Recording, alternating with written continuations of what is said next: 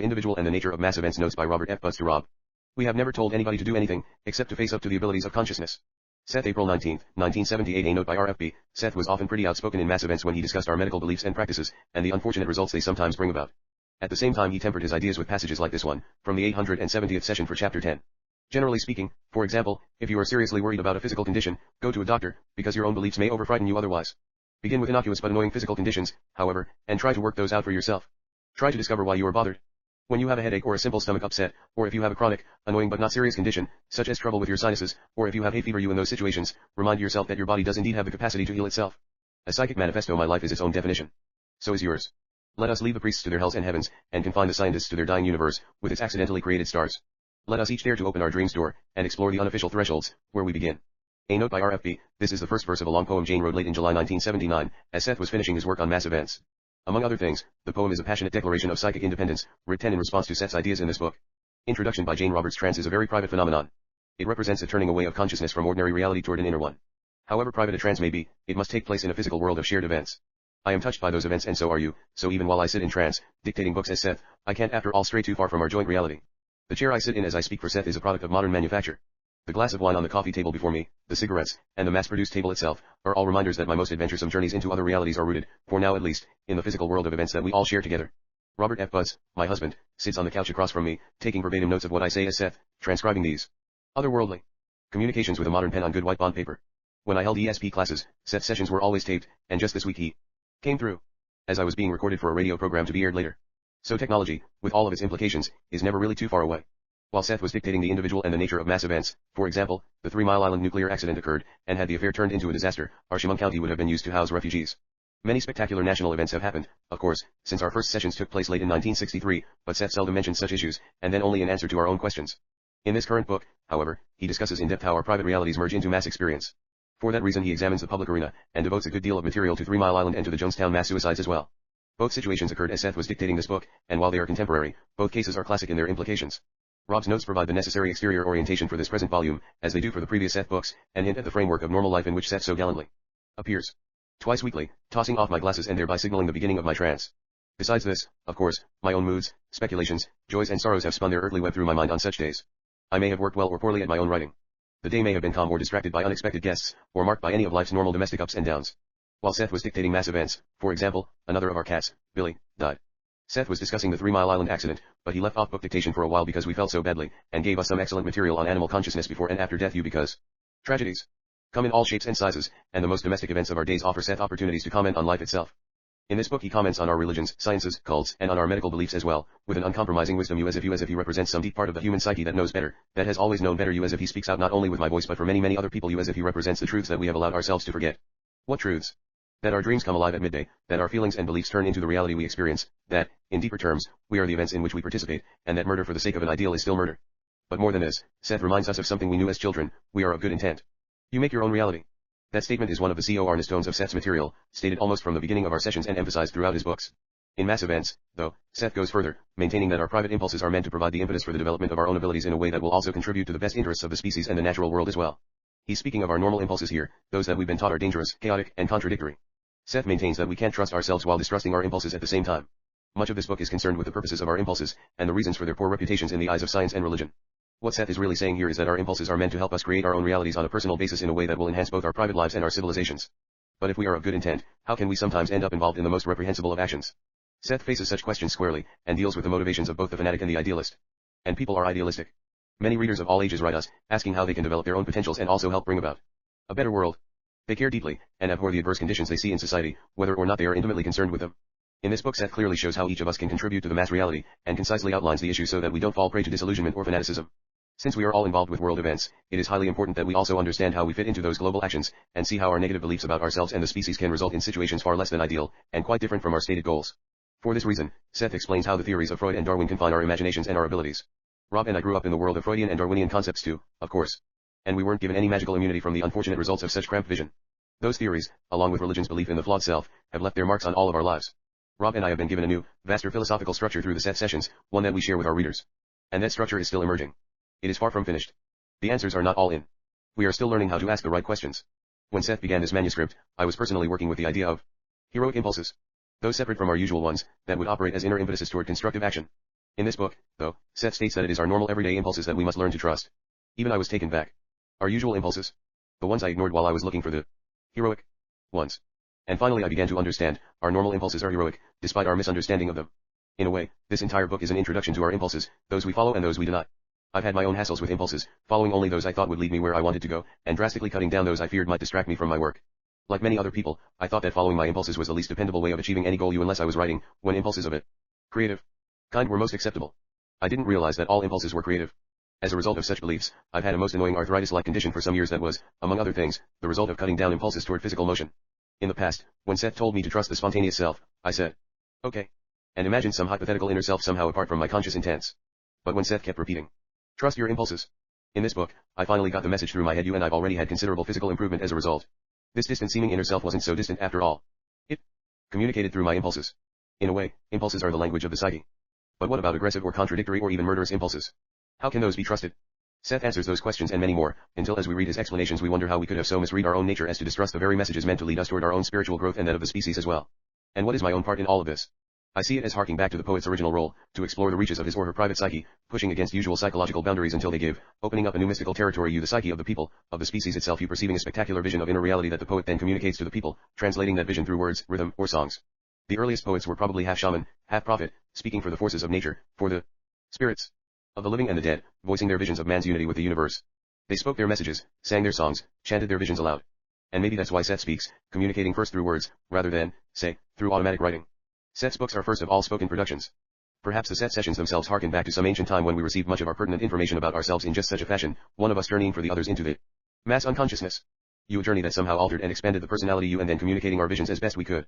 If so, though, such altered between world personalities can be remarkably stable, and if they form according to our ideas of individuality, they can certainly outdo us in their unique complexity. For if Seth is only a psychological model filled out by my unconscious transmaterial, then he certainly puts our usual concepts of personality to shame, and by implication shows that we ourselves have a long way to go if we are to use our full potential. So I do think more is involved.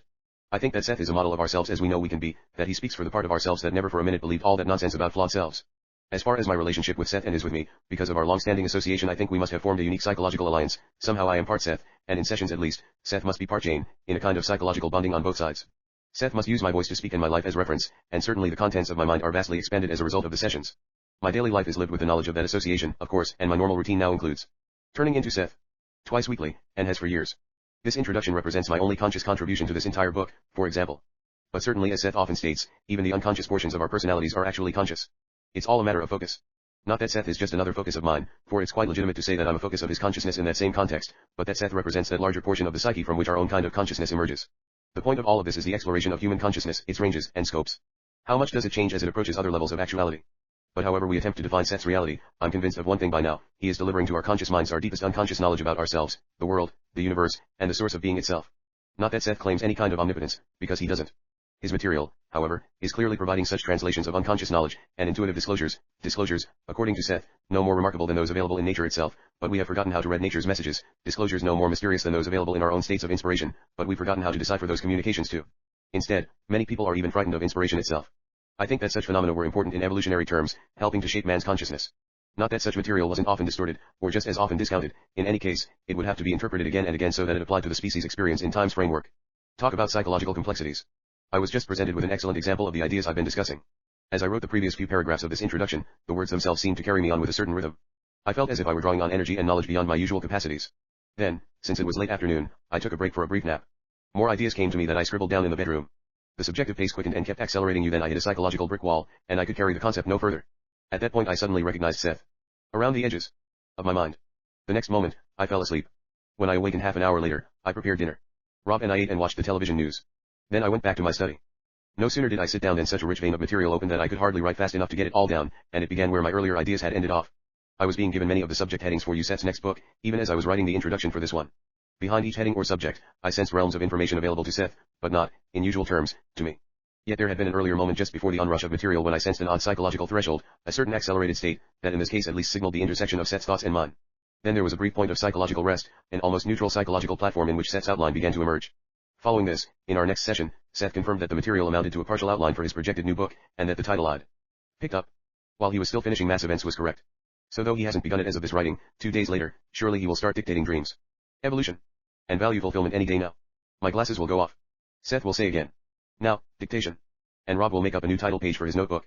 The Seth sessions and Seth's books are inevitably connected to my relationship with Rob, of course. He's far more than a recorder or transcriber of the material.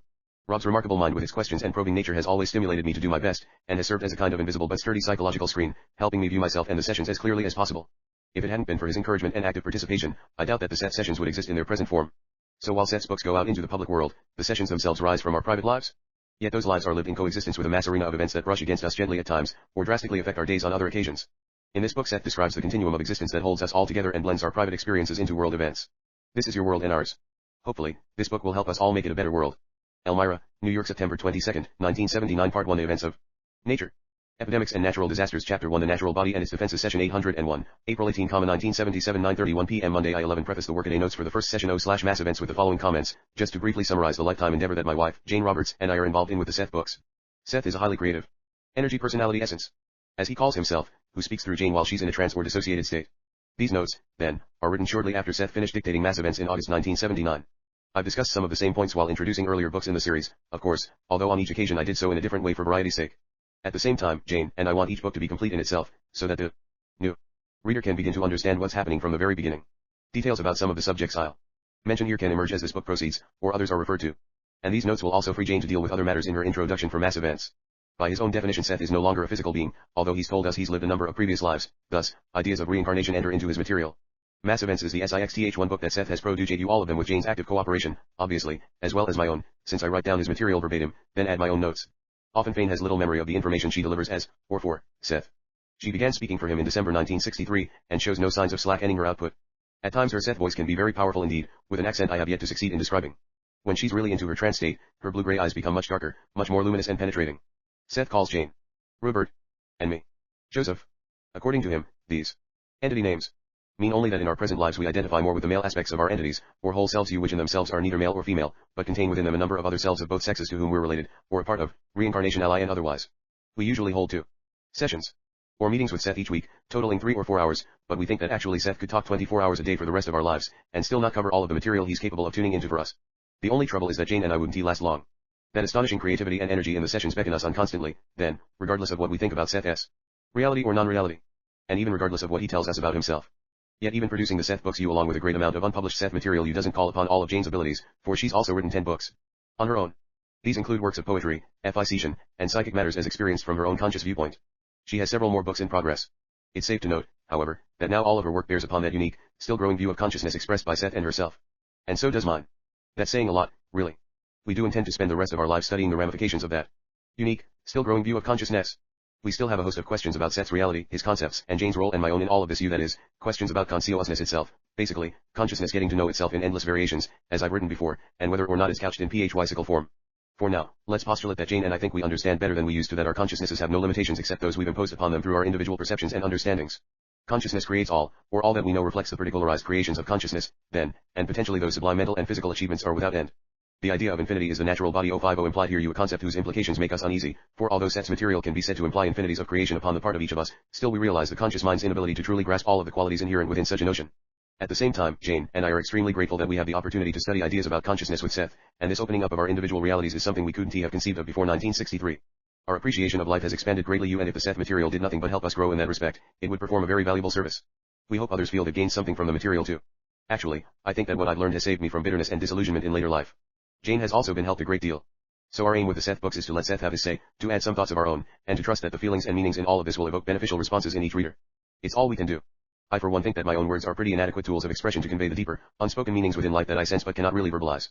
I also think that Seth himself could have some pretty funny things to say here to Jane and me. Someday I'll ask him words with which he'd humorously caution us not to take the whole affair too seriously, to leave room in our daily lives for the simple, uninhibited joy of creative expression and living even while we study his unending outpouring of material. But maintaining such a balance isn't always easy.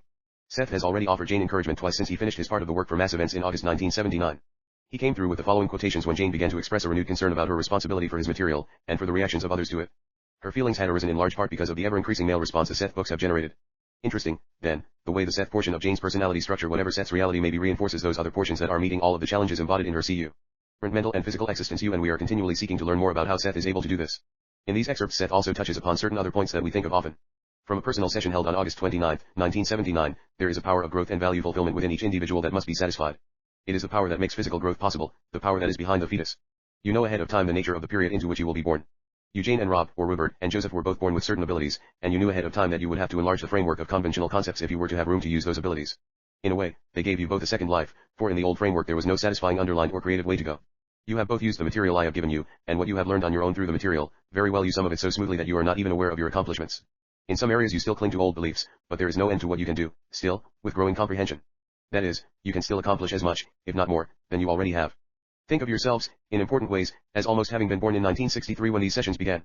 The two of you, before you are both involved, you have not only initiated a new framework from which you and others can view the nature of reality more clearly, but you also had to start from scratch, so to speak, to get the material, learn to trust it, and then to apply it to your own lives, you even while the facts were not all in yet. At no point did you have all of the material to draw upon, as for example, your readers do at any given point.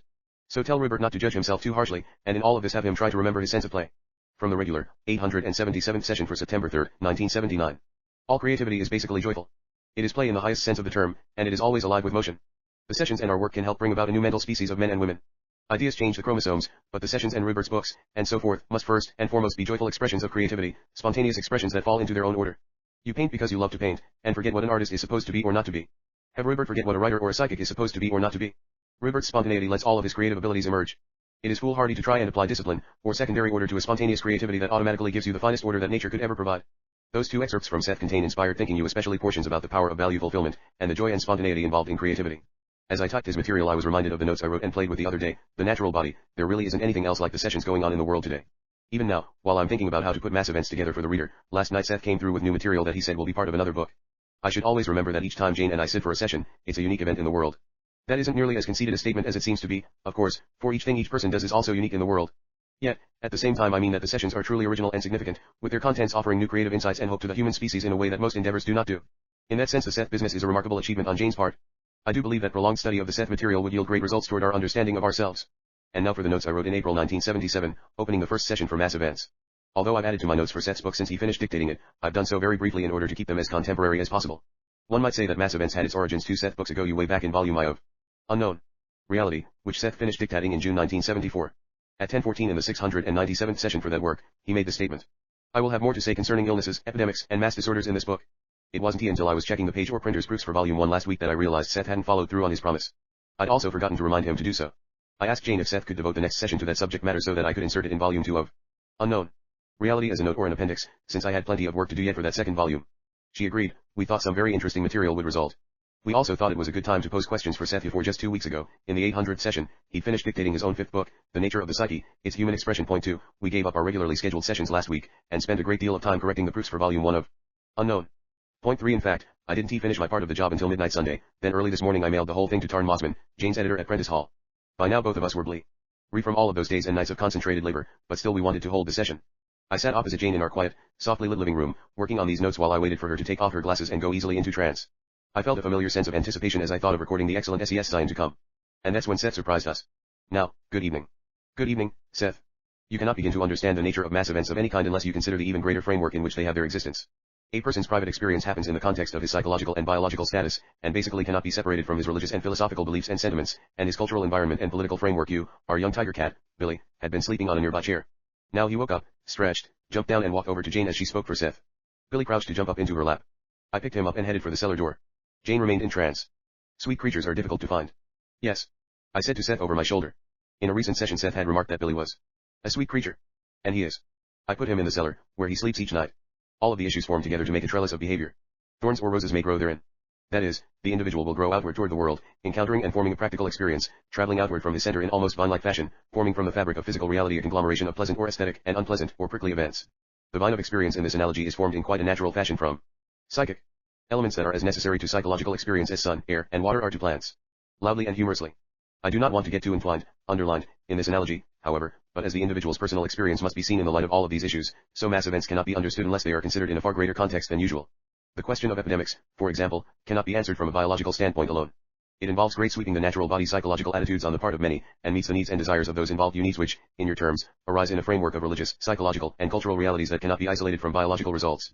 I have thus far stayed clear of many important and vital subjects, involving mass realities, because first of all the importance of the individual was to be stressed, and his power to form his private events.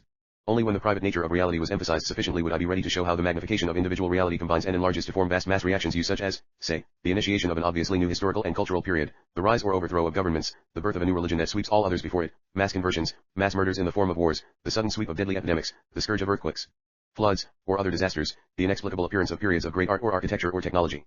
Pause at 9:57, one of many. I said there are no closed systems.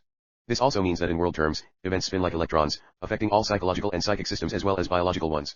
It is true to say that each individual dies alone, for no one else can die that death. It is also true that part of the species dies with each death, and is reborn with each birth, and that each private death takes place within the greater context of the existence of the entire species.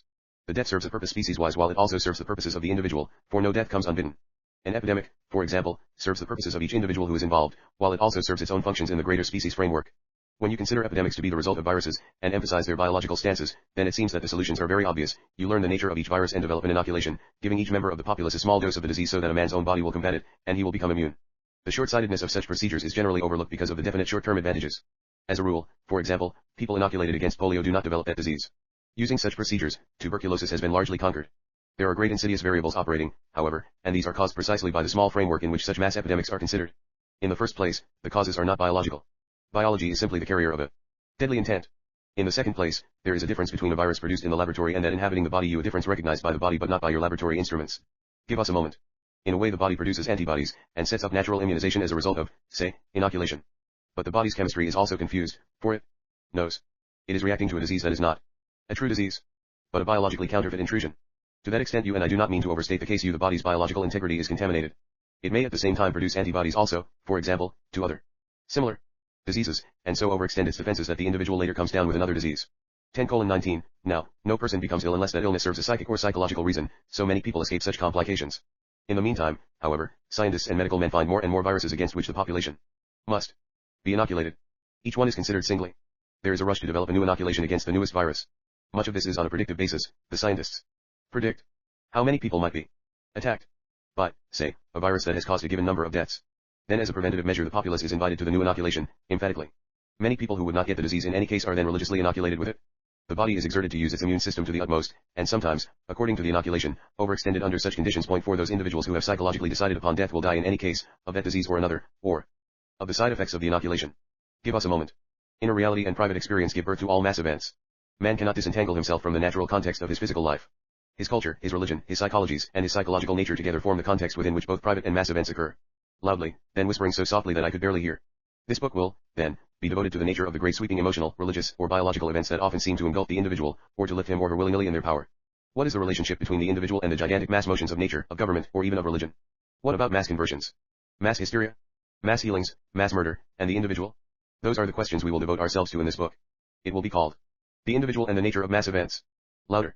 Take your break or end the session as you prefer. 10:35. We'll take the break, then. Immediately. And you can say that your question about epidemics served as a convenient stimulus, for that question, coming from you, comes also from the readers of our books. Jane came out of her trance in a sort of amazed silence, which meant that she had some idea of what Seth had been talking about, as sometimes happens. Now just who in the heck is up to what? I asked her. We laughed. How can I use this material as an appendix or note in unknown if it belongs in a new book? I thought you and your boy were up to something not long after the session started. Oh, I don't believe it. She said. This isn't anything like I consciously figured upon you, and you can put that down for one of us to type, 2 or 3 years from now. I can't get over this. Fane had started doing some typing on the final manuscript for Seth's The Nature of the Psyche, its human expression, a couple of days ago. She was also working on her own The After-Death Journal of an American Philosopher, The Worldview of William James. Yet I thought she needed the stimulus of Seth having something underway. There was more than a little irony in the situation, for I was the one who told her flat out, back in July 1975, that she was going to start Psyche, just so that she'd have a Seth book to play with. I'd also wanted to see what she and Seth would come up with on demand. But this time Seth fooled me and started Mass Events only a couple of weeks after finishing Psyche. I was all for it, though, I told Jane enthusiastically. It's always a pleasure to work on a Seth book, to explore with him his unique view of reality, and to try to put at least a few of his ideas to use in our everyday, practical world. I repeated my thought that it didn't matter how many Seth books he piled up ahead of contract, or publication. That was certainly a more creative and exciting position to be in than if one didn't have anything ahead. Jane agreed, while still worrying about what we were going to do with all of the material as it accumulated year after year. At this time there's no way we're going to see it all published. My mind works in sneaky little ways, she said. I don't tell you everything. I was thinking of something like a question and answer format for a book, if we did a new one. Even that idea was a revelation to me, since she hadn't mentioned a book, period. Seth returned briefly as we talked. 10:39. We have begun part 1, to be called The Events of Nature. Epidemics and Natural Disasters. Then a moment later. Chapter 1. The Natural Body and Its Defenses. But I'm really surprised. I had no idea of this tonight. Jane said as soon as she was Jane again, you thereupon emphasizing anew some of our endless questions about the Seth phenomenon, what portion of her personality, or entity, whether that portion might be called a Seth, or whatever, had been busy planning or organizing you this new endeavor one? And how could such a creative process take place without her having at least some conscious intimations of it? What were the limits of human accomplishment? We had something to eat while we talked about the new book. I read Jane the title for it several times. She didn't seem to be very taken with it. I don't know whether I'm going on with the session or not. She finally said. I'm just waiting. So far I haven't gotten anything. Resume, eventually, at 11:25, with many pauses. Dying is a biological necessity, not only for the individual, but to ensure the continued vitality of the species. Dying is a spiritual and psychological necessity, for after a while the exuberant, ever-renewed energies of the spirit can no longer be translated into flesh. Inherently, each individual knows that he or she must die physically in order to survive spiritually and psychically, underlined. The self outgrows the flesh. Particularly since the advent of Charles Darwin's theories 5, the acceptance of the fact of death has come to imply a certain kind of weakness, for is it not said that only the strong survive? To some degree, epidemics and recognized illnesses serve the sociological purpose of providing an acceptable reason for death, a face-saving device for those who have already decided to die. This does not mean that such individuals make a conscious decision to die, in your terms, but such decisions are often semi-conscious, intently.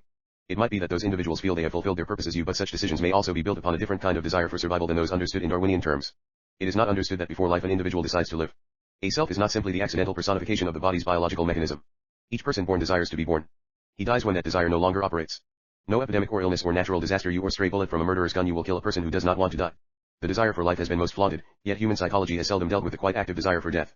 In its natural form this is not a morbid, frightened, neurotic, or cowardly attempt to escape life, but a definite, positive, healthy acceleration of the desire for survival, in which the individual strongly wants to leave physical life as once the child wanted to leave the parent's home. 11:44, I am not speaking here of the desire for suicide, which involves a definite killing of the body by self-deliberate means, often of a violent nature. Ideally this desire for death, however, would simply involve the slowing of the body's processes, the gradual disentanglement of psyche from flesh, or in other instances, according to individual characteristics, a sudden, natural stopping of the body's processes. Left alone, the self and the body are so entwined that the separation would be smooth. The body would automatically follow the wishes of the inner self. In the case of suicide, for example, the self is to some extent acting out of context with the body, which still has its own will to live. Long pause, one of many. I will have more to say about suicide, but I do not mean here to imply guilt on the part of a person who takes his or her own life. In many cases, a more natural death would have ensued in any event as the result of diseases. Period. Often, for example, a person wanting to die originally intended to experience only a portion of earth life, say childhood. This purpose would be entwined with the parent's intent. Such a son or daughter might be born, for instance, through a woman who wanted to experience childbirth but who did not necessarily want to encounter the years of child raising, for her own reasons. 11:57 The telephone began to ring. The sudden noise was a shock, so deep was our mutual concentration. Yet Jane didn't come out of trance. As Seth, she stared at me, I stared back, making no effort to take the call. Fortunately, the ringing soon stopped. Such a mother would attract a consciousness who desired, perhaps, to re-experience childhood but not adulthood, or who might teach the mother lessons sorely needed. Such a child might naturally die at 10 or 12, or earlier. Yet the ministrations of science might keep the child alive far longer, until such a person begins encountering an adulthood thrust upon him or her, so to speak. An automobile accident, suicide, or another kind of accident might result. The person might fall prey to an epidemic, but the smoothness of biological motion or psychological motion has been lost. I am not here condoning suicide, for too often in your society it is the unfortunate result of conflicting beliefs, and yet it is true to say that all deaths are suicide, and all births deliberate on the part of child and parent. To that extent, you cannot separate issues like a population explosion on the part of certain portions of the world from epidemics, earthquakes, and other disasters. Long pause. In wars, people automatically reproduce their kind to make up for those that are killed, and when the race overproduces there will be automatic control set upon the population. Yet these will in all ways fit the intents and purposes of the individuals involved. Forcefully. End of dictation, end of session, my heartiest regards. 12:12 a.m. After giving a few lines of material for herself, Jane abruptly came out of a very deep trance without saying good night to Seth. I haven't any memory of anything since break, she said. We were tired. I don't know yet how I'll go about producing my part of mass events, of course, but the reader, picking up the finished work, will be able to tell at a glance all the decisions I made, whether the session notes are long or short, numerous or scarce, how often I referred to the other Seth books, and whether or not I added any appendix material. Well, told Jane as we went to bed. Right now my idea is that we'll have only short notes and no appendixes. Doing things that way will speed up the publication date. I'm all too conscious of the great amount of physical time I'm spending on the 2 volumes of Unknown Reality, often feel responsible for holding up publication of volume 2 especially, since Seth finished dictating it almost exactly 2 years ago. See the chronology of our activities in Note 2. Notes, Session 801. In the order of their publication the 5 previous Seth books are, Seth Speaks, The Eternal Validity of the Soul, The Nature of Personal Reality, a Seth book, Volumes 1 and 2 of the Unknown Reality, a Seth book, and The Nature of the Psyche, Its Human Expression.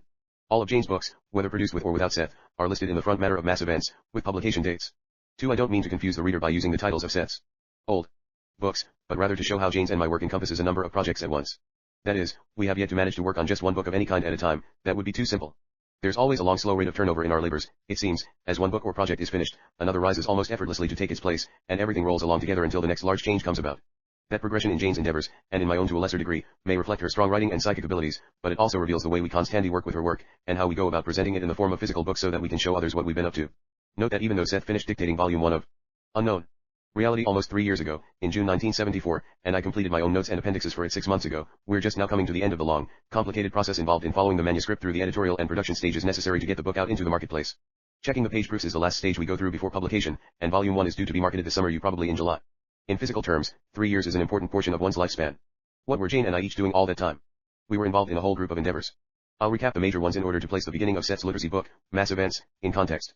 I do this for my own sake as well as the readers, since I like to know exactly where I am in time, and what I mean and feel when writing even a short note for one of the Seth books.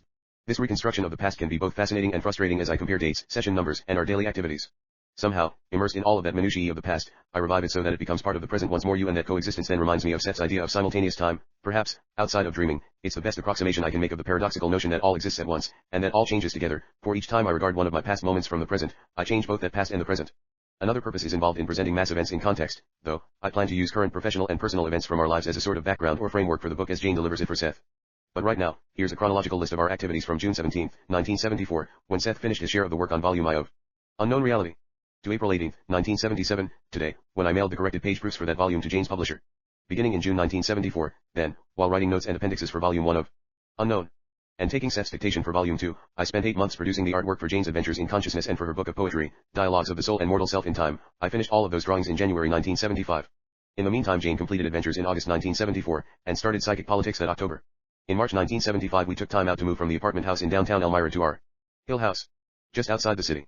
Jane finished dictating volume 2 of Unknown for Seth in April 1975, and I started my notes and appendixes for it.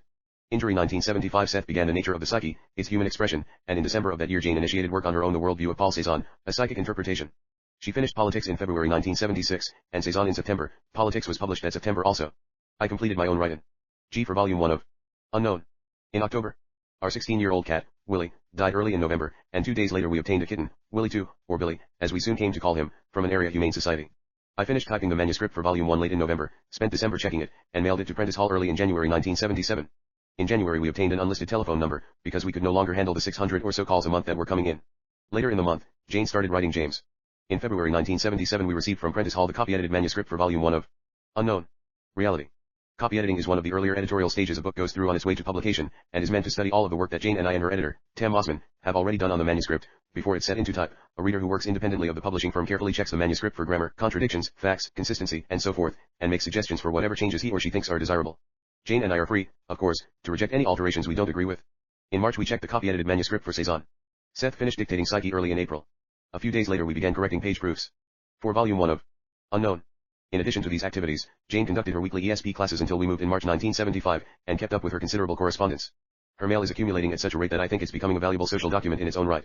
An extremely interesting study could be done on the personal and social factors behind the great variety of responses her work has generated. We have on file most of the letters we've received over the years. Through all of this, we've usually kept the sessions going, to get both bookwork and other, often private material, seen a number of scheduled visitors and some who weren't scheduled and participated in a few radio and newspaper interviews. At this time, I'm still working on the notes and appendixes for volume 2 of Unknown. Even while Seth has begun Mass Events. Jane and I have already planned our approach to Psyche, which Seth has just finished, and is to be published shortly after volume 2 is. To top off our activities of the moment, we're having the front porch of the Hill House rebuilt with a new raised floor and screening all around, so that Jane can write there in summertime. The workmen swarming around all day, and the noise involved, are both exciting and distracting.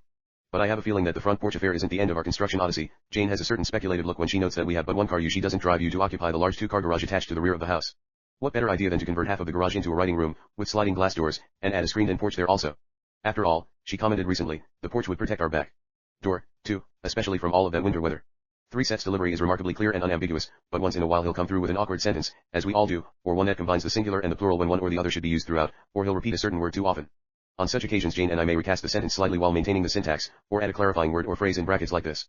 If I catch anything amiss in Seth's delivery I'll ask him about it. He may omit a word, or I may misinterpret what he says while I'm concentrating on my note-taking. In these cases Jane always spots the error at once when she reads my typed session transcript. But except for such minor alterations, or in the case of personal information, which we may delete, Seth's material is presented as received, and we never arbitrarily eliminate any of it, occasionally to the pain of others, I'm afraid. We think it important that these sessions be given just as Jane delivers them, for after all the manner of that presentation, and its organization, are vital parts of the whole Seth phenomenon. So is the speed of delivery, for that matter. I want to remind the reader that the Seth books are spoken books rather than written ones, and that ordinarily Seth has no chance to revise his copy. Jane's ability and training as a writer are obviously responsible for the form the sessions take. As she said often, I'm a writer who's psychic, you not a psychic who's a writer. For I'm especially interested in Seth's material on inoculations, since on 2 separate occasions I underwent severe physical reactions after receiving them. Jane has also had some unfavorable experiences with inoculations. As for myself, I took both preventative treatments before Jane began speaking for Seth in 1963. One led to a strong serum reaction that incapacitated me for 2 weeks, the other resulted in a partial paralysis lasting several days. I accepted the vaccines because I yielded, if somewhat reluctantly, to conventional parental and medical pressures, as well as my own beliefs of the time. I was supposed to take the inoculations. They would be good for me. Even now I must carry a warning card in my wallet. It bears a description of my reactions to at least some vaccines, as well as the most emphatic statement that if I'm found unconscious for any reason after an accident, say I must not be given an injection of any kind because I might have a fatal reaction to it. I haven't had a shot since living through those very unpleasant experiences, nor do I intend to. I no longer believe I'd succumb to one of the forbidden vaccines but at the same time I don't want to find out what might happen, either. Still, it would seem to be almost impossible to do without inoculation programs in our society. They're such a strong part of our national and private medical belief systems. I'm sure that Seth will elaborate upon the whole subject of mass inoculations as he proceeds with mass events. He's commented before in his books on our medical practices and technology, of course. In Volume 1 of Unknown Reality, for instance, see Session 703, which was held on June 12, 1974. At 10:36, in part. People will die when they are ready to, following inner dictates and dynamics. A person ready to die will, despite any medication. A person who wants to live will seize upon the tiniest hope, and respond. The dynamics of health have nothing to do with inoculations. They reside in the consciousness of each being. 5. Seth referred to evolution in both volumes of Unknown Reality. As it happens, I've just finished writing a rather long dissertation on the subject for Volume 2. It will be presented as Appendix 12. Session 802, April 25, 1977, 9:47 p.m. Monday. The regularly scheduled session for last Wednesday evening was not held. As I wrote in Note 2 for the first session O/Mass Events, which Seth Jane gave a week ago, we're having the front porch of our hill house rebuilt. The workmen poured the cement for the new floor on Thursday. Today they installed the forms for the new porch steps, and poured again. The weather has been excellent. Good evening. Good evening, Seth. Dictation, pause, one of many. Now, to a certain extent, underlined, epidemics are the result of a mass suicide phenomenon on the parts of those involved. Biological, sociological, or even economic factors may be involved, in that for a variety of reasons, and at different levels, whole groups of individuals want to die at any given time but in such a way that their individual deaths amount to a mass statement. On one level the deaths are a protest against the time in which they occur. Those involved have private reasons, however. The reasons, of course, vary from one individual to another, yet all involved want their death to serve a purpose beyond private concerns. Partially, then, such deaths are meant to make the survivors question the conditions, for unconsciously the species well knows there are reasons for such mass deaths that go beyond accepted beliefs. In some historical periods the plight of the poor was so horrible, so unendurable, that outbreaks of the plague occurred, literally resulting in a complete destruction of large areas of the environment in which such social, political, and economic conditions existed. Those plagues took rich and poor alike, however, so the complacent well-to-do could see quite clearly, for example, that to some extent sanitary conditions, privacy, peace of mind, had to be granted to the poor alike, for the results of their dissatisfaction would have quite practical results. Those were deaths of protest. Point 1 individually, each victim was to one extent or another a victim of apathy, despair, or hopelessness, which automatically lowered bodily defenses. Not only do such states of mind lower the defenses, however, but they activate and change the body's chemistries, alter its balances, and initiate disease conditions. Many viruses inherently capable of causing death, in normal conditions contribute to the overall health of the body, existing side by side as it were with other viruses, each contributing quite necessary activities that maintain bodily equilibrium. If certain viruses are triggered, however, to higher activity or overproduction by mental states, they then become deadly. Physically they may be passed on in whatever manner is peculiar to a specific strain. Literally, individual mental problems of sufficient severity emerge as social, mass diseases. Long pause. The environment in which an outbreak occurs points at the political, sociological, and economic conditions that have evolved, causing such disorder. Often such outbreaks take place after ineffective political or social action that is, after some unified mass social protest has failed, or is considered hopeless. They often occur also in wartime on the part of a populace that is against a given war in which its country is involved. Initially there is a psychic contagion, despair moves faster than a mosquito, or any outward carrier of a given disease. The mental state brings about the activation of a virus that is, in those terms, passive. Pause at 10:16. Despair may seem passive only because it feels that exterior action is hopeless but its fires rage inwardly, and that kind of contagion can leap from bed to bed and from heart to heart. It touches those, however, who are in the same state only, and to some extent it brings about an acceleration in which something can indeed be done in terms of group action. Now if you believe in one life only, then such conditions will seem most disastrous, and in your terms they clearly are not pretty. Yet, though each victim in an epidemic may die his or her own death, that death becomes part of a mass social protest. The lives of intimate survivors are shaken, and according to the extent of the epidemic the various elements of social life itself are disturbed, altered, rearranged. Sometimes such epidemics are eventually responsible for the overthrow of governments, the loss of wars. There are also even deeper biological connections with the heart of nature. You are biological creatures. Your proud human consciousness rests on the vast, unconscious integrity of your physical being. In that regard your consciousness is as natural as your toe. In terms of the species integrity your mental states are, then, highly important. Despair or apathy is a biological enemy. Social conditions, political states, economic policies, and even religious or philosophical frameworks that foster such mental states, bring about a biological retaliation. They act like fire applied to a plant. The epidemics then serve many purposes, you warning that certain conditions will not be tolerated. There is a biological outrage that will be continually expressed until the conditions are changed. Long pause at 10:31. Give us a moment. Even in the days of the great plagues in England there were those smitten who did not die, and there were those untouched by the disease who dealt with the sick and dying. Those survivors, who were actively involved, saw themselves in a completely different light than those who succumbed. However, they were those, untouched by despair, who saw themselves as effective rather than ineffective. Often they roused themselves from lives of previously unheroic situations, and then performed with great bravery. The horror of the conditions overwhelmed them where earlier they were not involved. The sight of the dying gave them visions of the meaning of life, and stirred new ideas of sociological, political, and spiritual natures, so that in your terms the dead did not die in vain. Epidemics by their public nature speak of public problems, problems that sociologically threaten to sweep the individual to psychic disaster as the physical materialization does biologically. Pause. These are the reasons also for the range or the limits of various epidemics, why they sweep through one area and leave another clear. Why one in the family will die and another survive, for in this mass venture, the individual still forms his or her private reality. Pause at 10:42. Give us a moment. In your society scientific medical beliefs operate, and a kind of preventative medicine, mentioned earlier, in which procedures of inoculation are taken, bringing about in healthy individuals a minute disease condition that then gives immunity against a more massive visitation. In the case of any given disease this procedure might work quite well for those who believe in it. It is, however, the belief, and not the procedure, that works. Louder. Point 2. I am not recommending that you abandon the procedure when it obviously works for so many, or yet you should understand why it brings about the desired results. Such medical technology is highly specific, however. You cannot be inoculated with the desire to live, or with the zest, delight, or contentment of the healthy animal. If you have decided to die, protected from one disease in such a manner, you will promptly come down with another, or have an accident. The immunization, while specifically effective, may only reinforce prior beliefs about the body's ineffectiveness. It may appear that left alone the body would surely develop whatever disease might be fashionable at the time, so that the specific victory might result in the ultimate defeat as far as your beliefs are concerned. You have your own medical systems, however. I do not mean to undermine them, since they are undermining themselves. Some of my statements clearly cannot be proven, in your terms, and appear almost sacrilegious. Yet, throughout your history no man or woman has died who did not want to die, regardless of the state of medical technology.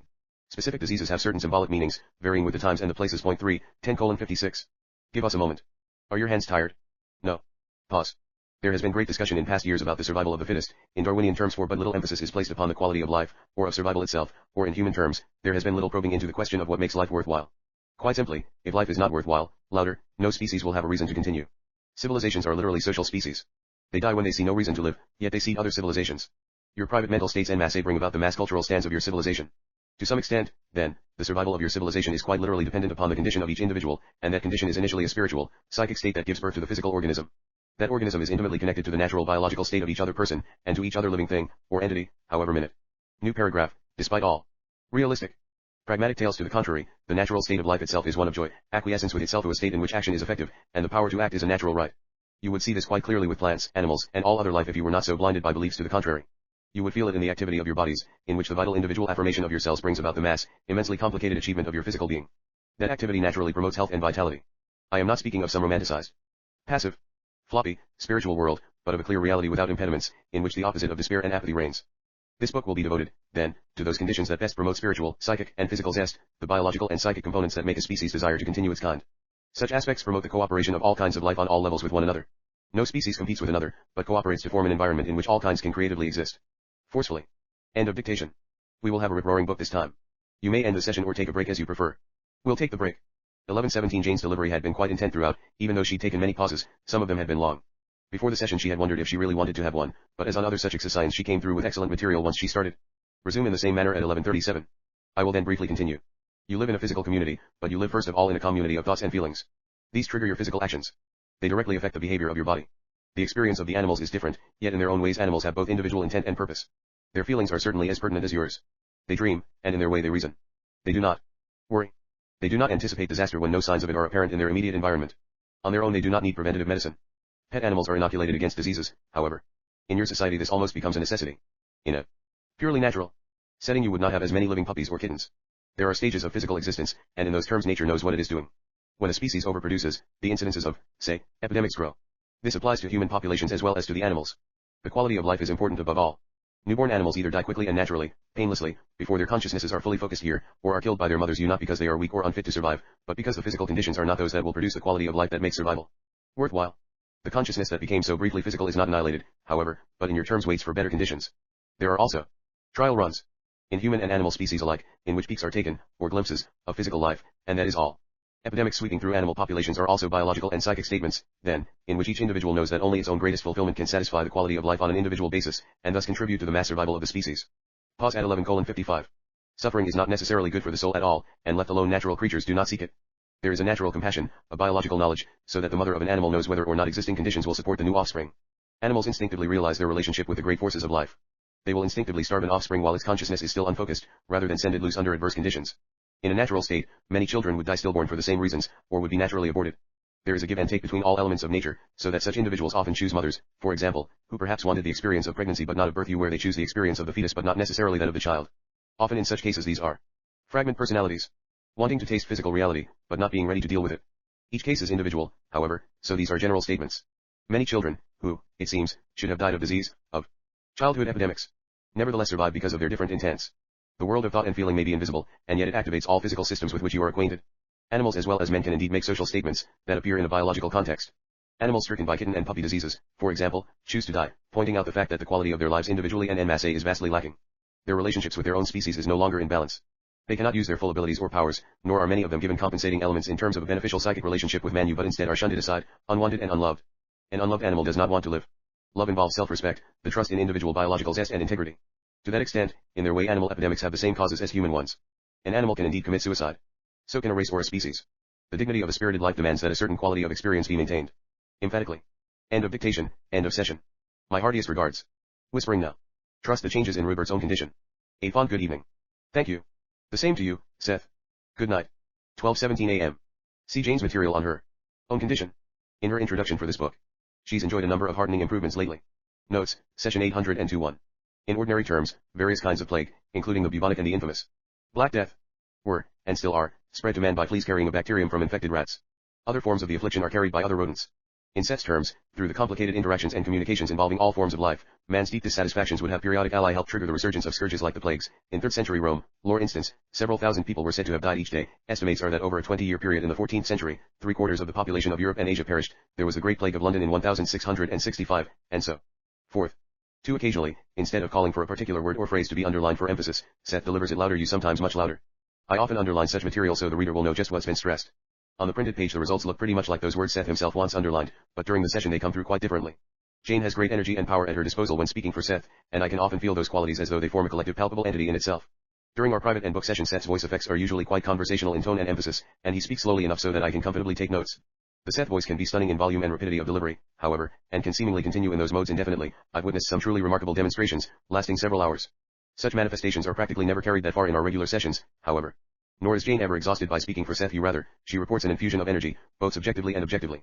As she's often said, she rides the Seth voice, or the energy behind or within it. Both of us have written about the Seth voice effects in other books, as we try to understand more about them. 3. See note 4 for session 801. For all of the disadvantages of vaccination and inoculation programs, then, Seth obviously doesn't recommend that we abandon them at present, since most of us believe in their efficiency. It may be some time before private beliefs are strong enough to sustain us, without the use of those medical crutches. Still, we can try to minimize such dependency, as Jane and I do now, and to avoid taking shots simply because they're in vogue. In note 4 for session 801-1 quoted material Seth gave on inoculations in session 703 for volume 1 of Unknown Reality. Now let me cite some of his material from session 704 in the same book. After 1016, you can point to diseases stamped out because of inoculations or other preventative measures. It seems the worst kind of idiocy to suggest that the individual has any kind of effective protection against illness or disease. Again, many can thankfully praise a given doctor for discovering a disease condition in time, so that effective countering measures were taken and the disease was eliminated. You cannot know for sure, of course, what would have happened otherwise, to those people who wanted to die. If they did not die of the disease, they may have fallen prey to an accident, or died in a war, or in a natural disaster. They may have been cured whether or not they had treatment, and gone on to lead productive lives. You do not know. A man or woman who is ready to die, if saved from one disease, will promptly get another, or find a way of fulfilling that desire. Your problem there rests with the will to live, and with the mechanisms of the psyche. Still, Jane and I do have our cats inoculated against feline distemper and respiratory viruses. Pets acquired at humane societies, as ours often are, have already shared an infected environment. We suppose that if we had young children we'd see to their receiving the immunizations they should have, or are required to have by a school board, for example. It's very difficult in our society to rely upon beliefs alone where other people are involved, particularly in the face of medical and scientific propaganda. Let me add, though, that there are available today numerous vaccines against childhood diseases, but that many parents ignore many of them. Some of those vaccines for whooping cough, mumps, measles, German measles, or rubella, for instance, are still quite controversial. They're often only partially effective, and can cause a variety of side effects, reactions ranging from the temporary to the permanent or fatal. Jane and I strongly recommend that parents thoroughly investigate and understand the pros and cons involved with each inoculation their children will receive. For the English naturalist, Charles Darwin, 1809-1882, maintained in his theory of organic evolution that all plants and animals develop from their own previous forms by inheriting minute variations through succeeding generations, with those forms best fitted to the environment being the ones most likely to survive. Amazingly, another English naturalist, Alfred Wallace, 1823-1913, in Pendendy developed a similar theory, and the two men had their work presented to science in the same paper in 1858. The next year Darwin published his On the Origin of Species. I'm sure Seth would say that the whole affair was hardly a coincidence, since he's commented several times that new ideas often separately arise more than once in a given historical period. Session 803, May 2, 1977, 9:43 p.m. Monday. Ever since she began dictating mass events for Seth, Jane has felt like having book sessions but once a week on Monday nights and doing other things in between. So she's been working on her own James, writing poetry, painting, and helping me out with Seth's psyche by doing some of the work I usually do when he's finished a book, typing sessions for the 028 events of nature. Manuscript, checking my rough notes, rewriting some of them and making suggestions about others. But with all of this, she's been refreshing her physical and creative selves by simply enjoying the day-by-day magical ripening of another spring. Good evening. Good evening, Seth. Dictation, your scientists are beginning to understand man's physical relationship with nature. The species is obviously a part of nature and not apart from it. Environmental questions are being raised about man's effects upon the world in which he lives. There is, however, an inner environment that connects all consciousnesses that dwell upon your planet, in whatever form. This mental or psychic you or in any case non-physical you environment is ever in a state of flux and motion.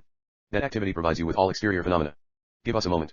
Your sense perception, physically speaking, is a result of behavior on the part of organs that seem to you to have no reality outside of their relationship with you. Those organs are themselves composed of atoms and molecules with their own concisenesses. They have, then, their own states of sensation and cognition. They work for you, allowing you to perceive physical reality. Your ears certainly seem to be permanent appendages, and so do your eyes. You say, my eyes are blue. Or, my ears are small. The physical matter of those sense organs changes constantly, however, with you none the wiser. While your body appears quite dependable, solid, and steady, you are not aware of the constant interchanges that occur between it and the physical environment. It does not bother you one whit that the physical substance of your body is made up of completely different atoms and molecules than it was composed of 7 years ago, say, or that your familiar hands are actually innocent of any smallest smidgen of matter that composed them even in recent times past. You perceive your body as solid. Again, the very senses that make such a deduction are the result of the behavior of atoms and molecules literally coming together to form the organs, filling a pattern of flesh. All other objects that you perceive are formed in their own way in the same fashion. The physical world that you recognize is made up of invisible patterns. These patterns are plastic. In that while they exist, their final form is a matter of probabilities directed by consciousness.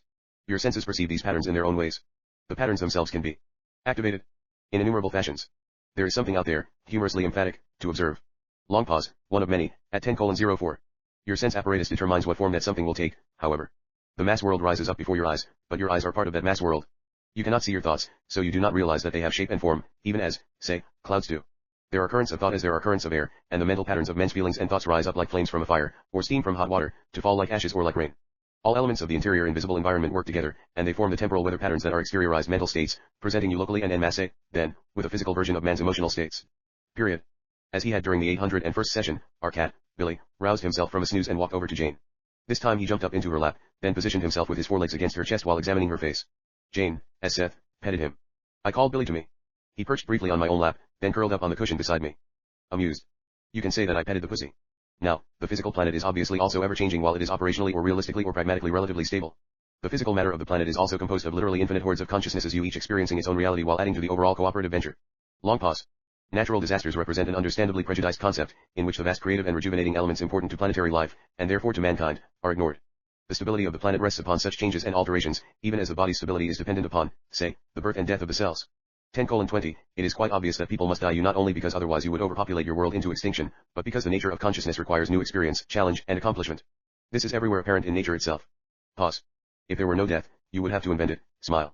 You for the context of that selfhood would be as limited as the experience of a great sculptor given but one hunk of stone, with quiet dramatic emphasis. The sculptor's creation is pragmatically realistic, in that it exists as an object, and can be quite legitimately perceived, as can your world. The sculptor's statue, however, comes from the inner environment, the patterns of probabilities. These patterns are not themselves inactive. They are possessed by the desire to be actualized, with a hyphen. Behind all realities there are mental states. These always seek form, though again there are other forms than those you recognize. A chair is a chair for your purposes. As Rupert speaks for me he sits in one. As you read this book you most probably lounge on a chair or couch or bench, you all quite sturdy and real. The atoms and molecules within those chairs and couches are quite alert, though you do not grant them the quality of life. When children play ring around the rosy, they form living circles in the air. In that game they enjoy the motion of their bodies, but they do not identify with those swirling circles. The atoms and molecules that make up a chair play a different kind of ring around the rosy, and are involved in constant motion, forming a certain pattern that you perceive as a chair. The differences in motion are so divergent that to you the chair, like your body, appears permanent. The atoms and molecules, like the children, enjoy their motion you solidly sketched in space from your perspective, however, with no idea that you consider that motion a chair, or so use it. You perceive the atom's activity in that fashion. Nevertheless the agreement takes place at mental levels, and is never completely set, though it appears to be. No one perceives the same chair all of the time, though perhaps a given chair will seem to be the same one, seen from different angles. The dance of the atoms and molecules is continuous in your area. In greater terms, any given chair is never the same chair. All of this must be taken into consideration when we discuss mass events. Take your break. 10:42 Jane's trance had been good, but she remembered Billy climbing into her lap, and how he put his face close to hers. Seth thought it was great. She said. Resume at 11:14. The scientist probing the brain of an idiot or a genius will find only the physical matter of the brain itself. Not one idea will be discovered residing in the brain cells. You can try to convey an idea, you can feel its effects, but you cannot see it as you can the chair. Only a fool would say that ideas were non-existent, however, or deny their importance. You cannot find any given dream location, either, within the brain itself. The solid matter of your world is the result of the play of your senses upon an inner dimension of activity that exists as legitimately, and yet as tantalizingly hidden, as an idea or a dream location. It is easy for you to see that seeds bring forth the fruit of the earth, each of their own kind. No seed is identical to any other, yet generally speaking there are species that serve to unite them. You do not mistake an orange for a grape. In the same way ideas or thoughts form general patterns, bringing forth in your world certain kinds of events. In this respect your thoughts and feelings. Seed. Physical reality, bringing forth materializations. You operate quite nicely politically, living in villages, townships, countries, states, and so forth, each with certain customs and local ordinances. These in no way affect the land itself. They are designations for practical purposes, and they imply organization of intent or affiliation at one level. They are political patterns, invisible but highly effective. There are, however, far more vigorous invisible mental patterns, into which the thoughts and feelings of mankind are organized or, naturally, organize themselves. Each person's thoughts flow into that formation, forming part of the Earth's psychic atmosphere. From that atmosphere flows the natural earthly patterns from which your seasons emerge with all of their variety and effects. You are never victims of natural disasters, though it may seem that you are, for you have your hand in forming them. You are creatively involved in the Earth's cycles. No one can be born for you, or die for you, and yet no birth or death is really an isolated event, but one in which the entire planet participates. In personal terms, again, each species is concerned not only with survival but will, why of its life and experience. In those terms, natural disasters ultimately end up writing a condition that earlier blighted the desired quality of life, so that adjustments were made. Am I going too fast? No. I said, although Seth Jane's pace was pretty good as far as my writing speed was concerned. The victims choose to participate in those conditions at spiritual, psychological, and biological levels. Many of those who are counted among the fatalities might otherwise die of extended illnesses, for example. At cellular level such knowledge is available, and in one way or another imparted, often in dreams, to the individual. Conscious comprehension need not follow, for many people know such things, and pretend not to know them at the same time. 11:44, others have finished with their challenges, they want to die and are looking for an excuse, a face-saving device. However, those who choose such deaths want to die in terms of drama, in the middle of their activities, and are in a strange way filled with the exultant inner knowledge of life's strength even at the point of death. At the last they identify with the power of nature that seemingly destroyed them. That identification often brings about in death but not always an added acceleration of consciousness, and involves such individuals in a kind of group death experience, where all of the victims more or less embark into another level of reality. At the same time, those people were aware just beneath consciousness of the possibilities of such an event long before the disaster occurred, and could until the last moment choose to avoid the encounter. Animals know of weather conditions ahead of time, as old tales say. This perception is a biological part of your heritage also. The body is prepared, though consciously it seems you are ignorant. There are innumerable relationships that exist between the interior environment of the body and the weather patterns. The ancient feelings of identification with storms are quite valid, and in that respect the realism of feelings is far superior to the realism of logic. When a person feels a part of a storm, those feelings speak a literal truth.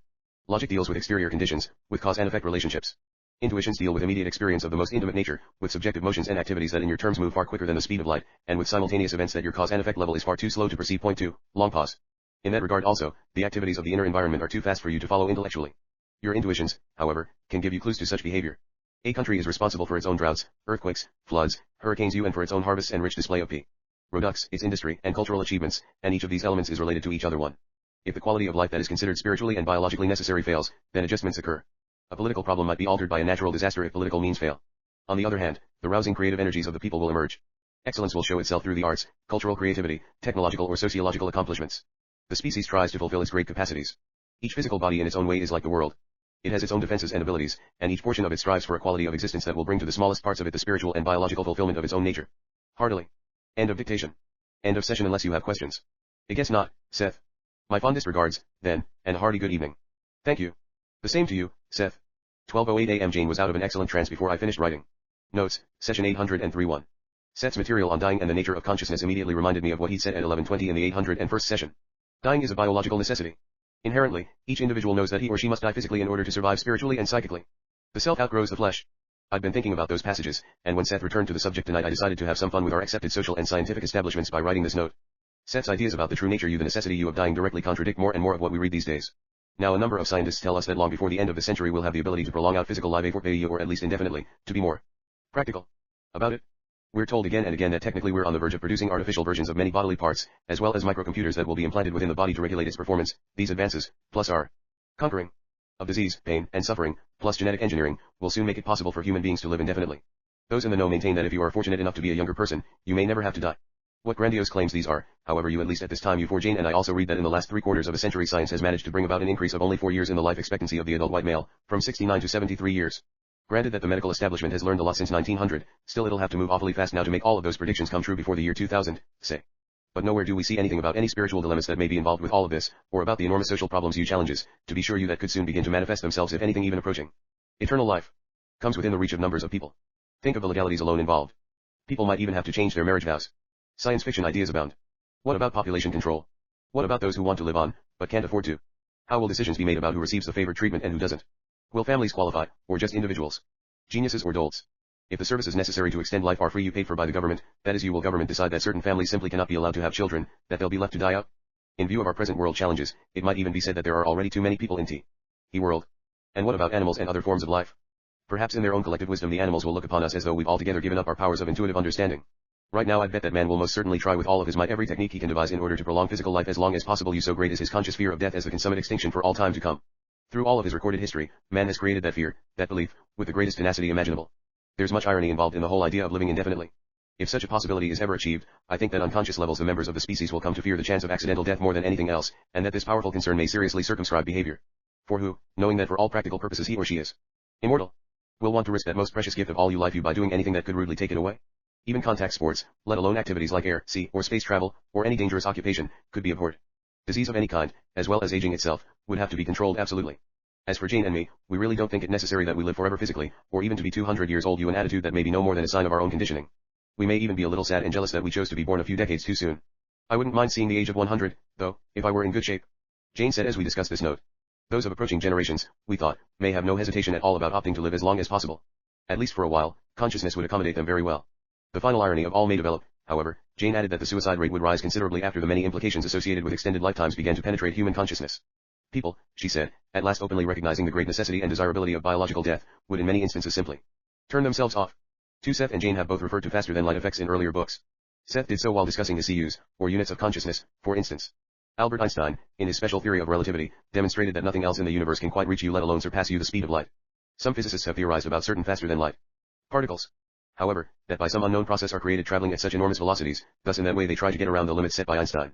There have also been recent astronomical observations of several far distant objects that appear to be superluminous, or traveling considerably faster than the speed of light. These effects have yet to be satisfactorily explained.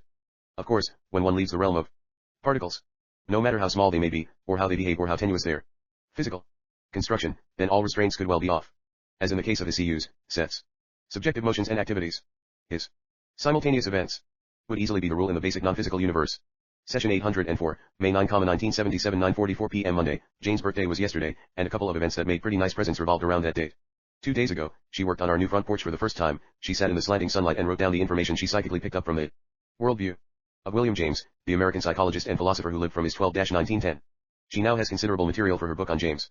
In the note she's making for her introduction to Seth's The Nature of the Psyche, Jane describes a worldview as a living psychological picture of an individual life, with its knowledge and experience, which remains responsive and viable long after the physical life itself is over. Then today she received the contract for Psyche from her publisher, Prentice Hall. Now she prefers to formally sign for a book only after she or Seth has finished most of the work on that project. Seth abruptly came through without greetings. Now you dictation. The body is a spiritual, psychic, and social statement, biologically spoken. It is obviously private, yet it cannot be concealed, in that it is where you are. In usual terms, the individual body is what it is because it exists in the context of others like it. By this I mean that a given present body presupposes a biological past of like creatures. It presupposes contemporaries.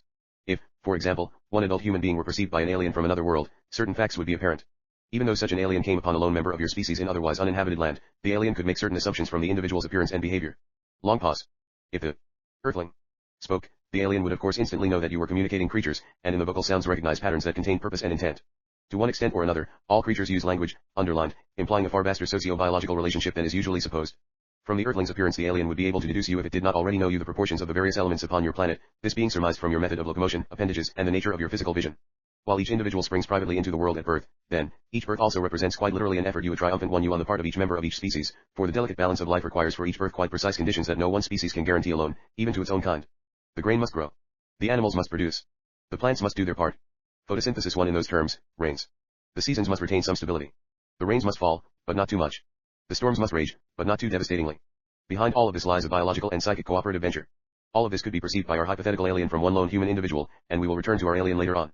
Long pause at 10:05. Cells possess social characteristics. They have a tendency to unite with others.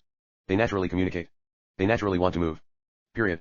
In making such statements I am not personifying the cell, for the desire for communication and motion does not belong to man, or even animals, alone. Man's desire to journey into other worlds is in its way as natural as the plant's urge to turn its leaves toward the sun. Man's physical world, with all of its civilizations and cultural aspects, and even with its technologies and sciences, basically represents the species' innate drive to communicate, to move outward, to create, and to objectify sensed inner realities. The most private life imaginable is a very social affair. The most secluded recluse must still depend upon the biological sociability of not only his own body cells, but of the natural world with all of its creatures. The body, then, no matter how private, is also a public, social, biological statement. A spoken sentence has a certain structure in any language. It presupposes a mouth and a tongue, the kind of physical organization necessary, a mind, a certain kind of world in which sounds have meaning, and a very precise, quite practical knowledge of the nature of sounds, the combination of their patterns, the use of repetition, and a knowledge of the nervous system. Few of my readers possess such conscious knowledge, yet the majority speak te well. In one way or another, therefore, it certainly seems that your body possesses a kind of quite pragmatic information, and acts upon it. You can express almost any idea that you want in vocal terms, even if you have hardly any conception at all of the way in which your own speech is executed. The body is geared then to act. It is pragmatically practical, and above all it wants to explore and to communicate. Communication implies a social nature. The body has within it inherently everything necessary for its own defense. The body itself will tease the child to speak, to crawl, and walk, to seek its fellows. Through biological communication the child's cells are made aware of its physical environment, the temperature, air pressure, weather conditions, food supplies and the body reacts to these conditions, making some adjustments with great rapidity. At cellular levels the world exists with a kind of social interchange, in which the birth and death of cells are known to all others, and in which the death of a frog and a star gain equal weight. But at your level of activity your thoughts, feelings, and intents, however private, form part of the inner environment of communication. This inner environment is as pertinent and vital to the species' well-being as is the physical one. It represents the psychic, mass bank of potential, even as the planet provides a physical bank of potential. When there is an earthquake in another area of the world, the land mass in your own country is in one way or another affected. When there are psychic earthquakes in other areas of the world, then you are also affected, and usually to the same degree.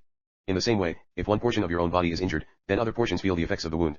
An earthquake can be a disaster in the area where it occurs, even though its existence corrects imbalances, and therefore promotes the life of the planet. Emergency actions are quite rigorous in the immediate area of an earthquake, and aid is sent in from other countries. When an area of the body erupts, there are also emergency measures taken locally, and aid sent from other portions of the body to afflicted parts. The physical eruption, while it may appear to be a disaster in the area of the disease, is also, however, a part of the body's defense system, taken to ensure the whole balance of the body. Biologically, illness therefore represents the overall body defense system at work.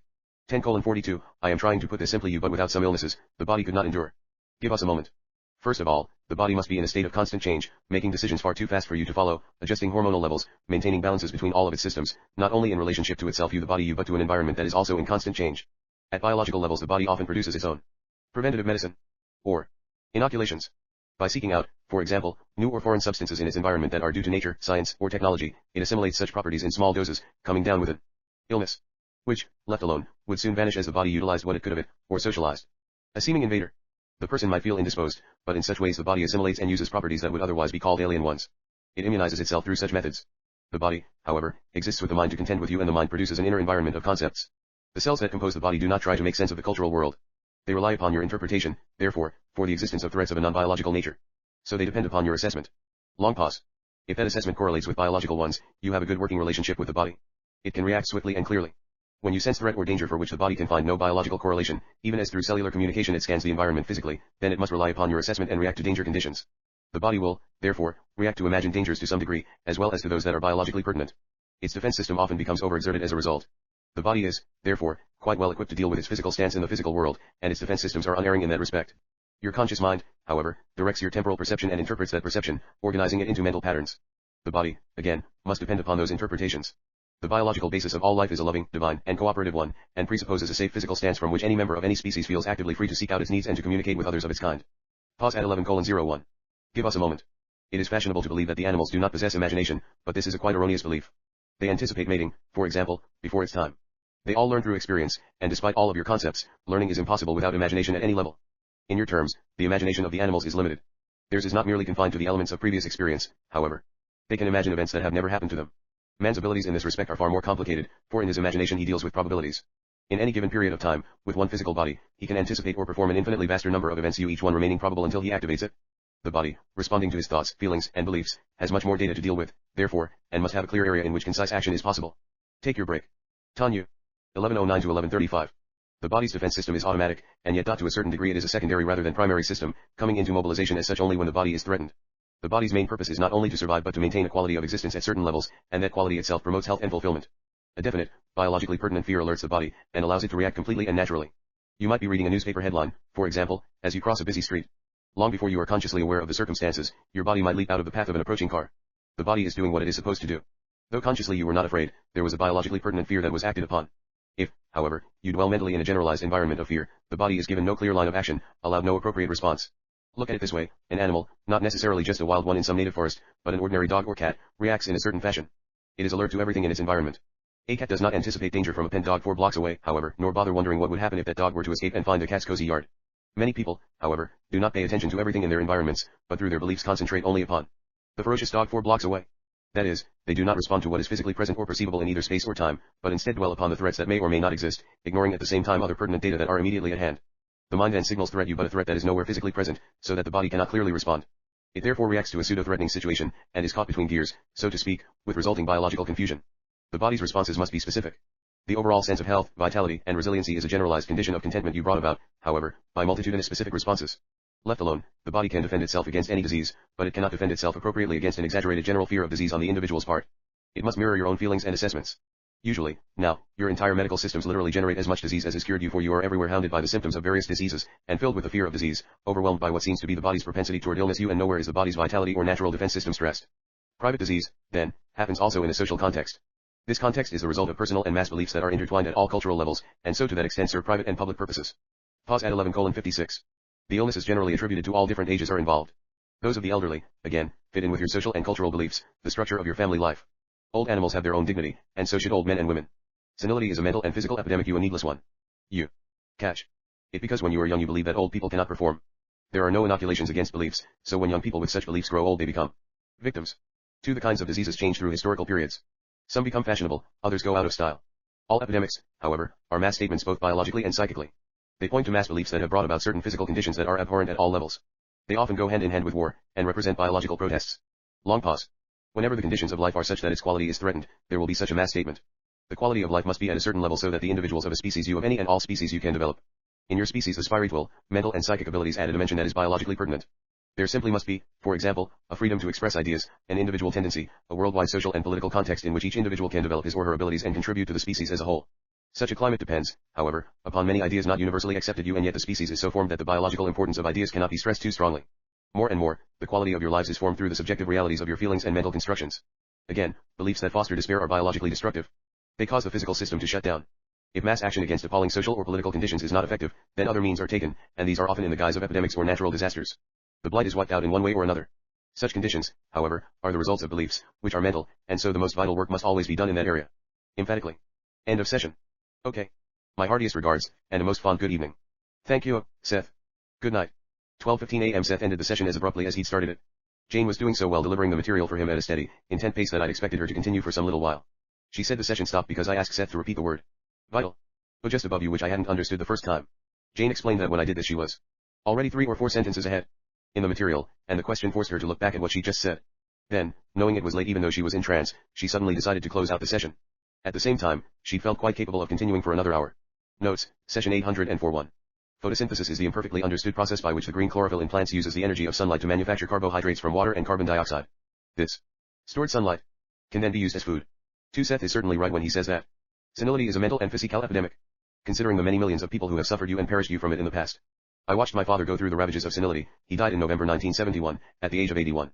See Jane's very evocative passages about him, as well as my drawing of him in old age, in part 3 of her book of poetry, Dialogues. The beliefs people acquire when young can be changed, of course, and according to Seth, and the ideas Jane and I have also, this process of change would be the best inoculation there is against senility. As I watched my father grow older, with an accompanying progressive loss of memory and function, I used to wonder why he didn't consciously revise his response to life and why I never saw any indication that he wanted to. I clearly sensed that it was possible for him to improve his beliefs about life, and that the benefits from such a course of action would be great. Nor did I merely wish he would change just so that I could avoid the pain I felt watching him deteriorate. My father's chosen withdrawal from the world was all too plain for everyone to see. In our imperfect understanding, Jane and I and other family members saw this process go on. We did not feel there was much any of us could do. Now, there's very recent discussion in medical circles that many cases of senility are caused by a slow virus infection, rather than just heredity or the traditional aging and oxygen starvation of the brain. The hope, and the unproven speculation, are that eventually such an infection might be treatable medically. But either way, whether senility arises through aging or infection, beliefs would come first, helping the whole body maintain its healthy performance well into old age, or encouraging it to deteriorate unnecessarily. As I wrote this note, Jane pointed out that some of my material in note 1 for the 803rd session is applicable here. For, obviously, senility will have to be conquered by some combination of physical and or mental techniques if men and women are to live a lot longer, let alone forever. Session 805, May 16, 1977, 9:28 p.m. Monday. Fane's ideas you and mine, too, you have matured considerably since I wrote a month ago that she was thinking of converting half of our garage into a writing room, with its attendant back porch. In fact, we've agreed to go ahead with that project this summer. It will certainly be a long and noisy endeavor. Now that he's finished the front porch, our contractor is free to begin work at the back of the house as soon as possible. Good evening. Good evening, Seth. Dictation. An animal has a sense of its own biological integrity. So does I, child. In ill forms of life, each individual is born into a world already provided for it, with circumstances favorable to its growth and development, a world in which its own existence rests upon the equally valid existence of all other individuals and species, so that each contributes to nature's whole. In that environment there is a cooperative sociability of a biological nature, that is understood by the animals in their way, and taken for granted by the young of your own species. The means are given so that the needs of the individual can be met. The granting of those needs furthers the development of the individual, its species, and by inference all others in the fabric of nature. Survival, of course, is important, but it is not the prime purpose of a species, in that it is a necessary means by which that species can attain its main goals. Of course a species must survive to do so, but it will, however, purposefully avoid survival if the conditions are not practically favorable to maintain the quality of life or existence that is considered basic. A species that senses a lack of this quality can in one way or another destroy its offspring, not because they could not survive otherwise, but because the quality of that survival would bring about vast suffering, for example, so distorting the nature of life as to almost make a mockery of it. Each species seeks for the development of its abilities and capacities in a framework in which safety is a medium for action. Danger in that context exists under certain conditions clearly known to the animals, clearly defined. The prey is known, for example, as is the hunter. But even the natural prey of another animal does not fear the hunter. When the hunter animal is full of belly, nor will the hunter then attack. There are also emotional interactions among the animals that completely escape you, and biological mechanisms, so that animals felt as natural prey by other animals. Understand their part in nature. They do not anticipate death before it happens, however. The fatal act propels the consciousness out from the flesh, so that in those terms it is merciful. During their lifetimes animals in their natural state enjoy their vigor and accept their worth. They regulate their own births and their own deaths. The quality of their lives is such that their abilities are challenged. They enjoy contrasts, that between rest and motion, heat and cold, being in direct contact with natural phenomena that everywhere quickens their experience. They will migrate if necessary to seek conditions more auspicious. They are aware of approaching natural disasters, and when possible will leave such areas. They will protect their own, and according to circumstances and conditions they will tend their own wounded. Even in contests between young and old males for control of a group, under natural conditions the loser is seldom killed. Dangers are pinpointed clearly so that bodily reactions are concise. The animal knows he has the right to exist, and a place in the fabric of nature. This sense of biological integrity supports him. Man, on the other hand, has more to contend with. He must deal with beliefs and feelings often so ambiguous that no clear line of action seems possible. The body often does not know how to react. If you believe that the body is sinful, for example, you cannot expect to be happy, and health will most likely elude you, for your dark beliefs will blemish the psychological and biological integrity with which you were born. The species is in a state of transition, one of many. This one began, generally speaking, when the species tried to step apart from nature in order to develop the unique kind of consciousness that is presently your own. That consciousness is not a finished product, however, but one meant to change, to evolve and develop. Certain artificial divisions were made along the way that must now be dispensed with. 10:03, you must return, wiser creatures, to the nature that spawned you not only as loving caretakers but as partners with the other species of the earth. You must discover once again the spirituality of your biological heritage. The majority of accepted beliefs, you religious, scientific, and cultural, you have tended to stress a sense of powerlessness, impotence, and impending doom, you a picture in which man and his world is an accidental production with little meaning, isolated yet seemingly ruled by a capricious God. Life is seen as a valley of tears. You almost as a low-grade infection from which the soul can be cured only by death. Religious, scientific, medical, and cultural communications stress the existence of danger, minimize the purpose of the species or of any individual member of it, or see mankind as the one erratic, half-insane member of an otherwise orderly realm of nature. Any or all of the above beliefs are held by various systems of thought. All of these, however, strain the individual's biological sense of integrity, reinforce ideas of danger, and shrink the area of psychological safety that is necessary to maintain the quality possible in life. The body's defense systems become confused to varying degrees. I do not intend to give a treatise upon the biological structures of the body and their interworkings, but only to add such information in that line that is not currently known, and is otherwise important to the ideas I have in mind. I am far more concerned with more basic issues. The body's defenses will take care of themselves if they are allowed to, and if the psychological air is cleared of the true carriers of disease. Chapter 2. Mass meditations. Health. Plans for disease. Epidemics of beliefs, and effective mental inoculations. Against despair, pause at 10:15. Chapter 2. Mass meditations. A 1-minute pause. Health plans for disease. Epidemics of beliefs, and effective mental inoculations against despair. Long pause at 10:20. While in this book I will point out some of the unfortunate areas of private and mass experience, I will also provide some suggestions for effective solutions. You get what you concentrate upon. 1. Your mental images bring about their own fulfillment. These are ancient dictums, but you must understand the ways in which your mass communication systems amplify both the positive and the negative issues. I may for a while stress the ways in which individually, and as a civilization, you have undermined your own feelings of safety, yet I will also give you methods to reinforce those necessary feelings of biological integrity and spiritual comprehension that can vastly increase your spiritual and physical existence. Your beliefs have generated feelings of unworth. Having artificially separated yourselves from nature, you do not trust it, but often experience it as an adversary. Your religions granted man a soul, while denying any to other species. Your bodies then were relegated to nature and your souls to God, who stood immaculately apart from his creations. Your scientific beliefs tell you that your entire world happened accidentally. Your religions tell you that man is sinful, the body is not to be trusted, the senses can lead you astray. In this maze of beliefs you have largely lost a sense of your own worth and purpose. A generalized fear and suspicion is generated, and life too often becomes stripped of any heroic qualities. The body cannot react to generalized threats. It is, therefore, put under constant strain in such circumstances, and seeks to specify the danger. It is geared to act in your protection. It builds up strong stresses, therefore, so that on many occasions a specific disease or threat situation is manufactured to rid the body of a tension grown too strong to bear. Many of my readers are familiar with private meditation, when concentration is focused in one particular area. There are many methods and schools of thought here, but a highly suggestive state of mind results, in which spiritual, mental, and physical goals are sought. It is impossible to meditate without a goal, for that intent is itself a purpose. Unfortunately, many of your public health programs, and commercial statements through the various media, provide you with mass meditations of a most deplorable kind. I refer to those in which the specific symptoms of various diseases are given, in which the individual is further told to examine the body with those symptoms in mind. I also refer to those statements that just as unfortunately specify diseases for which the individual may experience no symptoms of an observable kind, but is cautioned that these disastrous physical events may be happening despite his or her feelings of good health. Here the generalized fears fostered by our religious, scientific, and cultural beliefs are often given as blueprints of diseases in which a person can find a specific focus. The individual can say, of course, I feel listless, or panicky, or unsafe since I have such and such a disease. The breast cancer suggestions associated with self-examinations have caused more cancers than any treatments have cured, most emphatically. They involve intense meditation of the body, and adverse imagery that itself affects the bodily cells. Point 2. Public health announcements about high blood pressure themselves raise the blood pressure of millions of television viewers, even more emphatically. Your current ideas of preventative medicine, therefore, generate the very kind of fear that causes disease. They all undermine the individual sense of bodily security and increase stress, while offering the body a specific, detailed disease plan. But most of all, they operate to increase the individual sense of alienation from the body, and to promote a sense of powerlessness and duality. Take your break. 1045 to 11:09. Your medical commercials are equally disease-promoting. Many, meaning to offer you relief through a product, instead actually promote the condition through suggestion, thereby generating a need for the product itself. Headache remedies are a case in point here. Nowhere do any medically oriented commercial or public service announcements mention the body's natural defenses, its integrity, vitality, or strength.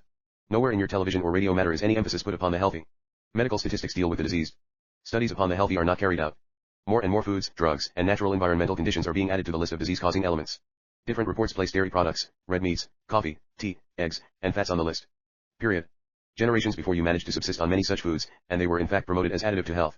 Indeed, man almost seems to be allergic to his own natural environment, a prey to the weather itself. It is true that your food contains chemicals it did not in years past. Yet within reason man is biologically capable of assimilating such materials, and using them to his advantage. When man feels powerless, however, and in a state of generalized fear, he can even turn the most natural earthly ingredients against himself. Your television, and your arts and sciences as well, add up to mass meditations.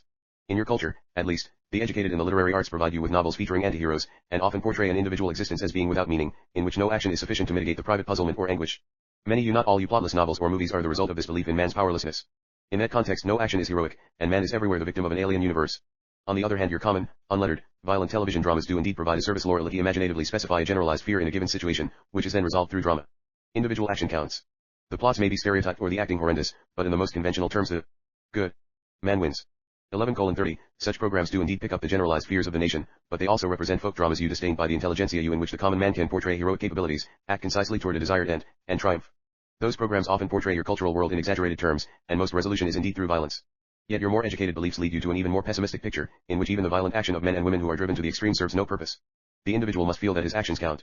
He is driven to violent action only as a last resort. You and illness often is that last resort. Long pause. Your television dramas, the cops and robbers shows, the spy productions, are simplistic, yet they relieve tension in a way that your public health announcements cannot do.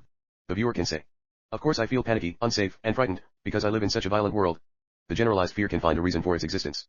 But the programs at least provide a resolution dramatically set, while the public health announcements continue to generate unease. Those mass meditations therefore reinforce negative conditions. In the overall, then, violent shows provide a service, in that they usually promote the sense of a man's or a woman's individual power over a given set of circumstances. At best the public service announcements introduce the doctor as mediator. You are supposed to take your body to a doctor as you take your car to a garage, to have its parts serviced. Your body is seen as a vehicle out of control, that needs constant scrutiny. The doctor is like a biological mechanic, who knows your body far better than you. Now these medical beliefs are intertwined with your economic and cultural structures, so you cannot lay the blame upon medical men or their profession alone. Your economic well-being is also a part of your personal reality. Many dedicated doctors use medical technology with spiritual understanding, and they are themselves the victims of the beliefs they hold. If you do not buy headache potions, your uncle or your neighbor may be out of business and not able to support his family, and therefore lack the means to buy your wares. You cannot disconnect one area of life from another. En masse, your private beliefs form your cultural reality. Your society is not a thing in itself apart from you, but the result of the individual beliefs of each person in it. There is no stratum of society that you do not in one way or another affect. Your religion stress sin. Your medical profession stresses disease. Your orderly sciences stress the chaotic and accidental theories of creation. Your psychology stress men as victims of their backgrounds. Your most advanced thinkers emphasize man's rape of the planet, or focus upon the future disaster that will overtake the world, or see men once again as victims of the stars. Many of your resurrected occult schools speak of a recommended death of desire, the annihilation of the ego, for the transmutation of physical elements to finer levels. In all such cases the clear spiritual and biological integrity of the individual suffers, and the precious immediacy of your moments is largely lost. Earth life is seen as murky, a dim translation of greater existence, rather than portrayed as the unique, creative, living experience that it should be. The body becomes disoriented, sabotaged. The clear lines of communication between spirit and body become cluttered.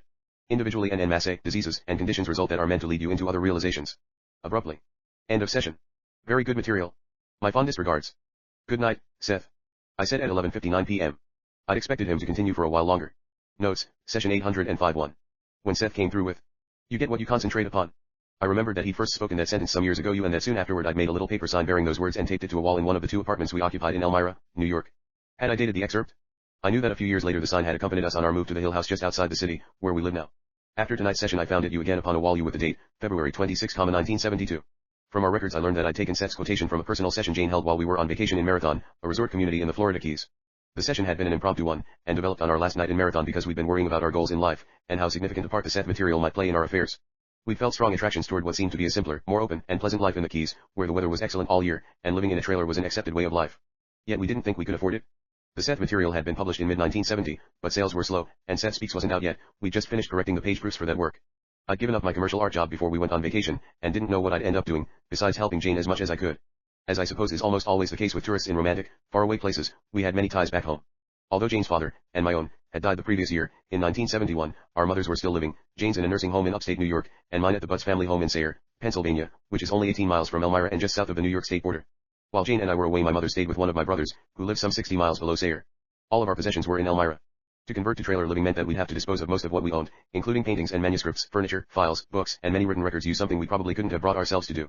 And how could we go to Florida and leave all of our friends, and how inconvenient would it be to deal with a publisher, Prentice Hall, headquartered way up north in New Jersey?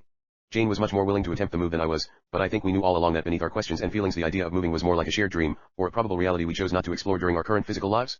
Jane's mother was to die within 3 months of our return home, mine over a year later, in November 1973.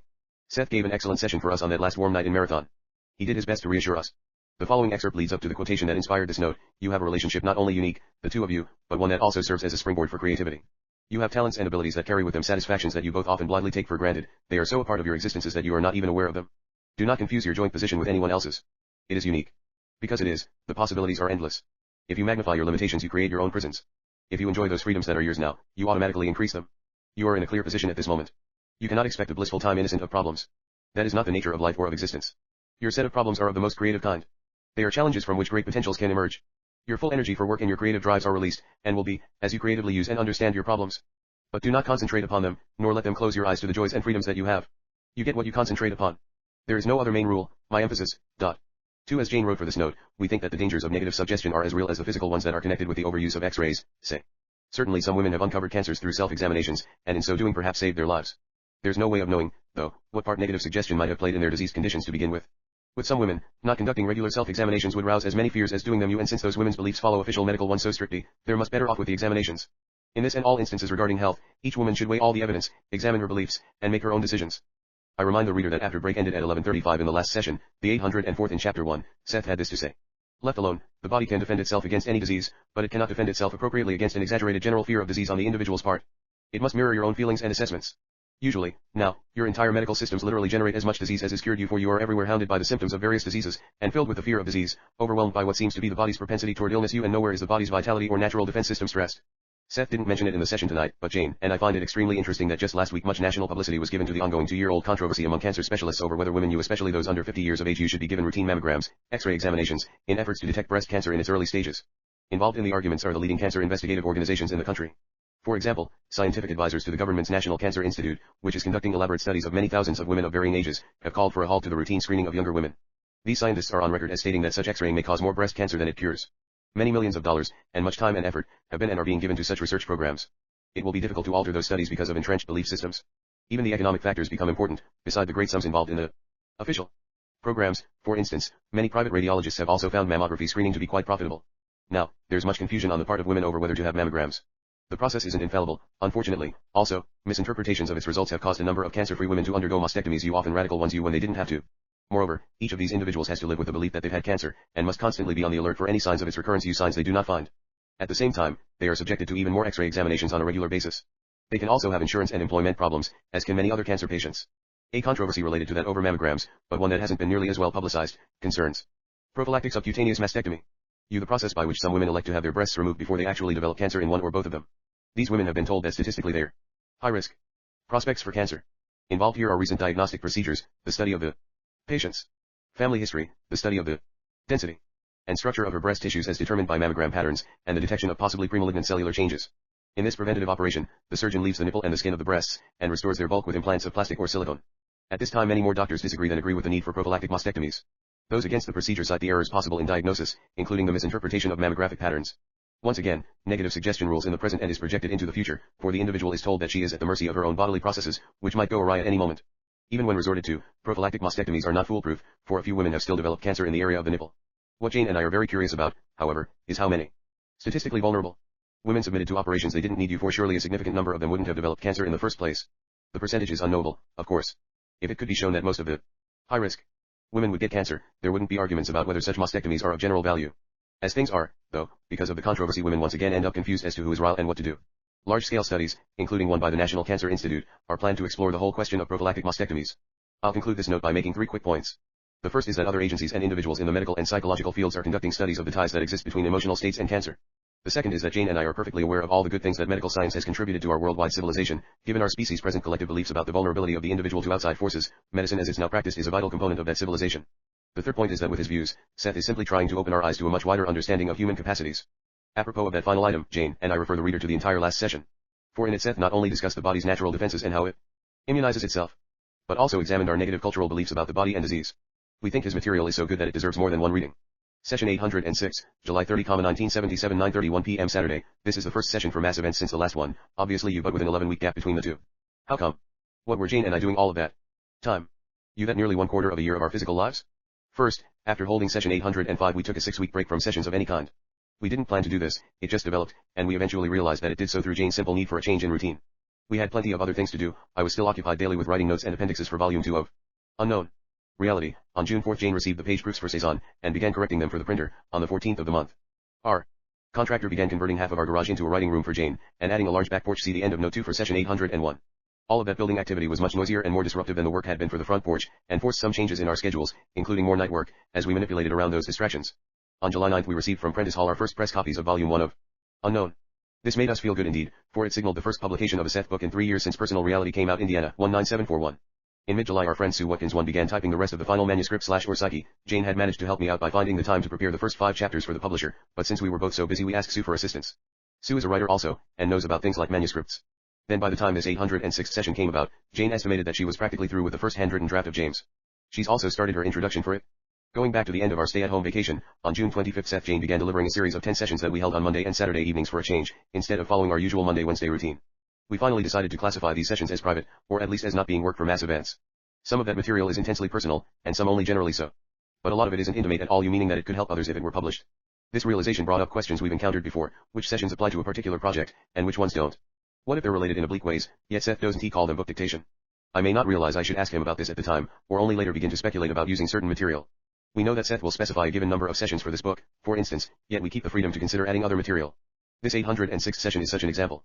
Strictly speaking, it isn't dictation for mass events, but Jane and I are presenting portions of it here because Seth discussed events and memory with a different emphasis, and touched upon aspects of reincarnation to you, all subjects that spring out of that ineffable, really undefinable quality he calls simultaneous time. I ask the reader to always keep in mind that no matter what subject he's discussing, or from what viewpoint, Seth's kind of time underlies all that our present physical senses translate into linear, concrete experience and history. For clarification, I also keep this in mind: Seth isn't physical, as he defines himself, and that energy, personality, essence seemingly isn't all that focused on the passage of time you as we are you. Yet way back in the 14th session for January 8, 1964, he told us that time is therefore still a reality of some kind to me. In these notes for mass events, I plan to refer to time you, all kinds of it you, from time to time. Good evening. Good evening, Seth. Part 1 of the session. Because events do not exist in the concrete, done and finished versions about which you have been taught, then memory must also be a different story. You must remember the creativity and the open-ended nature of events, for even in one life a given memory is seldom a true version of a past event. The original happening is experienced from a different perspective on the part of each person involved, of course, so that the event's implications and basic meanings may differ according to the focus of each participant. That given event, in your terms happening for the first time, say, begins to work upon the participants. Each one brings to it his or her own background, temperament, and literally 1,000 different colorations you, so that the event, while shared by others, is still primarily original to each person. The moment it occurs, it begins to change as it is filtered through all of those other ingredients, and it is minutely altered furthermore by each succeeding event. The memory of an event, then, is shaped as much by the present as it is by the past. Association triggers memories, of course, and organizes memory events. It also helps color and form such events. You are used to a time structure, so that you remember something that happened at a particular time in the past. Usually you can place events in that fashion. There are neurological pockets, so to speak, so that biologically the body can place events as it perceives activity. Those neurological pulses are geared to the biological world you know. In those terms, past or future life memories usually remain like ghost images by contrast. Overall, this is necessary so that immediate body response can be focused in the time period you recognize. Other life memories are carried along, so to speak, beneath those other pulses you never, in certain terms, coming to rest so that they can be examined, but forming, say, the undercurrents upon which the memories of your current life ride. When such other life memories do come to the surface, they are of course colored by it, and their rhythm is not synchronized. They are not tied into your nervous system as precisely as your regular memories. Your present gains its feeling of depth because of your past as you understand it. In certain terms, however, the future represents, say, another kind of depth that belongs to events. A route goes out in all directions. Events do also. But the roots of events go through your past, present, and future. Often by purposefully trying to slow down your thought processes, or playfully trying to speed them up, you can become aware of memories from other lives you past or future. To some extent you allow other neurological impulses to make themselves known.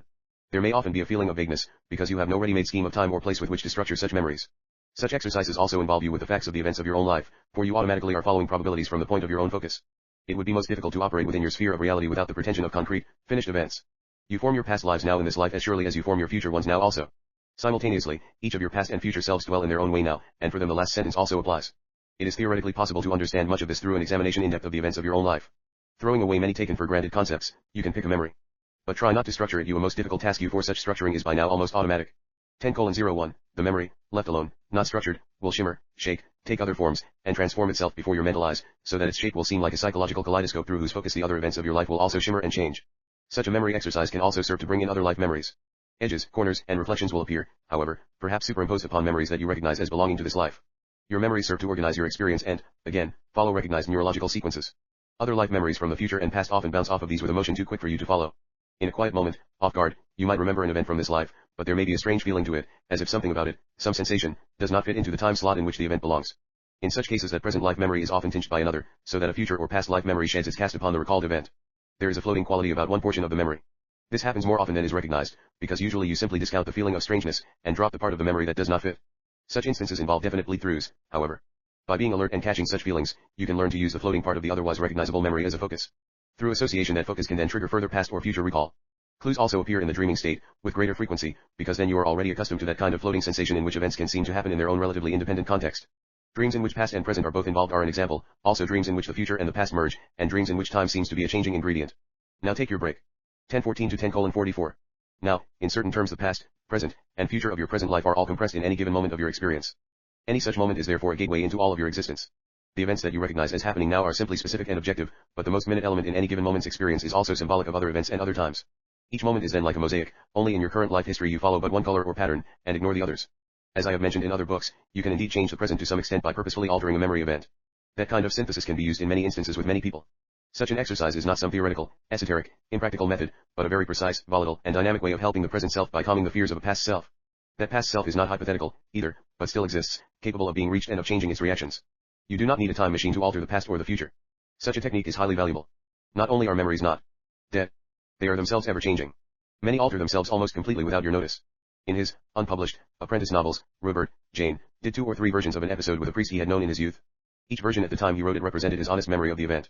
While the bare facts were more or less the same, the entire meaning and interpretation of each version differed so drastically that those differences far outweighed the similarities. Because the episode was used on 2 or 3 different occasions, Robert could see how this memory changed.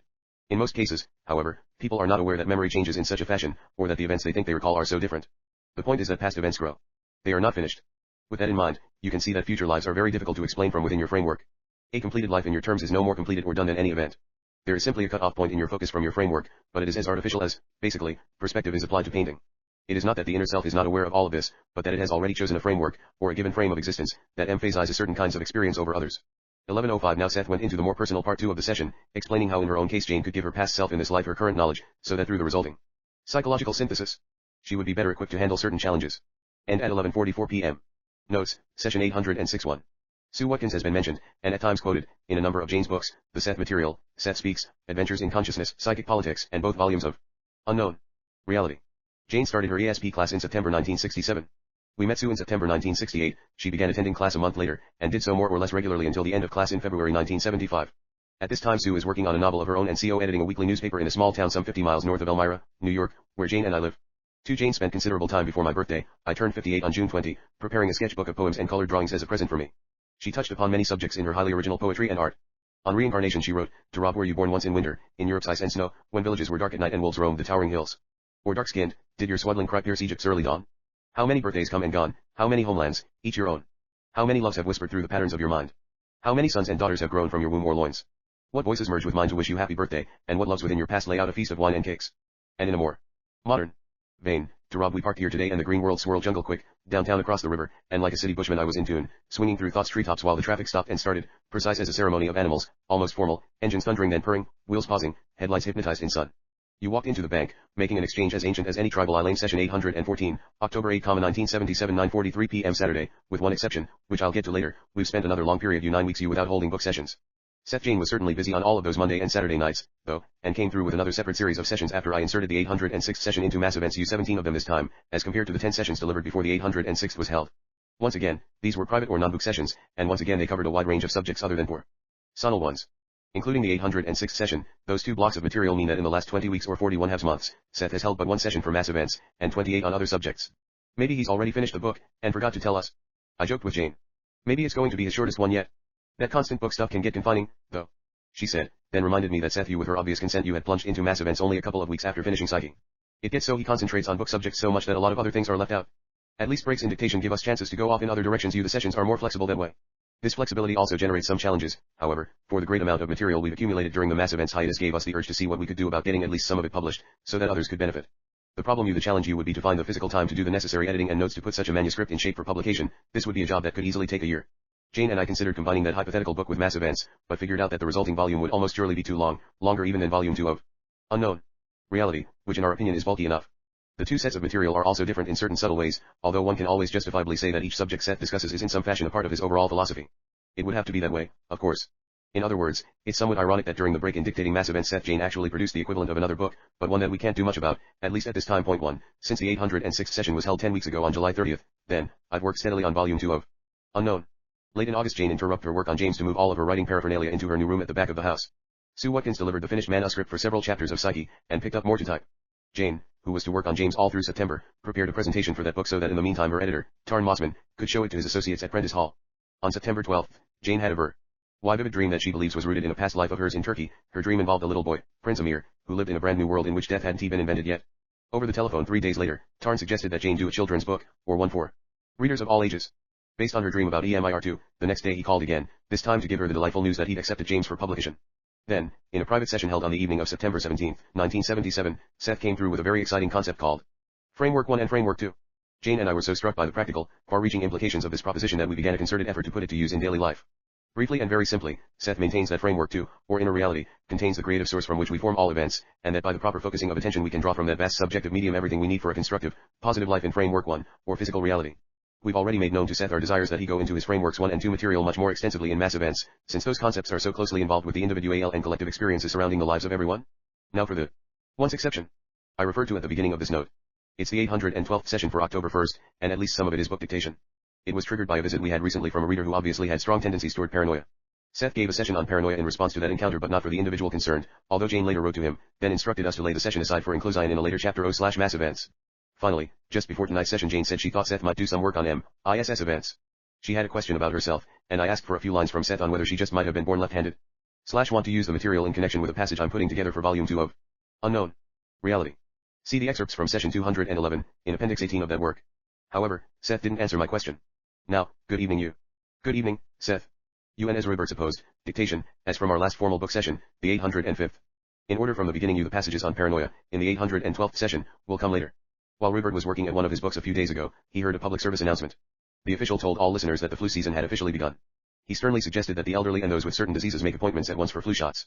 The official mentioned, by the way, that there was indeed no direct evidence connecting past flu shots with the occurrence of a rather bizarre disease that some of those inoculated with the flu vaccine happened to come down with. .4 All in all, it was quite an interesting announcement, with implications that straddle biology, religion, and economics. The flu season is in a way an example of a psychologically manufactured pattern that can at times bring about a manufactured epidemic. Behind such announcements there is the authority of the medical profession, and the very authority of your systems of communication as well. You cannot question the voice over the radio. It is disembodied and presumes to know. Once again, the elderly were singled out. It seems obvious that they are more susceptible to diseases. That susceptibility is a medical fact of life. It is a fact, however, without a basic foundation in the truth of man's biological reality. It is a fact brought about through suggestion. The doctors see the bodily results, which are quite definite, and then those results are taken as evidence. In a few isolated areas of the world even today, the old are not disease-ridden, nor do their vital signs weaken. They remain quite healthy until the time of death. Their belief systems, therefore, you must admit, are quite practical. Nor are they surrounded by medical professions. Later in the book we will return to the subject. Here, you have, however, what almost amounts to a social program for illness the flu season. A mass meditation, it has an economic structure in back of it, the scientific and medical foundations are involved. Not only this, however, but the economic concerns, from the largest pharmacies to the tiniest drugstores, the supermarkets, and the corner groceries all of these elements are involved. Pills, potions, and shots supposed to combat colds and the flu are given prominent displays, serving to remind those who might have missed them otherwise of the announcements about the coming time of difficulty. Commercials on television bring a new barge, so that, amused, you can go from the hay fever season to the flu season without missing any personal medications. A cough in June may be laughed off and quickly forgotten. A cough in the flu season, however, is far more suspect and under such conditions one might think, particularly in the midst of a poor week. Who wants to go out tomorrow anyhow? You are literally expected to come down with the flu. It can serve as an excuse for not facing many kinds of problems. Many people are almost consciously aware of what they are doing. All they have to do is pay attention to the suggestions offered so freely by the society. The temperature does rise. Concern causes the throat to become dry. Dormant viruses which up to now have done no harm are activated. 10:10, coat, glove, and boot manufacturers also push their wares. Yet in those categories there is more sanity, for their ads often stress wholesome activities, portraying the happy skier, the tramper through the woods in winter. Sometimes, however, they suggest that their wares will protect you against the flu and colds, and against the vulnerability of your nature. The inoculations themselves do little good overall, and they can be potentially dangerous, particularly when they are given to prevent an epidemic which has not in fact occurred. They may have specific value, but overall they are detrimental, confusing bodily mechanisms and setting off other biological reactions that might not show up, say, for some time. 5 The flu season intersects with the Christmas season, of course, when Christians are L*L to be merry and wish their fellows a happy return to the natural wonders of childhood, in thought at least. They are also told to pay homage to God. Christianity has become, however, a tangled sorry tale, its cohesiveness largely vanished. Such a religion becomes isolated from daily life. Many individuals cannot unify the various areas of their belief and feeling, and at Christmas they partially recognize the vast gulf that exists between their scientific beliefs and their religious beliefs. They find themselves unable to cope with such a mental and spiritual dilemma. A psychic depression often results, one that is deepened by the Christmas music and the commercial displays, by the religious reminders that the species is made in God's image, and by the other reminders that the body so given is seemingly incapable of caring for itself and is a natural prey to disease and disaster. So the Christmas season carries a man's hopes in your society, and the flu season mirrors his fears and shows the gulf between the two. The physician is also a private person, so I speak of him only in his professional capacity, for he usually does the best he can in the belief system that he shares with his fellows. Those beliefs do not exist alone, but are of course intertwined with religious and scientific ones, as separate as they might appear. Christianity has conventionally treated illness as the punishment of God, or as a trial sent by God, to be borne stoically. It has considered man a sinful creature, flawed by original sin, forced to work by the sweat of his brow. Science has seen man as an accidental product of an uncaring universe, a creature literally without a center of meaning, where consciousness was the result of a physical mechanism that only happened to come into existence, and that had no reality outside of that structure. Science has at least been consistent in that respect. Christianity, however, officially asks children of sorrow to be joyful and sinners to find a childlike purity. It asks them to love a God who one day will destroy the world, and who will condemn them to hell if they do not adore him. Many people, caught between such conflicting beliefs, fall prey to physical ills during the Christmas season particularly. The churches and the hospitals are often the largest buildings in any town, and the only ones open on Sunday without recourse to city ordinances. You cannot divorce your private value systems from your health, and the hospitals often profit from the guilt that religions have instilled in their people. I am speaking now of religion so intertwined with social life and community ventures that all sense of basic religious integrity becomes lost. Man is by nature a religious creature. Take your break. 1040-11:10. Dictation, one of man's strongest attributes is religious feeling. It is the part of psychology most often overlooked.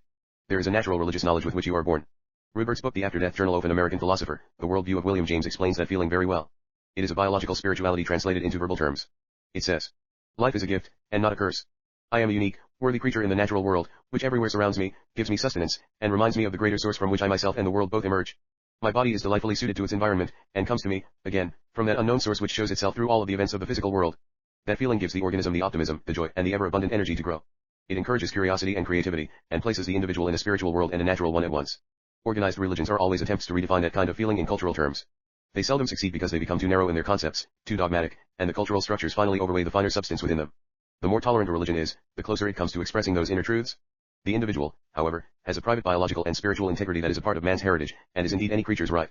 Man cannot mistrust his own nature and at the same time trust the nature of God, for God is his word for the source of his being, and if his being is tainted, then so must be his God. Your private beliefs merge with those of others, and form your cultural reality. The distorted ideas of the medical profession or the scientists, or of any other group, are not thrust upon you, therefore. They are the result of your mass beliefs you isolated in the form of separate discipline. Medical men, for example, are often extremely unhealthy because they are so saddled with those specific health beliefs that their attention is concentrated in that area more than others not so involved. The idea of prevention is always based upon fear, for you do not want to prevent something that is joyful.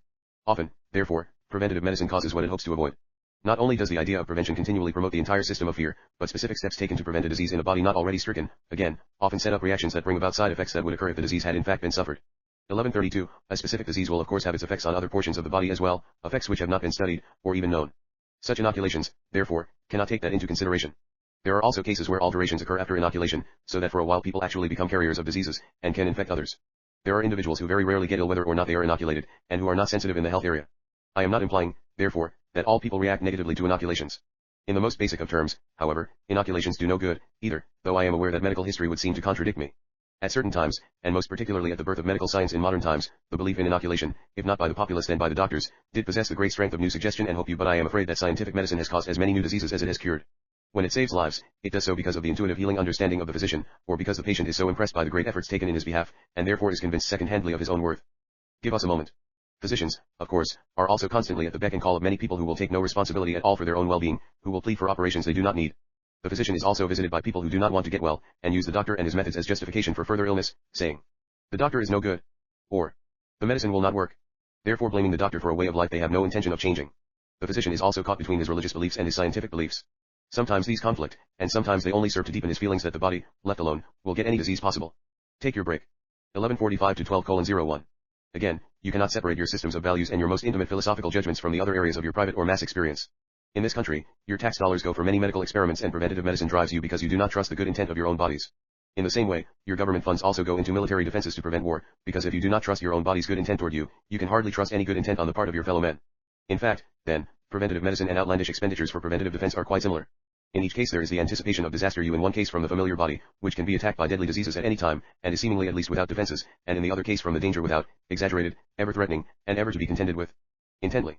Disease must be combated, fought against, assaulted, wiped out. In many ways the body becomes almost like an alien battleground, for many people trust it so little that it becomes highly suspect. Man then seems pitted against nature. Some people think of themselves as patients, as others, for example, might think of themselves as students. Such people are those who are apt to take preventative measures against whatever disease is in fashion or in season, and hence take the brunt of medicine's unfortunate aspects, when there is no cause. 12:13, give us a moment. Now Seth delivered a few paragraphs for Jane and me, then ended the session at 12:22 a.m. Notes, session 814-1. Here are a few comments I've always wanted to make about writing and painting, both of which I usually do each day. As I sorted through the massive material Seth Jane has produced these last weeks, I found Mitelli once again charmed and mystified by the challenges contained in the NLWILLING. The painted image can be taken in at a glance, at any stage of its development, but the cognition of the written word takes much more time, no matter how fast one reads or absorbs new material. With a single look the artist has an immediate grasp of the entire work before him. He, or she, can tell what he's done and has to do, what he may have to change or fix up, even if he fails at it. Not so the writer, who while reading must pass up the artist's simultaneous perception for his own linear cognition as he makes a multitude of decisions involving sentence structure, what to use or eliminate, and so forth. Sometimes the artist in me visually comes to the aid of the writer by laying out pages of material and notes side by side upon a table or two. Then I can see what I'm trying to do as a whole, and half intuitively, half intellectually make decisions about how to organize passages I may be having problems with. This process is always very challenging and thrilling to me. It always seems to work, although progress may still be slow at times. This method also helps greatly in counteracting that initial impatience the artist part of me strongly feels when my writer self comes upon a complex situation. I'm well aware of current scientific theories about the supposed separate functions of the two hemispheres of the brain. The left half is said to control logical activities like writing, while the right half is responsible for the intuitive artistic abilities. Perhaps but after all, writing can be intuitively based, and art can be logically produced. At least the whole brain, its hemispheres are connected deep within by the corpus callosum, must contain that necessary basic creative ability that may then be apportioned out but only to an extent, I think between the hemispheres. Barring physical injury/surgery, there must be more communication between its halves, via the corpus callosum, than the brain is given credit for. There's so much we don't know yet about the brain, let alone the mind. What about telepathy between the hemispheres? I think the divisions charted for the brain so far may be too strict, that beliefs about such separations may get in the way of our perception of the brain's beautifully whole operation. But Seth apparently just delivers his material verbally, and that's it. Jane wrote after reading my first draft of this note. Even in a long book, he doesn't go through any of those cognitive processes Rob mentions. I do when I'm writing, editing, or rewriting my own work. If I do any of that work as Seth, it's so unconscious and fast that I'm not aware of it. And Seth's writing needs hardly any changes. I also wrote in note 3 for session 801. That ordinarily Seth has no chance to revise his copy. 2. I'll remind the reader that Jane has already received inspiration and material for 2 books from her amazingly creative dream state, her novel, The Education of Oversoul 7, and James. While dreaming she tuned into whole chapters of 7, for instance. 3. I should also note that Seth has made one short, rather mysterious reference to the existence of frameworks 3 and 4. 2 days after he first talked about his concept of frameworks 1 and 2, he came through with the following statement in another private session. Jane and I have yet to ask him to elaborate upon it. There is, incidentally, a framework 3 and a framework 4, in the terms of our discussion but all such labels are, again, only for the sake of explanation. The realities are merged. 4. Seth referred to the paralyzing Guillain-Barré syndrome, which struck a tiny proportion of those receiving shots in the 1976 swine flu program in this country. For many reasons, the federal government suddenly ended the very expensive and controversial program last December. Then in May of this year a number of scientists, working both in and outside of government, agreed that the flu shots triggered the Guillain-Barré syndrome, but that the reasons for such reactions in certain individuals are unknown. Jane and I didn't take the shots. 5. Earlier material on inoculations can be found in Chapter 1. See Session 801 with Note 4, and Session 802 with Note 3. Session 815, December 17, 1977 9:22 p.m. Saturday, all right. Another long period 10 weeks this time has passed following Seth's last session for mass events. Since this is the third such break between book sessions, it seems that Jane and I would be used to the idea by now. Actually, I'm more bothered than she is by such long intervals. I like to follow an endeavor through from start to finish in a reasonably direct manner. When the sessions don't work out that way I can feel somewhat uneasy, while realizing at the same time that a number of compensating factors may be at work. In this case 2 distinct notions, one factual and one philosophical, help keep me at ease. First, during that 10-week break Seth Jane held a series of 18 sessions excellent ones that once again did not constitute dictation for mass events. Second, if one keeps in mind Seth's ideas about simultaneous time, that basically all happens at once even considering Seth's own acknowledgement that time is therefore still a reality of some kind to me. Then it hardly matters how long a break transpires between particular sessions, there is no real separation, dictation on any subject or project can be resumed whenever all involved Jane, Seth, and Mitchell choose, and it will be as though the break never existed. For in trance, Jane will once again be in accord with Seth in that nearly timeless environment in which he has a large portion of his being, so we've decided to simply go along with however mass events works out in terms of length, whether that length involves time or the number of sessions. We do not plan to ask Seth when the book will be done. We have asked him to discuss his framework 1 and 2 concepts for it, though, and he's promised to do so. He's had a good deal to say about those structures in the non-book material Jane has delivered since the 814th session was held. As of now, I'm practically through with the appendixes for volume 2 of Unknown Reality, which means I still have a number of notes to write for the book sessions per essay, as well as much work to do for the introductory notes and the epilogue. Soon after, Tarn Mossman suggested in early October that she do a book on her dream about Amir too. Jane began work on that project with her usual enthusiasm. The dream became chapter 1 of the book, and inspired the rest of it. She's having great fun writing the story, and is sending it to Tarn chapter by chapter as it comes out of her typewriter. A procedure she's never followed before. She doesn't know how long Amir will be. Late in October she signed her contracts for the publication of James, and delivered the finished manuscript at the end of November. Besides doing all of her own writing and newspaper work, Sue Watkins is close to finishing her part of the typing on the final manuscript for Seth Psyche, still have to spend more time on some of Th. E. notes for it. Sue has also agreed that next year she'll start helping me type my notes and appendix material for volume 2 of Unknown. While we've been busy with our endeavors, the shortening, brilliantly colored and often warm days of October passed into November and turned progressively colder through the month. We've already had more than a little snow since Thanksgiving, and now in a few days about December 22nd winter will officially arrive. I've raked leaves, stacked wood in the garage, installed storm windows, and made sure our hill house is otherwise all set for cold weather. We're still holding the sessions on Monday and Saturday evenings, which is the routine we initiated after the 805th session was held just 7 months ago on May 16th.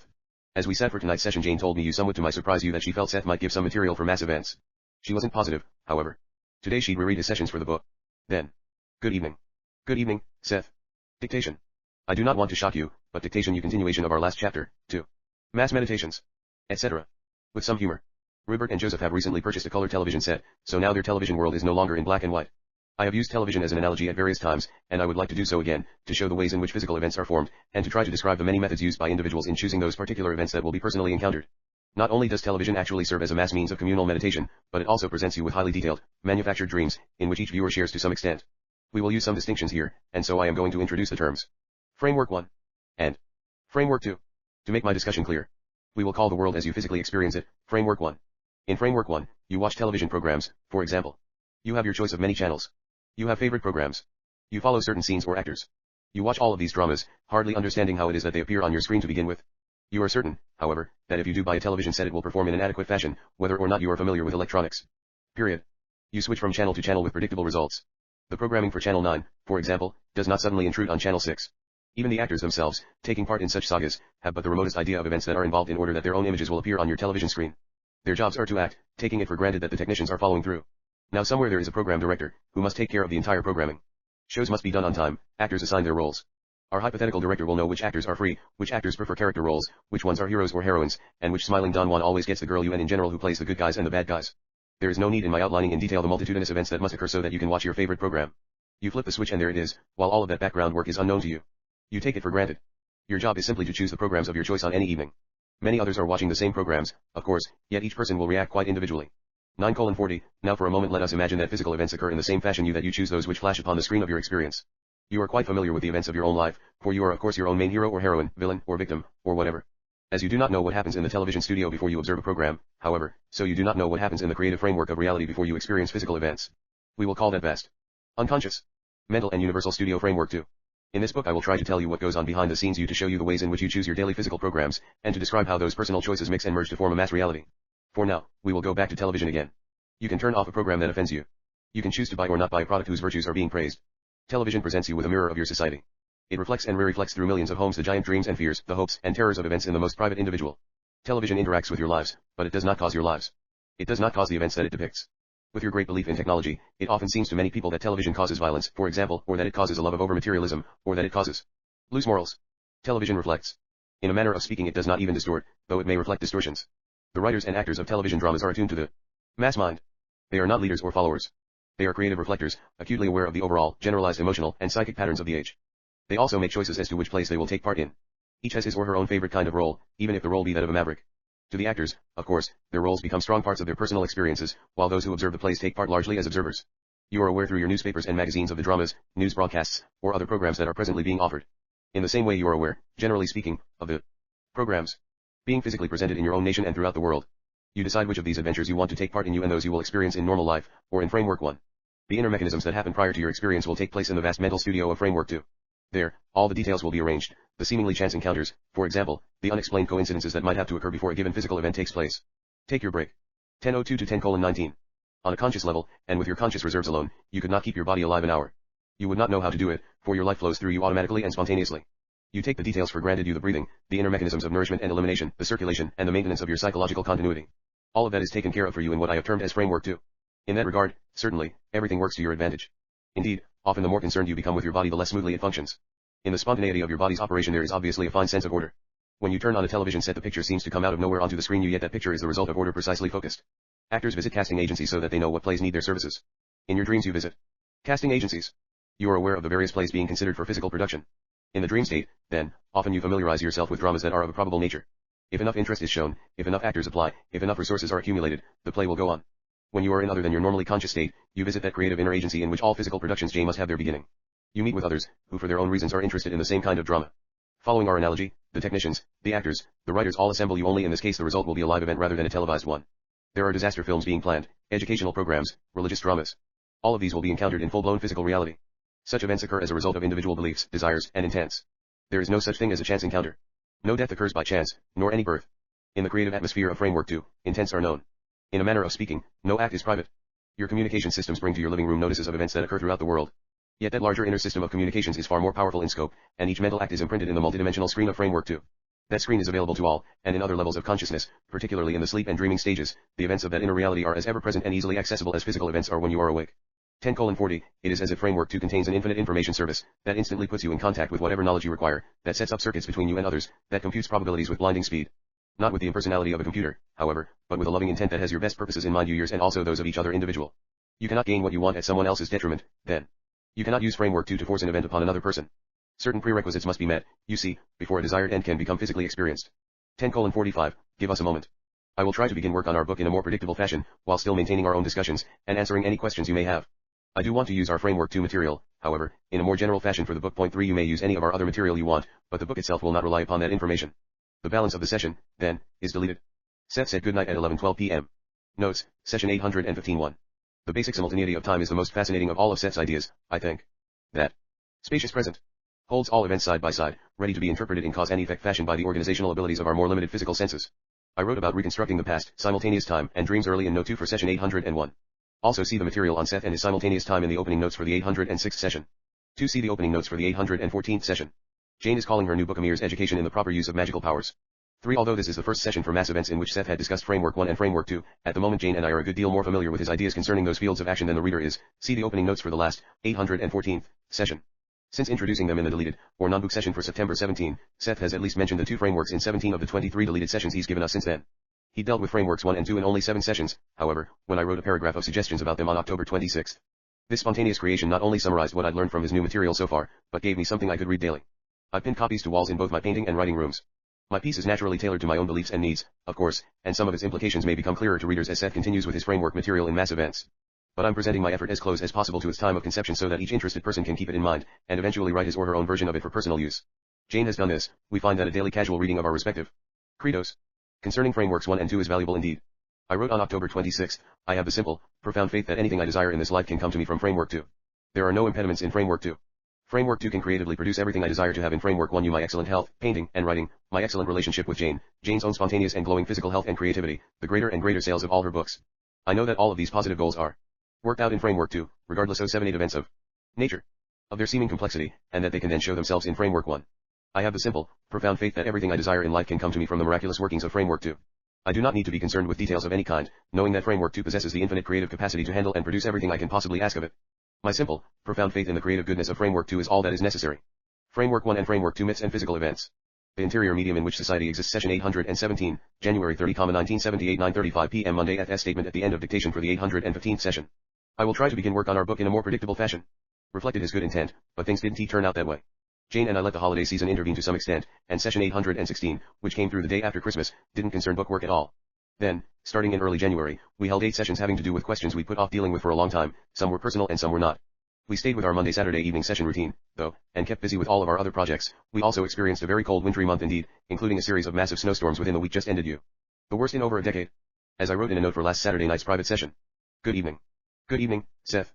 Dictation, a new chapter, 3, to be titled Myths and Physical Events. Long pause. Then. The interior medium in which society exists. Give us a moment.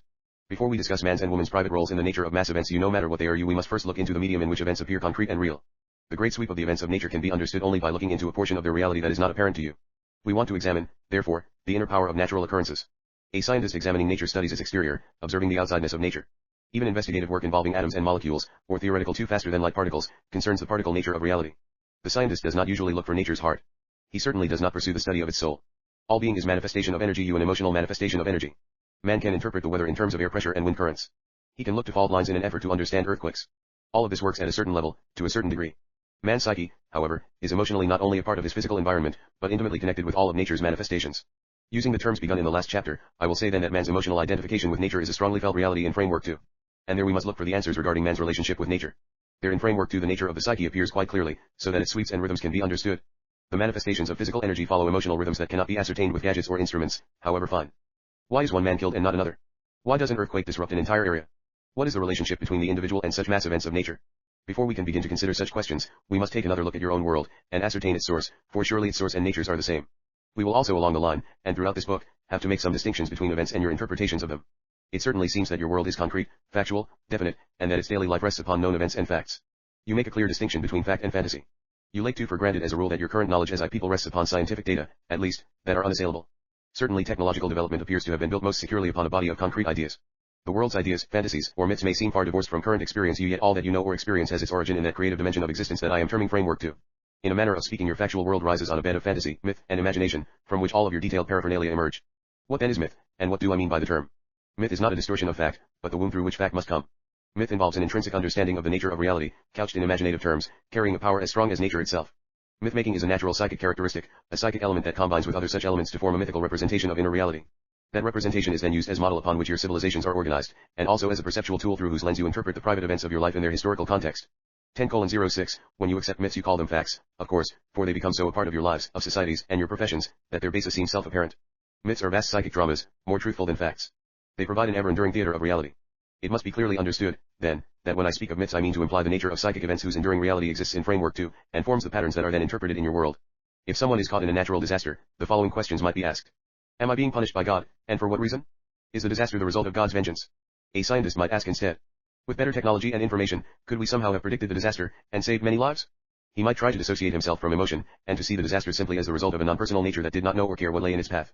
In all cases, however, such situations instantly bring to mind questions of man's own reality and course, his connections with God, his planet, and the universe. He interprets those questions according to his own beliefs. Let us then look at some of them. Take your break.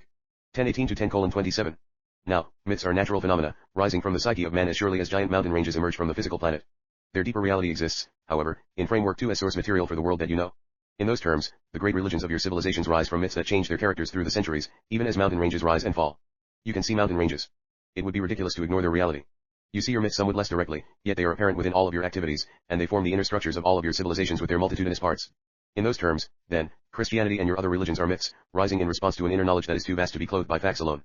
In those terms also, your science is also quite mythical in nature. This may be more difficult for some of you to perceive, since it appears to work so well. Others will be willing enough to see science in its mythical characteristics, but will be most reluctant to see religion as you know it in the same light. To some extent or another, however, all of these ideas program your interpretation of events. In this part, too, of the book, we are more or less dealing with the events of nature as you understand it. It will seem obvious to some, again, that a natural disaster is caused by God's vengeance, or is at least a divine reminder to repent, while others will take it for granted that such a catastrophe is completely neutral in character, impersonal and quite divorced from man's own emotional reality. The Christian scientist is caught in between. Because you divorce yourselves from nature, you are not able to understand its manifestations. Often your myths get in the way.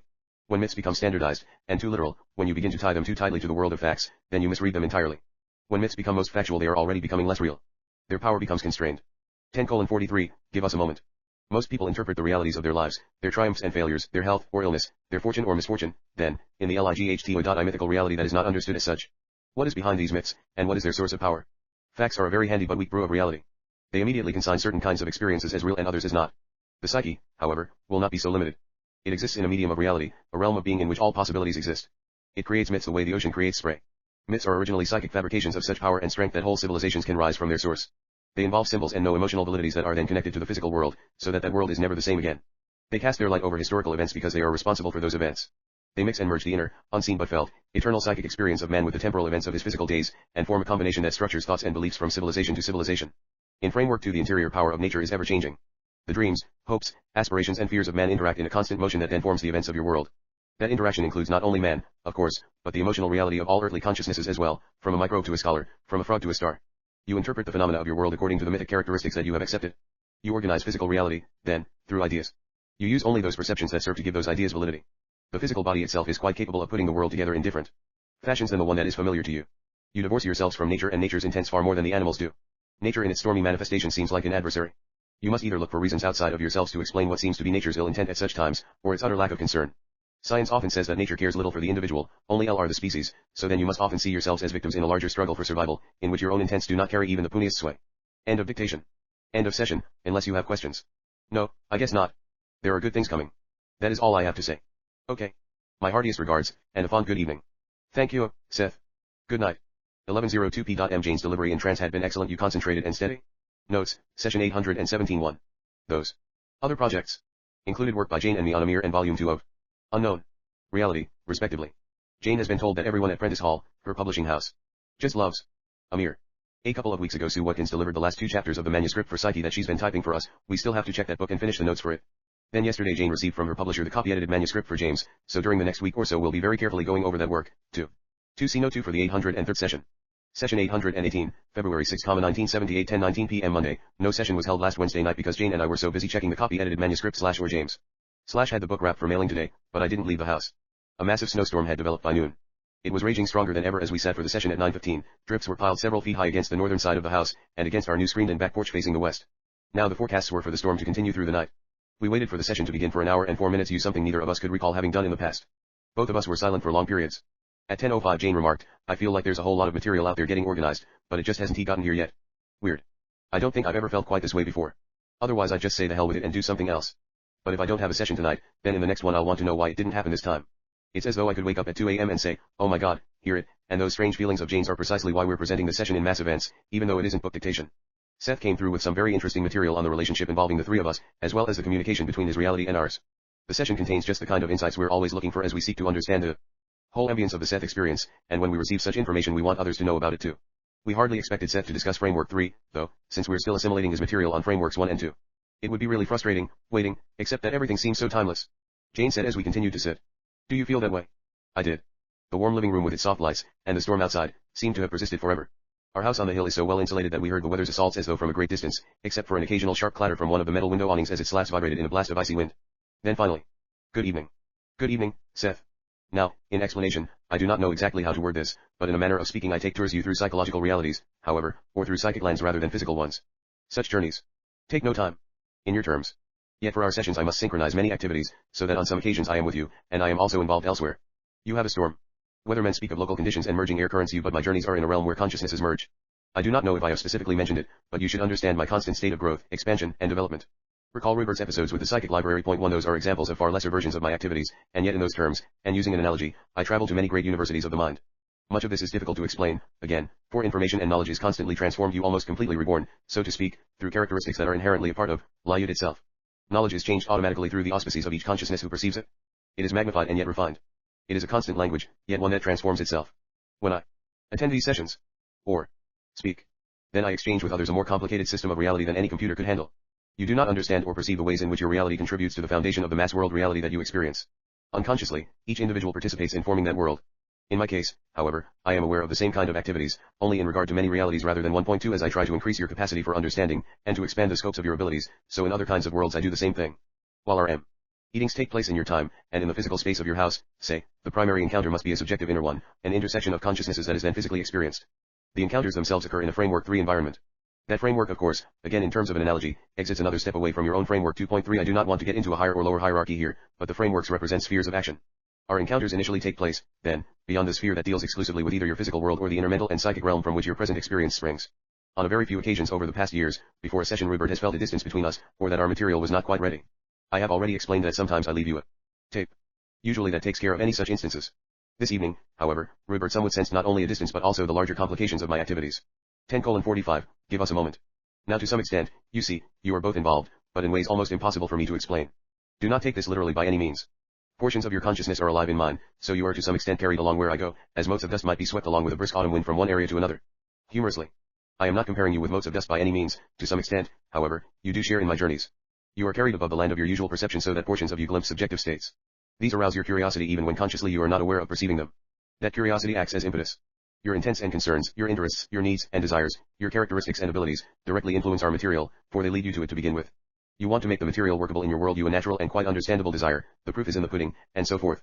Yet of course you are also participators in an immense drama in which the main actions occur outside of your world, in those realms from which your world originated, you and you are, foremost, natives of those other realms, as each individual is, as each being is. Those realms are far from lonely, dark, and chaotic. They are also quite different from any concept of nirvana or nothingness. They are composed of ever-spiraling states of existence in which different kinds of consciousnesses meet and communicate. They are not impersonal realms, but are involved in the most highly intimate interactions. Those interactions exist about you all the while, and I would like you in your thoughts to aspire toward them, to try to stretch your perceptions enough so that you become at least somewhat aware of their existence. These frameworks, while I speak of them separately, exist one within the other, and each one impinges upon the other. To some extent you are immersed in all realities. In a strange fashion, and in this particular case, your conflict with your NOTES4 had to do with a sense of orderliness aroused by the need to assemble facts. But this was then carried over so that you wanted to keep your Roman, reincarnational, world and this present one separate and not merge them through association you as you did you so that it was difficult to know this when you did your sketches. Subjectively you wanted to put, worlds together, to explore the similarities and so forth, but practically you wanted to divide them for your notes. If you can, try to sense this greater context in which you have your being. Your rewards will be astonishing. The emotional realization is what is important, of course, not simply an intellectual acceptance of the idea. Rupert wanted material on this book, and that is well and good. The book is important. The book has its meaning in your world, but I do not want you to forget the vaster context in which these sessions originate. This kind of information can at least trigger responses on your part, increasing still further the scope of knowledge that you can receive from me. In your world knowledge must be translated into specifics, yet we also deal with emotional realities that cannot be so easily deciphered. In this session, in the words I speak you but more importantly in the atmosphere of the session there are hints of those undecipherable yet powerful realities that will then, in your time, gradually be described in verbal terms that make sense to you. 11:13, there is more, but it will have to wait simply because it is not presently translatable. According to the impact of the session, your own comprehensions and perceptions will bring other clues, either in the waking or the dream state. Keep your minds open for them, but without any preconceived ideas of how they might appear. Rupert's own development triggers certain psychic activity that then triggers further growth. He has been participating in his library, for example, whether or not he is always aware of it. End of session. Thank you, Seth. Good night. 11:15 p.m. Boy, I really felt different while that was going on. Jane said as soon as she was out of trance. I had a sense of power that I usually don't get. I'm glad I waited. I guess I feel like I've been someplace else, or something like that. I have a feeling there's something new in the session, but I'll have to figure it out. Notes, session 818-1.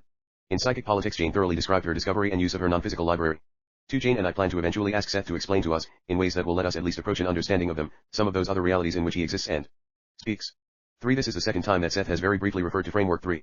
See Note 3 for the 814th session. 4. When Volume 2 of Unknown Reality is published a year or so from now, early in 1979, the reader can refer to certain notes I wrote for session 715-16.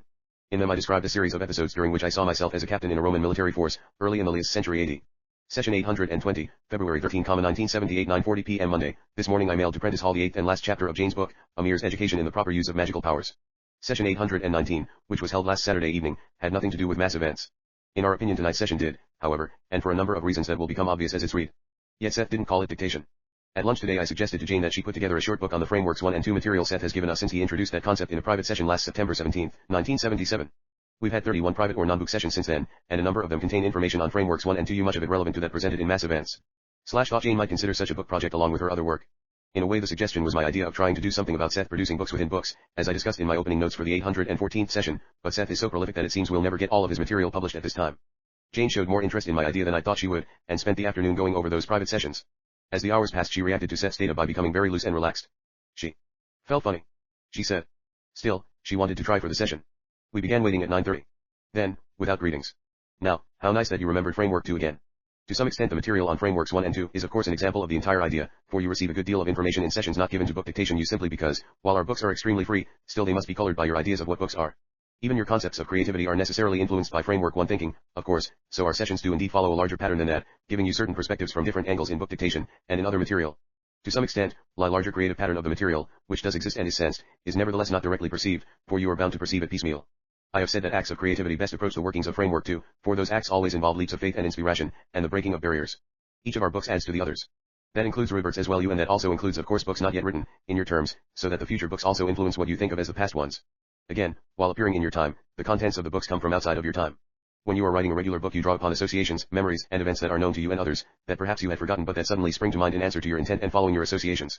When an artist is painting a landscape, he might unconsciously compare hundreds of landscapes viewed in the past in multitudinous, seemingly forgotten hues that splashed upon the grass or trees, or as he seeks for a new creative combination. Art is his focus so that he draws from Framework 2 all of those pertinent data that are necessary for his painting. Not just technique is concerned, but the entire visual experience of his life. Framework 2 involves a far vaster creative activity, in which your life is the art involved you and all of the ingredients for its success are there, available. When you are creating a product or a work of art, the results will have much to do with your ideas of what the product is, or what the work of art is so your ideas about your life, or life itself, will also have much to do with your experience of it as a living art. If you believe in the laws of cause and effect, as accepted, or in the laws of polarity, as accepted, and explained in a letter we received today, then you will be bound by those laws, for they will represent your artistic technique. You will believe that you must use them in order to, say, paint the living portrait of your life. You will therefore structure your experience, drawing to yourself from Framework 2 only that which fits. You will not have the technique. to attract other experience, and as long as you stick with one technique your life pictures will more or less have a certain monotony. Again, the writer or the artist also brings more into his work than the simple ability to write or paint. In one way or another all of his experience is involved. When you pay attention to Framework 1 Myths and Physical Events 093 primarily, it is as if you have learned to write simple sentences with one word neatly before the other. You have not really learned true expression. In your life you are writing sentences like, "See Tommy run." Your mind is not really dealing with concepts but with the simple perception of objects, so that little imagination is involved. You can express the location of objects in space, and you can communicate to others in a similar fashion, confirming the physical, obvious properties that others also perceive. In those terms, using our analogy, the recognition of Framework 2 would bring you from that point to the production of great art, where words serve to express not only the seen but the unseen, you not simply facts but feelings and emotions you, and where the words themselves escape their consecutive patterns, sending the emotions into realms that quite defied both space and time. 10:13. Now and then people have such moments, and yet each private reality has its existence in an eternal creativity from which, again, your world springs. It is not as if that vaster reality were utterly closed to your perception, for it is not. To some extent it is everywhere apparent in each person's private experience, and it is obviously stated in the very existence of your world itself. The religions, in one way or another, have always perceived it, although the attempt to interpret that reality in terms of the recognized facts of the world is bound to distort it. Give us a moment.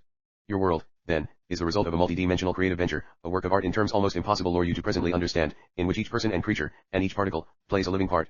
Again, in Framework 2 each event is known, from the falling of a leaf to the falling of a star, from the smallest insect's experience on a summer day to the horrendous murder of an individual on a city street. Those events each have their meaning in a larger pattern of activity. That pattern is not divorced from your reality, not thrust upon you, not apart from your experience. It often only seems to be because you so compartmentalize your own experience that you automatically separate yourself from such knowledge. Creativity does not deal with compartments. It throws aside barriers. Even neophyte people who are involved in creative work often apply their additional insights and knowledge only to their art, however you not to their lives. Period. They fall back to cause and effect. Your Framework 1 life is, again, based on the idea that you have only so much energy, that you will wear out, and that a certain expenditure of energy will produce a given amount of work. In other words, that applied effort of a certain kind will produce the best results. In the same way, it is believed that the energy of the universe will die out. All of this presupposes the fact that no new energy is inserted into the world. The source of the world would therefore seem no longer to exist, having worn itself out in the effort to produce physical phenomena. In the light of such thinking, Framework 2 would be an impossibility. Instead, the energy of life is inserted constantly into your world, in a way that has nothing to do with your so-called physical laws. I said, 14 years ago, that the universe expands as an idea does, and that is exactly what I mean. The greater life of each creature exists in that framework that originally gave it birth, and in a greater manner of speaking each creature, regardless of its age, is indeed being constantly reborn. I am couching all of this in terms of your world's known reality, which means that I am dealing with the local properties of Framework 2 as they have impact in your experience. Pause at 10:39. Rest your fingers. We will most probably have to end the session, for there are points where the translation becomes most difficult. You both are privately at a time where you are ready to go ahead again, where the information given is catching up to you in time, so that there can be renewed bursts of comprehension, dream experiences, and other such events. End of session. Thank you, Seth. 10:43 p.m. That was really strange, Fane said, when she finished her excellent delivery for Seth. I was surprised to see that she looked more than a little queasy. That's the first time that ever happened. I started to feel really sick, as though the material really got to me while he was giving it. Toward the end there was a strain, involving things I couldn't translate. As though I was on the edge of getting some great stuff I've never heard of before. I still feel that way. Maybe my feelings weren't caused by anything, but some kind of acceleration toward a state I couldn't reach, instead of any great disclosure for the world. Jane said a little later. But I really felt sick there. Her comments fit in well with Seth's closing statement about the difficulty of translation, otherwise, we couldn't find a reason for her reactions in the session material itself. I suggested that the necessary insights would come to her later. It did seem that her odd state had its origins in her feelings of the afternoon and early evening. Session 821, February 20, 1978, 9:30 p.m. Monday, in notable for the 817th session, which was held on January 30, 1 wrote that Sue Watkins had recently delivered the last of the typed manuscript for Seth's The Nature of the Psyche. Actually, she had converted my original typed sessions making up Psyche into standard manuscript form for the publisher. I still have to do many of the notes for the book after I finish my work on volume 2 of Unknown Reality several months from now. On the other hand, with the copy-edited manuscript for James and the concluding chapters of A Mere Mail to Prentice Hall earlier this month, Jane found herself with some unexpected free time. We don't expect to receive the page proofs for James, for correcting, until late next month. Jane began to enjoy her break by writing poetry and doing some painting, but she surprised me when she also spontaneously began to rough out some of the notes for Psyche. She still planned to leave up to me the detailed, even painstaking work that she doesn't care for, the endless checking and rechecking of dates and events in order to get each note just right. Yet I was more than happy with whatever help she could give, I told her, since it would let us get Psyche published that much sooner after volume 2. I don't know how long I'll continue to benefit from Jane's assistance, though, since poetry, painting, and notes can all be quickly laid aside if she starts a new project, or resumes work on one that she's kept in abeyance for some time. One such delayed endeavor is an autobiography that she began several years ago. Another is the sequel to her novel, The Education of Oversoul 7, that first 7 book was published in April 1973 and lately she's been thinking of resuming work on 7-2, as we usually call it. One thing is certain, Jane will see to it that something creative happens to change the status quo, for she's much too restless and energetic and leave things a /ler/air. In line with doing things differently, no session was held last Saturday night because over the weekend we decided to give up the Monday-Saturday session routine we followed for the last 8 months, and return to our original practice of holding sessions on Monday and Wednesday evenings. The change was made to give Jane more time on weekends to handle the mail. I don't think my own daily work patterns will be affected much, I help her with the correspondence, but don't spend nearly the time at it that she does. Now, dictation, you are, of course, a part of nature, and a part of nature's source. Growing from an infant to a full adult was probably one of the most difficult, and yet the most easy of feats that you will ever accomplish in a life. As a child you identified with your own nature. You intuitively realized that your being was immersed in and a part of the process of growth. No amount of intellectual information, no accumulation of facts however vast, could give you the inner knowledge necessary to accomplish the physical events involved in that growth process. You learn to read, but the seeing itself is an accomplishment of far greater magnitude, one that seemingly happens all by itself. It happens because each of you is, again, indeed a part of nature and of nature's source. In various ways your religions have always implied your relationship with nature's source, even though they often divorce nature herself from any place of prime importance. For religions have often hinged themselves upon one or another quite valid perception, but then distorted it, excluding anything else that did not seem to fit. You are children of the universe. This is an often heard sentence, and yet the main point of the Christ story was not Christ's death but his birth, and the often stated proposition that each person was indeed a child of the Father. There are many later appended references in the Bible, such as the fig tree story, in which nature is played down. Christ's Father was, however, the God who was indeed aware of every sparrow that fell, who knew of every creature's existence, whatever its species or kind. The story of the shepherds and flocks comes much closer to Christ's intent, where each creature looked out for the others. The officials of the Roman Catholic Church altered many records, cleansing them, in their terms, of anything time might suggest pagan practices, or nature worship as they thought of it. In terms of your civilization, nature and spirit became divided so that you encounter the events of your lives largely in that context. To some degree or another, then, you must feel divorced from your bodies and from the events of nature. The great sweeps of emotional identification with nature itself do not sustain you, therefore. You study those processes as if you somehow stood apart from them. Long pause, one of many, at 9:51. Give us a moment. To some extent your society's beliefs allow you enough freedom so that most of you trust your bodies while they are growing toward adulthood. Then, however, many of you no longer rely upon the processes of life within you. Certain scientific treatises often make you believe that the attainment of your adulthood has little purpose, except to ensure the further existence of the species through parenthood, when nature is then quite willing to dispense with your services. You are quite simply told that you have no other purpose. Point 3 The species itself must then appear to have no reason except a mindless determination to exist. The religions do insist that man has a purpose, yet in their own confusion they often speak as if that purpose must be achieved by denying the physical body in which man has his life's existence, or by rising above gross, blunted, earthly characteristics. Period. In both cases man's nature, and nature in general, take short shrift. Such tales are myths. They do indeed have power and strength. In those terms they represent the darker side of myths, however you yet through their casts you presently view your world. You will interpret the private events of your lives, and the spectacular range of history, in the light of those assumptions about reality. They not only color your experience, but you create those events that more or less conform to those assumptions. Long pause. Those who lose their lives in natural disasters become victims of nature. You see in such stories examples of meaningless deaths, and further proof of nature's indifference to man. You may, on the other hand, see the vengeful hand of an angry God in such instances, where the deity once again uses nature to bring man to his knees. Man's nature is to live and to die. Death is not an affront to life, but means its continuation. You not only inside the framework of nature, is you understand it, but in terms of nature's source. It is, of course, natural then to die. The natural contours of your psyche are quite aware of the inner sweep and flow of your life, and its relationship with every other creature alive. Intuitively, each person is born with the knowledge that he or she is not only worthwhile, but fits into the context of the universe in the most precise and beautiful of fashions. The most elegant timing is involved in each individual's birth and death. The exquisite play of your own inner nature in general you and that identification leads you into the deeper knowledge of your own part in nature's source. 10:19 The myths upon which you base your life so program your existence that often you verbally deny what you inwardly know. When people are hurt in a natural disaster, for example, they will often profess to have no idea at all for such involvement. They will ignore or deny the inner feelings that alone would give the event any meaning in their lives. The reasons for such involvement would be endless, or course you all valid, yet in each and every case, man and nature in those terms would meet in an encounter that had meaning, from the largest global effects to the smallest, most private aspects of the individuals involved. You have made certain divisions because of your myths, of course, that make this kind of explanation extremely important and difficult. You think of rain or earthquakes as natural events, for example, while you do not consider thoughts or emotions as natural events in the same terms. Therefore it is difficult for you to see how there can be any valid interactions between, say, emotional states and physical ones. You might say, of course, I realize that the weather affects my mood. Yet it will occur to very few of you that your moods have any effect upon the weather. You have so concentrated upon the categorization, delineation, and exploration of the objective world that it surely seems to be the only real one. It seems to exert force or pressure against you, or to impinge upon you, or at least almost to happen by itself, so that you sometimes feel powerless against it. Your myths have given great energy to the outsideness of things. Long pause, then with much subdued irony. In exasperation some of you see nature as good and enduring, filled with an innocence and joy, while on the other hand you envision man as a bastard species, a blight upon the face of the earth, a creature bound to do everything wrong regardless of any strong good intent. Therefore you do not trust man's nature either. This myth finds great value in the larger processes of nature in general, and yet sees man alone as the villain of an otherwise edifying tale. A true identification with nature, however, would show glimpses of man's place in the context of his physical planet, and would bring to the forefront accomplishments that he has achieved almost without his knowing. Take your break. 10:40 Jane's pace in trance had been quite slow, with many long pauses. I thought the material excellent, however, with plenty of but to it. Resume in the same manner at 10:51. Dictation, I will return to those accomplishments somewhat later. For now I would like to mention some other issues, involving the individual's connection either with natural disasters or with epidemics of one kind or another, that by definition concern large groups of people. You form your own reality. If you are tired of having me stress that point, I can only say that I hope the repetition will serve to make you understand that the statement applies to the most minute and the most important of the events that you experience. Some people believe that they must be punished, and so they seek out unfortunate circumstances. They go to one event after another in which they meet retribution. They may seek out areas of the country in which natural disasters are frequent, or their behavior may be such that they attract from other people reactions of an explosive kind.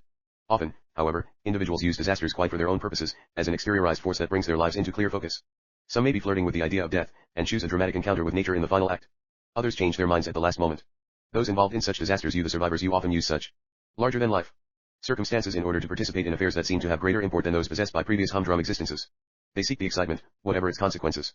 They become a part of history to whatever extent. For once their private lives are identified with a greater source, and from it many derive new strength and vitality. Social barriers are dropped, economic positions forgotten. The range of private emotions is given greater, fuller sweep.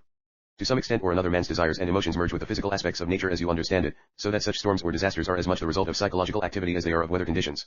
Objectively, whatever the appearances, storms, earthquakes, floods, etc., are quite necessary to the well-being of the earth. Both man's and nature's purposes are served, then, though generally speaking man's myths make him blind to those interactions. People's thoughts and emotions always give clear clues whenever illness is involved, yet most people ignore such information. They censor their own thoughts. Many therefore fall prey to epidemics of one kind or another because they want to, though they might deny this quite vigorously. I am speaking particularly of epidemics that are less than deadly, though danger is involved.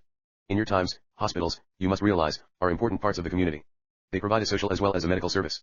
Many people are simply lonely, or overworked. Some are rebelling against commonly held ideas of competition. Flu epidemics become social excuses for much needed rest, therefore, and serve as face-saving devices so that the individuals can hide from themselves their inner difficulties. In a way, such epidemics provide their own kind of fellowship, giving common meeting grounds for those of disparate circumstances. The epidemics serve as accepted states of illness, in which people are given an excuse for the rest or quiet self-examination they desperately need but do not feel entitled to otherwise. Long pause at 11:21. I do not mean to assign any hint of accusation against those so involved, but mainly to state some of the reasons for such behavior. If you do not trust your nature, then any illness or indisposition will be interpreted as an onslaught against health. Your body faithfully reflects your inner psychological reality. The nature of your emotions means that in the course of a lifetime you will experience the full range of feelings. Your subjective state has variety. Sometimes sad or depressing thoughts provide a refreshing change of pace, leading you to periods of quiet reflection, and to a quieting of the body so that it rests. Fears, sometimes even seemingly irrational ones, can serve to rouse the body if you have been too lethargic, or have been in a rut psychologically or physically. If you trusted your nature you would be able to trust such feelings, and following their own rhythms and roots they would change into others. Ideally even illnesses are a part of the body's health, representing needed adjustments, and also following the needs of the subjective person at any given time. Long pause. They are a part of the interplay between the body and mind, or spirit. The majority of my readers have come down with one or another disease usually considered very dangerous, and without ever knowing it, because the body healed itself normally and naturally. The disease was not labeled. It was not given recognition as a condition. Worries or fears were not aroused, yet the disease came and vanished. In such instances natural healing processes occurred, for which the body is seldom given credit. Such healings do not just involve changes in the body, for example, for a physical healing can take place because of events that seem utterly disconnected. Some portion of each individual is in direct contact with the very source of its own existence. Each individual is innately aware that help is available in every situation, and that information does not need to come through the physical senses alone.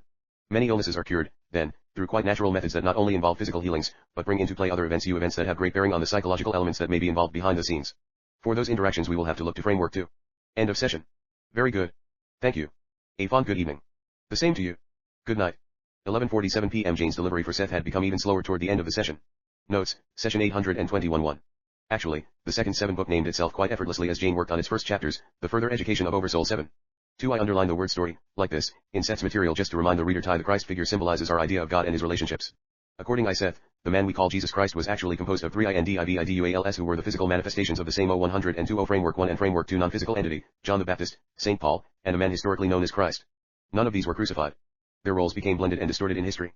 Seth discussed the Christ story in various passages in the Seth material, and Seth speaks, and has at least touched upon it in all of his succeeding books. 3. Seth referred to the latest scientific ideas concerning selfish genes. A subject Jane and I had been talking about today. Genes are units found on the chromosomes of the cell nucleus. They carry hereditary characteristics, and consist mainly of protein and DNA, or deoxyribonucleic acid. A number of scientists, biologists, zoologists, and psychologists, among others, have recently published highly praised books in which they claim to show how our genes manipulate our individual behavior with only their own genetic survival at stake, even when we think we are displaying subjective qualities like altruism. Jane and I think the idea of such self-centered genetic behavior is much too limited, simple, and mechanistic.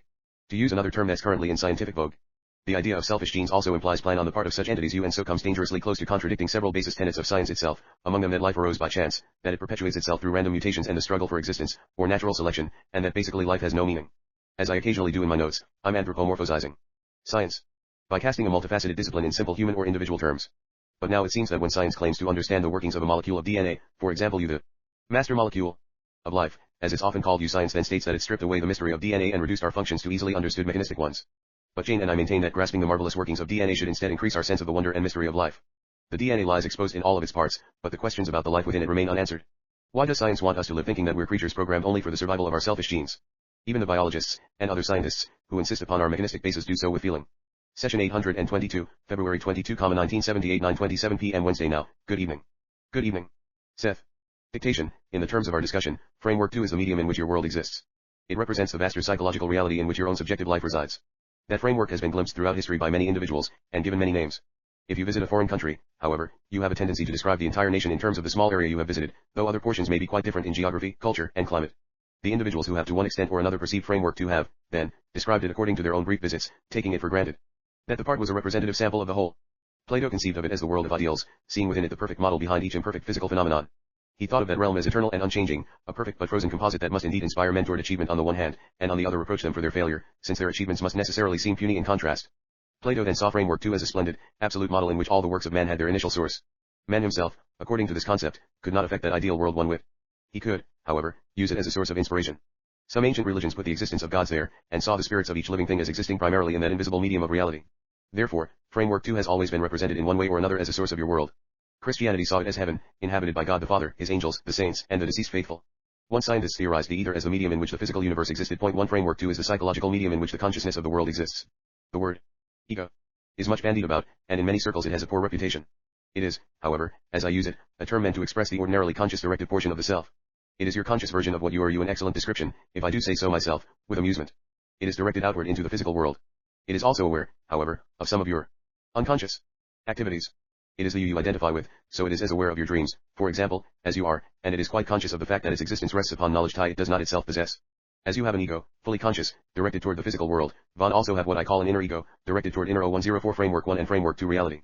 You have, in other words, a portion of yourself that is fully conscious in Framework 2.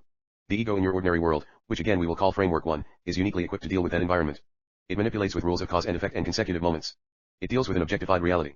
It can stretch its capacities, becoming far more aware of inner events than it is normally allowed to do, but its main purpose is to deal with the world of effects, to encounter events. The inner ego is fully conscious. It is a portion of you, however, that deals with the formation of events, that glories in a rather rambunctious and creative activity that your specifications of time and place physically preclude. The unconscious, so-called, is you, and I have said this before to you, quite conscious, but in another realm of activity. There must be a psychological chamber between these two portions of the self, however these seemingly undifferentiated areas, in which back and forth translations can occur.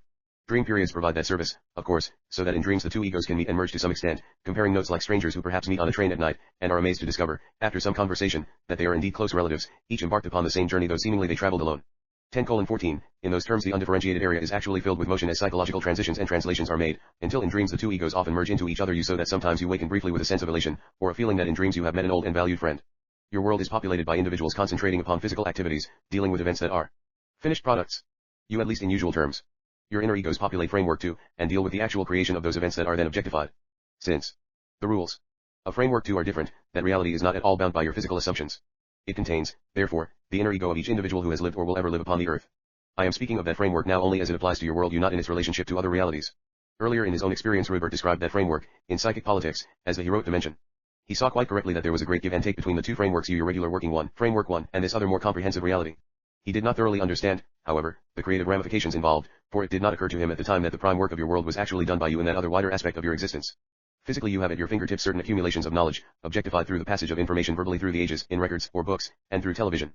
Now you use computers to help you process information, and you have a more or less direct access to physical knowledge. You acquired it through the use of your senses. There is systematized knowledge, where men have accumulated facts in one particular field, processing it in one way or another. Your own senses bring you information each moment, and that information is in a way already invisibly processed according to your own beliefs, desires, and intents. You will ignore as information certain stimuli that another person, for example, will latch onto immediately. Even in your own world, then, your interests and desires serve as organizational processes that screen out certain information. The information available in Framework 2 is in your terms infinite. Long pause, one of many, at 10:28. It is the source of your world, so therefore it contains not only all knowledge physically available, but far more. Give us a moment. I do not want to compare the inner ego with a computer in any way, for a computer is not creative, nor is it alive. You think of course of the life that you know as life, in capitals. It is, however, only the manifestation of what in those terms can only be called the greater life out of which your life springs. This is not to compare the reality that you know in derogative terms to the other source existence, either, for your own world contains, as each other world does, a uniqueness and an originality that in those terms exists nowhere else, for no world of existence is like any other. The inner ego is a portion of the self, for example you is the portion of yourself you that is aware of your reincarnational activities. It is the part of you that exists outside of time, yet simultaneously lives in time. You form your own reality.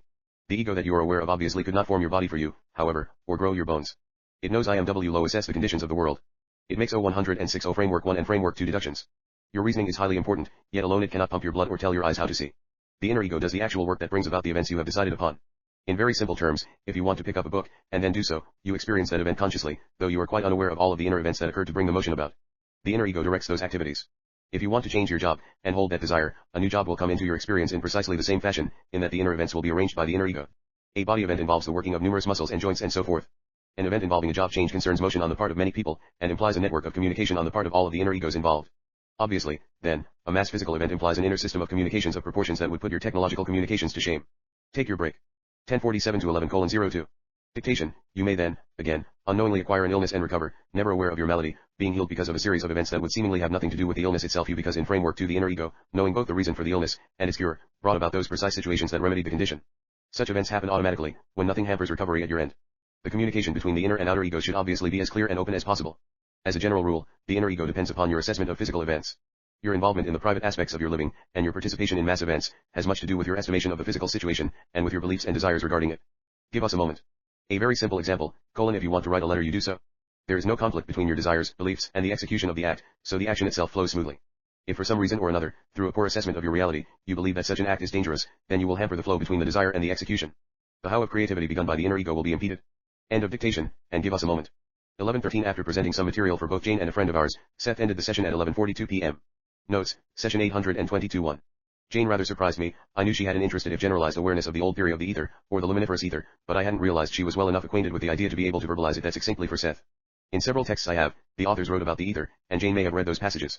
I may have discussed the theory with her, but I don't remember doing so. The idea of the ether, or something like it, had been around since the time of the ancient Greeks. By the last decades of the 19th century, and in line with Newtonian physics, the ether was postulated as an invisible, tasteless, odorless substance that pervaded all unoccupied space, and served as the medium for the passage of electromagnetic waves of light and other kinds of radiant energy, like ether, just as the earth itself serves as the medium for the transmission of seismic waves, for instance. Late in the last century some very ingenious experiments failed to scientifically prove the existence of the ether, however, and the theory was finally dispensed with for good following Albert Einstein's publication of his special theory of relativity in 1905. I think the idea of the ether is an excellent example of how man has always attempted to posit or visualize in physical reality his innate knowledge of framework 2. To note 13, for Appendix 18 in Volume 2 of Unknown Reality, contains excerpts from one of the sessions Seth has given on the inner self-conscious self. Session 823, February 27, 1978, 9:43 p.m. Monday. A week has passed, and I'm still surprised. Not only has Jane helped me considerably in planning the notes for Psyche, but the other day she switched over to my introductory notes for Volume 2 of Unknown Reality and began organizing them in the same loose way.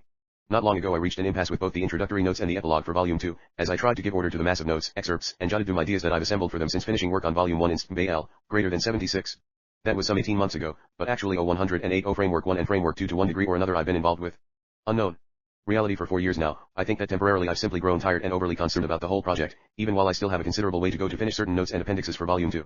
Not that I haven't worked on a number of other things at the same time, of course but my labors on those two books represent the prolonged, intense focus I always search for in my creative life, and without which I feel incomplete. Jane knows all too well what I mean, for her own attitudes here follow mine very closely. So in one day Jane was able to mentally sort out my material and start to delineate the flow necessary to make the introductory notes successful, and she intends to do the same thing with the epilogue. It'll still be up to me to add my kind of detail to each of those works, but there's no doubt that she's enjoying the challenge of playing with the Seth books from the other side. My viewpoint for a change. I told her that I'd never envisioned her showing that kind of interest in my approach to the sessions and books. Good evening. Good evening, Seth. Dictation. With many pauses. The main myth through which you interpret your experiences, however, is the one that tells you that all perception and knowledge must come to you through the physical senses. This is the myth of the exteriorized consciousness, a consciousness that you are told is open-ended only so far as objective reality is concerned. It seems to be closed at the other end, which in those terms would represent your birth. The consciousness of that myth can indeed have no origin, for the myth precludes anything but a physically oriented and physically mechanized consciousness. Not only could that consciousness have no existence before or after death, but obviously it could have no access to knowledge that was not physically acquired. It is this myth that hampers your understanding most of all, and that closes you off from the greater nature of those events with which you are most intimately concerned.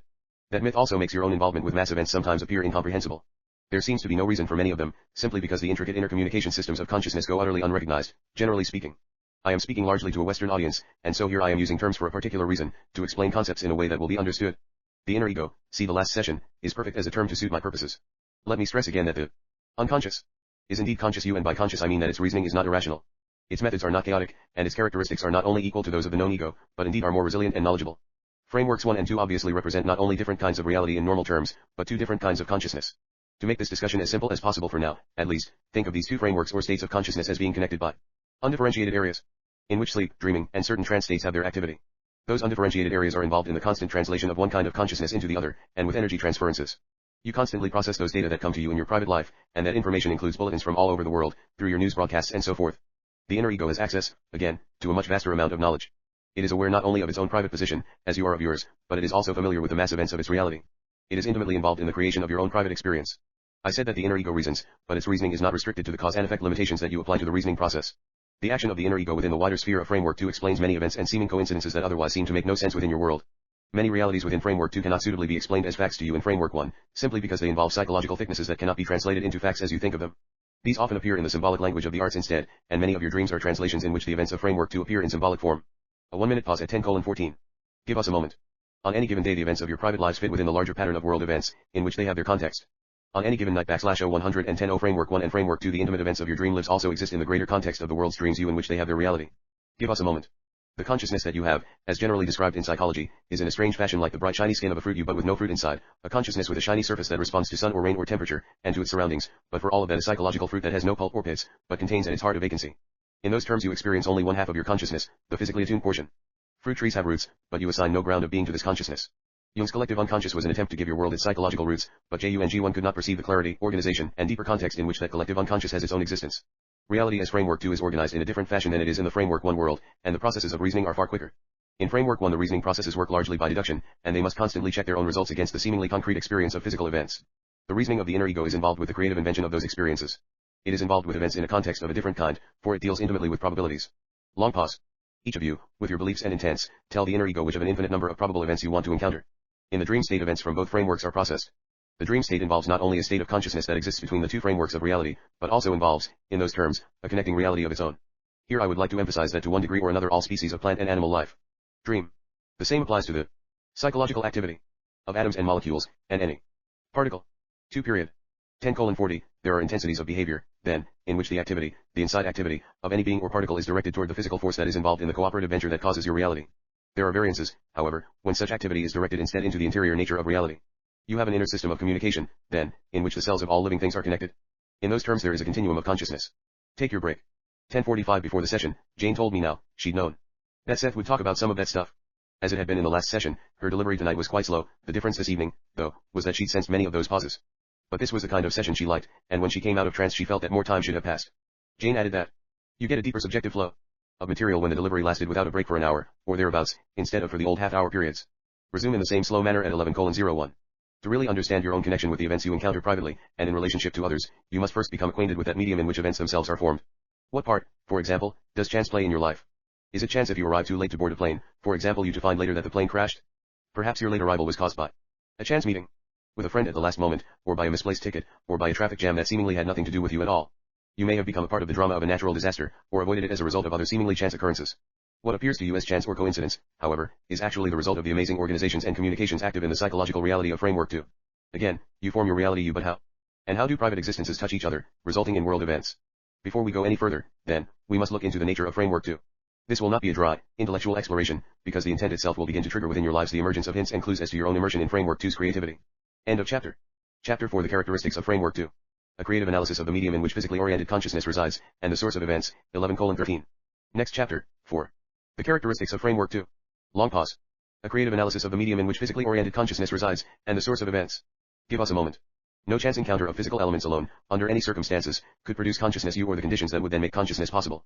If you think of your world with all of its great natural splendors as coming about initially through the auspices of chance you through an accident of cosmic proportions you then it certainly often seems that such a world can have no greater meaning. Its animation is seen as having no source outside itself. The myth of the great chance encounter, in caps, that is supposed to have brought forth life on your planet then presupposes, of course, an individual consciousness that is, in certain terms, alive by chance alone. It is somewhat humorous that such a vital consciousness could even suppose itself to be the end product of inert elements that were themselves lifeless, but somehow managed to combine in such a way that your species attained fantasy, logic, vast organizational power, technologies, and civilizations. Your myths tell you that nature itself has no intent except survival. It cares little for the individual you only insofar as the individual helps the species to endure. In ILS workings, nature then appears to be impersonal, even though it so consists of individuals that it can 6T be regarded otherwise. Without the particular plants, animals, people, or even individual cells or viruses, nature has no meaning. Your physical universe, then, had a non-physical origin, in which it is still couched. In the same manner your individual consciousness has an origin in which it is still couched. 11:35, give us a moment. Framework 2 represents the inner sphere of reality, the inner dimensions of existence, that gives your world its own characteristics. The energy and power that keeps you alive, that fuels your thoughts you and also the energy that lights your cities you all have their origins in Framework 2. The same energy that leaps into practical use when you turn on your television sets also allows you to tune into the daily experienced events of your lives. End of session. End of dictation, unless you have questions. I paused, tired. I don't know what to say. To parallel these sessions, it would be nice if the two of you kept Framework 2 in mind, and utilized it with a bit more confidence, and became alert again to those coincidences that always appear in current experience. I bid you a fine good evening. Thank you very much, Seth. Good night. End at 11:42 p.m. Notes, Session 823-1. Volume 2 of Unknown. Reality contains a number of references to Laurel Jung, the Swiss psychologist and psychiatrist who lived from 1875 to 1961. 2. For those who are interested, as soon as Seth mentioned the psychological activity of atoms and molecules, I was intuitively and strongly aware of connections between his statement and at least two principles of modern physics. Yet I hesitated. I know my feelings are right, I told Jane. But how do I explain them in a few words and make any sense? I was also constrained by the limits of my own knowledge. Especially, though, I sensed relationships between Seth's idea on the one hand, and both the uncertainty principle of quantum mechanics and the principle of complementarity on the other. The uncertainty principle, or the principle of indeterminacy, advanced by Heisenberg in 1927, and part of the theory of quantum mechanics, sets definite limits as to the accuracy possible in measuring both the motion and 0114 framework 1 and framework 2 position of atoms and elementary particles simultaneously. More importantly to my mind, for the purposes of this note, the uncertainty principle maintains that there is an interaction between the observer, with his instruments, and the object or quality being measured. The complementarity principle, stated by Bohr in 1928, resolves the seeming paradox posed by contradictory experiments that show how light, for example, can be regarded as consisting of either waves or particles. Both experiments and conclusions are right and mutually exclusive, whichever result is obtained is due to the nature of the particular experiment. I doubt if physicists in the 1920s were concerned about the psychological activity of atoms, molecules, or particles, although it seems that Heisenberg came close to Seth's idea when he considered the free behavior of an electron emitted by a light ray. Albert Einstein, whose own work was rooted in strict causality, found a notion like the free will of an electron untenable, even though much earlier, in 1905, he had laid the foundation for quantum mechanics in his special theory of relativity. Jane is largely unfamiliar with the details of the uncertainty principle and the principle of complementarity, although the general ideas fascinate her. Her feelings for these works of science, then, are the same as those she has for the ether. See note 1 for session 822. Session 824, March 1, 1978, 9:40 p.m. Wednesday. After supper tonight Jane and I had a discussion about the theory of evolution. But before that. Good evening. Good evening, Seth. Dictation, in connection with the creation of the universe, and with the creation of public and private events alike, let us for a moment consider a different kind of myth. Tonight, during a pleasant supper time, our friends Rupert and Joseph watched a television production based upon the Cinderella fairy tale. According to the definition I gave earlier, this fairy tale is a myth. Surely it may seem that such a children's tale has little to do with any serious adult discussion concerning anything so profound as the creation of the known world. And most certainly, it may appear, no scientifically pertinent data about the nature of events can possibly be uncovered from such a source. For one thing, the Cinderella tale has a happy ending, of course, and is therefore highly unrealistic, with irony, according to many educators, since it does not properly prepare children for life's necessary disappointments. Fairy godmothers are definitely a thing of the storyteller's imagination, and many serious, earnest adults will tell you that daydreaming or wishing will get you nowhere. In the Cinderella story, however, the heroine, though poor and of low estate, manages to attain a fulfilling and seemingly impossible goal. Her desire to attend a spectacular ball, and meet the prince, initiates a series of magical events, none following the dictates of logic. The fairy godmother, suddenly appearing, uses the normal objects of everyday life so that they are suddenly transformed, and we have a chariot won from a pumpkin, and other transformations of a like nature. The tale has always appealed to children because they recognize the validity behind it. Point 2. The fairy godmother is a creative personification of the personalized elements in framework 2. A personification therefore of the inner ego, that rises to the aid of the mortal self to grant its desires, even when the intents of the mortal self may not seem to fit into the practical framework of normal life. When the inner ego responds in such a fashion, even the commonplace, ordinary, seemingly innocuous circumstances suddenly become charged with a new vitality, and appear to work for the individual involved. If you are reading this book you are already too old to clearly remember the constant fantasies of your early childhood. Children however know quite well, automatically, that they have a strong hand in the creation of the events that then seem to happen to them. They experiment very often, and quite secretly, since their elders are at the same time trying to make the children conform to a given concrete reality that is more or less already mass-produced for them. Children experiment with the creation of joyful and frightening events, trying to ascertain for themselves the nature of their control over their own experience. They imagine joyful and terrifying experiences. They are in fact fascinated by the effects that their thoughts, feelings, and purposes have upon daily events. This is a natural learning process. If they create bogeymen, then they can cause them to disappear also. If their thoughts can cause them to become ill, then there is no real reason for them to fear illness, for it is their own creation. This learning process is nipped in the bud, however. By the time you are adults, it certainly seems that you are a subjective being in an objective universe, at the mercy of others, and with only the most superficial control over the events of your lives. Point 3, 10:02. The tale of Cinderella becomes a fantasy, a delusion, or even a story about sexual awakening, in Freudian terms. The disappointments you have faced indeed make such a tale seem to be a direct contradiction to life's realities. To some extent or another, however, the child in you remembers a certain sense of mastery only half realized, of power nearly grasped, then seemingly lost forever you and a dimension of existence in which dreams quite literally came true. The child in you sensed more, of course, it sensed its own greater reality in another framework entirely, from which it had only lately emerged yet with which it was intimately connected. It felt itself surrounded, then, by the greater realities of framework 2. The child knew that it came from somewhere else. You not by chance but by design. The child knew that in one way or another its most intimate thoughts, dreams, and gestures were as connected with the natural world as blades of grass are to a field. The child knew it was a unique and utterly original event or being that on the one hand was its own focus, and that on the other hand belonged to its own time and season. In fact, children let little escape them, so that, again, they experiment constantly in an effort to discover not only the effect of their thoughts and intents and wishes upon others, but the degree to which others influence their own behavior. To that extent, they deal rather directly with probabilities in a way quite foreign to adult behavior. In a fashion, they make quicker deductions than adults, and often truer ones, because they are not conditioned by a passive structured memory. Their subjective experience then brings them in rather direct contact with the methods by which events are formed. Will you open this beer for our friend? Do you want to rest your hand? 10:28. No. Children understand the importance of symbols, and they use them constantly to protect themselves not from their own reality but from the adult world. They constantly pretend, and they quickly learn that persistent pretending in any one area will result in a physically experienced version of the imagined activity. They also realize that they do not possess full freedom, either, for certain pretended situations will later happen in less faithful versions than the imagined ones. Others will seem almost entirely blocked, and never materialize. Before children are acquainted with conventional ideas of guilt and punishment, they realize that it is easier to bring about good events, through wishing, than it is to bring about unhappy ones. The child carries with him or her the impetus and supporting energy provided him at birth from framework 2, and he knows intuitively that desires conducive to his development happen easier than those that are not. His natural impulses naturally lead him toward the development of his body and mind, and he is aware of a cushioning effect and support as he acts in accordance with those inner impulses. The child is innately honest. When he gets sick he intuitively knows the reason why, and he knows quite well that he brought about the illness. Parents and physicians believe, instead, that the child is a victim, ill for no personal reason, but indisposed because of elements attacking him, either the outside environment, or something working against him from within. The child may be told, "You have a cold because you got your feet wet." Or, "You caught the cold from Johnny or Sally." He may be told that he has a virus, so that it seems his body itself was invaded despite his will. He learns that such beliefs are acceptable. It is easier to go along than to be honest, particularly when honesty would often involve a kind of communication his parents might frown upon, or the expression of emotions that are quite unacceptable. 10:46, mother's little man or brave little girl can then stay at home, for example, courageously bearing up under an illness, with his or her behavior condoned. The child may know that the illness is the result of feelings that the parents would consider quite cowardly, or otherwise involves emotional realities that the parents simply would not understand. Gradually it becomes easier for the child to accept the parents' assessment of the situation. Little by little the fine relationship, the precise connections between psychological feelings and bodily reality, erode. I do not want to oversimplify, and throughout this book we will add other elaborations upon such behavior. The child who gets the mumps with a large number of his classmates, however, knows he has his private reasons for joining into such a mass biological reality, and usually the adult who fall prey to a flu epidemic has little conscious awareness of his own reasons for such a situation. He does not understand the mass suggestions involved, or his own reasons for accepting them. He is usually convinced instead that his body has been invaded by a virus despite his own personal approval or disapproval, despite his own personal approval or disapproval, most emphatically. He is therefore a victim, and his sense of personal power is eroded. When a person recovers from such an ordeal, he or she usually grants his recovery to be the result of the medication he has been given. Or he may think that he was simply lucky, but he does not grant himself to have any real power in such an affair. The recovery seems to occur to him, as the illness seemed to happen to him. Usually the patient cannot see that he brought about his own recovery, and was responsible for it, because he cannot admit that his own intents were responsible for his own illness. He cannot learn from his own experience, then, and each bout of illness will appear largely incomprehensible. Take your break. 11 o'clock. Jane's pace in trance had been considerably faster than in recent sessions. However, resume at a slower rate at 11:10. Dictation. Some years ago, before our sessions actually began, in late 1963, though immediately previous Rupert, Jane, had an experience that he has described in his own books. That event resulted in a scribbled manuscript, unpublished, called The Physical Universe as Idea Construction. His desire and intense intent to understand more of the nature of reality triggered the production of that fragmentary automatic manuscript. He found himself as a young adult, at the time of the President Kennedy assassination, in a world that seemed to have no meaning. At the same time, while conditioned by the beliefs of his generation, beliefs that still tinge your times, he held onto one supporting belief never completely lost from childhood. His belief, illogical as it sounded when spoken, contradictory as it seemed when applied to daily life, stated that the individual somehow could perceive the nature of reality on his or her own by virtue of innate capacities that belonged to the individual by right, capacities that were a part of man's heritage. In other words, Rupert felt that there was a slim chance of opening doors of knowledge that had been closed, and he decided to take that chance.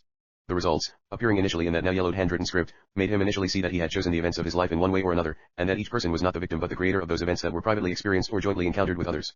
In that literally power-packed few hours, he also knew that the physical senses did not so much perceive concrete phenomena, but actually had a hand in the creation of events that were then perceived as actual. End of dictation.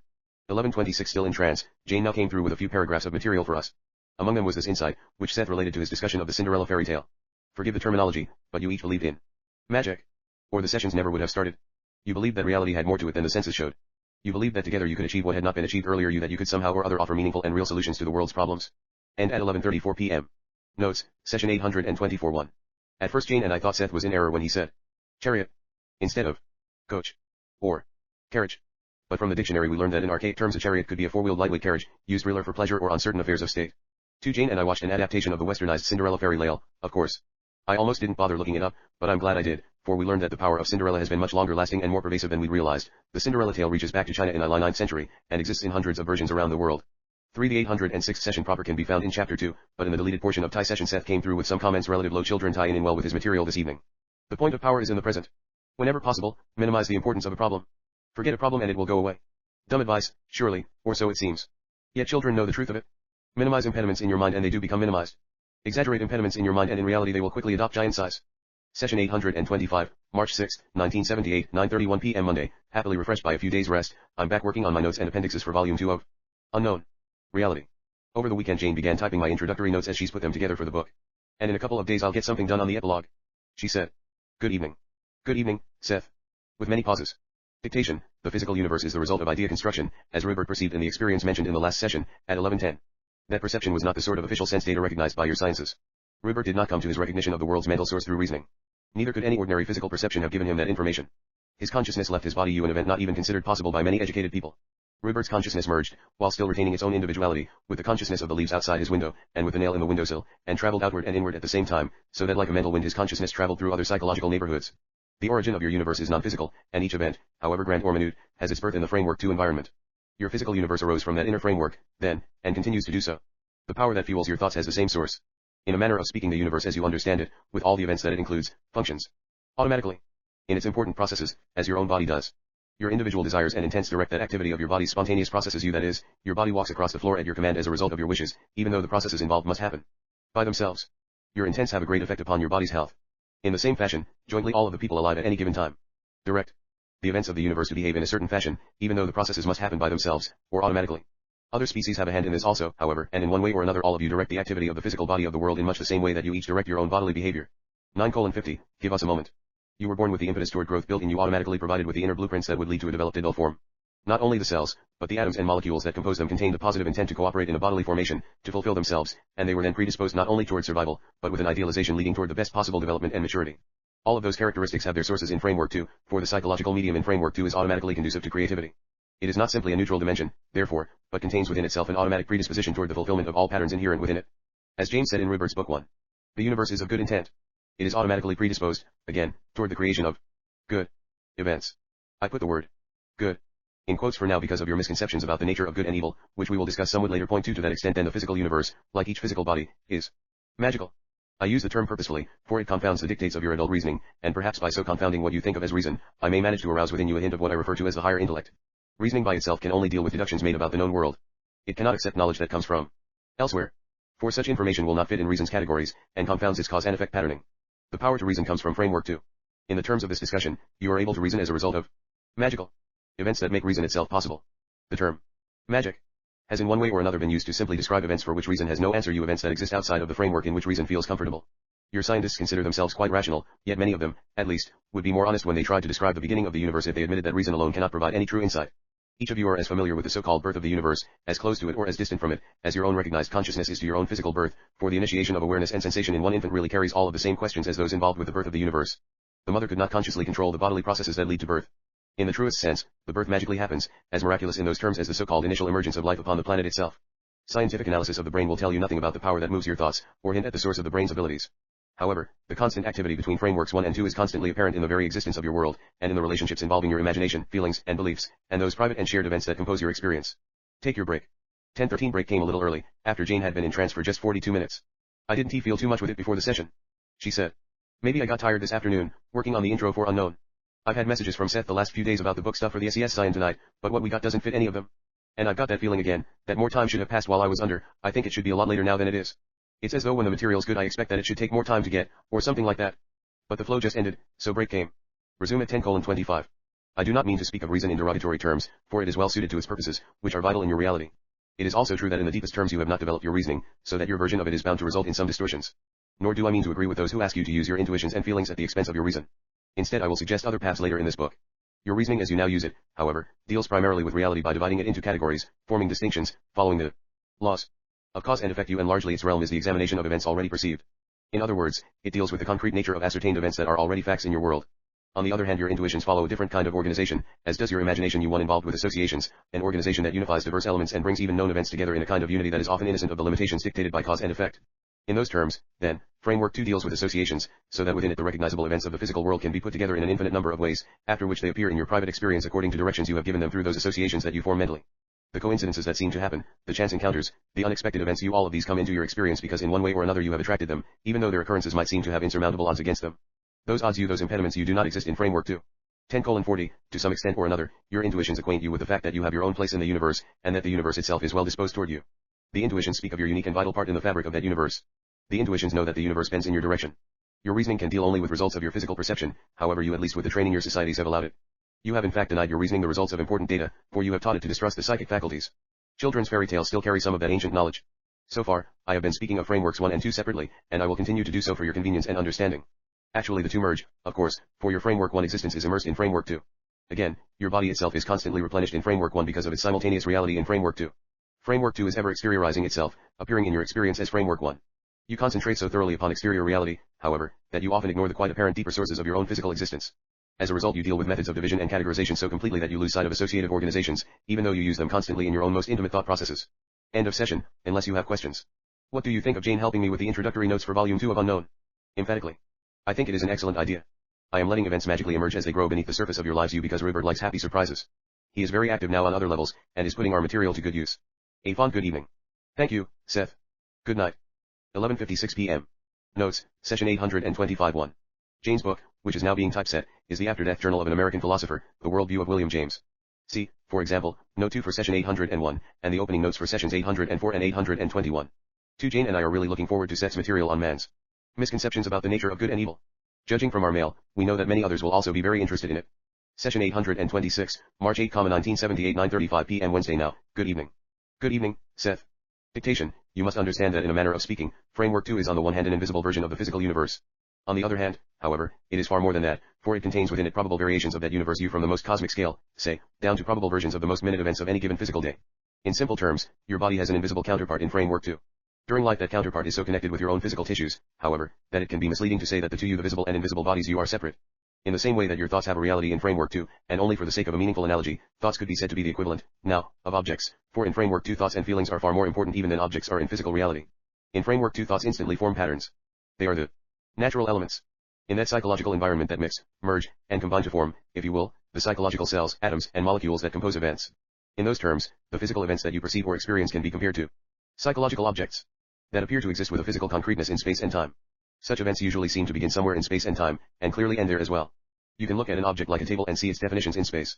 To some extent you are too close to psychological events to perceive them in the same fashion, of course, yet usual experience seems to have a starting point and a conclusion. Instead, experienced events usually involve only surface perceptions. You observe a table surface as smooth and solid, even though you realize it is composed of atoms and molecules full of motion. In the same way you experience a birthday party, an automobile accident, a bridge game, or any psychological event as psychologically solid, with a smooth experienced surface that holds together in space and time. Such events, however, consist of indivisible particles, and faster than light perceptions one that never show. In other words, they contain psychic components that flow from Framework 2 into Framework 1.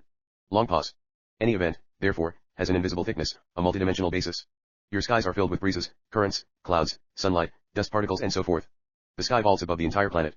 The invisible vault of Framework 2 contains endless patterns that change as, say, clouds do you that mix and merge to form your psychological climate. Thoughts have what we will for now term electromagnetic properties. In those terms your thoughts mix and match with others in Framework 2, creating mass patterns that form the overall psychological basis behind world events. Again, however, Framework 2 is not neutral, but automatically inclined toward what we will here term good or constructive developments. It is a growth medium. Constructive or positive feelings or thoughts are more easily materialized than negative ones, because they are in keeping with Framework 2's characteristics. Point 2, 10:05. If that were not the case, your own species would not have existed as long as it has. Nor would the constructs of civilization you art, commerce, or even technology you have been possible. Framework 2 combines order and spontaneity, but its order is of another kind. It is a circular, associative, naturally ordering process, in which spontaneity automatically exists in the overall order that will best fulfill the potentials of consciousness. At birth, each person is automatically equipped with the capacity toward natural growth that will most completely satisfy its own abilities, not at the expense of others, but in an overall context in which the fulfillment of each individual assures the fulfillment of each other individual. In those terms there is an ideal psychological pattern to which you are yourself intimately connected. The inner ego constantly moves you in that direction. On the other hand, that pattern is not rigid, but flexible enough to take advantage of changing circumstances, even as a plant will turn toward the sun though you move it from room to room while the sunlight varies its directions. The inner ego does not exist in time as you do, however, so it relies upon your assessment of situations with which your reasoning is equipped to cope. Obviously there are objects of all sizes, durability, and weight. There are private objects and public ones. There are also vast psychological objects. Then, sweeping mass events, for example, in which whole countries might be involved. There are also mass natural events of varying degrees, as say, the flooding of large areas. Such events involve psychological configurations on the part of all those involved, so that the inner individual patterns of those lives touched by each such event have in one way or another a common purpose that at the same time serves the overall reality on a natural planetary basis. In order to endure, the plane itself must be involved in constant change and instability. I know it is difficult to comprehend, but every object that you perceive, you grass or rock or stone, you even ocean waves or clouds, you any physical phenomenon, you has its own invisible consciousness, its own intent and emotional coloration. Each is also endowed with patterns toward growth and fulfillment. You not at the expense of the rest of nature, but to the contrary, so that every other element of nature may also be completed, all with much emphasis. At certain levels these intents of man and nature may merge. I am speaking in very simple terms now, and yet those involved in a flood, for example, want the past washed away, or want to be flooded by bursts of vital emotions such as disasters often bring. They want to feel a renewed sense of nature's power, and often, though devastated, they use the experience to start a new life. Those with other intents will find excuses to leave such areas. There will be, perhaps, a chance meeting that will result in a hasty trip. On a hunch someone else might suddenly leave the area to find a new job, or decide to visit a friend in another state. Those whose experiences do not merge with nature's in that regard will not be part of that mass event. They will act on information that comes to them from Framework 2. Those who stay also act on the same information, by choosing to participate. Long pause. When you enter time and physical life, you are already aware of its conditions. You are biologically and psychologically predisposed to grow within that rich environment, to contribute on all levels to the fulfillment of your species but more than this, to add your own unique viewpoint and experience to the greater patterns of consciousness of which you are part. You are beginning to understand the intimate connections that exist in your physical environment. The psychological connections, however, are far more complicated, so that each individual's dreams and thoughts interweave with every other person's, forming ever-changing patterns of desire and intent. Some of these emerge as physical events, and some do not. Take your break. 10:37 to 10:55. End of dictation. Even though he said he was through with mass events for the evening, the first subject Seth touched upon, now you might dream of early yesterday morning, you certainly was related to statements he'd made just before break, like this one. When you enter time and physical life, you are already aware of its conditions. I think my dream is an excellent example of that philosophy. I discussed the dream with Jane yesterday, and intended to ask Seth to comment upon it this evening if he didn't voluntarily do so. I'm not claiming the dream inspired his material for tonight's session, or that it was precognitive, in that I'd picked up on his subject matter for tonight, and constructed the dream around a portion of it in order to give myself that particular information. Perhaps I should have questioned Seth about such possibilities, but their implications escaped me while he was speaking and I was busy taking notes. From my dream notebook, with age data about all involved added for the reader's convenience, dream. Tuesday morning, March 7, 1978. Very vivid, and in color as usual, I dreamed that I was in the kitchen of our hill house in Elmira, preparing to go outside into the backyard. My mother, who died 5 years ago at the age of 81, was with me. She was of an indeterminate age in the dream, as I was, and I believe she was telling me what to expect out there. However, I also knew what to expect. Out on the grass, I saw them, my deceased father and his mother. My father had also been 81 at the time of his death 7 years ago. I estimate that his very elderly mother had died in 1926, when I was 7 years old. I'm almost 59 now. A very unusual dream. My father and his mother were waiting for me. The strange thing was that grandmother Butz looked considerably younger than her son, my father. She was in her late 30s or early 40s, a beautiful woman with straight brown hair and striking blue-green eyes that had a strong magnetic quality. Now my grandmother was on her knees, kneeling upright in the grass. I dropped to my knees before her. We greeted each other like old friends, wrapping our arms around one another as we talked, and kissed very animatedly. We were so pleased to see each other. I remember my father's legs as he stood beside us. He was more shadowy all through the dream, however, not nearly as substantial and real as his mother was. Nor did I see my own mother, his wife, much more clearly. All of us were talking constantly, but I don't remember what any of us said, except that our meeting marked a joyous occasion. I don't recall having had any other dreams of this kind. I woke up as it ended or faded out of my perception with a certain feeling that it represented something quite unusual. Jane was sleepily stirring beside me, and I told her I'd had quite a dream. I described it in detail for her when we got up at about 7 a.m. Now here's what Seth had to say about the dream right after break ended. In your terms, your father's mother is ready to enter time again. Your father was pointing you out to her, and acquainting her with other such living members of the family as well, who are still in time. Many individuals do this, psychologically becoming aware of relatives still living, even though in life they may never meet. You may feel alone in life if all of your relatives are dead, for example. In the same way, entering life, you often assure yourselves that past friends or relatives are there before you. The dream suggests numerous subjects that Seth didn't go into, and that I'll leave for the reader to consider: reincarnation, the shifting of ages and the independence of memory from time in the dream state, and so forth. I do have a few clear conscious memories of grandmother Butz. The last time I saw her she was ill, a few months before her death 52 years ago. Yet, strangely, I can consciously accept that my grandmother passed away more than half a century ago easier than I can the fact that my own father and mother have already been dead for 7 and 5 years, respectively. After briefly dealing with a couple of other matters following this dream material, Seth closed out the session at 11:05 p.m. Notes, session 826-1. See note 2 for session 803. 2. I think that tonight, when he started talking about the inclination of framework 2 toward good or constructive development, Seth began to elaborate a bit on his statement after 9:50 in the last session, when he told us that the universe is automatically predisposed toward the creation of good events. I also like Seth's passages in this, 826, session bear upon his remarks in session 82 I always signing Nian's true identification with nature. His place in the context L. Lip. Fissy. Session 827, March 13, 1978 9:59 p.m. Monday. In this news mail Jane received from her editor, Tarn Mossman, an early printer's proof of the book jacket for the after-death journal of an American philosopher, The Worldview of William James. This is the first time we've seen the design, and we like it very much. The long title, along with Jane's name and introduction by Seth, are well arranged in subtle pastel colors against a deep blue background. However, this proof doesn't contain the copy that Tarn will prepare for the inside flaps and the back of the jacket. Point 1. Good evening. Good evening, Seth. A potpourri. Heredity plays far less a part in the so-called formation of character than is generally supposed. For that matter, the same is true of environment, as it is usually understood. Your cultural beliefs predispose you to interpret experience in terms of heredity and environment, however, so that you focus primarily upon them as prime causes of behavior. This in turn results in much more structured experience than necessary. You do not concentrate upon the exceptions, you the children who do not seem to fit the patterns of their families or environments, so of course no attempts are made to view those kinds of unofficial behavior. Because of this, large organized patterns behind human activity often escape your notice almost completely. You read constantly of people who seem to have been most affected by fictional characters, for example, or by personalities from the past, or by complete strangers, more than they have been affected by their own families. Such situations are considered oddities. The human personality is far more open to all kinds of stimuli than is supposed. If information is thought to come to the self only through physical means, then of course heredity and environment must be seen behind human motivation. When you realize that the personality can and does have access to other kinds of information than physical, then you must begin to wonder what effects those data have on the formation of character and individual growth. Children do already possess character at birth, and the entire probable intent of their lives exists then as surely as does the probable plan for the adult body they will later possess. Consciousness forms the genes, and not the other way around, and the about-to-be-born infant is the agency that adds new material through the chromosomal structure. Point 2. The child is from birth far more aware of all kinds of physical events than is realized also. But beside that, the child uses the early years to explore you, particularly in the dream state, you other kinds of material that suit its own fancies and intents, and it constantly receives a stream of information that is not at all dependent upon its heredity or environment. On these other levels the child knows, for example, of its contemporaries born at about the same time. Each person's individual life plan fits in somewhere with that of his or her contemporaries. Those plans are communicated one to the other, and probabilities instantly are set into motion in framework 2. To some degree or another calculations are made so that, for instance, individual A will meet individual B at a marketplace 30 years later if this fits in with the intents of both parties. There will be certain cornerstone encounters in each person's life that are set up as strong probabilities, or as plans to be grown into. There are bodies of events, then, that in a certain fashion you will materialize almost in the same way that you will materialize your own adult body from the structure of the fetus. In those terms the body works with physical properties though again these properties, as discussed often, have their own consciousnesses and realities. Your mental life deals with psychological events, obviously, but beneath so-called normal awareness the child grows toward the mental body of events that will compose his or her life.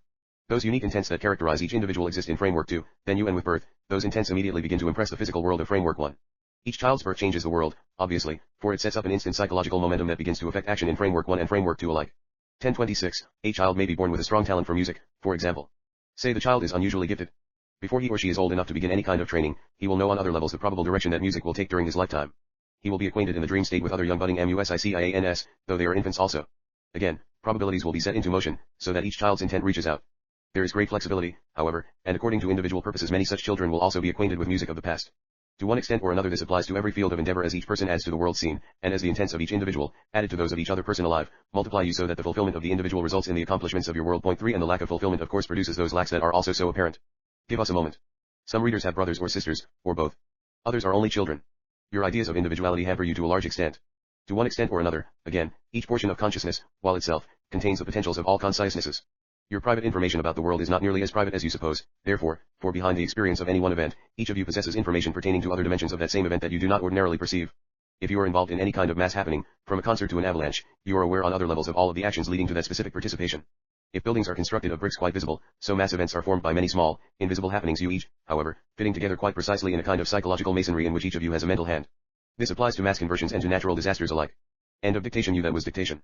1043. As he progressed with the session I began hoping that Seth meant it for mass events, finally I decided to insert it in the book even if he didn't. The following ISNT dictation, of course, but concerns instead a very vivid dream Jane had the day before yesterday, and Seth's interpretation of it this evening. We're presenting that dream material here because it contains elements of general interest, and covers points some readers have touched upon in their letters to Jane and Seth. Jane's dream made me a little envious even if an element of fear might be involved in such an event, since I don't recall ever having had one like it. She wrote, Dream, Saturday afternoon, March 11, 1978. I took a nap, and awakened remembering this dream experience. First I was in a room asking a group of people about the council wanted to know if there was such a thing. Instantly a white light came from the floor up through the ceiling, door with some symbols in or on it. I immediately wished up through the air into it, ascending out of the room at great speed.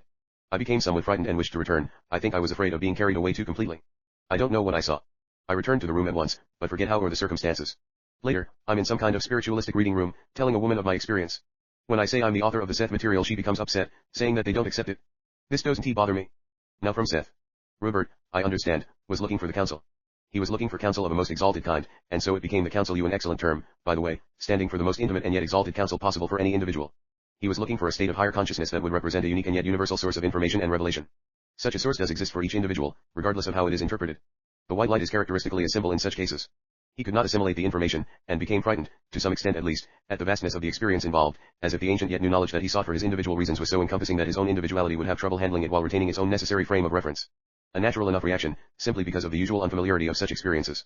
He was bathed in that light, however, filled with it, refreshed by it, and given new comprehensions that will now emerge in his experience in a piecemeal fashion that can be assimilated in his normal frame of reference. Translations, then, are even now being made. The contact will also be re-established. After taking several minutes to cover some other material for Fane, Seth said goodnight at 11:10 p.m. Notes, session 827-1. Speaking of books, even with all of the help Jane has given me lately on Psyche and Volume 2 of Unknown Reality, see the opening notes for sessions H21 and 823, Repi Lively. I am still only conscious of the work I have to do to finish the notes and other material for both books, and put together their manuscripts for the publisher. I often discover the overall commitment, or plan, lingering in my mind on a distant conscious level, a pressure toward accomplishment that seems bound to accompany these long-range projects. At times this feeling can beset me, and I may find myself trying to estimate the number of weeks it'll take me to finish Volume 2 first, then Psyche.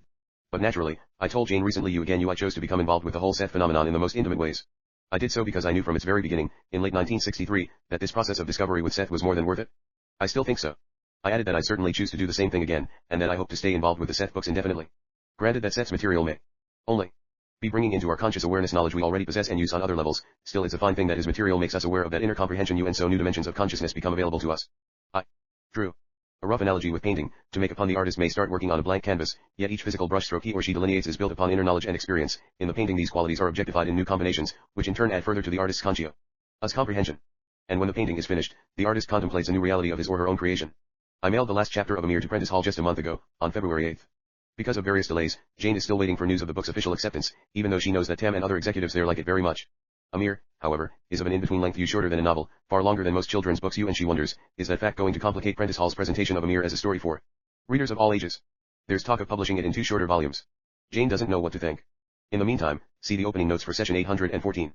2 chromosomes are rod-like bodies within the cell nucleus, and carry the genes that govern hereditary characteristics. They separate lengthwise to double in number during cell division.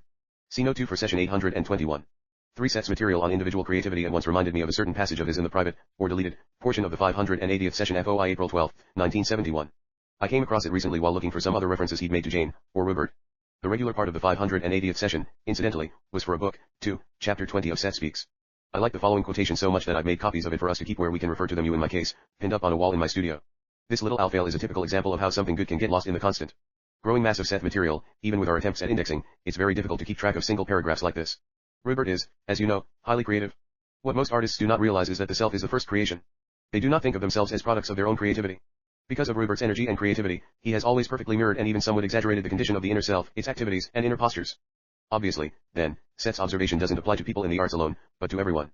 Session 828, March 15, 1978, 9:53 p.m. Wednesday. Good evening. Good evening, Seth. Now, in your terms, speaking more or less historically, early man was in a more conscious relationship with framework 2 than you are now. As Rupert mentioned in Psychic Politics, there are many gradations of consciousness, and as I mentioned in The Nature of the Psyche, early man used his consciousness in other ways than those you are familiar with. He often perceived what you would call the products of the imagination as sense data, for example, more or less objectified in the physical world. The imagination has always dealt with creativity, and as man began to settle upon a kind of consciousness that dealt with cause and effect, he no longer physically perceived the products of his imagination directly in the old manner. He realized in those earlier lives that illness, for instance, was initially as much the result of the imagination as health was, for he experienced far more directly the brilliant character of his own imagination. The lines between imaginative and physical experience have blurred for you, and of course the why have also become tempered by other beliefs and the experiences that those beliefs then engender. I am putting this very simply here. It is far more complicated. You and yet early man, for example, became aware of the fact that no man was injured without that event first being imagined to one extent or another. Therefore, imagined healings were utilized, in which a physical illness was imaginatively cured you, and in those days the cures worked. Regardless of your histories, those early men and women were quite healthy. They had strong teeth and bones. They dealt with the physical world through the purposeful use of the imagination, however, in a way now most difficult to understand. They realized they were mortal, and must die, but their greater awareness of framework 2 allowed them a larger identification, so they understood that death was not only a natural necessity, but also an opportunity for other kinds of experience and development. See note 1 for session 803. Long pause at 10:10. They felt their relationship with nature acutely, experiencing it in a far different fashion than you do yours. They felt that it was the larger expression of their own moods and temperament, the materialization of self-events that were too vast to be contained within the flesh of any one individual or any group of individuals. They wondered where their thoughts went after they had them, and they imagined that in one way or another those thoughts turned into the birds and rocks, the animals and trees that were themselves ever changing. They also felt that they were themselves, however, that as humans they were the manifestation of the larger expression of nature that was too splendid to be contained alone within nature's framework, that nature needed them, you that is, men you, to give it another kind of voice.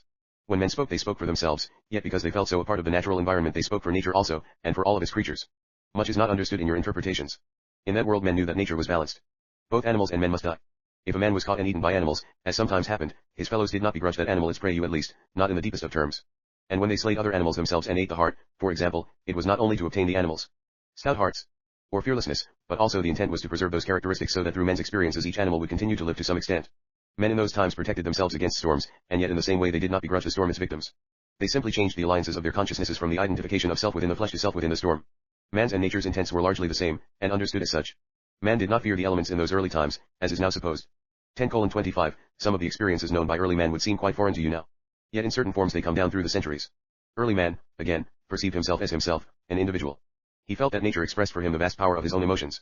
He projected himself out into nature, into the heavens, and imagined there were great personified forms that later turned into the gods of Olympus, for example.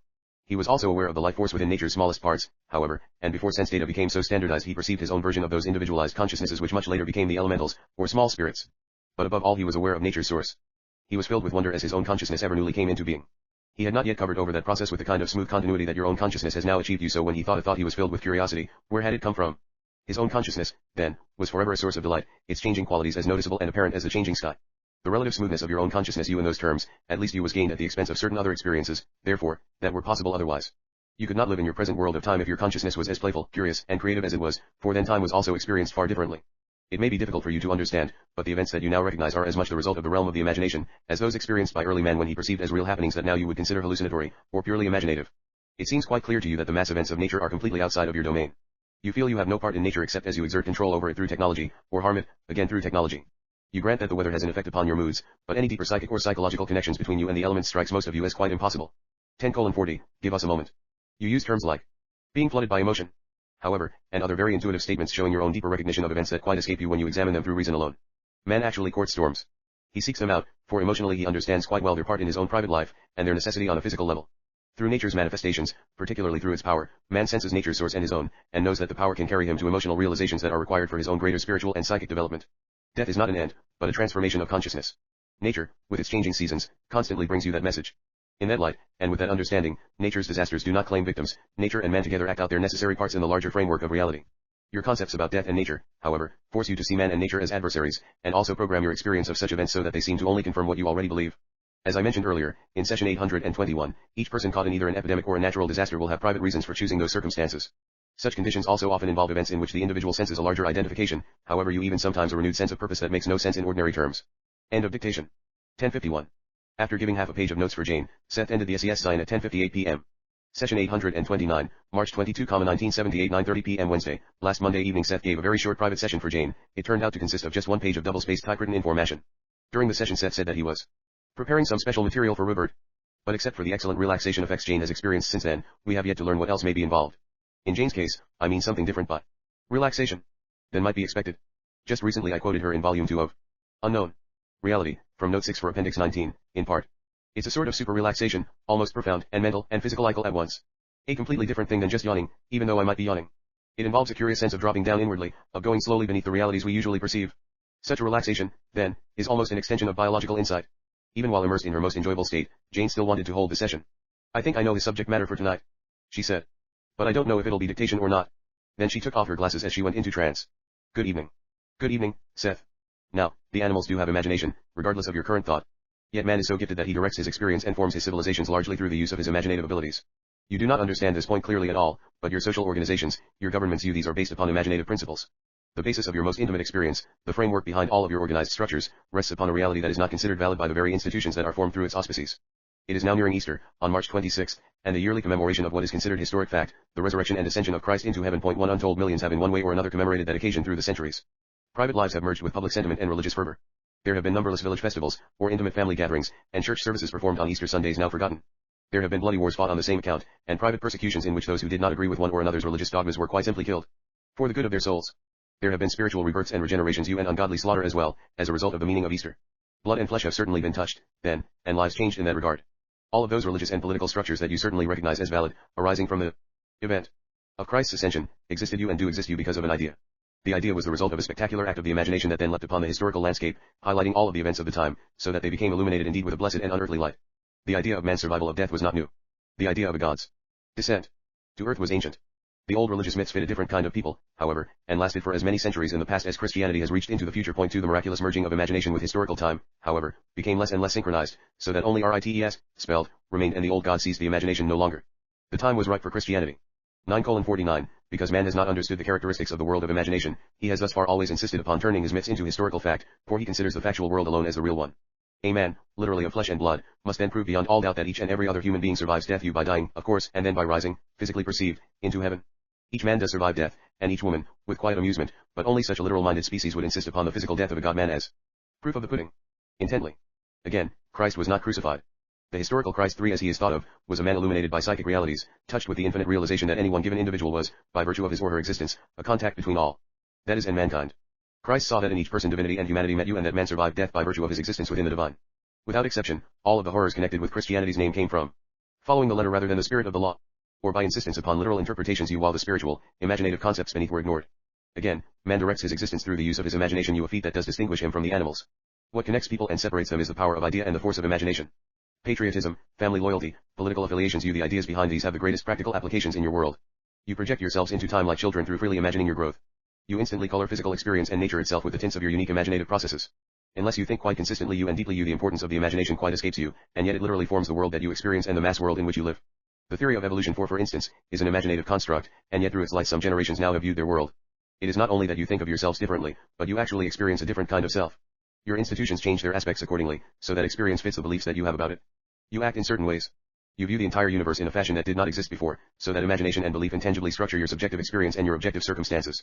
10:10, in all of the other imaginative constructs, for example, whatever their merits and disadvantages, man felt himself to be a part of a plan. The planner might be God, or nature itself, or man within nature or nature within man. There might be many gods or one, but there was a meaning in the universe. Even the idea of fate gave man something to act against, and roused him to action. All with much emphasis and irony. The idea of a meaningless universe, however, is in itself a highly creative imaginative act. Animals, for example, could not imagine such an idiocy, so that the theory shows the incredible accomplishment of an obviously ordered mind and intellect that can imagine itself to be the result of no order, or chaos. You have a creature who is capable of mapping its own brain, imagining that the brain's fantastic regulated order could emerge from a reality that itself has no meaning. Indeed, then, the theory actually says the ordered universe magically emerged. You and evolutionists must certainly believe in a god of chance somewhere, or in coincidence with a capital C, for their theories would make no sense at all otherwise. The world of the imagination is indeed your contact with your own source. Its characteristics are the closest to those in framework to that you can presently encounter. Your experience of history, of the days of your life, is invisibly formed by those ideas that exist in the imagination only, and then are projected upon the physical world. This applies to your individual beliefs about yourself and the way you see yourself in your imagination. You are having wars between the Jews and the Arabs and the Christians once again, because emphasis is put upon literal interpretations of spiritual truths. In each person the imaginative world, its force and power, merges into historical reality. In each person, the ultimate and unassailable and unquenchable power of all that is individualized, and dwells in time. Man's imagination can carry him into those other realms. When he tries to squeeze those truths into frameworks too small, he distorts and bends inner reality so that they become jagged dogmas. Take your break. 10:26 to 10:40. Now, the latest growth of fundamentalist religion has arisen as a countermeasure against the theories of evolution. You have, then, an overcompensation, for in the Darwinian five world there was no meaning and no laws. There were no standards of right or wrong, so two large portions of the people felt rootless. The fundamentalists returned to an authoritarian religion in which the slightest act must be regulated. They gave release, and they are giving release, to the emotions, and are thus rebelling against scientific intellectualism. They will see the world in black and white terms again, with good and evil clearly delineated in the most simplistic terms, and thus escape the slippery, thematic universe, in which man's feelings seem to give him no foothold at all. Unfortunately, the fundamentalists accept literal interpretations of intuitive realities in such a way that they further narrow the channels through which their psychic abilities can flow. The fundamental framework, in this period of time, for all of its fervor, is not rich. For example, Christianity was in the past, with its numerous saints, is instead a fanatical Puritan vein, peculiarly American in character, and restrictive rather than expansive, for the bursts of emotion are highly structured. That is, the emotions are limited in most areas of life, permitted only an explosive religious expression under certain conditions, when they are not so much spontaneously expressed as suddenly released from the dam of usual repression. The imagination always seeks expression. It is always creative, and underneath the frameworks of society it provides fresh incentives and new avenues for fulfillment, that can become harnessed through fanatical belief. When this happens your institutions become more repressive, and violence often emerges as a result. If you look for signs of God's vengeance you will find them everywhere. An avalanche or a flood or an earthquake will not be seen as a natural act of the earth's natural creativity, but instead as a punishment from God for sin. In evolution man's nature is immoral, and anything goes for survival's sake. There is no possibility of any spiritual survival as far as most evolutionists are concerned. The fundamentalists would rather believe in man's inherent sinful nature, for at least their belief system provides for a framework in which he can be saved. Christ's message was that each man is good inherently, and is an individualized portion of the divine you, and yet a civilization based upon that precept has never been attempted. The vast social structures of Christianity were instead based upon man's sinful nature, not the organizations and structures that might allow him to become good, or to obtain the goodness that Christ quite clearly perceived man already possessed. 11:01, it seems almost a sacrilege to say that man is good, when everywhere you meet contradictions, for too often man certainly appears to act as if his motives were instead those of a born killer. You have been taught not to trust the very fabric of your being. You cannot expect yourselves to act rationally or altruistically in any consistent manner if you believe that you are automatically degraded, or that your nature is so flawed that such performance is uncharacteristic. Give us a moment. You are a part of nature that has learned I make choices, a part of nature that naturally and automatically produces dreams and beliefs about which you then organize your reality. There are many effects which you do not like. Beauty possess a unique kind of consciousness, in which each individual has a hand in the overall formation of a world reality, and you are participating at a level of existence in which you are learning how to transform the imaginative realm of probabilities into a more or less specific, physically experienced world. In a way you choose from an infinite, endless, uncomputable number of ideas, and sculpt these into the physical fragments that compose normal experience. You do this in such a way that the timeless events are experienced in time, and so that they mix and merge to conform to the dimensions of your reality. Along the way there are accomplishments that are as precious as any creatures of any kind could produce. There are also great failures but these are failures only in comparison with the glittering inner knowledge of the imagination that holds for you those ideals against which you judge your acts. Those ideals are present in each individual. They are natural inclinations toward growth and fulfillment. That was dictation. That was also the end of the chapter. You and I bid you a fond good evening. Thank you very much, Seth. Good night. 11:16 p.m. I'd say that much of Seth's excellent delivery since break is related to some of his material in the 825th session, including this passage. I put the word good in quotes for now because of your misconceptions about the nature of good and evil, which we will discuss somewhat later. Notes, session 829-1. I added resurrection end to Seth's passage because Jane told me that according to ordinary teaching Christ's resurrection from the dead took place on Easter Sunday, the third day following his crucifixion, on Friday, while his ascension into heaven transpired at an indefinite later time up to 40 days later, as stated in the writings of St. Luke in the Acts of the Apostles, A 110. As far as we know, Seth's inference that Christ's resurrection and ascension took place on the same day is contrary to popular belief. Here Seth seemed to telescope the two events into one. Jane wrote. Or refer to them together, as if the distinction didn't exist for him. Seth may be implying that the ascension was the main issue in the Christ story, rather than the resurrection, or telling us that the two events are so intertwined thematically as to be treated as one. Since we do not arbitrarily change Seth's code, his reference here to the ascension rather than the resurrection, analyze similar one that soon follows, stand as they were given. But, obviously, we did decide to add this note.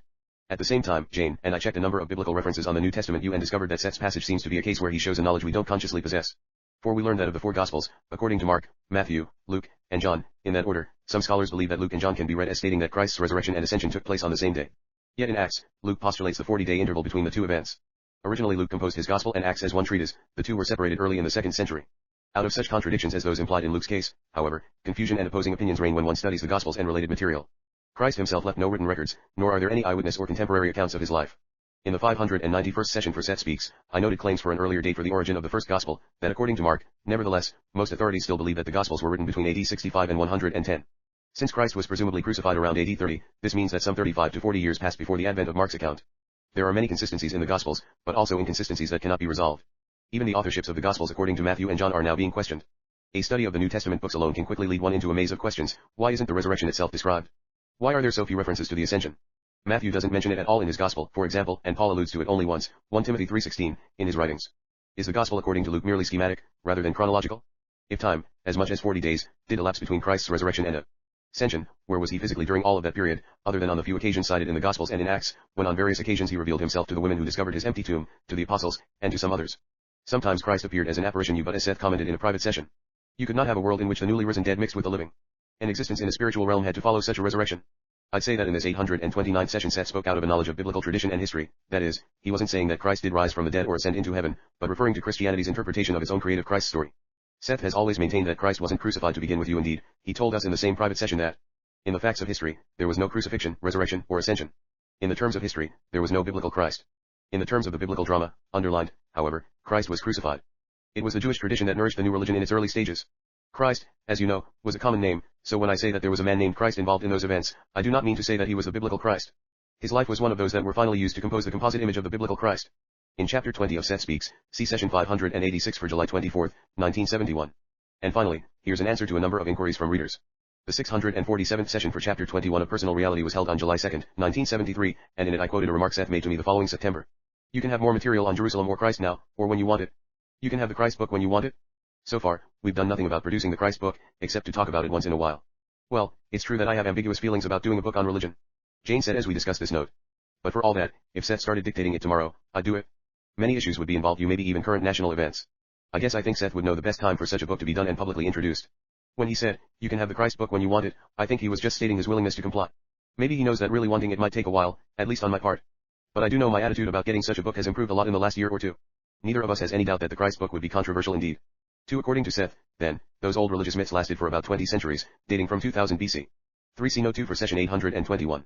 4. Once again, see my material on evolution in Appendix 12 for Volume 2 of Unknown Reality, when that book is published. In Mass Events, see Note 2 for session 821. 5. See Note 4 for session 802.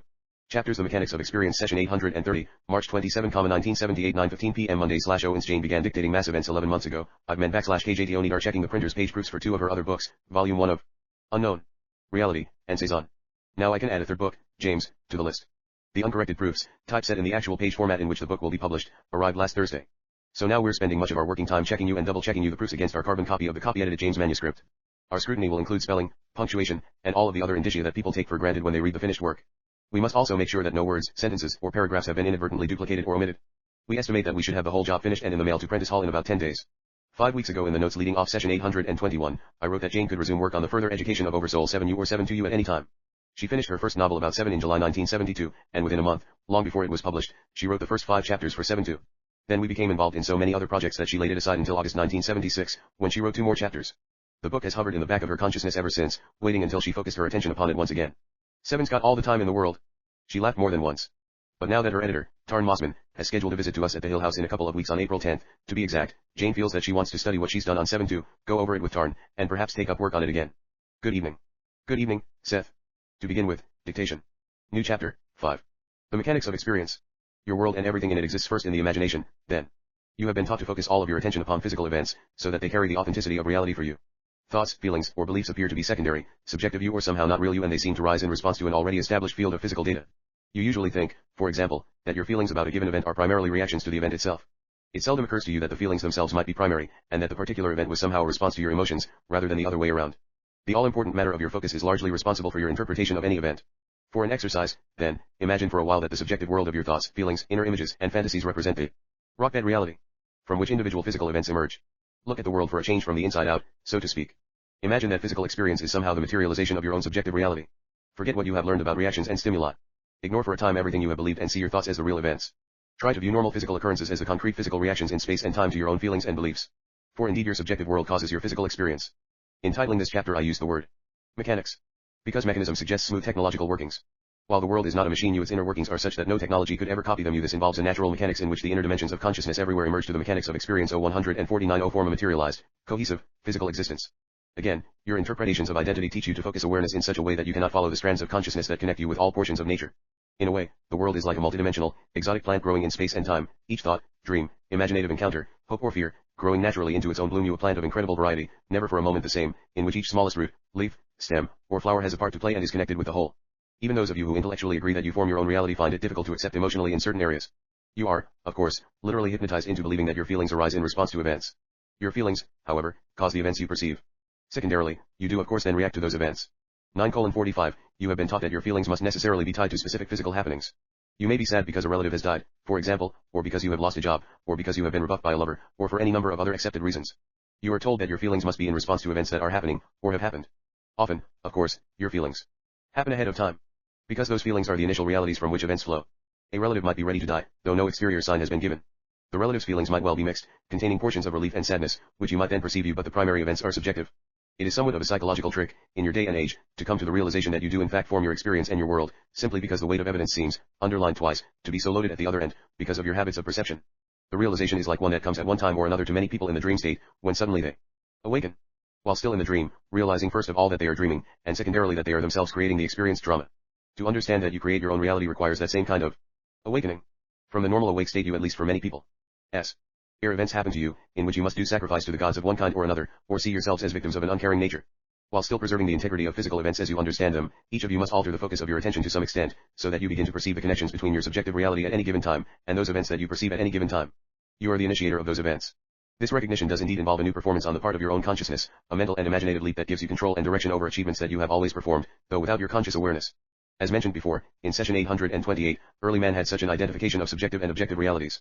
As a species, however, you have developed what can almost be called a secondary nature, you a world of technology in which you also now have your existence, and complicated social structures have emerged from it. To develop that kind of structure necessitated a division between subjective and objective worlds. Now, however, it is highly important that you realize your position, and accomplish the manipulation of consciousness that will allow you to take true conscious responsibility for your actions and your experience. You can come awake from your normal waking state, and that is the natural next step for consciousness to follow you, one for which your biology has already equipped you. Indeed, each person does attain that recognition now and then. It brings triumphs and challenges as well.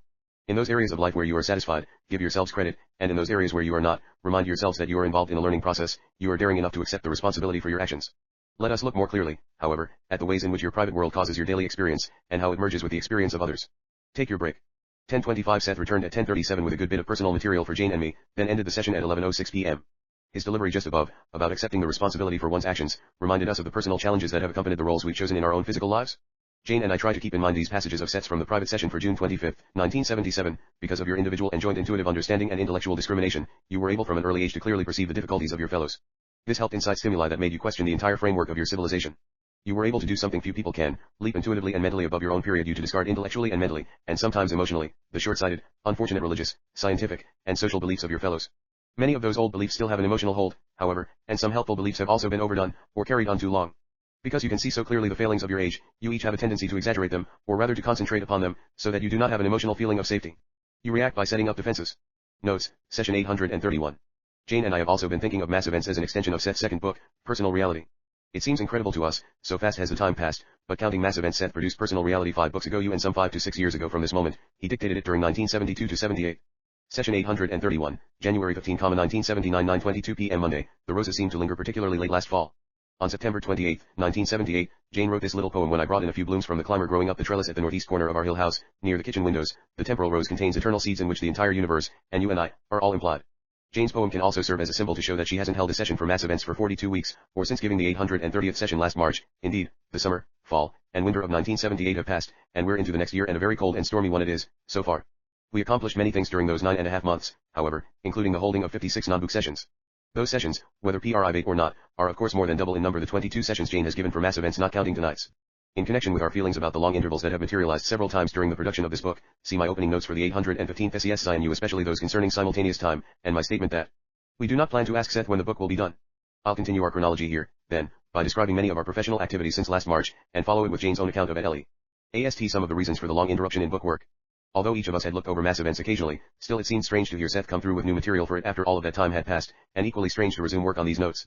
I rechecked my opening notes for the last session. Yes, we did finish correcting the page proofs for James early in April 1978. Tarn Mossman did visit later that month, and at his urging Jane did go back to work on 7-2 with her old enthusiasm. Then in May 1978 Sue Watkins began helping me by typing the final manuscript for the session notes for Volume 2 of Unknown Reality. In June, with no hard feelings involved on anybody's part, Jane withdrew Amir from consideration at Prentice Hall when the decision was made there to publish the story in 2 volumes. On July 12, Eleanor Freed at Delacorte Press accepted Amir for publication as a single book. Later in July Sue finished typing the notes and started in on the appendixes for Volume 2, just as we received the first books for James. Jane completed 7-2 in August, and set to work preparing the manuscript for Tarn. Late that month unbelievably to me I finished my own work on Volume 2 of Unknown Reality, and immediately began to type the final draft of the sessions. As I finished groups of sessions I mailed them to Tarn every few days, while at the same time collaborating with Jane on the table of contents for the book. On September 23 Sue delivered the completed appendix material for Volume 2, and I sent Tarn each appendix, with its notes, as I checked it. Jane finished typing her manuscript for 7-2 on October 3, and I helped her correct that book for mailing on October 9. My own mailings for Volume 2 continued until the 21st of the month, when at last that very long project was completed and out of the house in its entirety for the first time. I felt like celebrating. Now another event took place in October 1978 that is most important to Jane and me. Sue Watkins received the go-ahead from Tarn Mossman to write a book on the ESP classes that Jane had conducted for some 7.5 years, from the fall of 1967 to February 1975. It's to be called Conversations with Seth. This is great news for the three of us, of course. It's a project that Jane herself never figured she'd do, but wanted done. Sue, who was a class member, is talented psychically herself, has a newspaper and reporting background, and is ideally qualified for the job. Conversations, we think, is sure to be published before mass events, since Tarn is supposed to have Sue's manuscript in hand by January 1980, for publication in the fall of that year. Even assuming that Seth will finish dictating mass events later this year 1979, Jane and I will still have too much work to do on it for publication in 1980. Resuming our chronology, on October 24, 1978, Jane worked out the table of contents for Seth's Psyche, and started her introduction for it on the 26th. We mailed Psyche to Tarn in sections as we put the manuscript together, and finished, with that endeavor on November 9. On November 14, Eleanor Freed visited us to renew an old friendship and to go over Amir with Jane. No sooner had she left than Tarn arrived, 2 days later, bringing with him the copy-edited manuscript 2 of 7-2 for us to check. On the 20th, our work completed on it, I sent it back to him at Prentice Hall. We received the printer's sample pages for 7-2 on December 4. We see these for each book, and they show us just how the work will look when published. On December 7 the copy-edited manuscript for Volume 2 of Unknown Reality came. It's more than 900 pages long, and painstakingly checking every word on every page of that book kept us busy until Christmas Eve. I mailed it to Tarn on December 26. Next, on January 13, 1979, the copy-edited manuscript for Psyche arrived. Jane and I are still going over it.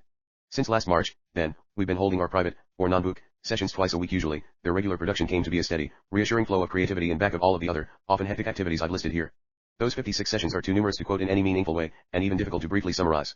Jane did review them for me while I was working on this note, however, and here's a slightly edited version of what she wrote as a result of her study. Looking over those 9.5 months of sessions now, it's fairly obvious what Seth was up to. He'd initially given us the material on frameworks 1 and 2 in private sessions not long after starting mass events, as Rob explained in his notes for session 814. Yet even though Seth also discussed those psychic frameworks to some degree in a dozen sessions for the book, still he finally took that break in dictation to re-educate us, looking at our own previous beliefs and those of the world at large in the light of frameworks 1 and 2. In an important fashion those private sessions parallel his material for mass events, material that did make us view the world and current events quite differently than we had earlier. Several times we asked about local fatal accidents we read about, for instance, wondering how such events fit in frameworks L and 2 activity. Some of those sessions were devoted to our private beliefs, but usually Seth put such beliefs into the larger social context. 4 days after they took place, he began discussing the disastrous events till Jonestown, Indiana, involving the murder or suicide of more than 900 icons in that South American settlement last November 18, 1978. Since then, we voiced our hopes often that Seth will go into the entire Jonestown affair in mass events. He can't but help be aware of our wishes. So interspersed in all of that private material are some excellent and lively discussions of events current in the world at that time, as well as discourses on connections between creativity and framework 2, and topics as diverse as psychotic behavior and early civilizations. It was as though Seth were trying to help us break up old associations for once and for all. Certainly he tried his best, and any failings are on our parts. We have our hassles like everyone else, of course. Seth never promised us a rose garden, and we have our good days and our bad days as we encounter life's daily challenges, joys, adventures, and misadventures. In this large group of sessions, Seth addressed himself to several of our individual problems, Rob's occasional bouts of indisposition when he felt under the weather generally, or was bothered by a variety of minor but annoying symptoms, and my own long-standing troubles with severe stiffness. If Seth didn't give us a rose garden, he certainly did. And does you try to tell us where the weeds come from? This personal material did help give us a much larger perspective on our various challenges, and we've made some inroads in overcoming them. Like anyone else, we have to put Seth's material to use for ourselves. The thing is, often we're so busy getting the material and preparing it for publication that we don't have the time to really study it as our readers do. Perhaps Seth was trying to compensate for that in those private sessions, by taking time out from dictation to help us put the material to greater personal use. We held our first session for 1979, a private one, on the evening of New Year's Day. During it, Seth remarked that he'd begin book sessions again next Wednesday. But that didn't quite work out. He still had a few more non-book sessions to go. Jane has been looking over his material on mass events every so often lately, though, with the idea of going back to work on it. And then, on the very night when she told me that she thought Seth would resume book dictation, Sue Watkins called with news that it was all official now. Today she'd signed her contract with Prentice Hall for the publication of Conversations with Seth. Good evening. Good evening, Seth. Dictation. This is a continuation of the chapter begun. 5. The mechanics of experience. Organized religion has committed many important blunders, yet lore centuries Christianity provided a context accepted by large portions of the known world, in which experience could be judged against very definite rules. You experience once focused, chiseled, and yet allowed some rich expression as long as it stayed within the boundaries set by religious dogma. If a man was a sinner, still there was a way of redemption, and the immortality of the soul went largely unquestioned, of course. There were set rules for almost all kinds of social encounters and religious experiences. There were set ceremonies accepted by nearly all for death and birth, and the important stages in between. Church was the authority, and the individual lived out his or her life almost automatically, structuring personal experience so that it fit within the accepted norm. Within those boundaries, certain kinds of experience flourished, and of course others did not. In your society there is no such overall authority. The individual must make his or her own way through a barrage of different value systems, making decisions that were largely unthought of when a son followed his father's trade automatically, for example, or when marriages were made largely for economic reasons. So your present experience is quite different than that of those forefathers who lived in the medieval world, say, and you cannot appreciate the differences in your present subjective attitudes, and in the quality, as well as the kind of, social intercourse that exists now. For all its many errors, at its best Christianity proclaimed the ultimate meaning for each person's life. There was no question but that life had meaning, whether or not you might agree as to the particular meaning assigned to it. 935. Men's dreams were also different in those times, filled far more with metaphysical images, for example, more alive with saints and demons, but overall one framework of belief existed, and all experience was judged in its light. Now, you have far more decisions to make, and in a world of conflicting beliefs, brought into your living room through newspapers and television, you must try to find the meaning of your life, or the meaning of life. Pause. You can think in terms of experiments. You may try this or that. You may run from one religion to another, or from religion to science, or vice versa. This is true in a way that was impossible to ally the masses of the people in medieval times. The improved methods of communication alone mean that you are everywhere surrounded by varying theories, cultures, cults, and schools. In sonic important areas this means that the mechanics of experience are actually becoming more apparent, for they are no longer hidden beneath one belief system. 9:43, give us a moment. Your subjective options are far greater, and yet so of course is the necessity to place that subjective experience into meaningful terms. If you believe that you do indeed form your own reality, then you instantly come up against a whole new group of questions. If you actually construct your own experience, individually and en masse, why does so much of it seem negative? You create your own reality, or it is created for you. It is an accidental universe, or it is not. Pause. Now in medieval times organized religion, or organized Christianity, presented each individual with a screen of beliefs through which the personal self was perceived. Portions of the self that were not perceivable through that screen were almost invisible to the private person. Problems were sent by God as punishment or warning. The mechanics of experience were hidden behind that screen. Now, the beliefs of Charles Darwin and of Sigmund Freud III alike have formed together to give you a different screen. Experience is accepted and perceived only as it is sieved through that screen.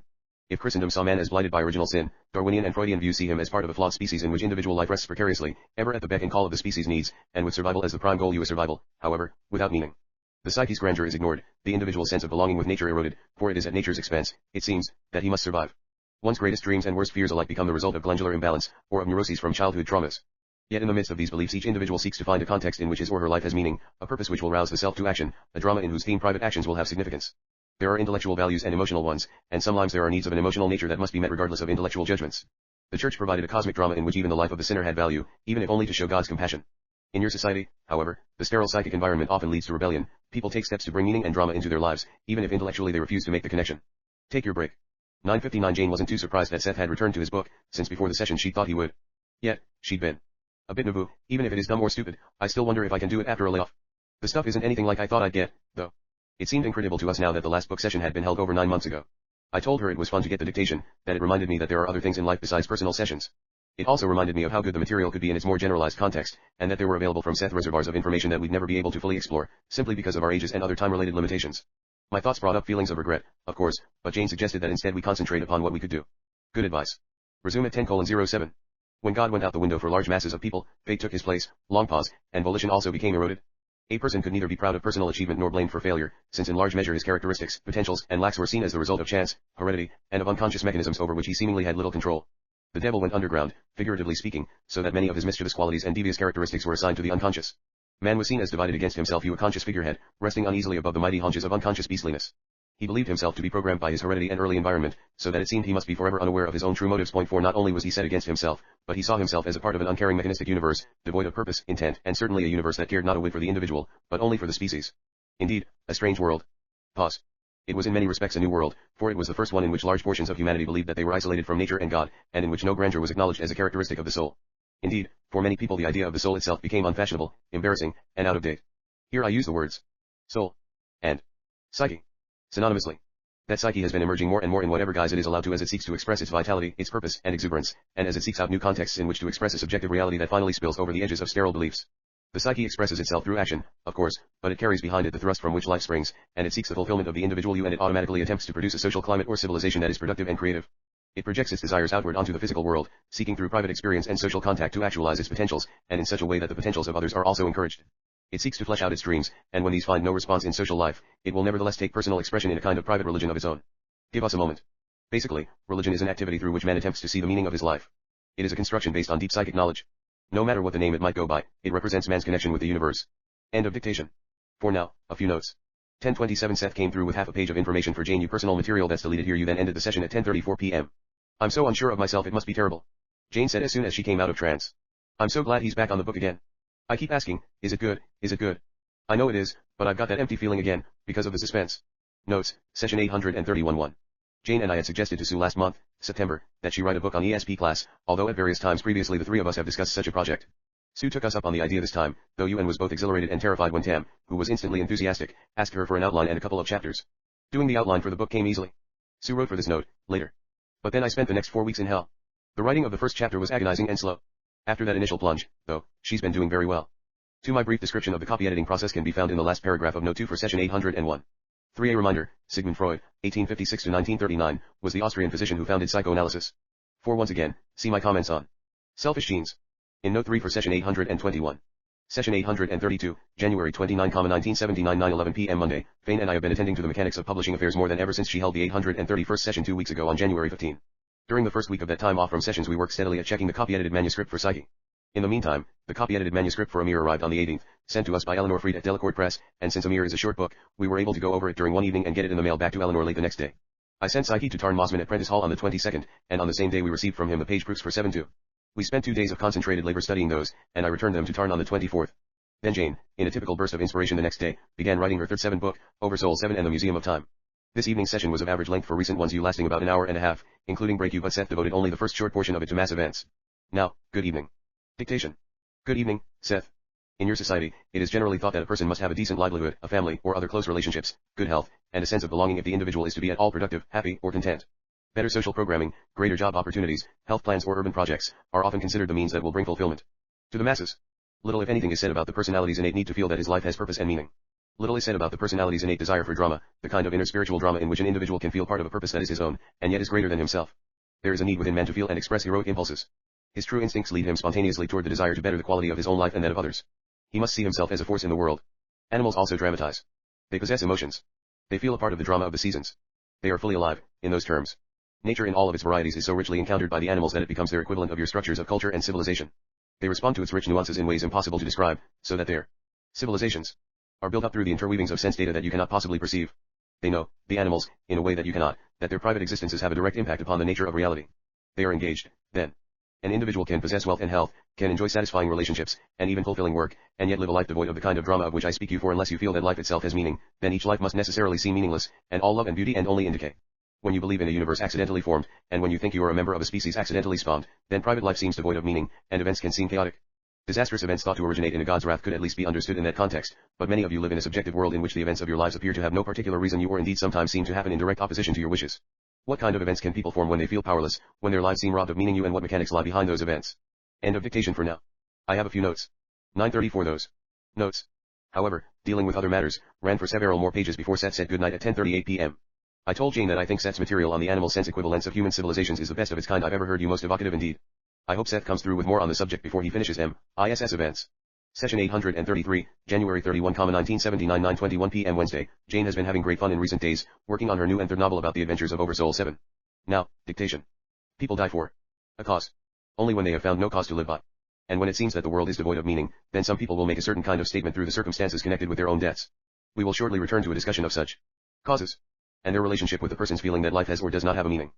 For now, consider a very simple act. You want to walk across the room and pick up a paper, for example. That purpose is simple and direct enough. It automatically propels your body in the proper fashions, even though you are not consciously aware of the inner mechanisms involved. You do not imagine the existence of blocks or impediments in your way, in the form of additional furniture placed in your path by accident, fate, or design. You make a simple straight path in the proper direction. The act has meaning because it is something you want to do. There are purposes not nearly as easy to describe, however, intents of a psychological nature, yearnings toward satisfactions not so easily categorized. Man experiences ambitions, desires, likes and dislikes of a highly emotional nature and at the same time he has intellectual beliefs about himself, his feelings, and the world. These are the result of training, for you use your mind as you have been taught. One person may desire fame, and even possess certain abilities that he or she wants to use, and that will indeed lead to that claim. Such a person may also believe that fortune or fame leads to unhappiness, licentiousness, or in some other way brings about disastrous conditions. Here we have a clear purpose to use abilities and receive a claim. We also have another quite opposing clear purpose, to avoid fame. There are people who want children and mates, and have those excellent qualities that would serve them well as parents. Some of those same individuals may be convinced that love is wrong, however, or that sex is debasing, or that children mean the end of youth.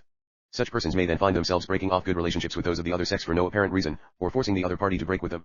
Here again we have two clear purposes, but they oppose each other.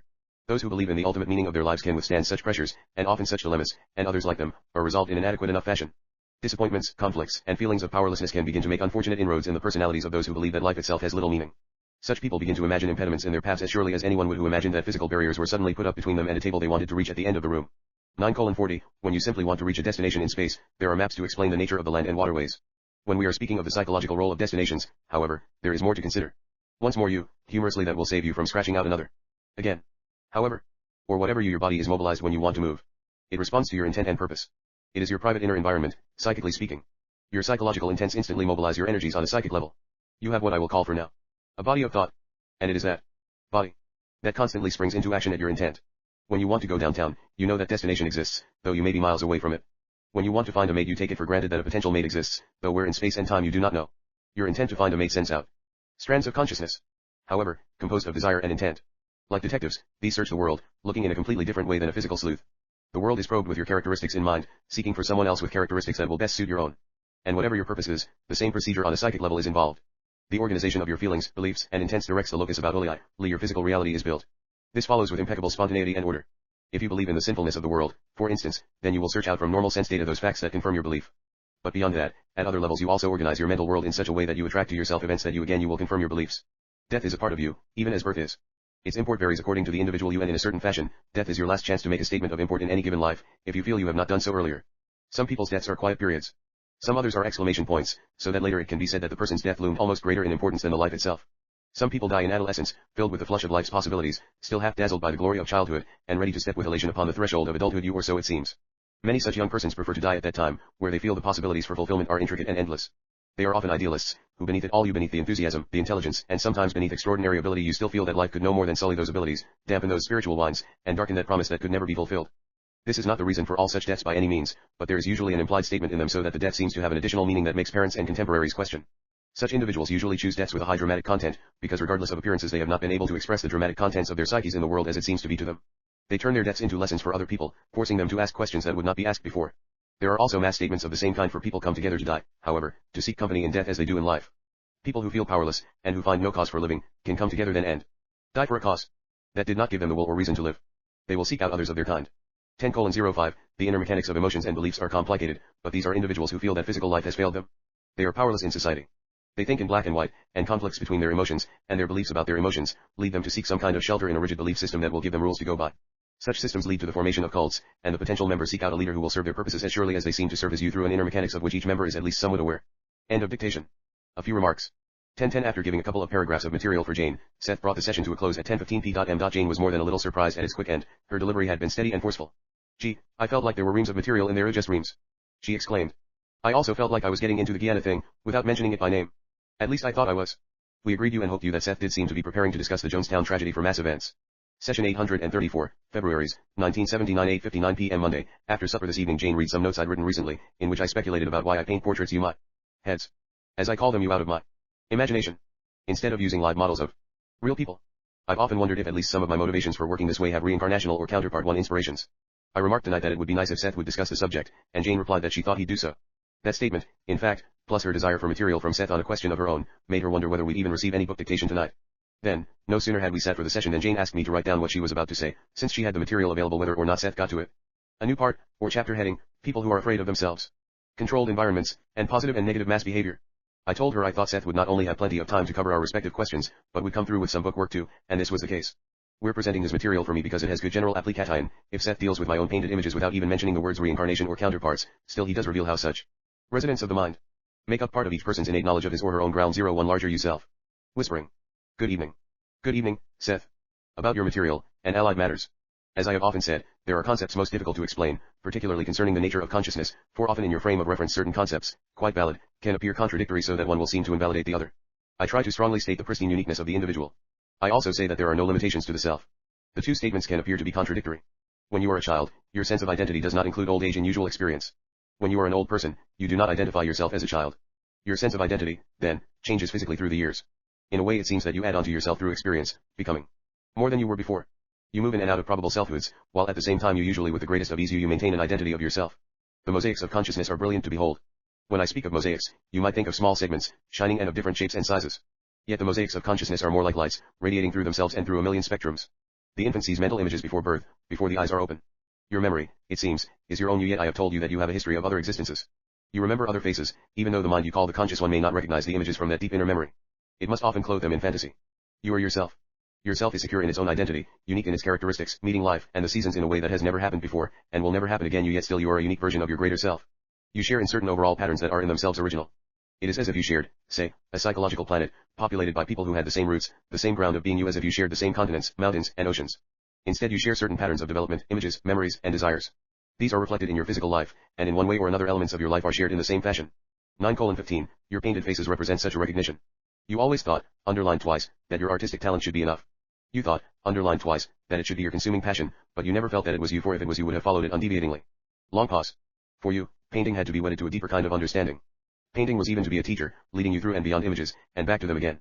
Your painting was meant to bring out from the recesses of your being the accumulation of your knowledge in the form of images, you not of people you might meet now on the street, but portraits of the residents of the mind.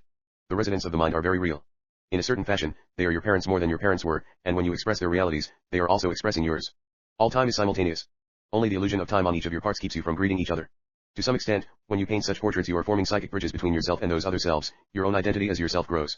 Only in a manner of speaking, repeated twice, there are certain you, humorously a necessary qualifying word you. Power selves. Or personalities, parts of your greater identity who utilize fairly extraordinary amounts of energy in very constructive ways.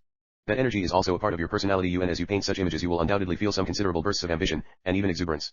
The feelings will allow you to identify the images of such personalities. Well, I think I felt that way last week, when I was working on my latest head. That's why I wrote those notes you, but I didn't take the time to discuss them with Jane. That is why I mentioned it. I knew you did not tell Robert. The paintbrush can indeed be a key to other worlds, or course. Your own emotional feelings carry over in such paintings. 9:29, give us a moment. By all means encourage the dream activity, and there will be a correspondence between your dreams, your painting, and your writing. Point 2, each one encourages the others. Your writing gains vitality from your painting from your writing, you and the dreaming self at one time or another is in contact with MILI. 9:31 now Seth came through with some material in answer to Jane's question, before calling for a break at 9:38. Resume at 9:56. Dictation, if you cannot trust your private self, then you will not trust yourself in your relationships with others or in society. If you do not trust your private self, you will be afraid of power, for you will fear that you are bound to misuse it. You may then purposefully, leaning forward, quietly emphatic but with some amusement, put yourself in a position of weakness, while all of the time claiming that you seek influence. Not understanding yourself, you will be in a quandary, and the mechanics of experience will appear mysterious and capricious. There are certain situations, however, in which those mechanics can be clearly seen, and so let us examine some such circumstances. Pause. A few that I discuss may be exaggerated, in that they are not normal conditions in most people's lives. Their rather bizarre nature, however, throws a giant spotlight upon intense purposes and cross purposes that too often appear in the lives of quite normal men and women. When people are convinced that the self is untrustworthy, for whatever reasons, or that the universe is not safe, then instead of luxuriating in the use of their abilities, exploring the physical and mental environments, they begin to pull in their realities you to contract their abilities, to over-control their environments. They become frightened people you, and frightened people do not want freedom, mental or physical. They want shelter, a definite set of rules. They want to be told what is good and bad. They lean toward compulsive behavior patterns. They seek out leaders you, political, scientific, humorously, or religious you, who will order their lives for them. In the next portion of this book we will discuss people who are frightened of themselves, then, and the roles that they seek in private and social behavior. To some extent we will be discussing closed environments, whether mental or physical, in which questioning becomes taboo and dangerous. Such environments may be private, as in the case of persons with what are generally called mental disorders, or they may be shared by many, in you, for example, you mass paranoia. There are religious cults, and there are also scientific ones. There are Nyanal who follow a cult that is purely private, with rules and regulations as rigorous as any sent down to a group of frightened followers by a despot of whatever kind. Such conditions exist, and I hope that such a discussion will lead to greater understanding. A large portion of this book will be devoted, of course, to the introduction of concepts that will privately encourage greater productivity and creativity, and therefore automatically contribute to more healthy and sane social ways. Now, the headings Robert gave, this next will be part 3. People who are frightened of themselves. Part 2 should go after chapter 2, and should be called Framework 1 and Framework 2. The other heading he gave helps make up the title for the next chapter, 6. Add to it. Religious and scientific cults, and private paranoias. End of session. Okay. Do you have questions? No, I guess not. Then I bid you a fond good evening. Thank you, Seth. End at 10:15 p.m. Notes, session 834-1.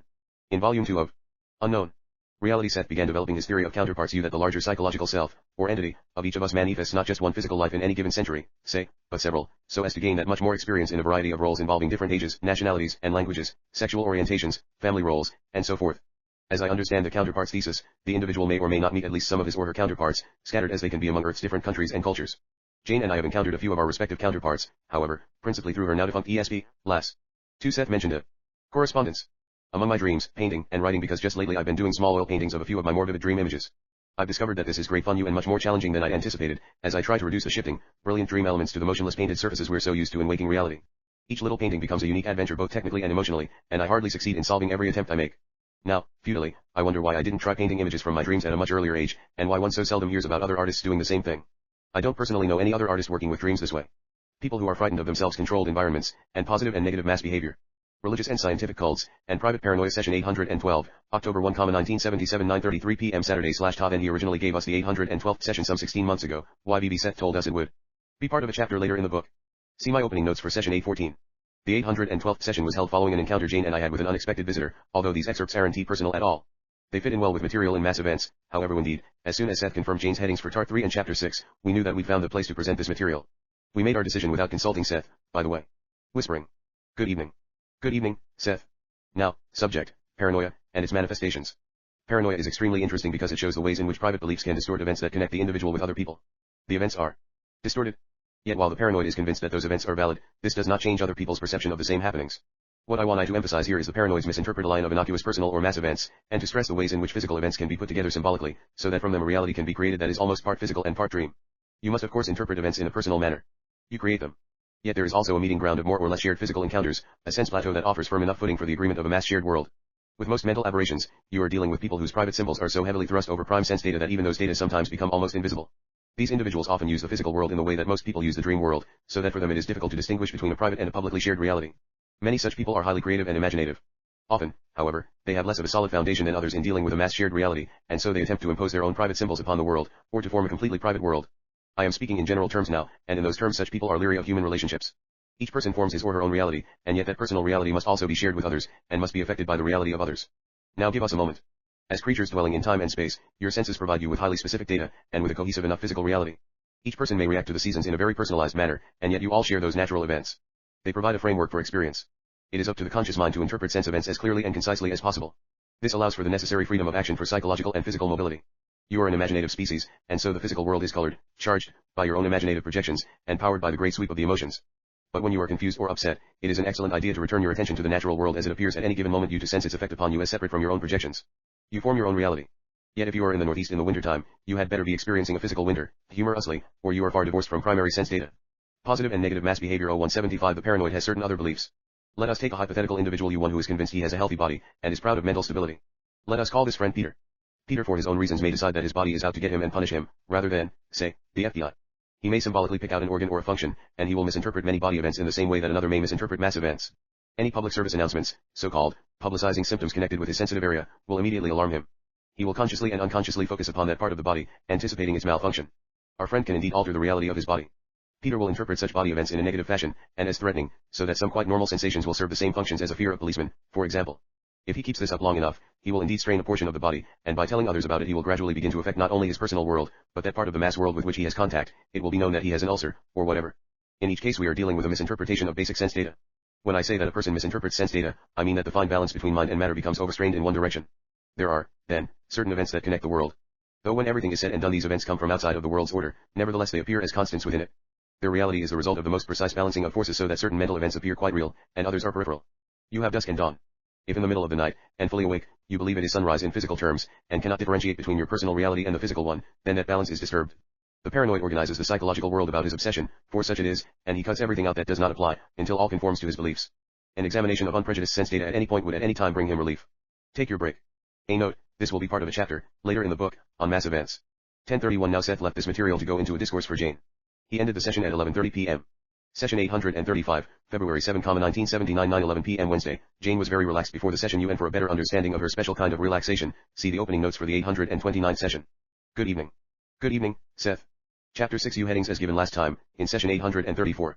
There is an enchanting suggestion, solemnly repeated many times, particularly after the turn of the century. Every day, in every way, I am getting better and better. This might sound like a bit of overly optimistic, though maybe delightful, nonsense. To a degree, however, that suggestion worked for millions of people. It was not a cure-all. It did not help those who believed in the basic untrustworthiness of their own natures.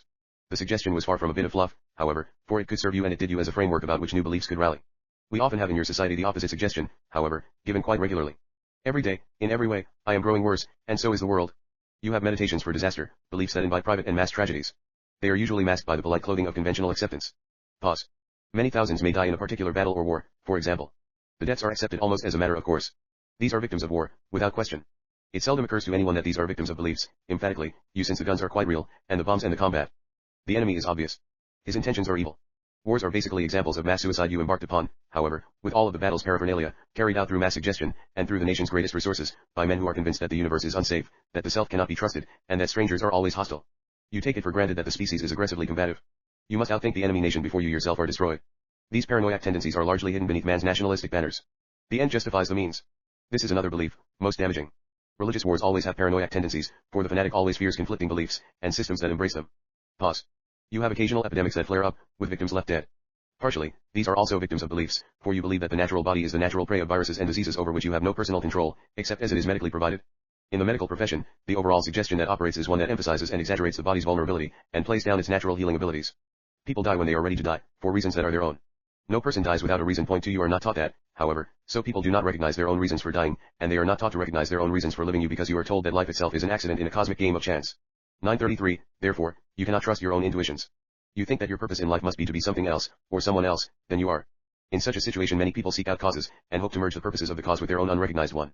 There have been many great men and women involved in causes, to which they gave their energies, resources, and support. Those people, however, recognized the importance of their own beings, and added that vitality to causes in which they believed. They did not submerge their individuality to causes. Instead, they asserted their individuality, and became more themselves. They extended their horizons, pushed beyond the conventional mental landscapes you driven by zest and vitality, by curiosity and love, and not by fear, all of the above with much emphasis. The people who died were idealists, you perfectionists of exaggerated quality, whose very desire for the good was tainted and distorted by those beliefs just mentioned. For those beliefs must gradually shut out perception of good from experience. Point 3 Man is of good intent. When you see evil everywhere in man's intent, you in your own actions and those of others, you then set yourself up against your own existence, and that of your kind. You focus upon the gulf between your ideals and your experience, until the gulf is all that is real. You will not see man's good intent, or you will do so ironically for in comparison with your ideals, good in the world appears to be so minute as to be a mockery. 9:56, to this extent experience becomes closed. Such people are frightened of themselves, and of the nature of their existence. They may be intelligent or stupid, gifted or mundane, but they are frightened of experiencing themselves as themselves, or of acting according to their own wishes. They help create the dogma or system or cult to which they fall prey. They expect their leader to act for them. To a certain extent he soaks up their paranoia, until it becomes an unquenchable force in him, and he is their victim. As much as his followers are his victims. In the Guyana affair, you had red-blooded Americans dying on a foreign shore, in South America, but not under a banner of war, which under certain circumstances would have been acceptable. You did not have Americans dying in a bloody revolution, caught among terrorists. You had instead Americans succumbing in a foreign land to some beliefs that are peculiarly American, and homegrown. Beside the list given earlier tonight, you have the American belief that money will solve almost any social problem, that the middle-class way of life is the correct, democratic one, and that the difficulty between blacks and whites in particular can, erased by applying social bandages, rather than by attacking the basic beliefs behind the problem. Many young men and women have come to adulthood in fine ranch houses in good neighborhoods. They would seem to be at the peak of life, the product of the best America has to offer. They never had to work for a living, perhaps. They may have attended colleges, but they are the first to realize that such advantages do not necessarily add to the quality of life, for they are the first to arrive at such an enviable position. The parents have worked to give their children such advantages, and the parents themselves are somewhat confused by their children's attitudes. The money and position, however, have often been attained as a result of the belief in man's competitive nature, and that belief itself erodes the very prizes it produces. The fruit is bitter in the mouth. Many of the parents believed, quite simply, that the purpose of life was to make more money. Virtue consisted of the best car, or house, or swimming pool, you proof that one could survive in a tooth and claw world. But the children wondered, what about those other feelings that stirred in their consciousnesses? What about those purposes they sensed? The hearts of some of them were like vacuums, waiting to be filled. They looked for values, but at the same time they felt that they were themselves sons and daughters of a species tainted, at loose ends, with no clear destinations. They tried various religions, and in the light of their opinions of themselves their earlier advantages seemed only to damn them further.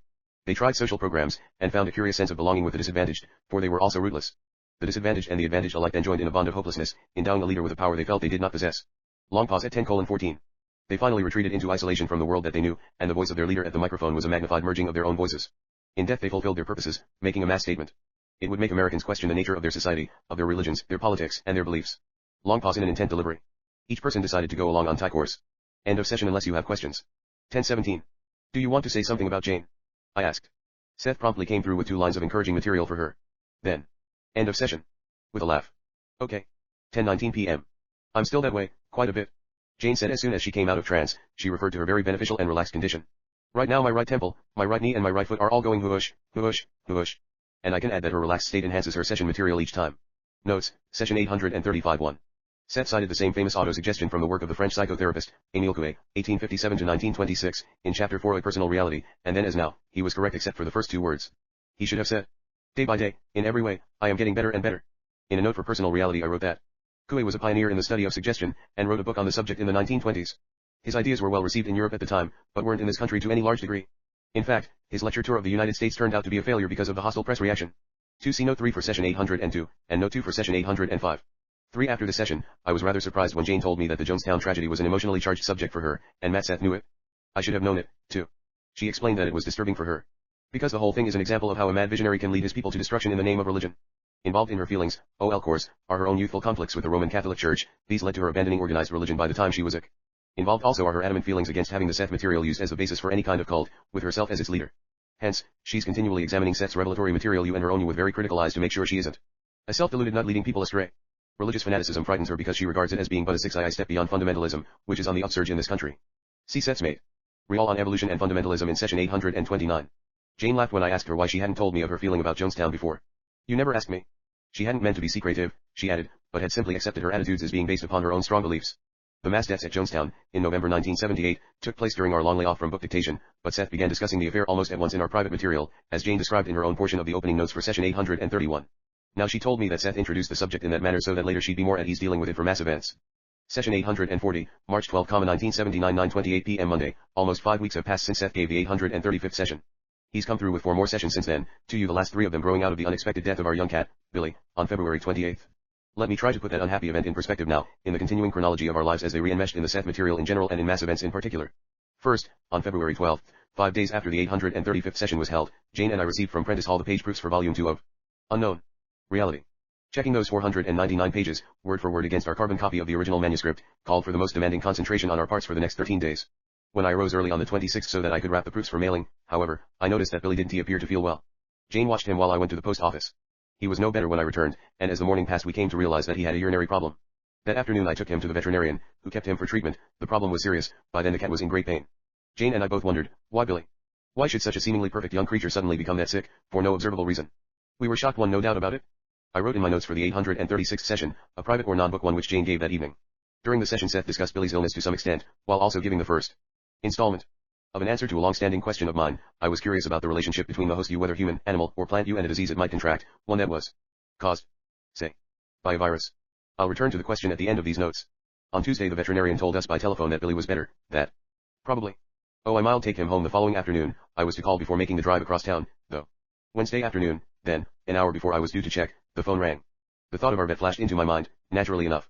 And it was he, regretfully explaining that Billy had died an hour or so before. The doctor had left the office to make a call. When he returned he found Billy dead in his cage. He didn't know why the cat had died. We felt badly indeed, yet that night Jane insisted upon holding the 837th session. Point 2, the events of our lives kept on unfolding.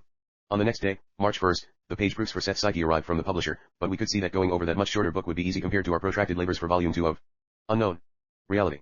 The day after that, a dear friend brought us 2 6-week-old kittens, litter mates fresh from a nearby farm.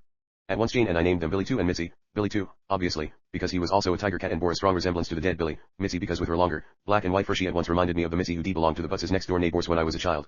The 2 cats had lived only in a gloomy barn so far, and were so shy they hid under our living room couch for several days. On March 5th the front matter proofs for Volume 2 consisting of items like the table of contents, a poem of Jane's, the titles of her previous books, and so forth you arrived for checking. We expect to see the proofs for Volume 2's index in a couple of weeks. That night Jane gave the 838th session. Wednesday, I mailed to Prentice Hall the corrected page proofs for Psyche, and Jane held the 839th session that evening. Now for my question about viruses, referred to earlier in these notes. What I wrote for the 836th session is the real relationship between the host organism and disease. Recently Jane and I talked about the evident worldwide eradication of smallpox, as announced earlier this month /WHO the World Health Organization UN wondered if the disease has truly been eliminated. Who won't officially declare smallpox dove away with for a year or so, while waiting to see if any new cases surface or would smallpox appear again, say 10 years from now? Obviously, I said to Jane more than once, if as an entity smallpox could think as we do, it would hardly consider itself bad, or such an awful disease or scourge. If it was so terrible, why did it ever exist within nature's framework to begin with? What was its role in the whole panoply of life forms? Could the DHEs ever move from whatever probability it now occupies back into our own reality someday, thus appearing to have regenerated itself? W. Had would we humans say if that happened? Smallpox's reappearance would undoubtedly be rationalized. It had lain hidden or dormant in some uninvestigated pocket of humanity, or it was a mutation, somehow evolving into smallpox from one of the closely related animal poxes. In that same session, Seth gave these responses: you among others, you to my question. All viruses of any kind are important to the stability of your planetary life. They are a part of the planet's biological heritage and memory. You cannot eradicate a virus, though at any given time you destroy every member alive of any given strain. They exist in the Earth's memory, to be recreated, as they were before, whenever the need arises. The same applies of course to any animal or plant considered extinct. Only an objectively tuned consciousness like man's would imagine that the physical eradication of a species destroyed its existence. Seth also touched upon the question while dealing mainly with Billy's death in the next 3 sessions, which are also private, but this evening he was more specific. Even though he didn't call this 840th session book dictation, we're presenting part of it here because the material fits in so well with his themes for mass events. Now, good evening. Good evening, Seth. Vigorously Bulletin could not live without viruses, nor could your biological reality as you know it now exist. Pause. Viruses appear to be the bad guys. And as a rule you think of them separately, as for example the smallpox virus. There are overall affiliations in which viruses take part, however, in which delicate balances are maintained biologically. Each body contains countless viruses that could be deadly at any given time and under certain conditions. These you and I am putting it as simply as possible you take turns being active or inactive within the body, in accordance with the body's overall condition. Viruses that are deadly in certain stages are not in others, and in those later stages they react biologically in quite beneficial ways, adding to the body's stability by bringing about necessary changes, say, in cellular activities that are helpful at given rates of action. These in turn trigger other cellular changes, again of a beneficial nature. As an example from another field, consider poisons. Belladonna can be quite deadly, yet small doses of it were known to aid the body in disease conditions. 938. Give us a moment. The viruses in the body have a social, cooperative existence. Their effects become deadly only under certain conditions. The viruses must be triggered into destructive activity, and this happens only at a certain point, when the individual involved is actively seeking either death or a crisis situation biologically. The initial contagion in such cases is always emotional and mental. Social conditions are usually involved, so that an individual is, say, at the lower end of a poor social environment, a seeming victim of it, or in a situation where his individual value as a social member is severely weakened. Now, in the same way that a member of such a society can go askew, blow his stack, go overboard, commit antisocial acts, so in the same fashion such a person can instead trigger the viruses, wreck their biological social order, so that some of them suddenly become deadly, or run amok. So of course the resulting diseases are infectious. To that degree they are social diseases. It is not so much that a virus, say, suddenly turns destructive you though it does you as it is that the entire cooperative structure within which all the viruses are involved becomes insecure and threatened. I told you, in the private 836th session, that viruses mutate. Such is often the case. It seems quite scientific to believe in inoculations against such dangerous diseases and certainly, scientifically, inoculations seem to work. People in your time right now are not plagued by smallpox, for example. Some cultures have believed that illnesses were caused by demons. Medicine men, through certain ceremonies, would try to rid the body of the demons and those methods worked also. The belief system was tight and accepted, and it only began to fail when those societies encountered civilized views. If you call the demons negative beliefs, however, then you have taken strides forward. People continue to die of diseases. Many of your scientific procedures, including inoculations, of themselves cause new diseases. It does not help a patient inoculated against smallpox and polio if eventually he dies of cancer as a result of his negative beliefs. 9:55. Give us a moment. What I have said about viruses applies to all biological life. Viruses are highly intelligent. You meaning that they react quickly to stimuli. They are responsive to emotional states. They are social. Their scale of life varies considerably, and some can be inactive for centuries, and revive. They have extensive memory patterns, biologically imprinted. Some can multiply in the tens of thousands within seconds. They are in many ways the basis of biological life, but you are aware of them only when they show a deadly face. You are not aware of the inner army of viruses within the body that protect it constantly. Host and virus both need each other, and both are part of the same life cycle. Now give us a moment. One brief note, Rupert was momentarily upset before the session. You cranky. He thought he did not feel like having a session at 9:30 p.m. to try to solve the world's problems. He just wanted to watch television and forget it all, and hidden in that crankiness is a good point. The sessions are an expression of your private and joint curiosity, a high and excellent curiosity about the nature of reality, a result of your desire to know whether or not the knowledge can be held in your hands like a fruit, whether or not the knowledge can be dosed out to an ailing world as medicine. I surely understand that you want to make the knowledge practical in the physical world, and to help people as much as you can, but that cannot be the only goal. For that goal must always be the high personal exploration of consciousness, the creative and artistic pursuit for which there may be no name. You do not make shoes to put on people's feet. You do not make deodorants to stop perspiration. If you did either of these things, you could see material results you at once, people with shoes of your making, and people who did not sweat, with some humor. In parenthesis, such deodorants are highly disadvantageous, incidentally. You are not dealing with material specifics, or even with the psychic specifics. You are dealing instead with the initiation of a framework of beliefs far better than those now current. A framework that is large enough to contain all specifics, through which people can indeed learn to understand themselves better. You are providing an overall aura of spiritual and intellectual light which would help people precisely because you are not tied to specifics, but engaged with the larger levels of reality from which the specifics emerge. 10:10, give us a moment. After a long pause, Seth launched into a good bit of material that was outside of any related to his subject matter for mass events. He said goodnight at 10:26 p.m. Notes, session 841. We were shocked because Billy's unexpected and serious illness reminded us of the almost universally accepted view that life is terribly vulnerable. Any kind of life. Billy was a replacement for our previous cat, Willie, who died in November 1976 at the age of 16, and we found him at an animal shelter the next weekend after Willie's death. As far as having a pet to love went, we thought ourselves set. For a number of years. At first we called the newcomer Willie too, but soon automatically shortened that to Billy. During the 836th session, Seth reminded us that animals do not think of long lives or short lives, but of a brilliant present, which in a way, compared to your framework, has no beginning or end time, in your terms, does not exist for them. And in the deepest of terms, a life's quality on a human scale cannot be judged primarily in terms of its length, either. I might add here another insight into the relationship between Jane and Seth, the kind of information we continue to search for. Before holding the 836th session, Jane had found herself mourning the possibility that Billy might die. From Seth she then picked up material to the effect that time was in the present to the cat, in a way its life was eternal to it, whether it lived 10 months or 10 years, or whatever. At the time, she wrote later for me, emotionally she objected strenuously to that message of Seth's, since it seemed too easy a way to sign off a cat's life you or any other life you even if it was true. And I did accept that it was true, or as close to the truth as we could get. Years ago such spontaneous objections of mine really bothered me. She continued.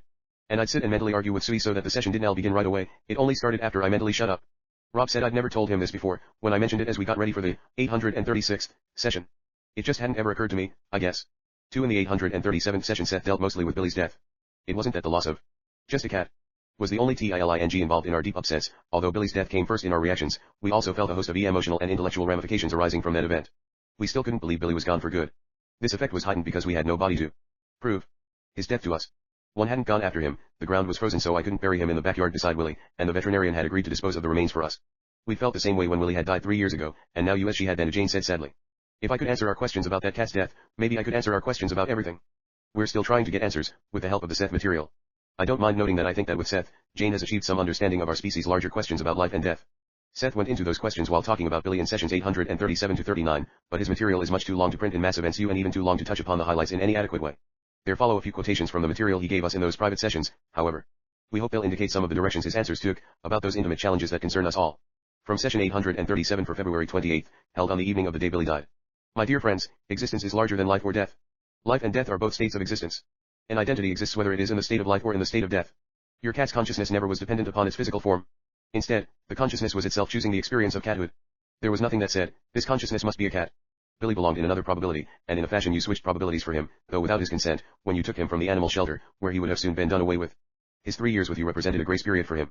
He did not make this probability his own because of what you may call other commitments or rather, other purposes.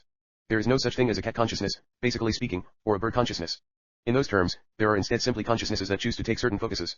We have not touched upon some of these matters, and some are, again, most difficult to explain, as we wish to avoid distortions. These would have nothing to do with Rupert or SE, but simply the way you put concepts together at this stage of development. From session 838 for March 5th, I want to avoid tales of the transmigration of the souls of men to animals, say you a badly distorted version of something else entirely. If there is no consciousness tailored to be a cat's or a dog's, then there is no prepackaged, predestined, particular consciousness that is meant to be human, either. You both knew Billy was about to die. So did the plants in your house, and the trees outside your door. The cellular announcement was made that the strong possibility existed, for the birth and death of each cell is known to all cells in the world. For material on cellular communication, see session 804 after 10:45. Cellular communication is too fast for you to follow. The cat could have changed its mind, of course, but the signals were sent out, and ahead of time. Several people who wrote to you picked up on that probability. With some amazement Jane and I had noticed this in letters we received you from both friends and strangers you during the days immediately following Billy's death. From session 839 for March 7th. The quality of identity is far more mysterious than you understand, for you assign an identity in a blanket fashion, say, to each living thing. Now your dead cat, Billy, exists in the following manner. The units of consciousness that organized to form his identity as you knew it, still form that pattern you but not physically. The cat exists as itself in the greater living memory of its own larger selfhood. Its organization you the cat's you exists inviolably, but as a part of the greater psychic organization from which it came. That identity of Billy's remains vital, known to itself whether or not it is reactivated in your terms. This is not necessarily always the case you and there is great variation you but Billy identified with the larger organization of the litter that is, with his brothers and sisters, all of whom are also dead, and the consciousnesses of that litter are now together. They are forming a gestalt, where the 5 consciousnesses will merge to form a new identity. On separate days, both Jane and I had vivid psychic experiences involving our perceptions of Billy not long after his death, each in our own way, we saw him. Larger than life. Performing with amazing vitality and grace. In my own case, the experience was so vivid as to be almost frightening. Jane hopes to use both events, plus some material she wrote on scientific experimentation with animals, in one of her own books. And in closing, the index for volume 2 of Unknown Reality will contain, when that book is published, a comprehensive list of references to Seth's discussions of his units of consciousness, or CUs, as presented in both volumes of that work. 3 Belladonna is a perennial herb native to Europe. Extracts made from it contain the alkaloid atropine, among others, which is used to relieve muscle spasms, and to dilate the pupil of the eye for optical surgery. It's interesting to note, also, that in medieval Europe larger amounts of those extracts were used as hallucinogens by witches and the members of VUES other cults. 4 See Note 3 for session 802, and Note 2 for session 805. Session 841, March 14, 1979 9:08 p.m. Wednesday. Seth hadn't called the last session book dictation, nor did he so designate tonight's material. Just as we did with that 840th session, however, Jane and I are presenting portions of this evening's delivery in mass events because we think they should be published within that framework. Whispering. Good evening. Good evening, Seth. Now, I said, in book dictation, I believe, in the 835th session, that the people of Jonestown died of an epidemic of beliefs, you or words to that effect. I used words to that effect. The case was startling, again, because of the obvious suicidal acts. The poison was, after all, left as evidence. Had the same number of people been found dead, of a vicious disease, smallpox or whatever, the virus involved would have been the villain. I want to discuss thoughts and viruses, along with the health of the body. You think of viruses as physical, and of thoughts as mental. You should know that thoughts also have their physical aspects in the body, and that viruses have their mental aspects in the body. At times you have both asked why an ailing body does not simply assert itself and use its healing abilities, throwing off the negative influence of a given set of beliefs and thoughts. When you think of thoughts as mental and viruses as physical, the question is understandable. It is not just that thoughts influence the body, as of course they do, but each one of them represents a triggering stimulus, bringing about hormonal changes and altering the entire physical situation at any given time. Pause at 9:16. Your physical body, give us time, is, as an entity, the fleshed out version you, the physically alive version you of the body of your thoughts. It is not that your thoughts just trigger chemical reactions in the body, but that your thoughts have a chemical reality besides their recognizable mental aspects. I will have to use an analogy. It is not the best, but I hope it will get the point across. It is as if your thoughts turned into the various appendages of your body. Emphatically. They have an invisible existence within your body as surely as viruses do. Your body is composed not only of the stuff within it that, say, /rays or autopsies can reveal, but it also involves profound relationships, alliances, and affiliations that nowhere physically show. Your thoughts are as physically pertinent to your body as viruses are, as alive and self-propagating, and they themselves form inner affiliations. Their vitality automatically triggers, long pause, eyes open, all of the body's inner responses. When you think thoughts, they are conscious. You think in sentences, or paragraphs, or perhaps in images. Those thoughts, as clearly as I can explain this, rise from inner components of which you are unaware. When the thought is thought, it is, say, broken down again to those components. Your thoughts have an emotional basis, also. The smallest CE1-1, spelled, within your body contributes to that emotional reality, and reacts instantly to your thoughts. 9:28, give us a moment. In those terms, thoughts move far quicker of course than viruses. The action of the virus follows the thought. Each thought is registered biologically. Basically, underlined, when you have an immunity to a disease you have a mental immunity. You think of viruses as evil, spreading perhaps from country to country, to invade scores of physical mechanisms. Now thoughts are contagious. You have a natural immunity against all thoughts that do not fit in with your own purposes and beliefs, and naturally, groping, you are inoculated with a wholesome trust and belief in your own thoughts above others. The old ideas of Buddhism recognized some of these concepts, but complicated and distorted them with fears of evil, psychic invasion, psychic killing, and so forth. You cannot divide, say, mental and physical health, nor can you divide a person's philosophy from his bodily condition. Give us a moment. While I say all of this about thoughts and viruses, remember the context of the discussion, for new information and insights are always available to an individual from Framework 2, and the body does indeed send its own signals. Do you have any questions on that material? No, I'd like to study it first. The people who died at Jonestown believed that they must die. They wanted to die. How could their thoughts allow them to bring about their bodily deaths? Again, the question makes sense only il you do not realize that your thoughts are as physically a part of your body as viruses are, intently. 9:37 After discussing several other matters, Seth ended the session at 10:05 p.m. One of those other matters, however, led to Note 1. Notes, Session 841-1. In Note 1 for the 840th session I cited an insight we'd recently obtained into the relationship between Jane and Seth, and mentioned how we're always on the lookout for such clues. Jane had come up with that one, stressing her personal reactions. We're also eager to learn what we can about Jane or Seth per SE tonight. Then, in the deleted portion of the session, Seth gave us insights into his own personality. With humor, much power, and a touch of irony, I am not such a philosopher that I can compare my own thoughts and works with those of the noted professionals of whom your correspondent writes. I think I am you if you will forgive me, you in my own way more earthy than those other gentlemen. I am you again in my way, you more rambunctious and playful. The word truth is a heavy one, and the more times it is repeated the more distant and inaccessible it seems. I do not put labels on my own theories, and I explain you or I try to explain you my most profound statements by adding a dash of zest, a smidgen of humor, an egotistical touch of humility. I consider myself an exuberant psychological explorer, finding myself, at my own request, happily set adrift among universes, able to shout with a loud hearty voice from the hypothetical shore of one to another, news of what I have found and am still finding. Session 844, April 1, 1979 4:01 p.m. Sunday, the last session we presented in mass events, the 841st, was held on March 14th. On the 19th we received from our publisher for checking the proofs of the index for volume 2 of Unknown Reality, then 2 days later the proofs for the front matter O/Psyche arrived. Going over these two sets of material was routine, nothing had to be returned, and in each case Fane called Tarn Mossman at Prentice Hall to give her approval and to make a few suggestions for changes. She's worked each day at her third novel on the adventures O/Oversoul 7, and has heard often from Sue Watkins about Sue's progress with her book on Jane's ESP class, conversations with Seth.1 and with all of her other activities. Jane has held 4 sessions since the ILib, 2 personal ones, and 2 842-43 on matters other than hook dictation. Early last Wednesday an ominous development began unfolding at 3 Mile Island, the nuclear power generating plant located on an island in the Susquehanna River below Harrisburg, Pennsylvania. It seems that through a combination of mechanical failures and human error, Unit No. 2, one of the plant's 2 nuclear reactors, overheated, discharging radioactive water into the river, and began releasing small amounts of radioactive gases into the atmosphere. The entire plant is idle now, since Unit Number 1 had already been shut down for refueling. By now the situation is much more serious, however, there's a chance of catastrophic meltdown of the uranium fuel rods in the damaged reactor's core, the worst possible accident that can occur in such circumstances short of an explosion, and a kind that proponents of nuclear power have long maintained almost certainly cannot happen. If the meltdown takes place, spewing great clouds of radioactive materials into the atmosphere, several 100,000 people could ultimately become casualties in one form or another. Now there's talk of evacuating up to 1 million people who live in the county surrounding 3 Mile Island. Some refugees have already reached the Elmira area, where we live, and upon checking a map Jane and I were surprised to see that we're only about 130 airline miles north of Harrisburg. We've driven the much longer road distance comfortably enough in one day. Strange. I'm used to Jane. That of all the nuclear power plants in the world, we end up living that close to the one that goes wrong. Our region is supposed to be outside the danger zone, yet we see conflicting newspaper reports about whether the prevailing wind currents would make us vulnerable to the after effects of a meltdown. Even now, local civil defense officials monitor the air several times daily with radiological survey meters, equipment similar to Geiger counters. Jonestown was far away, remote in another land, I said to Jane, but the potential mass tragedy at 3 Mile Island hovers at the edges of our personal worlds. The whole affair has a sense of unreal immediacy, because there's nothing to see, and because I don't think most people really understand the probabilities involved. It would be hardly a coincidence, I added, that the mass events at Jonestown and 3 Mile Island took place within less than 6 months of each other, and that they represented the two poles, or extremes, of mankind's present main belief systems, religion and science. Certainly we hope that as he continues with mass events Seth will comment extensively on 3 Mile Island, just as he's in the process OJ doing about Jonestown. In fact, material on 3 Mile Island, developed in the session held this afternoon, which is the main reason we decided to give these excerpts here. Actually, the session might better be called a Jane/Seth session, in that Jane's own consciousness was often uppermost, riding upon Seth's underlying and steadying influence. This rather unusual situation came about because after lunch today she wrote excellent analyses of 2 dreams I'd had recently. As we sat at the kitchen table discussing her work, Jane felt that she could go into a trance state that was her own for a change, instead of being in just a Seth trance. She began delivering the material at a measured pace in her usual voice. As soon as I realized that she wanted to have a session, I asked her to wait until I found my pen and notebook. Then Jane proceeded to come through with much evocative material on dreams. Our second reason for excerpting the session for mass events. Some of the more generalized material is presented below, some of the more individualized portions which, in fact, came at the start of the session are given in note 2. After drinking half a glass of milk during a break, Jane resumed her delivery at 4:30. This is just loose now. But I've got a couple of points to make. One is that because objects just originate in man's imagination anyway, there's always a strong connection between objects and man's dreams. They act as symbols of inner reality, so it's only natural that whether he's aware of it or not, man perceives objects in such a fashion that they also stand for symbols that first originate in his dreams. This also has to do with large events, that you might for convenience sake think of for now as psychological objects, that is, events seen and recognized by large numbers of people in the same way that objects are. The Christ drama is a case in point, where private and mass dreams were then projected outward into the historical context of time, and then reacted to in such a way that various people became exterior participants, but in a far larger mass dream that was then interpreted in the most literal of physical terms.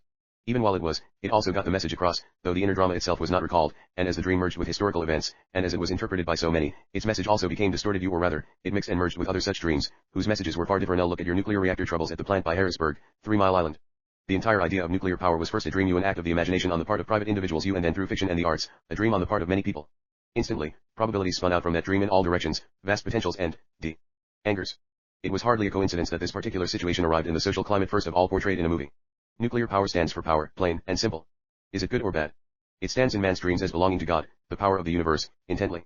Man has always considered himself, in your terms, as set apart from nature, so he must feel set apart from nature's power, and there must be a great division in his dreams between the two. Nuclear energy, in fact, then, comes as a dream symbol, and emerges into the world as something to be dealt with. Fundamentalists think of nuclear power as a force that God might use, say, to destroy the world. That event in Harrisburg means one thing to them. Some of the scientists equate nuclear power with man's great curiosity, and feel that they wrest this great energy from nature because they are smarter than nature is, smarter than nature, smarter than their fellow men, so they read those events in their own way. The probabilities are still surging, of course, and in private and mass dreams people try out all kinds of endings for that particular story. All in all, millions of people are involved, who will be affected of course to one extent or another. 4:45. I've learned something this afternoon. Jane said during a brief, unannounced break. I've thought of it before, but finally I'm getting it through my head that the sessions are much better when I don't have any concern, and when I feel concern, I find it harder to get into it. I began to get cautious toward the end there, in some fashion. I think we'd have gotten more on the nuclear thing otherwise. She didn't think any fear of making predictions that might turn out to be wrong had anything to do with this concern. I remember Seth, you even helped me out with stuff on the Christ drama in there. Jane said. Oh, there's more you. And she went back into her trance almost at once. There was a tie-in, and it's that the Christ drama happened as a result of man's dream, at least, of achieving brotherhood, a quiet, secure sense of consciousness, and a morality that would sustain him in the physical world. The Christ drama did splash over into historical reality. Man's fears of not achieving brotherhood, of not achieving a secure state of consciousness, or a workable morality, result in his dreams of destruction, however they are expressed. And indeed, the present physical event as it exists now at the energy plant near Harrisburg can easily be likened to and is a warning dream to change man's actions. And at 4:47 p.m. Okay. Jane said. I knew there was some connection between the Christ thing and what's happening in the world today, and that was it. I like it when it's fun, and that was fun. That was a nice smooth state of consciousness. I should mention a couple more things, though. This happened at a time of day when I'm not usually at my best, around 4 in the afternoon. And I'll often get things like I did the first part of the session, when I was busy with the dishes. I'll notice it, then say to myself that I'll tell Rob later. So I wonder how often I've missed out on some good stuff by doing it that way. Especially when I even forget to tell you about it. Notes, session 844-1. Sue has to do a considerable amount of research for conversations with Seth, incidentally, especially locating, then interviewing you in person, by telephone, or by mail, as the case may be, you numerous class members. Many of them are scattered about the country by now, and some are abroad. Sue has also devised a questionnaire to be filled out by those cooperating in her study. Too much of Jane's transmaterial on how individuals use dreams personally came through in answer to a question of mine that we'd often speculated about lately. If most people do not remember their dreams most of the time, of what use can their dreams be to them? The question was really based upon our belief, indeed our certainty, that everything in nature is intentional and useful, therefore dreams must fulfill important roles in people's lives. But how, in ordinary terms? Here are quotations from the answers Jane gave while in trans.li/. Even if you don't consciously remember your dreams, you do get the message. Part of it will appear in your daily experience in one way or another, you in your conversation or daily events. Because dreams are such a perfect combination of stimuli from the inner environment and the exterior environment, other events are often used to trigger inner dream messages, just as the opposite occurs. And in a gathering of 3 people watching the same TV drama, say, each of them might be interpreting different portions of the program so that those portions correlate with their individual dreams of the night before, and serve to bring them their dream messages in ways they can accept. Great discrimination is used to do that. For example, one newspaper item is noticed over others because a certain portion of that item represents some of the dream's message. Another portion might come from a neighbor but from the dreamer's interpretation of the neighbor's remarks, that further brings home the dream message. In such cases the individual will scarcely be aware that a dream is involved. You might dream of going away on a long trip by car, only to find that a tire blew when you were driving too fast. You may never remember the dream. One way or another, however, you will hit upon some kind of situation, a portion of a TV drama, perhaps in which a tire is blown. Or you will see an item of that nature in the newspaper, or you will hear a story, told directly or indirectly about the same kind of dilemma. The magnitude of the physical stimuli with which you are surrounded makes it possible, of course, for any number of like situations to come to your physical attention during any given day. Even then, you might not recall the dream, but the situation itself as it comes to your attention might make you check your tires, decide to put off your trip, or instead lead you to inner speculations about whether you are going too fast in a certain direction for your own good at this time. But you will get the dream's message. Session 845, April 2, 1979, 9:25 p.m. Monday. Although Seth didn't call the session book dictation, Jane and I decided to show portions of it in mass events for 2 reasons. 1. The material in Note 1 can be taken as an extension of the discussion on reasoning and the intuitions that Seth gave in the 825th session. 2. We want to amplify his comments on Jonestown and 3 Mile Island in the order received, even if they don't always come through within the context of official book sessions.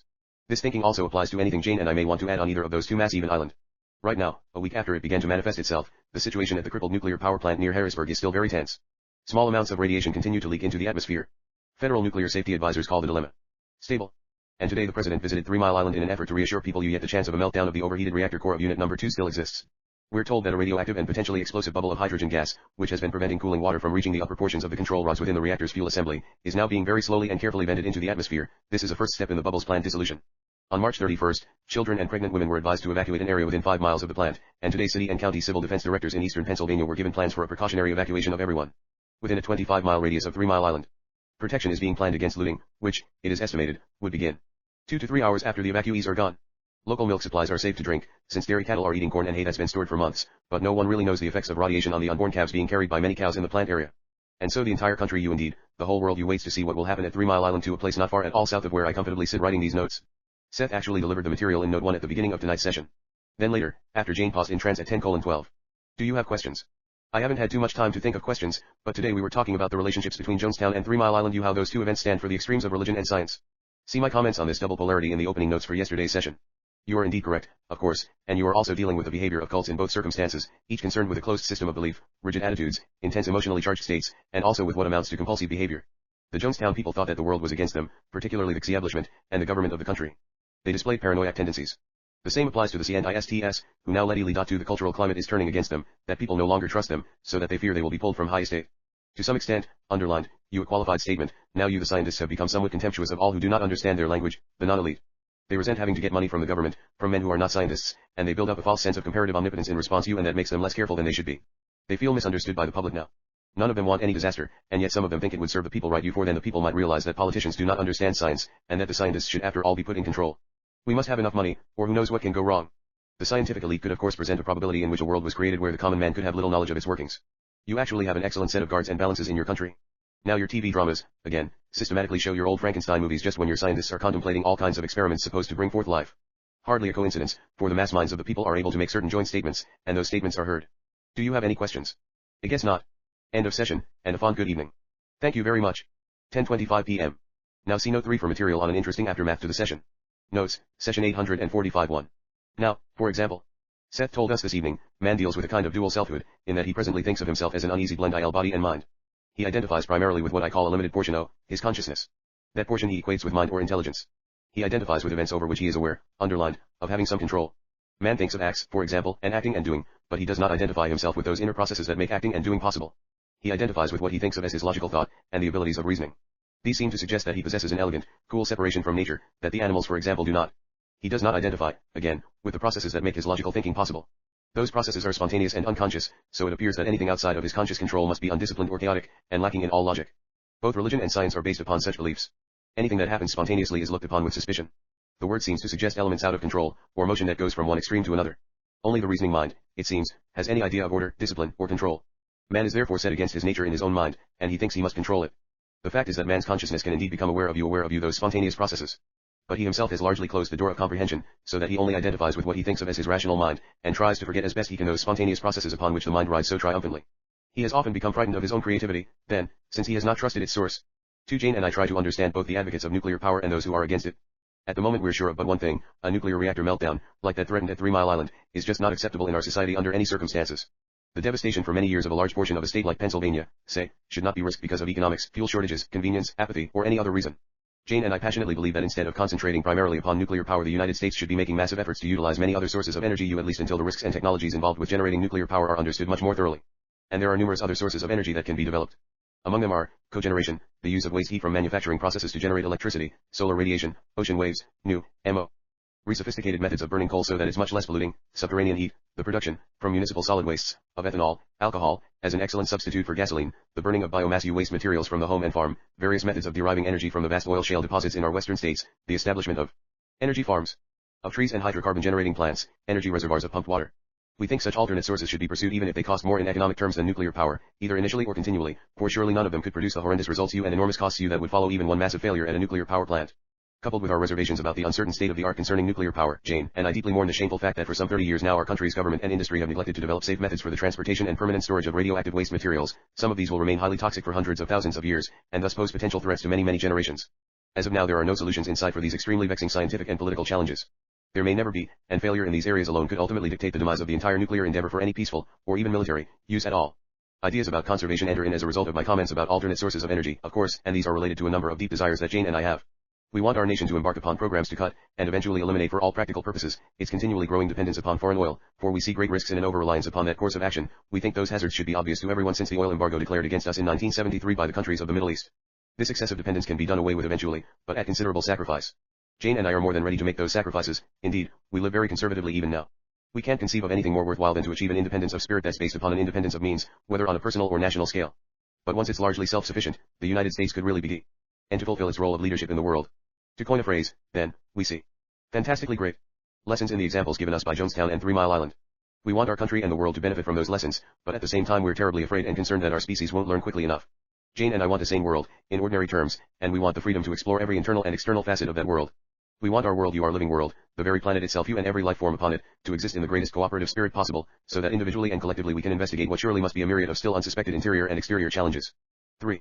After last night's 845th session, Jane wrote, I watched television while Rob went for a walk.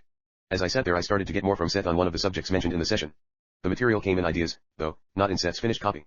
I told Rob about it when he came back, and now this morning I'll see what I can recall for these notes. The idea is that the scientist's system of beliefs is bound to result in some destructive action, that is, the implied attitudes of today's scientists lead them to be less careful of life than they should be, and separate them from nature in a way that leads to some contempt on their parts of individual living things. The leaders of religious cults, like that off Stone, over-exaggerate grandiose ideals of brotherhood and love, for example, as Seth has mentioned, while often forbidding the natural expression of love on the part of one individual for another, assaulting family affiliations and so forth. As a result, the idealized love becomes more and more inaccessible, with the growth of more guilt and despair. In the same way the scientific community speaks of grandiose ideals, of man's triumph over the planet and nature. At the same time these ideals further divorce the scientists from daily practical experience vis-a-vis their fellow man, and since they see animals as objects, they're bound to see human life in somewhat the same fashion. The sacrifice of, say, thousands of lives in a nuclear accident almost becomes justified in their minds if it is a means toward the grandiose goal of learning how to triumph over nature. Again, this intent automatically turns them into mechanics. The scientist carries the burden of this alienation, and in his heart he must hope that his mission fails, for if it succeeds he will have effectively separated man from man's nature in the world of beliefs, philosophically casting man adrift as meaningless psychological debris. Therefore, the scientific community often sabotages its own efforts. Session 846, April 4, 1979, 9:30 p.m. Wednesday, it's over. The crisis at 3 Mile Island has passed, or so the governor of Pennsylvania announced on television this morning. That is, the threat of an immediate catastrophe from a meltdown in the plant's Unit No. 2 nuclear reactor has evidently passed. Engineers have dissipated the hydrogen bubble in the reactor's core, but the core temperature is still considerably above normal, and children and pregnant women are still advised to stay out of the area. The challenges and fears you created at 3 Mile Island will last for years, however. Jane and I read that it will take up to 4 years and many millions of dollars to decontaminate, overhaul, and place the crippled reactor bail in operation. The cost is given in incalculable estimates ranging from $40 million to $400 million. Some government officials say that the reactor may never see service again, that it may end up junked, or as a sealed mausoleum, a mute symbol of our nuclear age. Nor do we know what fate awaits the plant's undamaged Unit No. 1. A current fear is that if and when cleanup operations are begun, the small and supposedly harmless amounts of radiation still seeping into the atmosphere may intensify. There's much debate already about the cancer deaths that may show up in the local populace, since no one really knows yet just what a safe dose of radiation could be in such a situation. And above all, our energy experts maintain that the United States has traveled too far along the nuclear path to turn back now. Regardless of whether the events at 3 Mile Island have resulted in any significant radioactive fallout so far, they have generated some disquieting fallout as far as Jane and I are personally concerned.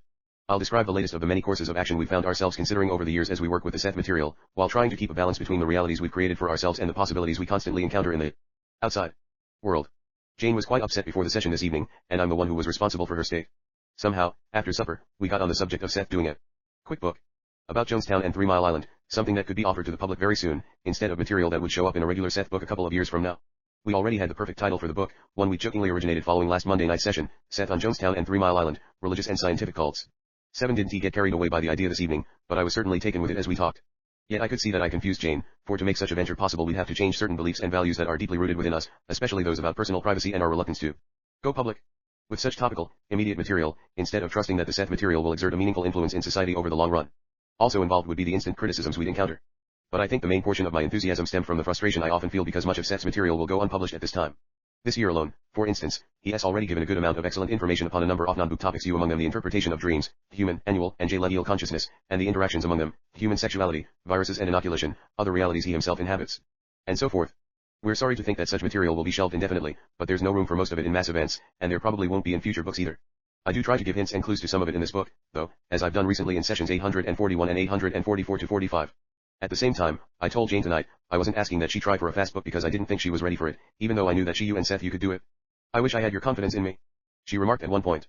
What would happen to mass events in the meantime? Nothing, I said. It would just wait until the Jonestown 3 Mile Island thing was done. Maybe we'd have sessions almost every night for a few weeks, or whatever it took. Anyhow, we'd have to check to see whether our publisher is set up to market a book that quickly, or would even want to. I sought to reassure her, but later when I went into her study to ask about something else, I found her looking quite distressed as she sat at her typewriter. My words had more of an impact than I'd intended. I apologized. But Jane had written some chapter headings, which were very good, and half a page of commentary for Seth's hypothetical book. Once again I insisted that I wasn't suggesting she try for the project. Jane believed me, finally, and in the course of the conversation I learned that she's also been worrying about which of Seth's recent sessions should be presented in mass events. She agreed with the decisions I'd made in that area, but she also wanted Seth to get back to the book per essay, and call his sessions dictation. Well, she finally said after we'd sat for the session. I guess I'm about ready. Then Seth came through without his customary greeting. One remark, as far as your participation as of now in our books, it might be better, Joseph, as Seth calls me, if you do not think in terms of notes so much, but instead in terms of your writing contribution. Do you follow me? Yes. The change in attitude could be quite helpful to you in many ways. It should be obvious to you that your own characteristics, interests, attributes, and directions also are partially responsible for the form the material takes. The Jonestown and Harrisburg incidents are indeed classic examples of the meeting places between private and public realities. I intend to deal with them in depth in the individual and the nature of mass events, where the background, particularly for frameworks 1 and 2, has already been established. I am quite willing to hold more sessions a week, and Robert, Jane, is very capable, particularly in rhythms. Do you follow me? Yes. Jane had also told me tonight that she particularly enjoyed last Sunday's unscheduled session, both the time of week it had been held, and the time of day. She felt free of worry or concern about what she had talked about, as well as from our usual routine. Now, dictation. This is still part of chapter 6. Pause. The Jonestown disaster happened, in November 1978, long after we began this book, in April 1977. Just lately another event occurred, a breakdown and near disaster at a nuclear plant near Harrisburg, Pennsylvania. Now in my other books I have rarely commented upon public events of any nature. This manuscript, however, is devoted to the interplay that occurs between individual and mass experience, and so we must deal with your national dreams and fears, and their materializations in private and public life. In scientific terms there was no fallout involved in the disaster at Jonestown. Yet there was of course a psychological fallout, and effects that will be felt throughout the land by people in all walks of life. The Jonestown situation definitely involved all of the characteristics that I have described as belonging to a cult. There was fanaticism, a closed mental environment, the rousing of hopes toward an ideal that seemed unachievable because of the concentration upon all of the barriers that seemed to stand in its way. Most cults have their own specialized language of one kind or another. Particular phrases used repetitiously, and this special language further serves to divorce the devotees from the rest of the world. This practice was also followed by those at Jonestown. Loyalty to friends and family was discouraged, and so those in Jonestown had left strong bonds of intimacy behind. They felt threatened by the world, which was painted by their beliefs so that it presented a picture of unmitigated evil and corruption. Pause. All of this should be fairly well recognized by now. The situation led to the deaths of hundreds. The Harrisburg situation potentially threatened the lives of many thousands, and in that circle of events the characteristics of a cult are less easy to discern. Yet they are present. You have scientific cults as well as religious ones. Religion and science both loudly proclaim their search for truth, although they are seemingly involved in completely opposing systems. They both treat their beliefs as truths, underlined, with which no one should tamper. They search for beginnings and endings. The scientists have their own vocabulary, which is used to reinforce the exclusive nature of science. Now I am speaking of the body of science in general terms here, for there is in a way a body of science that exists as a result of each individual scientist's participation. A given scientist may act quite differently in his family life and as a scientist. He may love his family dog, for example, while at the same time think nothing of injecting other animals with diseased tissue in his professional capacity. Granting that, however, cults interact, and so there is quite a relationship between the state of religion, when it operates as a cult, and the state of science when it operates as a cult. Right now your cultish religions exist in response to the cultish behavior of science. Science insists it does not deal with values, but leaves those to philosophers. In stating that the universe is an accidental creation, however, a meaningless chance conglomeration formed by an unfeeling cosmos, it states quite clearly its belief that the universe and man's existence has no value. All that remains is what pleasure or accomplishment can somehow be wrested from man's individual biological processes. 9:58, a recent article in a national magazine speaks glowingly about the latest direction of progress in the field of psychology, saying that man will realize that his moods, thoughts, and feelings are the result of the melody of chemicals that swirl in his brain. That statement devalues man's subjective world. Long pause. The scientists claim a great idealism. They claim to have the way toward truth. Their truth is to be found by studying the objective world, the world of objects, including animals, and stars, galaxies and mice, but by viewing these objects as if they are themselves without intrinsic value, as if their existences have no meaning, intently. Now those beliefs separate man from his own nature. Point 1. He cannot trust himself or who can rely upon the accidental bubblings of hormones and chemicals that somehow form a stew called consciousness, louder and quite ironic, you an unsavory brew at best, so the field of science will forever escape opening up into any great vision of the meaning of life. Long pause. It cannot value life, and so in its search for the ideal it can indeed justify in its philosophy the possibility of an accident that might kill many people through direct or indirect means, and kill the unborn as well. Point 2. That possibility is indeed written in the scientific program. There are plans, though faulty ones, of procedures to be taken in case of accident, underlined, you so in your world that probability exists, and is not secret. As a group the scientists rigorously oppose the existence of telepathy or clairvoyance, or of any philosophy that brings these into focus. Only lately have some begun to think in terms of mind affecting matter, and even such a possibility disturbs them profoundly, because it shatters the foundations of their philosophical stance. Pause. The scientists have long stood on the side of intelligence and reason, logical thought, and objectivity. They are trained to be unemotional, to stand apart from their experience, to separate themselves from nature, and to view any emotional characteristics of their own with an ironical eye. Again, they have stated that they are neutral in the world of values. They became, until recently, the new priests. All problems, it seemed, could be solved scientifically. This applied to every avenue of life, to health matters, social disorders, economics, even to war and peace. 10:17, how did such scientific gentlemen, with all of their precise paraphernalia, with all of their objective and reasonable viewpoints, end up with a nuclear plant that ran askew, that threatened present and future life? And what about the people who live nearby? Give us a moment. End of chapter. Notes, session 846-1. See sessions 825, 829, especially at 1010 and 832, among others. To review the last session, along with notes 3, which Jane wrote. Chapter 7 The Good, the Bad, and the Catastrophic. Jonestown, Harrisburg, and When is an Idealist a Fanatic? 10:20, Chapter 7. The Good, the Bad, and the Catastrophic. Jonestown, Harrisburg, and When is an Idealist a Fanatic? Give us a moment. Long pause. That is the end of dictation. 10:22, now Seth came through with some material for Jane and me, including his interpretations in his usual acute manner of 3 of my recent dreams. And at 10:41 p.m. Session 848, April 11, 1979 9:21 p.m. Wednesday, see note 1 for my comments on TMI, or 3 Mile Island. Jane had said before the 846th session, which she held a week ago, that she wanted Seth to get back to book dictation, and Seth had obligingly given the heading for Chapter 7 at the end of the session. Yet in Monday night's deleted 847th session that Energy Personality Essence, as he calls himself, digressed once again from work on mass events to give us more excellent material on plant and animal consciousness. He also discussed such divergent topics as the wide variety of responses that his material generates in correspondence and not all of those reactions are so favorable, I might add. We were very busy with publishing affairs over the weekend. On Friday, April 6th, we received from the production department at Prentice Hall the printer's page proofs of the index for Seth's Psyche, and on Saturday morning the proofs for Amir arrived from Eleanor Freed at Delacorte Press. We spent all of our waking hours checking everything, and on Monday Jane called certain people at Prentice Hall to give her approval of the index while I mailed Amir back to Eleanor. Through all of the mass and personal events referred to in the sessions and notes since she gave the 832nd session on January 29th, Jane has exercised written poetry and painted and worked steadily at her third 7 novel, Oversoul 7 and the Museum of Time. FVE done 16 chapters so far out of maybe 25 for the book, she said. But some of them need more work. While eating supper this evening Jane and I watched the television reports on the series of devastating tornadoes that had struck northern Texas and southern Oklahoma, an area known as Tornado Alley. Late yesterday afternoon. Over 50 people have been counted dead so far, with hundreds injured and many thousands left homeless. We've driven through some of the communities that were damaged. We talked about why people would choose to live in a region where it's practically certain that such storms will materialize every year. Our questions would also apply to living in any dangerous environment on the planet, of course. Whispering. Good evening. Good evening, Seth. Dictation. Loudly. Various you. This is the beginning of the next chapter. 7. You. The headings were given you. Various kinds of governments represent the exercise of different aspects of consciousness. Pause. The American experiment with democracy is heroic, bold, and innovative. In historic terms as you understand them, this is the first time that all of the inhabitants of a country were to be legally considered equal citizens one with the other. That was to be, and is, the ideal. In practical terms, of course, there often are inequalities. Treatment in the marketplace, or in society, often shows great divergence from that stated national ideal. Yet the dream is a vital portion of American national life, and even those who are unscrupulous must pay it at least lip service, or cast their plans in its light. Long pause. In the past, and in large areas of the world now, many important decisions are not made by the individual, but by the state, or religion, or society. In this century several issues came to the forefront of American culture, the exteriorization of organized religion, which became more of a social rather than a spiritual entity, and the joining of science with technology and moneyed interests. Rupert's book on William James would be good background material here, particularly the sections dealing with democracy and spiritualism. In any case, on the one hand each individual was to be equal with each other person. Marriages, for example, were no longer arranged. A man no longer need follow his father's vocational footsteps. Young adults found themselves faced with a multitudinous number of personal decisions that in other cultures were made more or less automatically. The development of transportation opened up the country, so that an individual was no longer bound to his or her native town or region. All of this meant that man's conscious mind was about to expand its strengths, its abilities, and its reach. The country was you and still is you brimming with idealism. Long pause at 9:37. That idealism, however, ran smack into the dark clouds of Freudian and Darwinian thought. How could a country be governed effectively by individuals who were after all chemicals run amok in images, with neuroticism built in from childhood, you children of a tainted species, thrown adrift by a meaningless cosmos in which no meaning could be found, very intently.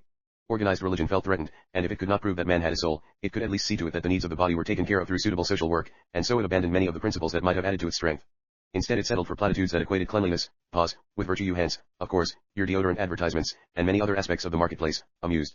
In the public mind, it made little difference whether the devil or tainted genes condemned the individual to a life in which it seemed he could have little control. He began to feel powerless. He began to feel that social action itself was of little value, for if man's evil were built in, for whatever reasons, then where was there any hope? There was some hope, at least, in looking for better living conditions personally. There was some hope in forgetting one's doubts in whatever exterior distractions could be found. Idealism is tough, and it is enduring, and no matter how many times it is seemingly slain, it comes back in a different form. So those who felt that religion had failed them looked anew to science, which promised to you provide the closest approximation to heaven on earth, mass production of goods, 2 cars in every garage, potions for every ailment, solutions for every problem. And it seemed in the beginning that science delivered, for the world was changed from candlelight to electric light to neon in the flicker of an eye, and a man could travel in hours distances that to his father or grandfather took days on end. And while science provided newer and newer comforts and conveniences, few questions were asked. There was, however, no doubt about it, exterior conditions had improved, underlined, yet the individual did not seem any happier. By this time it was apparent that the discoveries of science could also have a darker side. Life's exterior conveniences would hardly matter if science's knowledge was used to undermine the very foundations of life itself. Pause.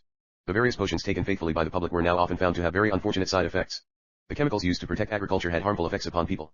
Such situations bothered the individual far more than the threat of nuclear disaster, for they involved his contact with daily life, the products that he bought, the medicines that he took. 9:55, some people looked, and are looking, for some authority any authority you to make their decisions for them, for the world seems increasingly dangerous, and they, because of their beliefs, feel increasingly powerless. They yearn toward old ways, when the decisions of marriage were made for them, when they could safely follow in their father's footsteps, when they were unaware of the lure of different places, and forced to remain at home. They have become caught between science and religion. Their idealism finds no particular outlet. Their dreams seem betrayed. Those people look to cults of various kinds, where decisions are made for them, where they are relieved of the burden of an individuality that has been robbed of its sense of power by conflicting beliefs. At one time the males might have been drafted into the army, and, secretly exultant, gone looking for the period before lull adulthood where decisions would be made for them, where they could mark time, and where those who went fully committed to life could leave it with a sense of honor and dignity. In the past also, even in your country, there were convents and monasteries for those who did not want to live in the world as other people did. They might pursue other goals, but the decisions of where to live, what to do, where to go, how to live, would be made for them.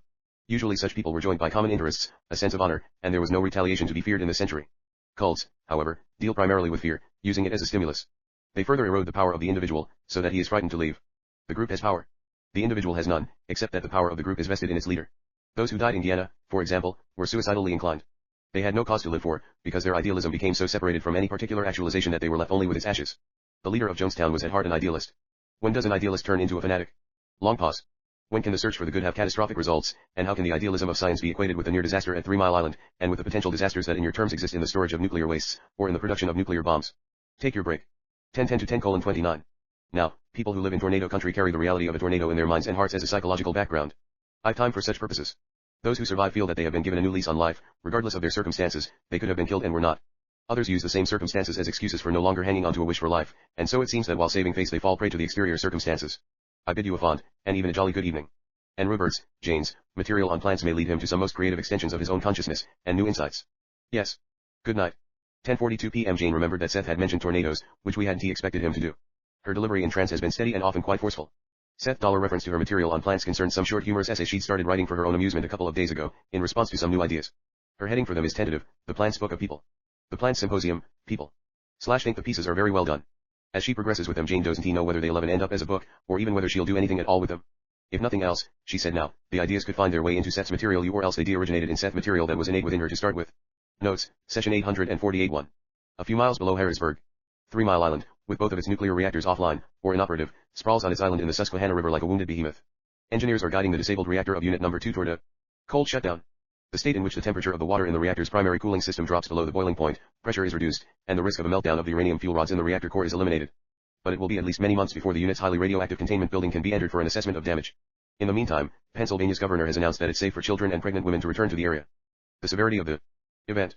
At 3 Mile Island has spurred anti-nuclear protesters into action in many areas of the country, and the proliferating state, federal, and industry investigations into the accident promise to generate a collective fallout of a kind that's bound to have FAI more impact on the nuclear power industry and society than anything that's come from the crippled plant itself so far. Jane and I believe that eventually this worst accident yet will be seen as a most fortunate occurrence, emphasizing you indeed, as it already has you the great dangers inherent in the growing worldwide emphasis upon nuclear power at this time. We're following the whole affair involving 3 Mile Island with the greatest interest, and my clipping file on it grows daily. Session 850, May 2, 1979 9:49 p.m. Wednesday, see Note 1 for more on 3 Mile Island. Since giving the 848th session for mass events, on April 11, Seth has devoted 3 sessions to personal affairs that Jane and I had let go for a long time. Then he gave over last Monday night's regular 849th session to subjects he's not dealing with in this book. Jane held the session later than usual this evening because at 9 o'clock we began watching the first half hour of a made-for-television movie that was aired on one of the major networks. Today just in time we received a letter from a young lady who played a supporting role in the film. We saw her in several scenes, and Jane will be writing to her. Whispering. Good evening. Good evening, Seth. Dictation. Great. Give us a moment. Let us look at the many forms idealism can take. Sometimes it is difficult to identify idealists, because they wear such pessimistic clothing that all you can see are the patterns of a sardonic nature, or of irony. On the other hand, many who speak most glowingly, in the most idealistic fashions, underneath are filled with the darkest aspects of pessimism and despair. If you are idealists, and if you feel relatively powerless in the world at the same time, and if your idealism is general and grandiose, unrelated to any practical plans for its expression, then you can find yourself in difficulties indeed. Here are a few specific examples of what I mean. One evening, in this very living room, a small group was assembled not too long ago. One visitor, a man from another part of the country, began to speak about the state of the nation, largely condemning all of his countrymen and women for their greed and stupidity. People would do anything at all for money, he said, and as his monologue continued, he expressed his opinion that the species itself would almost inevitably bring about its own destruction. He cited many instances of nefarious acts committed for money's sake. A lively discussion resulted, but no countering opinion could enter this man's mind. Roger, let us call him, is an idealist at heart, but he believes that the individual has little power in the world, and so he did not pursue his personal idealism in the events of his own life. Everyone is a slave to the system. That is his line of belief. He took a routine job in a local business and stayed with it for over 20 years, all of the time hating to go to work, or saying that he did, and at the same time refusing to try other areas of activity that were open to him because he was afraid to try. He feels he has betrayed himself, and he projects that betrayal outward until betrayal is all that he sees in the socio-political world. Had he begun the work of actualizing his ideals through his own private life, he would not be in such a situation. The expression of ideals brings about satisfaction, which then of course promotes the further expression of practical idealism. Roger speaks the same way in any social group, and therefore to that extent spreads a negative and despairing aura. I do not want to define his existence by those attitudes alone, however, for when he forgets the great gulf between his idealism and practical life, and speaks about other activities, then he is full of charming energy. That energy could have sustained him far more than it has, however, had he counted on his natural interests and chosen one of those for his life's work. He could have been an excellent teacher. He had offers of other jobs that would have pleased him more, but he is so convinced of his lack of power that he did not dare take advantage of the opportunities. There are satisfactions in his life however that prevent him from narrowing his focus even further. If you want to change the world for the better, then you are an idealist. If you want to change the world for the better, but you believe it cannot be changed one whit, then you are a pessimist, and your idealism will only haunt you. If you want to change the world for the better, but you believe that it will grow worse, despite everyone's efforts, then you are a truly despondent, perhaps misguided idealist. If you want to change the world for the better, MD if you are determined to do so, no Mali at WLI, I. 10:14, fanatics are inverted idealists. Usually they are big grandiose dreamers, whose plans almost completely ignore the full dimensions of normal living. They are unfulfilled idealists who are not content to express idealism in steps, one at a time, or indeed to wait for the practical workings of active expression. They demand immediate action. They want to make the world over in their own images, louder. They cannot bear the expression of tolerance or opposing ideas. They are the most self-righteous of the self-righteous, and they will sacrifice almost anything, their own lives or the lives of others. They will justify almost any crime for the pursuit of those ends. 2 young women visited Rupert lately. They were exuberant, energetic, and filled with youthful idealism. They want to change the world. Working with the Ouija board, they received messages telling them that they could indeed have a part in a great mission. One young lady wanted to quit her job, stay at home, and immerse herself in psychic work, hoping that her part in changing the world could be accomplished in that manner. The other was an office worker. There is nothing more stimulating, more worthy of actualization, than the desire to change the world for the better. That is indeed each person's mission, intently. You begin by working in that area of activity that is your own unique one, with your own life and activities. You begin in the corner of an office, or on the assembly line, or in the advertising agency, or in the kitchen. You begin where you are. If Roger, mentioned earlier, had begun where he was, he would be a different, happier, more fulfilled person today. And to some extent or other, his effect on all the other people he has met would have been far more beneficial. When you fulfill your own abilities, when you express your personal idealism through acting it out to the best of your ability in your daily life, then you are changing the world for the better. Our session is late this evening because Rupert and Joseph watched the beginning of a television movie in which a young woman I will call Sarah appeared as an actress. Sarah wrote Rupert a letter, Telling the movie. Sarah has abilities, and she is banking on them, developing them in a practical way. She believes that she forms her own reality. She quenched doubts that she was not good enough to succeed, or that it was too difficult to get ahead in show business. The satisfaction of performance leads her to more expansive creativity, and to her natural sense of personal power. Through developing those abilities personally, she will contribute to the enjoyment of others. She is an idealist. She will try to bring a greater sense of values to the screen, for example, and she is willing to do the work necessary. 10:30, get our friends some cigarettes. Is your writing hand tired? Nope. A young man from a nearby town came here recently, a highly gifted, intelligent young person. He had not gone to college. He attended a training school, however, and has a fairly technical position in a nearby factory. He is an idealist, given to great plans for developing novel mathematical and scientific systems, and he is highly gifted in that area. He wants to change the world for the better. In the meantime, he looks with horror and disgust at the older men who have worked there for years, getting drunk on Saturday nights, thinking only of the narrow world of their families. And he is determined that the same thing will not happen to him. He has been called down several times for things that everyone else does, though he protests that no one else is caught. His mood was despondent. At the same time, he did not consider trying to go to college, to get a scholarship or whatever, to better his knowledge in the field of his choice. He doesn't want to leave town, which is the place of his birth, to find a better job, nor does it occur to him to try and understand better the experiences of his fellow workers. He doesn't believe that he can change the world by beginning where he is, and yet he is afraid to count upon his own abilities by giving them a practical form of expression. Youth is full of strength, however, so he very well may find a way to give his own abilities greater expression, and hence to increase his own sense of power. But in the meantime he is dealing with dark periods of despair. Idealism also presupposes the good, as opposed to the bad. So how can the pursuit of the good often lead to the expression of the bad? For that, we will have to look further. There is one commandment above all, in practical terms a Christian commandment that can be used as a yardstick. It is good because it is something you can understand practically. Thou shalt not kill. That is clear enough. Under most conditions you know when you have killed. That commandment is a much better road to follow, for example than you shall love your neighbor as yourself. For many of you do not love yourselves to begin with, and can scarcely love your neighbor as well. The idea is that if you love your neighbor you will not treat him poorly, much less kill him. You but the commandment, thou shalt not kill, says you shall not kill your neighbor no matter how you feel about him. So let us say in a new commandment, thou shalt not kill even in the pursuit of your ideals. To what does that mean? In practical terms it would mean that you would not wage war for the sake of peace. It would mean that you did not kill animals in experiments, taking their lives in order to protect the sacredness of human life. That would be a prime directive. Thou shalt not kill even in the pursuit of your ideals. For man has killed for the sake of his ideals as much as he has ever killed for greed, or lust, or even the pursuit of power on its own merits. You are a fanatic if you consider, underlined, possible killing for the pursuit of your ideal. For example, your ideal may be you, for ideals differ you the production of endless energy for the uses of mankind, and you may believe so fervently in that ideal you this added convenience to life you that you considered the hypothetical possibility of that convenience being achieved at the risk of losing some lives along the way. That is fanaticism. 10:53, it means that you are not willing to take the actual steps in physical reality to achieve the ideal, but that you believe that the end justifies the means. Certainly some lives may be lost along the way, but overall, mankind will benefit. That is the usual argument. The sacredness of life cannot be sacrificed for life's convenience, or the quality of high itself will suffer. In the same manner, say, the ideal is to protect human life, and in the pursuit of that ideal you give generations of various animals deadly diseases, and sacrifice their lives. 3 Your justification may be that people have souls and animals do not, or that the quality of life is less in the animals, but regardless of those arguments this is fanaticism. You and the quality of human life itself suffers as a result, for those who sacrifice any kind of life along the way lose some respect. For all life, human life included. The ends do not justify the means, all very emphatically. Take your break, for a moment. 10:58 However, break didn't last long enough for me to even lay down my pen. Seth launched into a few paragraphs of material for Jane and me, then ended the session at 11:05 p.m. Jane's delivery had been good, almost driving, throughout the session, just about as fast as I could write most of the time. I'm so glad to get back on the book, she said. I know I've done it with every Seth book. You wondering what he'll talk about, how he'll handle this or that. I remember those examples about the idealists, and the new commandment he gave. I didn't have any of that in mind before the session but at my table tonight I did get some things from him that he never mentioned. Notes, session 851. On April 20, technicians managed to lower below the boiling point the temperature of the cooling water in the damaged nuclear reactor at 3 Mile Island. This success was achieved just 24 days after the accident began to unfold on March 28.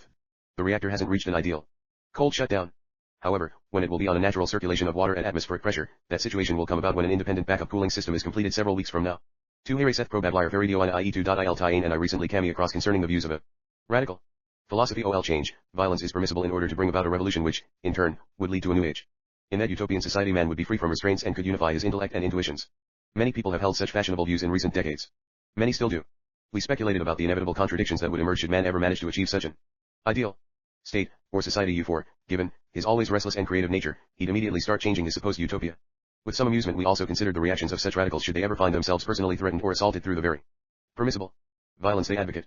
3 Seth referred to the way mice, rats, rabbits, and other animals are raised in laboratory captivity, to be sold to scientific researchers who conduct experiments with them that would be considered unethical to do in human beings. Mice, for example, are inbred in a sanitized environment for many generations until genetically pure strains are obtained. These ideal models for research into human defects may be born with you or develop you obesity, various cancers, including leukemia, epilepsy, different anemias, muscular dystrophy, and so forth. Some are born as dwarfs, or hairless, or with deformed or missing limbs. Inbred mice are also used now to test human environmental hazards. Session 852, May 9, 1979 9:39 p.m. Wednesday, on May 3, the day after she delivered the last session, Jane was working on her third 7 novel when she received from Prentice Hall a dozen complimentary copies of her second 7, The Further Education of Oversoul 7. The book is just off the press. It's almost as though there's an unspoken agreement among Jane, Seth, and me. But starting with the 846th session, which was held over a month ago on April 4, Seth has been dictating material for mass events on Wednesday evenings only. Good evening. Good evening, Seth. When you are discussing the nature of good and bad, you are on tricky ground indeed, for many you or most you of man's atrocities to man have been committed in misguided pursuit of the good. Who's good? Is good. An absolute? In your arena of events, obviously, one man's good can be another's disaster. Adolf Hitler pursued his version of the good. 0220 People frightened of themselves with undeviating fanatical intent. He believed in the superiority and moral rectitude of the Aryan race. In his grandiose, idealized version of reality, he saw that race set in its proper place. As natural master of mankind. 1 He believed in heroic characteristics, and became blinded by an idealized Superman version of an Aryan strong in mind and body. To attain that end, Hitler was quite willing to sacrifice the rest of humanity. The evil must be plucked out.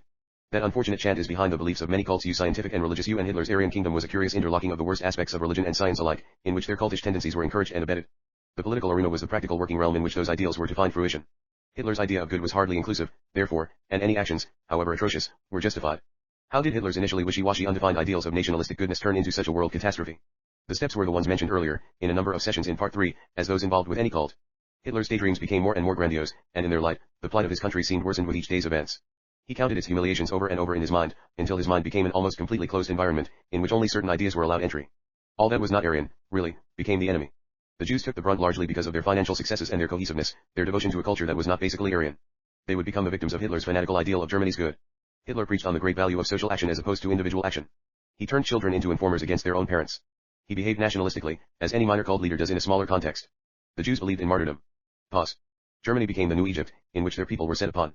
I do not want to oversimplify here, and certainly I am nowhere justifying the cruelties the Jews encountered in Germany.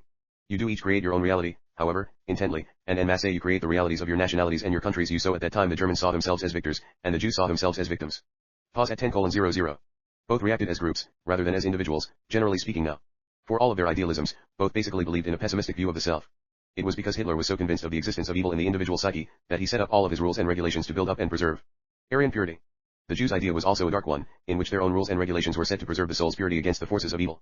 And while in the Jewish books of the Old Testament Jehovah now and then came through with great majesty to save his chosen people, he also allowed them to suffer great indignities over long periods of time, seeming to save them only at the last moment. And this time, so it seemed, he did not save them at all. What happened? Long pause.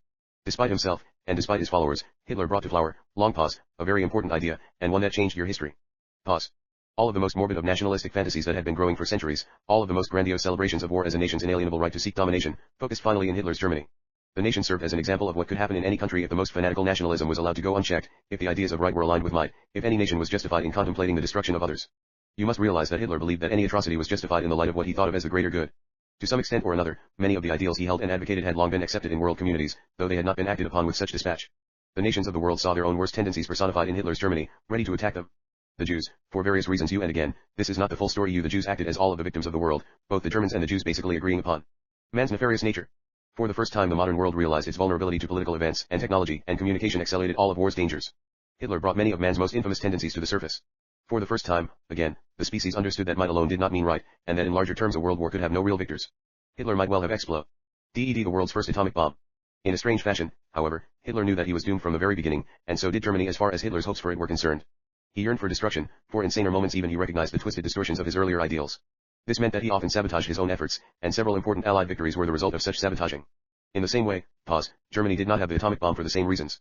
Now, however, we come to Hiroshima, where this highly destructive bomb was exploded, on August 6, 1945, and for what reason? To save life, to save American lives? The intent to save American lives was certainly good. At the expense of the Japanese this time. In that regard, America's good was not Japan's, and an act taken to save life was also designed to take individual lives? 10:27, at what expenses? The good. To be achieved and whose idea of the good is to be the criterion? Man's pursuit of the good, to some extent now, fathered the Inquisition and the Salem witch hunts. Politically, many today believe that Russia is the enemy, and that therefore any means may be taken to destroy that country. Some people within the United States believe fervently that the establishment is rotten to the core, and that any means is justified to destroy it. Some people believe that homosexuals and lesbians are evil, that somehow they lack the true qualities of humanness and therefore need not be treated with normal respect. These are all value judgments involving your ideas of the good. Very few people start out trying to be as bad as possible. At least some, underlined, criminals feel that in stealing they are simply righting society's wrongs. I am not saying that is their only motive, but in one way or another they manage to justify their activities by seeing them in their own version of the good and the right. You must realize that fanatics always deal with grandiose ideals, while at the same time they believe in man's sinful nature, and the individual's lack of power. They cannot trust the expression of the self, for they are convinced of its duplicity. Their ideals then seem even more remote. Fanatics call others to social action. Since true individuals can do much through social action, and the species is a social one, but people who are afraid of their individuality will never find it in a group, but only a caricature of their own powerlessness. End of dictation.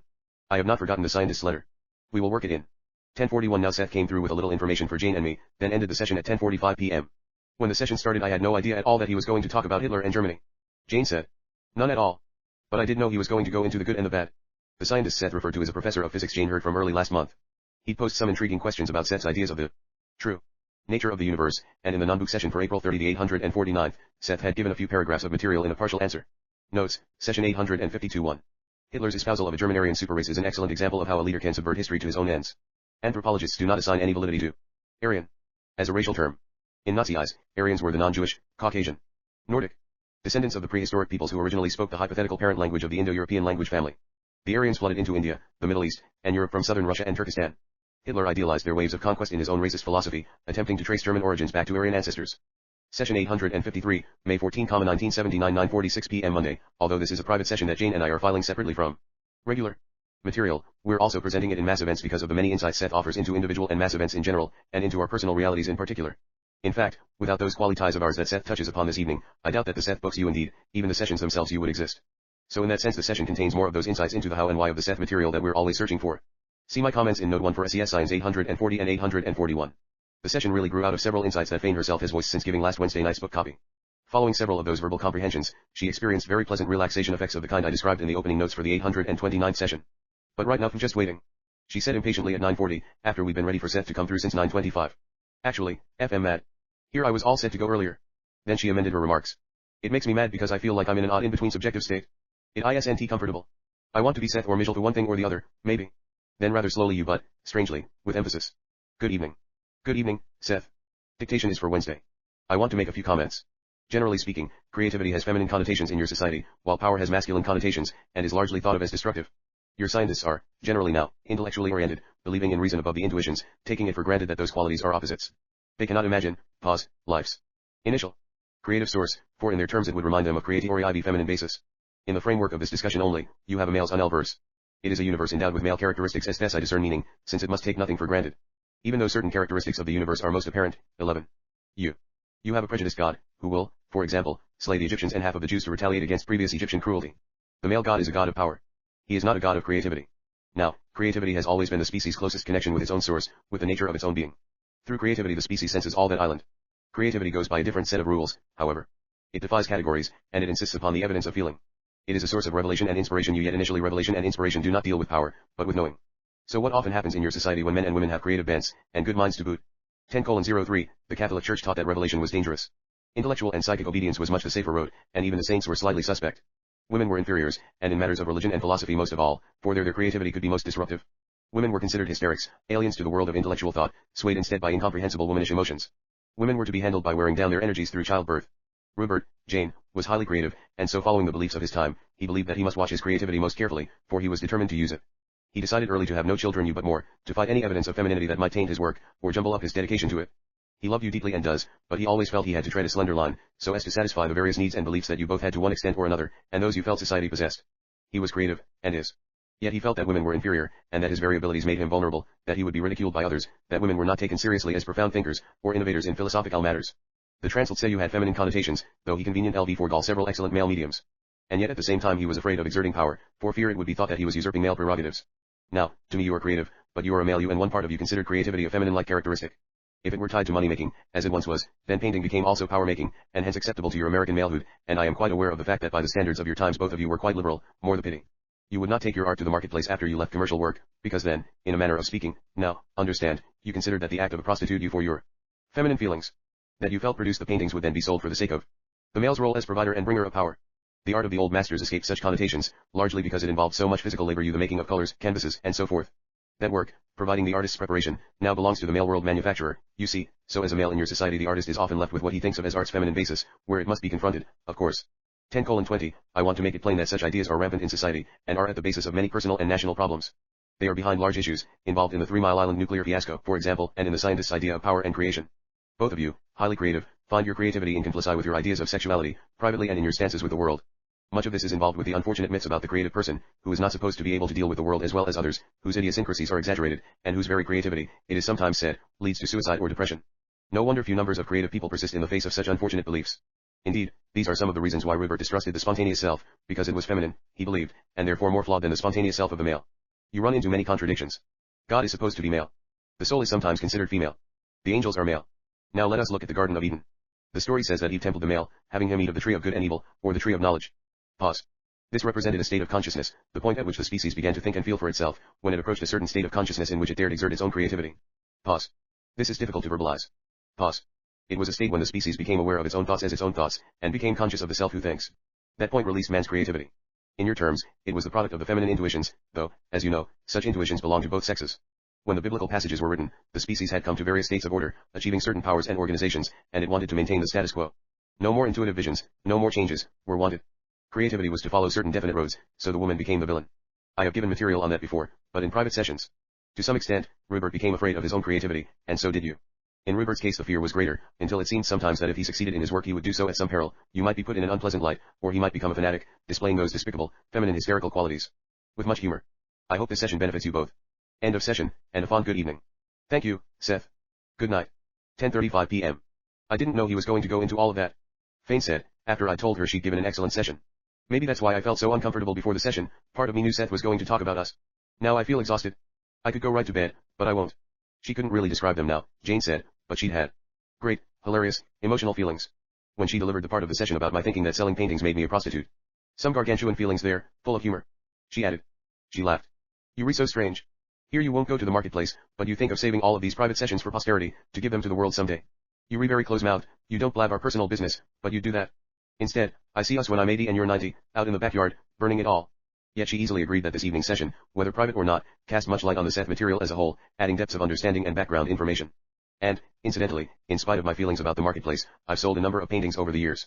Session 854, May 16, 1979 9:35 p.m. Wednesday. Jane started a new book today, and she's intoxicated you by this development in her creative abilities. It came about because of a seemingly innocuous accident, an event that could hardly have been accidental at all. This morning, while working on Chapter 18/Oversoul 7 and the Museum of Time, she'd abruptly felt the impulse to move into another room. She wanted to get away from the sunlight glaring through the thin drapes covering the sliding glass doors of her study at the back of the house.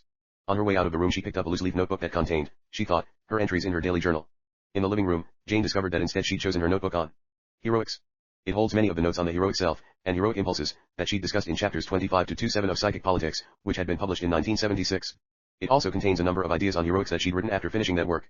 When I looked at those notes I knew all of a sudden that I was to do that book You Heroics You, that I was to keep on looking for the heroic self I'd written about in politics. She told me as we ate lunch. Now's the time for it. Yet she's not really sure why she gave herself the message to begin heroics at this time. We speculated that her creative self, knowing the completion of 7 is insight, wanted her to have another project underway. She trusts her insight, though, and has already written a few pages for the new book. The irony of the situation is that she's been doing very well on 7, just yesterday she'd remarked that she intended to begin typing finished copy for the chapters she's completed so far. But now she'd laid 7 aside for who knows how long. Jane isn't sure of the title, Heroics, yet, or how she'll put the book together. It'll have a lot of poetry, though, stuff I've been saving for years. My God, the whole morning changed when I got that idea. Everything looks charged, or new or something. As for myself, since I mailed the corrected galley proofs for Amir back to Delacorte Press 5.5 weeks ago on April 9th, VV been keeping up with the new sessions for mass events, as well as those on other general subjects and for ourselves. I've also been painting several hours a day, recording dreams, writing extensive notes on a variety of subjects, filing reference material FD let pile up, and, lately, working in the yard of our hill house each day. Good evening. Good evening, Seth. Dictation. Basically, pause, a fanatic believes that he is powerless. He does not trust his own self-structure, or his ability to act effectively. Joint action seems the only course, but a joint action in which each individual must actually be forced to act, driven by frenzy, or fear, or hatred, incensed and provoked, for otherwise the fanatic fears that no action at all will be taken toward the ideal. Through such methods, and through such group hysteria, the responsibility for separate acts is divorced from the individual, and rests instead upon the group, where it becomes generalized and dispersed. The cause, whatever it is, can then cover any number of crimes, and no particular individual need bear the blame alone. Fanatics have tunnel vision, so that any beliefs not fitting their purposes are ignored. Those that challenge their own purposes, however, become instant targets of scorn and attack. Pause. Generally speaking in your society, power is considered a male attribute. Cult leaders are more often male than female, and females are more often than not followers, because they have been taught that it is wrong for them to use power, and right for them to follow the powerful. I said, in session 846, that you have religious and scientific cults, and the male-oriented scientific community uses its power in the same way that the male Jehovah used his power in a different arena, to protect his friends and destroy his enemies. I spoke rather thoroughly in my last book, The Nature of the Psyche, about the sexuality of your species, but here I want to mention how some of those sexual beliefs affect your behavior. With amusement. The male scientist considers the rocket his private symbol of sexual power. Pause. He feels he has the prerogative to use PI3. My way he chooses. Now many scientists are idealists. Pause. They believe that their search for answers, however, justifies almost any means, or sacrifices, not only on their parts but on the parts of others. They become fanatics when they ignore the rights of others, and when they defile life in a misguided attempt to understand it. See session 850, with note 3. Women make a grave error when they try to prove their equality with men by showing that they can enter the armed forces, or go into combat as well as any man, with more amusement. War always makes you less as a species than you could be. Women have shown uncommon good sense in not going to war, and uncommon bad sense by sending their sons and lovers to war. Again, to kill for the sake of peace only makes you better killers, and nothing will change that. In any war, both sides are fanatical to the extent that they are involved. I am quite aware that often war seems to be your only practical course, because of the set of beliefs that are, relatively speaking, worldwide. Until you change those beliefs, war will seem to have some practical value, a value which is highly deceptive, and quite false. Fanatics always use ringing rhetoric, and speak in the highest terms of truth, good and evil, and particularly of retribution. To some extent capital punishment is the act of a fanatical society, the taking of the murderer's life does not bring back the victims, and it does not prevent other men from committing such crimes. I am aware that the death penalty often seems to be a practical solution, and indeed many murderers want to die, and are caught because of their need for punishment. Many, now you and I am speaking generally, you are in the position they are because they so thoroughly believe what all of you believe to a large extent, that you are flawed creatures, spawned by a meaningless universe, or made by a vengeful God and damaged by original sin. Criminals act out those beliefs to perfection. Their tendencies are those that each of you fears you possess. Science and religion each tell you that left alone you will spontaneously be primitive creatures, filled with uncontrolled lust and avarice. Both Freud and Jehovah gave you that message. Poor Darwin tried to make sense of it all, but failed miserably. Fanatics cannot stand tolerance. They expect obedience. A democratic society offers the greatest challenges and possibilities of achievement for the individual and the species, for it allows for the free intercourse of ideas. It demands much more of its people, however, for in a large manner each must pick and choose from amid a variety of lifestyles and beliefs his and her own platform for daily life and action. 10:08, there are periods in which it certainly seems to some that all standards vanish, and so they yearn for old authorities. And there are always fanatics there to stand for ultimate truth, and to lift from the individual the challenge and burden of personal achievement and responsibility. Individuals can you survive without organizations. Organizations cannot survive without individuals, and the most effective organizations are assemblies of individuals who assert their own private power in a group, and do not seek to hide within it, all very emphatically. Organized action is an excellent method of exerting influence, but only when each member is self-activating, only when he or she extends individuality through group action, and does not mindlessly seek to follow the dictates of others. Pause. Fanatics exist because of the great gap between an idealized good and an exaggerated version of its opposite. The idealized good is projected into the future, while its exaggerated opposite is seen to pervade the present. The individual is seen as powerless to work alone toward that ideal with any sureness of success. Because of his belief in his powerlessness, the fanatic feels that any means to an end is justified. Behind all this is the belief that spontaneously the ideal will never be achieved, and that, indeed, on his own man is getting worse and worse in every aspect. How can flawed selves ever hope to spontaneously achieve any good? Let us see. Period. End of chapter. End of dictation. Then louder. Yes, Rupert has started up again. He is on the right track. He has his new book project, and you are doing well, and I bid you both a fond good evening. Good night, Seth. 10:20. I feel real good, and Seth did well finishing that material. Jane said. One FEL good about heroics, too. Before the session I was worried about what good stuff we might get, and whether we could put it in this book or if it would just lay there for years. But something you said helped you. Then I don't worry about things like that anymore. I repeated. I discovered I don't want to spend the time being concerned, so I've changed my beliefs. I can't do that any longer. Whereupon Jane loudly and humorously returned as Seth, leaning forward for emphasis, her eyes wide and dark. You never should have worried, and neither should he, Fane. The book sessions will cover everything that needs to be covered. I know it. I said as Seth stared at me. Then he was gone. 10:23 p.m. But, I told Jane with some humor of my own, I also knew that knowledge wouldn't stop me from occasionally inserting what I think is a particularly good and appropriate non-book session into whatever project Seth may have going at the time. She laughed. Session 855, May 21, 1979, 9:15 p.m. Monday, last Thursday, Jane and I received from Prentice Hall our first copies of the German translation of Seth Speaks. Prentice Hall authorized this venture by a foreign publisher well over a year ago, but we didn't know just when we'd see books within the 2-year limit set for publication. This exercise signals the first appearance of the Seth material in another language, and we're happy to note that the translator, with whom Jane exchanged just a couple of letters, did an excellent, painstaking job. The publisher, Ariston Verlag, is actually located in Geneva, Switzerland. German is one of the 4 national languages of that country. In addition, we expect that later this year the Dutch translation of Seth Speaks will be published, but again, we don't know just when this will happen. We hope these 2 editions will lead to the publication of Seth's material in other languages. In closing out the last session, Seth told us that he'd cover everything that needs to be covered in his books, and I wrote that sometimes I'd still choose to insert other particularly apropos material of his into whatever book he might be producing at the time. My chance to show how independent I am about doing just that arose much sooner than I'd expected it to you in tonight's session, in fact. So inserting this material puts off by one you at least use Seth's first session for Chapter 8 of Mass Events. At the end of the 852nd session I mentioned a letter Jane had received last month from a professor of physics, and tie in and recent non-book session Seth had come through will a partial answer to some of the professor's questions. This afternoon Jane reread the letter, and wondered if Seth might give more material in reply. As she worked on heroics she did get a line or 2 from Seth, commenting on that possibility. My main reason for presenting the excerpts that follow is the same as it's been on other occasions. Seth's material fits into Mass Events very well. Nor do I want to wait an indefinite time before he may incorporate similar information in a book, even this one. Neither does Jane. In general, then, tonight Seth discusses questions many correspondents have asked, but specifically, his material is a continuation of an answer to some of the professor's questions. I know that eventually I'll mail to that gentleman whatever insight Seth gives us.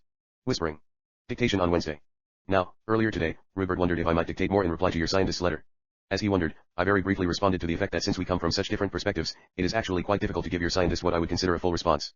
I could dictate a reply that would satisfy him well enough, but it would, perhaps be the more distorted the more it was geared for his understanding. It is no coincidence that Rupert does not possess a scientific vocabulary, though he does possess a scientific as well as intuitive mind. The very attempt to describe reality in scientific terms, as they are currently understood, pays, my dear friend, undue tribute to a vocabulary that automatically scales down greater concepts to fit its rigors. In other words, such attempts further compound the problem of considering a seemingly objective universe, and describing it in an objective fashion. The universe is you, and you can pick your terms: you a spiritual or mental or psychological manifestation, and not, in your usual vocabulary, an objective manifestation. There is presently no science, religion, or psychology that comes close to even approaching a conceptual framework that could explain, or even indirectly describe, the dimensions of that kind of universe. Pause.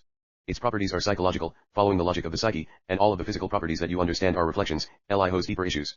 Again, each atom and molecule you and any particle that you can imagine you possesses, and would 234 people frightened of themselves possess, a consciousness. Unless you accept that statement at least as a theory upon which to build, then much of my material would appear meaningless. That statement, therefore, must be the basis for any new scientific theories that hope to accomplish any performances at all leading to an acquisition of knowledge. 9:30. Since I must use an objective vocabulary, I am always seeking for analogies. By objective I refer to the use of language, the English language, that automatically sets up its own screens of perception, you as of course any language must do to some extent. The universe expands, as I have said before, as an idea expands, and as sentences are built upon words, in your terms, and paragraphs upon sentences, and as each retains its own logic and continuity and evidence within that framework, so do all the portions of the universe appear to you also with the same cohesiveness, you meaning continuity and order. Any sentence is meaningful. It seems to fall in order by itself as you say it. Its order is obvious. That one sentence is, underlined, meaningful because of its organization of letters, or if it is spoken, its organization of vowels and syllables. It makes sense, however, not only because of the letters or vowels or syllables that are used within it, but because of all of the letters or vowels or syllables that it excludes. The same applies to your universe. It has meaning, coherence, and order not only because of those realities that are obvious to you, and that appear, but also because of those inner realities that are unspoken, or hidden. I am not speaking merely of hidden variables, in scientific terms, nor am I saying that the universe is an illusion, but a psychological reality in which objectivity is the result of psychological creativity. Pause. It is not just that your view of reality is relative to your position within the universe, but that the universe itself is different according to your position within it, and that spiritual or psychological rules apply. The universe deals with different kinds of order, perceptions, and organizations, each dependent upon the others, yet each separate in its own domain. Pause. In your realm of reality, there is no real freedom but the freedom of ideas, and there is no real bondage except for the bondage of ideas, intently, for your ideas form your private and mass reality. You want to examine the universe from the outside, to examine your societies from the outside. You still think that the interior world is somehow symbolic and the exterior world is real, you that wars, for example, are fought by themselves or with bombs. All of the time, the psychological reality is the primary one, that forms all of your events. It is not to say that you cannot understand the nature of the universe to some extent, but the answers lie in the natures of your own minds, in the processes of individual creativity, in studies that ask questions like, where did this thought come from? Where does it go? What effect does it have upon myself or others? How do I know how to dream, when I have never been taught to do so? How do I speak without understanding the mechanisms? Why do I feel that I have an eternal reality, when it is obvious that I was physically born and will physically die? Unscientific questions. I tell you that these are the most scientific of all. To some extent the attempt on the part of science to consider such material may possibly bring about those qualities of true scientific intuition that will help science bridge the gap between such divergent views as its own and ours. Pause at 9:53. This was the end of the regular session material for the evening. Seth came through with a good amount of information for Jane and me, however, then said goodnight at 10:15 p.m. Chapter 8 Men, Molecules, Power, and Free Will Session 856, May 24, 1979 8:23 p.m. Thursday T/\NCE again, see Note 1, on 3 Mile Island. /V_/ The regularly scheduled book session for last night was not held. We sat for it as usual, but became involved watching the last episode of a television miniseries about events growing out of the Watergate break-in.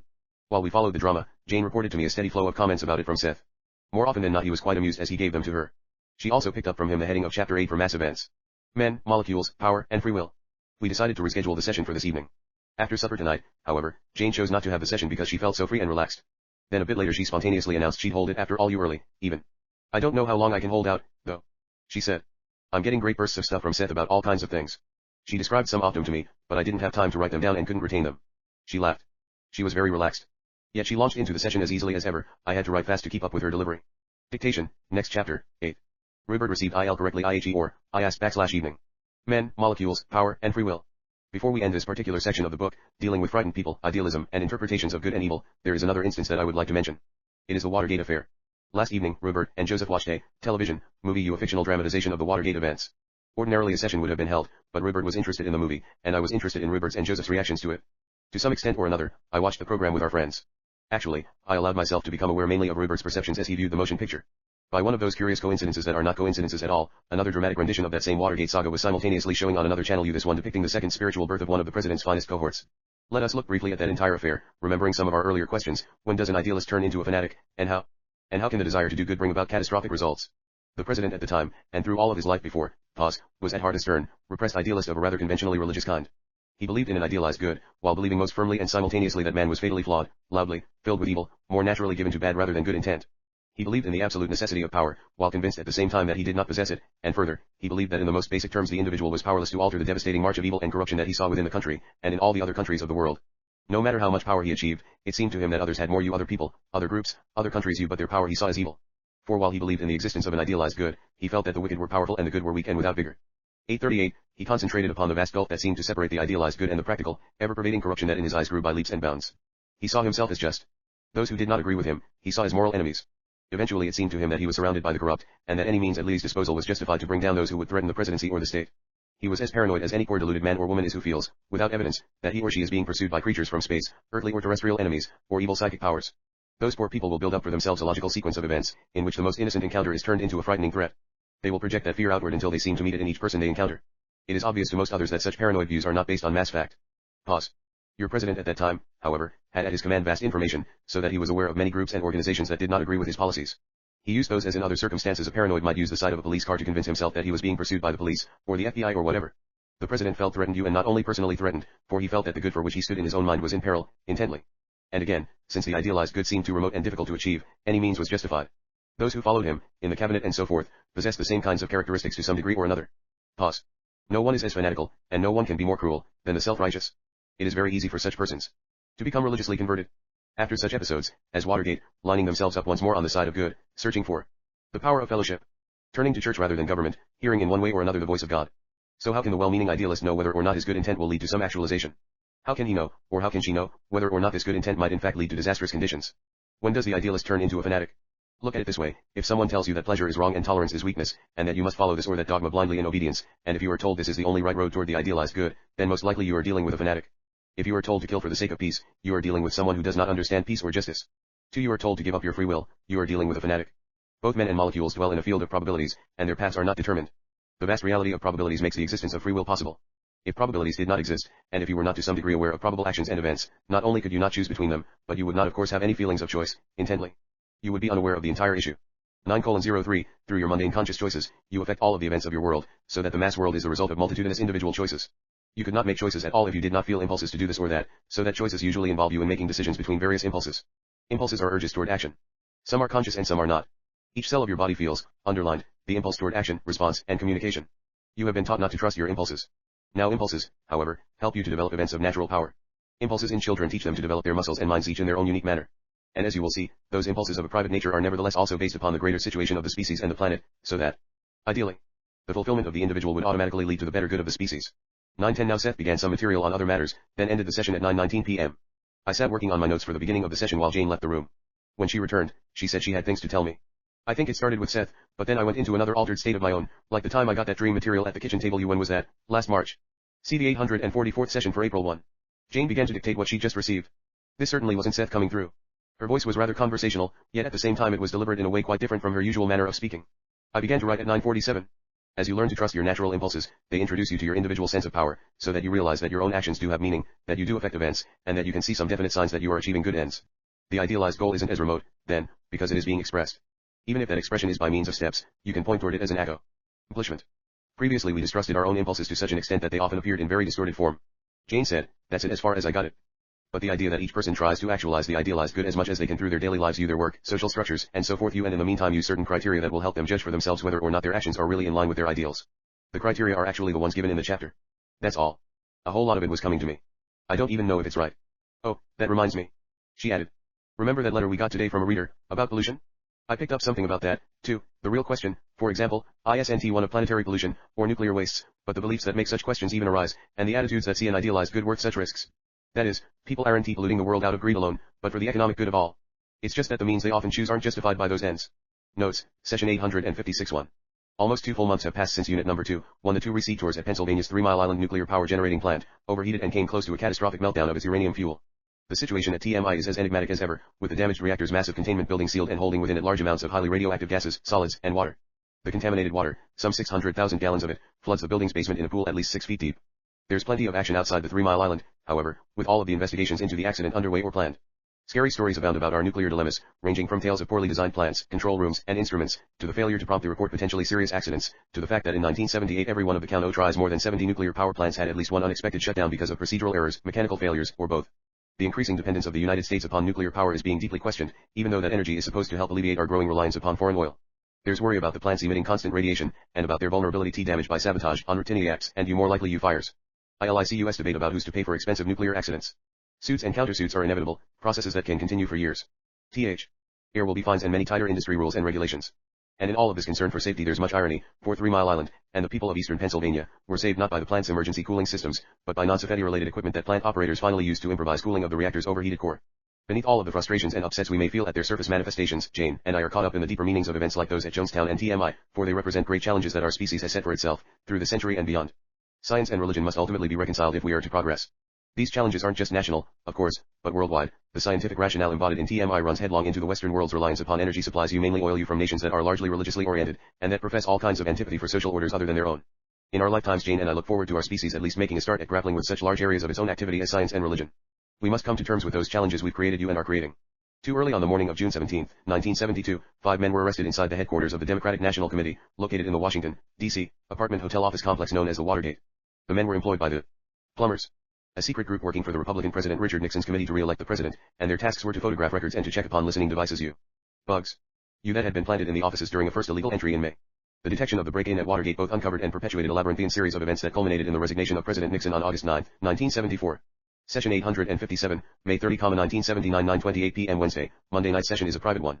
In the opening notes for session 852 I wrote that starting with the 846th session for April 4th, Seth has been dictating material for mass events on Wednesday evenings only. 8 weeks later he's still following that arrangement, that unspoken agreement among the three of us. Even last Thursday night session was displaced from the evening before. I took it upon myself I'll present material from 2 Monday night sessions U853 and 855. Earlier tonight Jane had picked up from Seth some of his material for the session, should she decide to hold it. Good evening. Good evening, Seth. Dictation, impulses, therefore, provide impetus toward motion, coaxing the physical body and the mental person toward utilization of physical and mental power. Pause.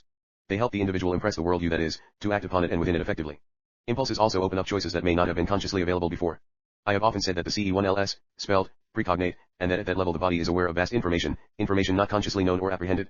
The universe and everything within it is composed of information. But this information is aware-ized containing you information concerning the entire universe is always latent within each and any part of it. The motive power of the universe and of each particle or wave or person within it is the magnificent thrust toward creative probabilities, and the tension that exists, the exuberant tension, that exists between probable choices and probable events. This applies to men and molecules, and to all of those hypothetically theorized smaller divisions with which scientists like to amaze themselves. Divisions or units. In more mundane terms, impulses often come from unconscious knowledge, then. This knowledge is spontaneously and automatically received by the energy that composes your body, and then it is processed so that pertinent information applying to you can be taken advantage of. Ideally, underlined, your impulses are always in response to your own best interests and, again, to the best interests of your world as well. Obviously there is a deep damaging distrust of impulses in the contemporary world, as in your terms there has been throughout the history that you follow. Pause. Impulses are spontaneous, and you have been taught not to trust the spontaneous portions of your being, but to rely upon your reason and your intellect you which, amused, both operate, incidentally, quite spontaneously, by the way. When you let yourselves alone, you are spontaneously reasonable, but because of your beliefs it seems tie reason and spontaneity make poor bedfellows. Psychologically, your impulses are as vital to your being as your physical organs are. They are as altruistic, or unselfish, as your physical organs are, intently, and I would like that sentence read several times. And yet each impulse is suited and tailored directly to the individual who feels it. Ideally, underlined, by following your impulses you would feel the shape, the impulsive shape, as Ribert says, of your life. You would not spend time wondering what your purpose was, for it would make itself known to you, as you perceived the direction in which your natural impulses led, and felt yourself exert power in the world through such actions. Again, impulses are doorways to action, satisfaction, the exertion of natural mental and physical power, the avenue for your private expression the avenue where your private expression intersects the physical world and impresses it. 9:49, many cults of one kind or another, and many fanatics, seek to divide you from your natural impulses, to impede their expression. They seek to sabotage your belief in your spontaneous being, so that the great power of impulses becomes dammed up. Avenues of probabilities are closed bit by bit until you do indeed live you if you follow such precepts you in a closed mental environment, in which it seems you are powerless. It seems you cannot impress the world as you wish, that your ideals must always be stillborn. Some of this has been discussed earlier in this book. In the case of the Jonestown tragedy, for example, all door toward probable effective action seemed closed. Followers had been taught to act against their natural impulses with members of their families. They had been taught not to trust the outside world, and little by little the gap between misguided idealism and an exaggerated version of the world's evil blocked all doors through which power could be exerted all doors save one. The desire for suicide is often the last recourse left to frighten people whose natural impulses toward action have been dammed up intensified on the one hand, and yet denied any practical expression. There is a natural impulse to die on the part of men and animals, but in such circumstances as we are discussing here that desire becomes the only impulse that the individual feels able to express, for it seems ill other avenues of expression have become closed. There is misunderstanding concerning the nature of impulses, so we will discuss them rather thoroughly.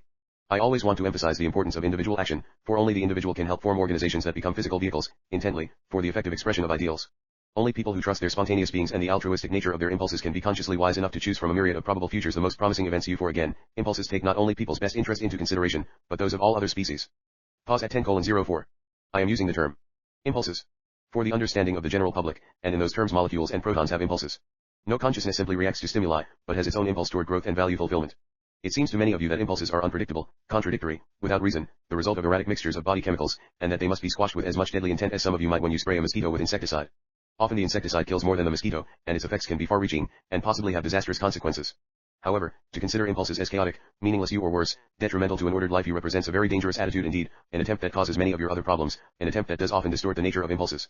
Each person is fired by the desire to act, and to act beneficially, altruistically, intently, to practically put his stamp, or her stamp, upon the world. When such natural impulses toward action are constantly denied over a period of time, when they are distrusted, when an individual feels in battle with his or her own impulses and shuts down the doors toward probable actions, then that intensity can explode into whatever avenue of escape is still left open. I am not speaking of anything, like repression, as it is used by psychologists, but a far deeper issue, one in which the very self is so distrusted that natural impulses of any kind become suspect. You try to inoculate yourselves against yourselves a nearly impossible situation, of course. You expect your motives to be selfish because you have been told that they are, and so when you catch yourselves with unkind motives you are almost comforted, because you think that at least you are behaving normal. When you find yourself with good motives, you distrust them. Surely, you think, beneath this seeming altruism, there must indeed be some nefarious, or at best selfish, motives that escape me. As a people you are always examining your impulses, and yet you rarely examine the fruits of your intellects. It may seem that, underlined, impulsive actions run rampant in society, in cultish behavior, for example, or in the behavior of criminals, or on the part of youth, but such activities show instead the power of impulses denied their natural expression, intensified and focused on the one hand into highly ritualized patterns of behavior, and in other areas denied expression. A particular idealist believes that the world is headed for disaster, and that he is powerless to prevent it. Having denied his impulses, believing them wrong, and having impeded his expression of his own power to affect others, he might, for example, hear the voice of God. That voice might tell him to commit any of a number of nefarious actions to assassinate the enemies that stand in the way of his great ideal and it might seem to him and to others that he has a natural impulse to kill, and indeed an inner decree from God to do so. According to conditions, such a person could be a member of a small cult or the head of a nation, a criminal or a national hero, who claims to act with the authority of God. Again, the desire and motivation to act is so strong within each person that it will not be denied, and when it is denied then it can be expressed in a perverted form. Man must not only act, but he must act constructively, and he must feel that he acts for good ends. Only when the natural impulse, to act constructively, is denied consistently does the idealist turn into a fanatic. Each person in his or her own way is an idealist. At 10:28. Power is natural. It is the force, the power of the muscle to move, or the eye to see, of the mind to think, the power of the emotions these represent true power, and no accumulation of wealth or acclaim can substitute for that natural sense of power if it is lacking. Power always rests with the individual, and from the individual all political power must flow. Long pause. A democracy is a highly interesting form of government, highly lignified because it demands so much of individual consciousness, and because it must rest primarily upon a belief in the powers of the individual. It is a tribute to that belief that it has lingered in your country, and operated with such vitality in the face of quite opposing beliefs officially held by both science and religion. The idea of democracy expresses the existence of a high idealism, one that demands political and social organizations that are effective to some degree in providing some practical expression of those ideals, emphatically. When those organizations fail and a gulf between idealism and actualized good becomes too great, then such conditions help turn some idealists into fanatics. Long pause. Those who follow with great strictness the dictates of either science or religion can switch sides in a moment. The scientist begins tipping tables or whatever, and suddenly disgusted by the limits of scientific knowledge, he turns all of his dedication to what he thinks of as its opposite, or pure intuitive knowledge. Thus, he blocks his reason as fanatically as earlier he blocked his intuitions. The businessman who believed in Darwinian principles and the fight for survival, who justified injustice and perhaps thievery to his ideal of surviving in a competitive worldview, he suddenly turns into a fundamentalist. In religious terms, trying to gain his sense of power now, perhaps, by giving away the wealth he has amassed, all in a tangled attempt to express a natural idealism in a practical world. How can you trust your impulses when you read, for example, that a man commits a murder because he has a strong impulse to do so, or because the voice of God commanded it?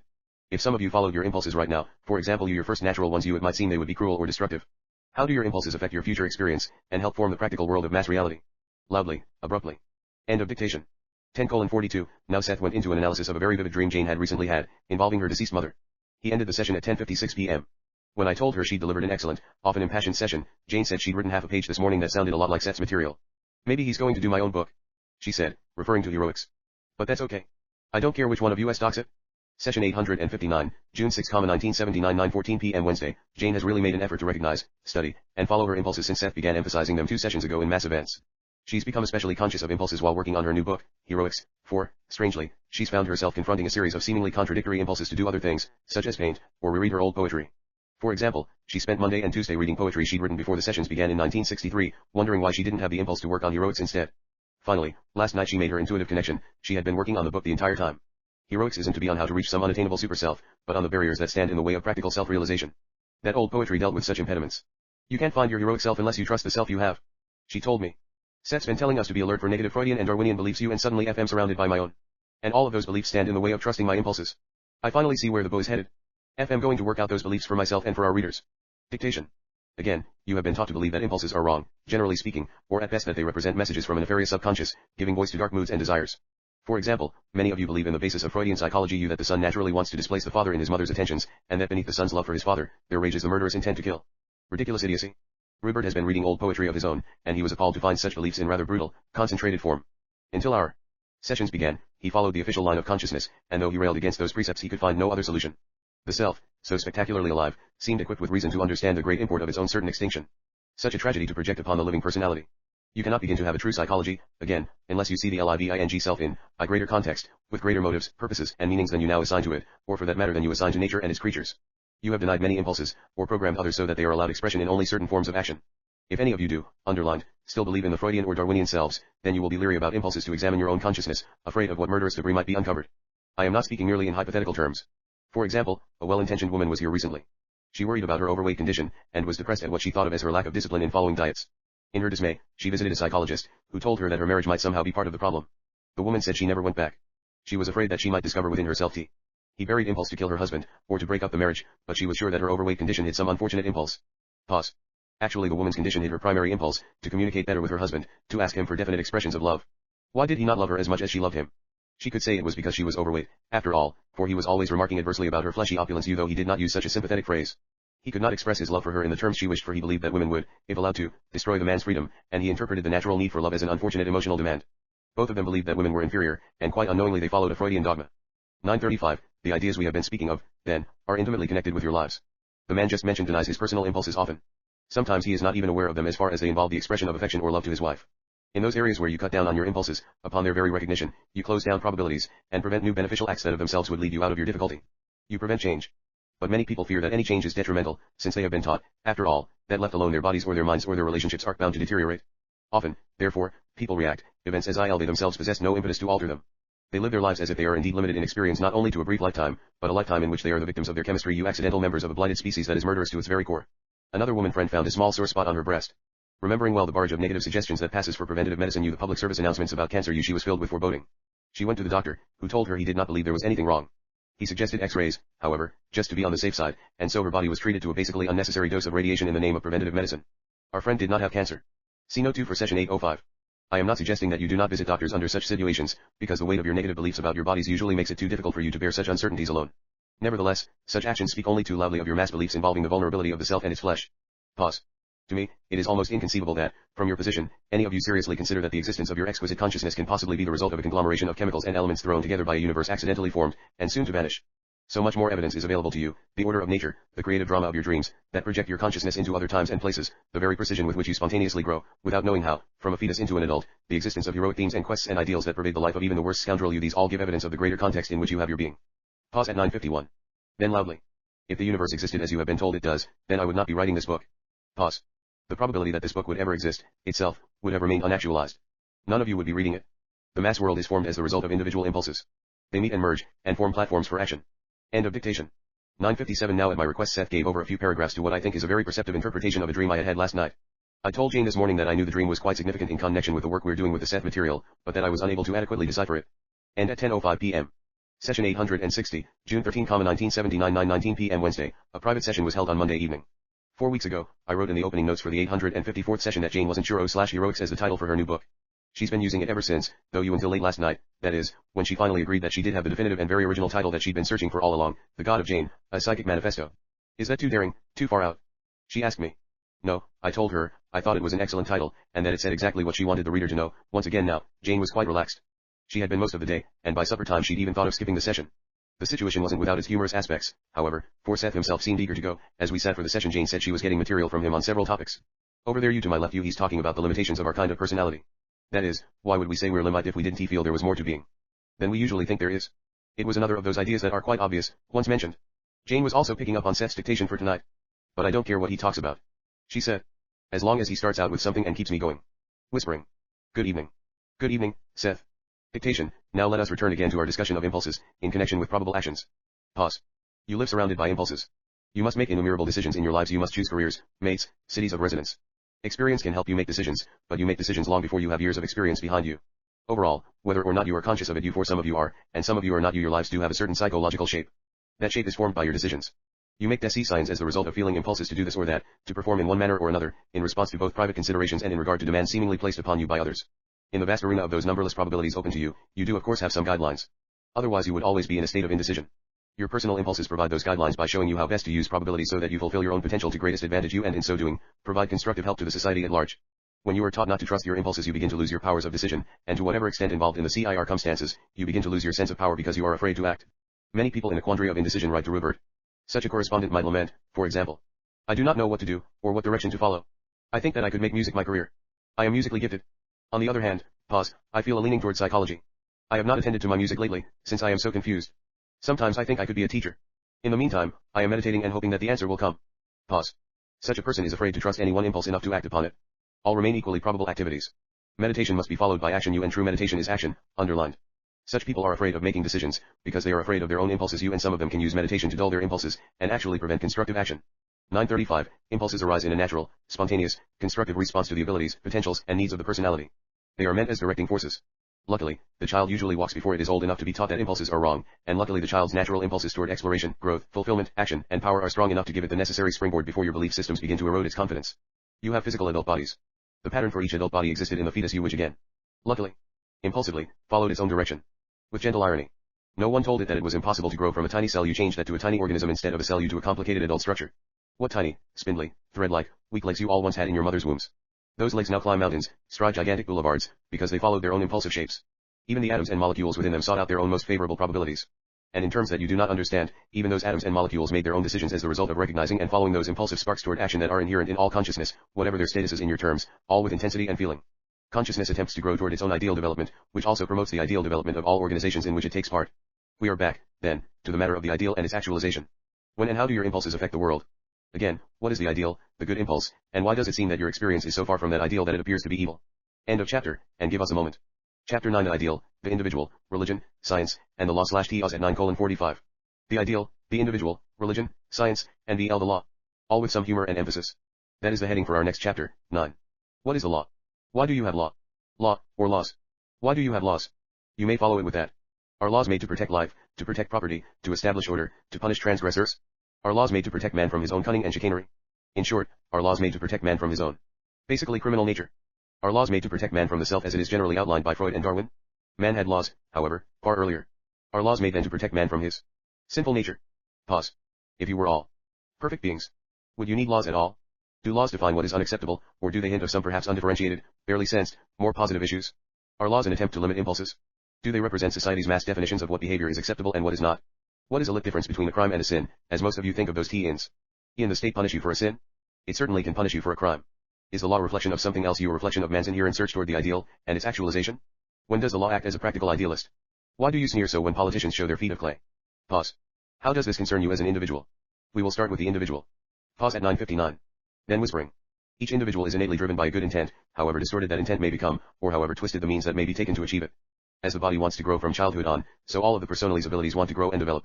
Each person has his or her own ideals, and impulses direct those ideals naturally into their own specific avenues of development, avenues meant to fulfill both the individual and his society. Impulses provide specifications, methods, meanings, definitions. They point toward definite avenues of expression, avenues that will provide the individual with a sense of actualization, natural power, and that will automatically provide feedback, so that the person knows he is impressing his environment for the better. Long pause. Those natural impulses, followed, will automatically lead to political and social organizations that become both tools for individual development and implements for the fulfillment of the society. Impulses then would follow easily, in a smooth motion, from private action to social import. When you are taught to block your impulses, and to distrust them, then your organizations become clogged. You are left with vague idealized feelings of wanting to change the world for the better, for example but you are denied the personal power of your own impulses that would otherwise help direct that idealism by developing your personal abilities. You are left with an undefined, persisting, even tormenting desire to do good, to change events, but without having any means at your disposal to do so. This leads to lingering frustration, and if your ideals are strong the situation can cause you to feel quite desperate. In a forceful delivery. You may begin to exaggerate the gulf between this generalized ideal and the specific evidences of man's greed and corruption that you see so obviously about you. You may begin to concentrate upon your own lacks, and in your growing sense of dissatisfaction it may seem to you that most men are driven by a complete lack of good intent. You may become outraged, scandalized or worse, filled with self-righteousness, so that you begin to attack all those with whom you do not agree, because you do not know how else to respond to your own ideals, or to your own good intent, with much emphasis. 10:15. The job of trying to make the world better seems impossible, for it appears that you have no power, and any small private beneficial actions that you can, underlined, take seem so puny in contrast to this generalized ideal that you dismiss them sardonically, and so you do not try to use your power constructively. You do not begin with your own life, with your own job, or with your own associates. Louder. What difference can it make to the world if you are a better salesperson, or plumber, or office worker, or car salesman, for Christ's sake? What can one person do? Yet that is precisely where first of all you must begin to exert yourselves. There, on your jobs and in your associations, are the places where you intersect with the world. Your impulses directly affect the world in those relationships, intently. Many of you are convinced that you are not important and while each of you feels that way it will seem that your actions have no effect upon the world.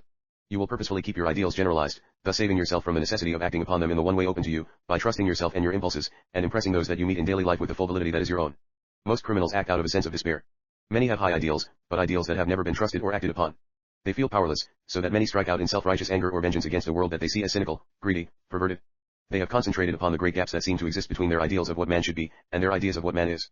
On the one hand, they believe that the self is evil, and on the other they are convinced that the self should not be so. They react extravagantly. They often see society as the enemy of good. Many you, not all, now you criminals possess the same characteristics you ascribe to heroes, except that the heroes have a means toward the expression of idealism, and specific avenues for that expression. And many criminals find such avenues cut off completely. I do not want to romanticize criminals, or justify their actions. I do want to point out that few crimes are committed for evil's sake, but in a distorted response to the failure of the actualization of a sensed ideal. So we return to what is the nature of the ideal and the good. Who defines what is right and wrong, legal and illegal? End of session, and a fond good evening, louder. Thank you very much. 10:32 p.m. Jane's delivery had often been fast and impassioned, even with the indicated pauses. She's begun to slow up toward session's end, though. There's more there, but I got so I couldn't get it, she said, referring to her very relaxed state, which she still enjoyed. But I feel this generalized material, then Seth zeroes in on it specifically. I think that the session tonight was one of those concentrated ones, where you get a lot in a short time. I told her she'd done well. Notes, session 861. Jane originated the key portion of the new title early last Sunday morning, when she got up at 4 a.m. to have breakfast and make some notes for her book. Through the open patio door she listened to the first bird calls, summoning her outside to watch the foggy dawn unfold. She was entranced. No one else was watching what I watched from my personal viewpoint that morning. She wrote an hour later. I felt as if I were being privileged to view a beginning of the world, or of my edge of it.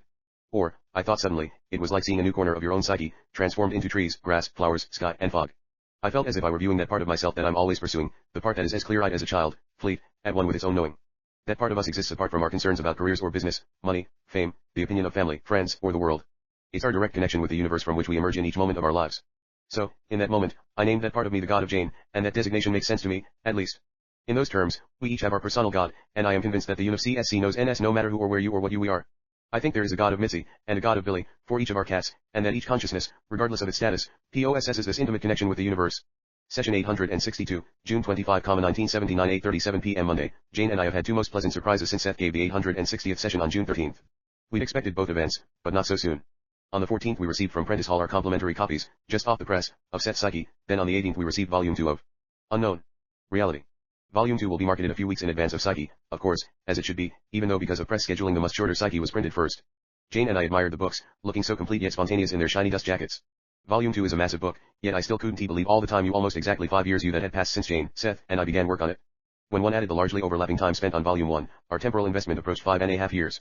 Naturally we've been involved in a number of other projects at the same time, as I've indicated in my notes for mass events, yet for me especially the publication of the 2 volumes of Unknown Reality meant that we had arrived at a certain point in the development and presentation of the Seth material. In those books, through correlating them in a modest way with our previous works, I'd attempted to show the reader just what the three of us each managed to achieve before Seth led us into Psyche U and, as it developed, mass events. Last Wednesday night's regularly scheduled book session wasn't held because we had unexpected visitors after supper. They left late enough so that Jane decided to skip the session, even though earlier in the day she'd written notes on material that Seth had mentally informed her he'd cover. Tonight, Jane repeated an idea she'd started talking about before holding the 861st non-book session just a week ago. She thinks Seth is in the process of finishing mass events. Not in the next couple of sessions, but he's heading that way. He's given all he can you or wants to you on the negative beliefs we hold as individuals and societies. He wants to start his next book, my emphasis bow to positively work our way out of our challenges and create a much better world. You know that material I've been telling you about, on therapy and value fulfillment. I was even messing around with book titles today, though I know I shouldn't do that. Fane felt like beginning the session earlier than usual. A good portion of it is deleted, however, since Seth discussed other subjects before coming through with material for mass events at 9:09. Briefly, dictation. The law in your country says that you are innocent until proven guilty. In the eyes of that law, then, you are each innocent until a crime is proven against you. There usually must also be witnesses. There are other considerations. Often a spouse cannot testify against the other. Opportunity and motive must also be established. In the world of religion, however, you are already tainted by original sin. The mark of Cain is symbolically upon your foreheads. You come from a species that sinned against God. Automatically condemned, you must do good works, or be baptized, or believe in Christ, or perform other acts in order to be saved or redeemed. According to other religions, you may be earthbound by the gross desires of your nature, bound to the will of life, condemned to endless reincarnations until you are purified. As I have said before, according to psychology and science, you are a living conglomeration of elements and chemicals, spawned by a universe without purpose, itself accidentally formed, and you are given a life in which all the primitive and animalistic drives of your evolutionary past ever lurk within you, awaiting expression and undermining your control. So, dear reader, look at the law as it stands in this country with somewhat more kindly eyes than you have before you, for it at least legally establishes a belief in your innocence, and for all of its failings, it protects you from the far more fanatical aspects, say, of any religion's laws. Religious laws deal with sin, whether or not a crime is committed, and religious concepts usually take it for granted that the individual is guilty until proven innocent. And if you have not committed a crime in fact, then you have at least sinned in your heart, for which, of course, you must be punished. A sin can be anything from playing cards to having a sexual fantasy. Why, you are sinful creatures. How many of you believe that? Deliberately. You were born with an inbuilt recognition of your own goodness. You were born with an inner recognition of your tightness in the universe. You were born with a desire to fulfill your abilities, to move and act in the world. Those assumptions are the basis of what I will call natural law. You are born loving. You are born compassionate. You are born curious about yourself and your world. Those attributes also belong to natural law. You are born knowing that you possess a unique, intimate sense of being that is itself, and that seeks its own fulfillment, and the fulfillment of others. You are born seeking the actualization of the ideal. You are born seeking to add value to the quality of life, to add characteristics, energies, abilities to life that only you can individually contribute to the world, and to attain a state of being that is uniquely yours, while adding to the value fulfillment of the world. 9:29, all of these qualities and attributes are given you by natural law. You are a cooperative species, and you are a loving one. Your misunderstandings, your crimes, and your atrocities, real as they are seldom committed out of any intent to be evil, but because of severe misinterpretations about the nature of good, and the means that can be taken toward its actualization. Most individual people know that in some inner portion of themselves. Your societies, governments, educational systems, are all built around a firm belief in the unreliability of human nature. You cannot change human nature. Such a statement takes it for granted that man's nature is to be greedy, a predator, a murderer at heart. You act in accordance with your own beliefs. You become the selves that you think you are. Your individual beliefs become the beliefs of your society, but that is always a give and take. Shortly we will begin to discuss the formation of a better kind of mass reality, or reality that can happen as more and more individuals begin to come in contact with the true nature of the self. Then we will have less frightened people, and fewer fanatics, and each person involved can to some extent begin to see the ideal come into practical actualization. The means never justify the ends. End of session. A fond good evening you and my Ruster Rupert, Jane. HC / doing very well. That is I meant. Alright. Thank you. 9:40 p.m. Jane said that in his dictation this evening, Seth covered some of the information she picked up from him nonverbally, then written about prior to the session that wasn't held last Wednesday night. But there's also more there he didn't get into yet. Notes, session 862-1. Just before giving the 861st session last week, Jane received from Seth some intriguing material on the idea that in psychological therapy, the good intents and impulses beneath the client's emotional and physical hassles should be searched out by the analyst. She made some notes about the information. It was very promising material, she told me, and could help change conventional ideas of therapy. A book could actually be involved. Seth's next on the therapy of value fulfillment. She was quite excited by the new ideas she'd presented herself with. Then in the 861st session itself, which was not for mass events, as stated, Seth briefly mentioned the material on ideals and impulses he's been giving in recent book sessions. This in turn led him to comment on the notes Jane had just written. He certainly sounded as though he decided upon his next book. The therapy of value fulfillment will attempt to put individuals in touch with their basic instincts, to allow them to sense the impulsive shapes of their lives, to define their own versions of the ideal through the recognition of it as it exists in their own impulses and feelings and abilities, and to help them find acceptable and practical methods of exerting their natural power in the practical actualization of those ideals. Session 863, June 27, 1979, 9:10 p.m. Wednesday. In my introductory notes for Volume 1 of Unknown Reality, explained how Jane acknowledges the mail we get from our readers by sending them copies of letters from Seth and herself. To the latter she adds a few personal lines for each correspondent. She also encloses a list of her books, which many readers ask for. Seth dictated his letter in April 1975, just after finishing his part of the work for Volume 2 of Unknown. And I presented it while introducing Volume 1. Jane still handles most of the mail herself, and she continues to send people Seth's letter. We still think he sent in excellent ideas in it. In those notes I also referred to an earlier letter that Seth had dictated for readers in January 1973, and it can be found in Chapter 8 of Personal Reality. Jane and I suggested then, as we do now, that when possible the two Seth letters be read together, since they complement each other so well. Jane receives 35 to 50 letters a week. The flow of mail to our Hill House is surprisingly steady throughout the year. As we've often noticed, we never take in 100 letters one week, for instance, and none the next, or 70 one week and 15 the next. In some remarkable fashion, our correspondents space out their communication so that we get them on a steady basis. We have time to read each one. Each Saturday and Sunday Jane catches up with her replies for the week, brief as they often are, so that on Monday morning, when I put out that bundle of letters for the mailman, we're ready for the next week's accumulation. All of the mail doesn't need answering, of course, but the other day we estimated that with very little help from me Jane now replies to around 2,000 letters a year. That total is slowly increasing as her work becomes better known. In Note 2 for Session 801, commented on the sociological implications represented by her correspondence. Whispering once again to start. Good evening. Good evening, Seth. Dictation, when I speak of natural law, I am not referring to the scientist's laws of nature, such as the law of gravity, for example, which is not a law at all, but a manifestation appearing from the viewpoint of a certain level of consciousness as a result of perceptive apparatus. Your prejudiced perception is also built into your instruments in that regard. I am speaking of the inner laws of nature, that pervade existence. What you call nature refers of course to your particular experience with reality, but quite different kinds of manifestations are also natural. Outside of that context, the laws of nature that I am in the process of explaining underlie all realities, then, and form a firm basis for multitudinous kinds of natures. I will put these in your terms of reference, however. Long pause. Each being experiences life as if it were at life's center. 9:21, the term value fulfillment is very difficult to explain, but it is very important. Obviously it deals with the development of values, not moral values, however, but values for which you really have no adequate words. Quite simply, these values have to do with increasing the quality of whatever life the being feels at its center. The quality of that life is not simply to be handed down or experienced, for example, but is to be creatively added to, multiplied, in a way that has nothing to do with quantity. In those terms, animals have values, and if the quality of their lives disintegrates beyond a certain point, the species dwindles. We are not speaking of survival of the fittest, but the survival of life with meaning, intently. Life is meaning for animals. The two are indistinguishable. Pause. You say little, for example, if you note that spiders make webs instinctively because spiders must eat insects, and that the best web maker will be the fittest kind of spider to survive. Long pause, then with humor. It is very difficult for me to escape the sticky web of your beliefs. The web, however, in its way represents an actualized ideal on the spider's part, and if you will forgive the term, an artistic one as well. Louder. It amazes the spiders that flies so kindly fall into those webs. You might say that the spider wonders that art can be so practical. Pause at 9:30. What about the poor unsuspecting fly? Is it then so enamored of the spider's web that it loses all sense of caution? Whispering, and dryly. For surely flies are the victims of such nefarious webby splendors. We are into sticky stuff indeed. Still in trance, Jane paused to pour herself a little wine. For one thing, you are dealing with different kinds of consciousness than your own. They are focused consciousnesses, surely, each one feeling itself at life's center. While this is the case, however, these other forms of consciousness also identify then will the source of nature from which they emerge. In a way impossible to explain, the fly and the spider are connected, and aware of the connection. Not as hunter and prey, but as individual participants in deeper processes. Together they work toward a joint kind of value fulfillment, in which both are fulfilled. Pause. There are communions of consciousness of which you are unaware. While you believe in theories like the survival of the fittest, however, and the grand fantasies of evolution, then you put together your perceptions of the world so that they seem to bear out those theories. You will see no value in the life of a mouse sacrificed in the laboratory, for example, and you will project claw and fang battles in nature, completely missing the great cooperative venture that is, underlined, involved. Pause. Men can become deranged if they believe life has no meaning. Religion has made gross errors. At least it held out an afterlife, a hope of salvation, and preserved you sometimes despite itself you the tradition of the heroic soul. Science, including psychology, by what it has said, and by what it has neglected to say, has come close to a declaration that life itself is meaningless. This is a direct contradiction of deep biological knowledge, to say nothing of spiritual truth.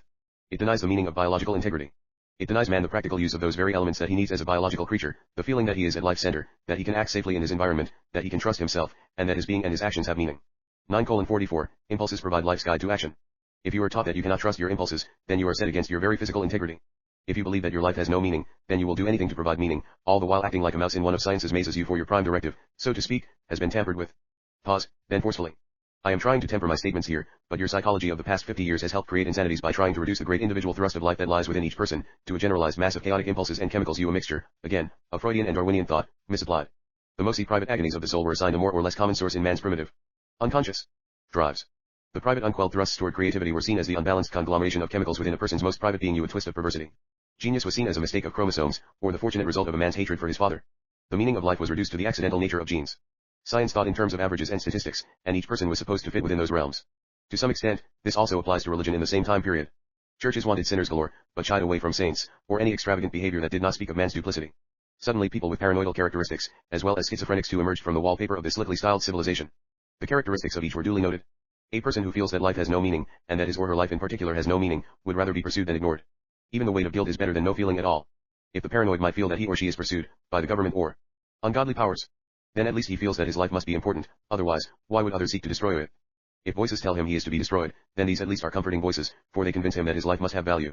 At the same time, the paranoid person can use his creative abilities in fantasies that seemingly boggle the minds of the sane, and those creative abilities have a meaning, for the fantasies, again, serve to reassure the paranoid of his worth. If in your terms he were sane, he could not use his creative abilities, for they are always connected with life's meaning, and sane, the paranoid is convinced that life is meaningless. It did little good in the past for Freudian psychologists to listen to a person's associations, pause, while maintaining an objective air, or pretending that values did not exist. Often the person labeled schizophrenic is so frightened of his or her own energy, impulses, and feelings that these are fragmented, objectified, and seem to come from outside rather than from within. Ideas of good and evil are exaggerated, cut off from each other. Yet here again the creative abilities are allowed some expression. The person does not feel able to express them otherwise. Such people are afraid of the brunt of their own personalities. They have been taught that energy is wrong, that power is disastrous, and that the impulses of the self are to be feared. What protection, then, but to effectively project these outside of the self, you impulses of good as well as evil, you, and hence effectively block organized action. Pause at 10:07. The term schizophrenia, with the authority of psychology, becomes a mass coverall in which the integrity of personal meaning is given a mass, generalized explanation. Those who are paranoid are, unfortunately, those who most firmly believe the worst idiocies of science and religion. The paranoid and the schizophrenic are trying to find meaning in a world they have been taught is meaningless, and their tendencies appear in lesser form throughout society. Creativity is an inbuilt impetus in man, far more important than, say, what science calls the satisfaction of basic needs. In those terms, creativity is the most basic need of all. I am not speaking here of any obsessive need to find order, you, in which case, for example, a person might narrow his or her mental and physical environment, you, but of a powerful drive within the species for creativity, and for the fulfillment of values that are emotional and spiritual. And if man does not find these, louder, then the so-called basic drives toward food or shelter will not sustain him. I am not simply saying that man does not live for bread alone. I am saying that if man does not find meaning in life, he will not live, bread or no. He will not have the energy to seek bread, nor trust his impulse to do so. There are natural laws, then, that guide all kinds of life, and all realities, you, laws of love and cooperation, you, and those are the basic needs of which I am speaking. Whispering. End of session. Okay. Good night. 10:17 p.m. Now that's weird. Jane said as soon as Seth withdrew. It's only 10:15, but I feel that what we got is way beyond in proportion to the time involved. Before the session I knew he was going into schizophrenia and so forth, but he went past those inklings. Indeed, her delivery had often been intense, and quite demanding as far as my writing speed went. Notes, session 863-1. In recent weeks Jane herself has been quite intrigued by the idea of personal centering, as she put it in her notes for God of Jane. She also wants to study the subject for her book in connection with reincarnation, the origins of our species and even of our world. She's already written several poems about her own view of reality. The one that follows charmed me as soon as she produced it last May 31st. It'll probably end up in God of Jane, but I'd like to present it here, too. No matter where I look, I seem to be at the center of a world that forms perfectly around me. No lopsided vision ever shows the world spread only to my left, with my image on the last right edge, nor has the world ever appeared just ahead, while nothingness began just behind my back. I sit in a swivel chair with smooth ball bearings. Without warning, I turn myself around in a complete circle, but nothing disturbs my world vision, and objects appear on all sides with sweet precision, as if a projector in my head sends out invisible rays that turn into images, so I always seem inside dimensions of depth and weight. 2. Seth discussed paranoia in the 812th session, see the beginning of chapter 6. These brief definitions are very general. A paranoid is afflicted with systematic, logically reasoned delusions of grandeur or persecution. The personality can be relatively stable otherwise. A schizophrenic suffers from a division between thought processes and emotions. The cause of schizophrenia is unknown, and the victim usually ends up hospitalized because of the severity of symptoms, which can include motor malfunctions, perceptual distortions involving hallucinations and delusions, strange behavior, and a withdrawal from reality. Yet the schizophrenic can also keep the use of his or her primary intellectual capacities. Session 866, July 18, 1979, 9:04 p.m. Wednesday. Since the 863rd session was held 3 weeks ago, Seth has given us but 2 regular sessions, both on subjects other than those for mass events and 2 private sessions. According to him, tonight's session after 9:52 isn't book material either, but Jane and I are presenting it here because in it Seth returns to questions I asked earlier in mass events. What about the roles played in human affairs by viruses like smallpox? As I quoted myself in the opening notes for the 840th session. What is the real relationship between the host organism and disease? See session 840 itself, and certain parts of session 841. My questions had been reused because of an article I'd read a few days ago in a scientific journal. In their piece the authors explained that a certain significant percentage of women can develop cervical cancer from contact with a virus carried by the sperm of males who haven't had vasectomies or who haven't been sterilized. In other words, I found the whole premise or situation strange indeed. I told Jane that the male of our species actually has the potential to pass on cancer to the female. We've heard of the theory before, by the way, but transmitting cancer in such a fashion seems to be one of the most deadly results that can follow from the union of a man and a woman. We became intensely curious as to how Seth would explain the whole matter, and he gave us excellent information on it. The chances for ironies abound in our belief systems, I said to Jane. What if researchers next find out that in some as yet unsuspected manner, the female can in turn pass on a cancer-causing virus to our mate? The evening was a bit cooler than evenings have been lately. Jane was rather quiet as we waited for Seth to come through. All those questions, she said when I asked her about her silence. All those things I'm supposed to answer. I guess I've been brooding because one fell into that trap Seth talks about of thinking that I've got to save the world. Then we both laughed. There isn't any saving of the world necessary, we agreed. The world doesn't need to be saved. It's perfectly capable of surviving even while it's home to a species as obstreperous as man. After all, I said, man is but one species who creates his perception of the living earth in concert with nearly innumerable other species, and each other species does the same thing from its viewpoint. Even with his seemingly destructive ways, man can injure that joint reality only to a minor extent, regardless of such potential fiascos as that posed by 3 Mile Island, or even nuclear war. In particular, I reminded Jane of a paragraph of material Seth gave in the 865th non-book session, which she held a week ago from last Monday evening. Fortunately, the power of constructive action and thought is indeed paramount in nature and in your world. Otherwise, you would simply not exist. The cooperative ventures that crisscross this community of Elmira, in biological, social, spiritual, economic, political and artistic ways are staggering. That cooperation goes unnoticed, largely, yet it rests firmly upon the stability that is characteristic within all life. Period. Dictation. Pause. Each species is endowed with emotional feelings, immersed in an interior system of value fulfillment. Each species, again, then, is not only concerned with physical survival and the multiplication of its members, but with an intensification and fulfillment of those particular qualities that are characteristic of it. As far as this discussion is concerned, there are biological ideals, imprinted within the chromosomes, but there are also inbuilt ideals much more difficult to define, that exist as, say, mental blueprints for the development of other kinds of abilities. I use the word mental, meaning that all species possess their own kinds of interior mental life, as opposed to the physical characteristics of plants or animals with which you are familiar. Your official views effectively close you off from the true evidence you might perceive of the cooperation that exists among the species, for example. Nor am I speaking of an enforced cooperation the result of instinct. That somehow arranges the social habits of the animals, for their habits are indeed social and cooperative. The chicken cannot read a book. It cannot choose to read. The plant cannot choose to walk down the street. The chicken and the plant can choose to live or die, however rather important issues in the existence of any entity. They can choose to like or dislike their environment, and to change it according to their individual circumstances. It is fashionable to say that some scientific laws can be proven at microscopic levels, where, for example, small particles can be accelerated far beyond their usual states. But you quite studiously ignore that feeling exists on microscopic levels, that there can be psychological particles, much less come to the conclusion that all particles are psychological particles, with their own impetuses for development and value fulfillment. That is why atoms join together to form matter. They seek the fulfillment of themselves through form. They cooperatively choose the forms that they take. 9:23, if the simplest particle is so endowed with impetus, with hidden ideals that seek fulfillment, then what about the human being? You have the propensity to search for meaning, for love, for cooperative ventures. You have the propensity to form dazzling mental and psychological creations, such as your arts and sciences and religions and civilizations. Whatever errors that you have made, or gross distortions, even those exist because of your need to find meaning in your private existence and in life itself. Any scientist who believes that life has no meaning has simply provided himself with what he thinks of as an unfailing support against life's vicissitudes. If he says, life has no meaning, he cannot be disappointed if such is the case, for he is ensconced in a self-created cocoon that has meaning, underlined, because it provides a cushion against his deepest fears, all very intently. When a civilization does not support creativity, it begins to falter. When it distrusts its gifted people, rather than encouraging them, a nation is at least in trouble. Your psychology's stressing the norm made people frightened of their individual characteristics and abilities, because psychology's norm did not fit the contours of any one human being. 2. Did not touch the heights or the depths of human experience. People became afraid of their own individuality. River today read an article about gifted children, their background and development. Gifted children do not fit psychology's picture. Gifted children do not fit the portrait of children that is sold to parents. The fact is that for many reasons gifted children merely show the latent quickness, mental agility, and curiosity and learning capacity that is inherent in the species. They are not eccentric versions of humanity at all, but instead provide a hint of mankind's true capacities. Pause. Your brains are not empty, but well-oiled machines ready to whirl into activity at your births. They are provided with a propensity to learn you, and the rudiments of knowledge as you understand it exists within the brain, intently. In those terms, now, the brain thinks before birth. It does not simply react. Each individual has its own unique abilities. Some that involve relationships with others, you do not even have words for. Parents, however, often half disapprove of their children if they show unusual gifts. They are afraid their children will not get along with others. They are upset because the children do not fit the norm, but no child ever fits the norm. Many adults, sensing their own abilities in one field or another, deliberately play down those abilities because they are afraid of standing out from the masses. You or they are afraid they will be attacked by their peers. They have been taught by religion and science alike that any kind of greatness is suspect. Yet each person alive contains an element of greatness, and more, a desire to fulfill those inner abilities. I am not speaking of greatness in terms of fame, or in terms of usually understood artistic or intellectual abilities alone, but also of people whose lives have the capacity for great emotional content.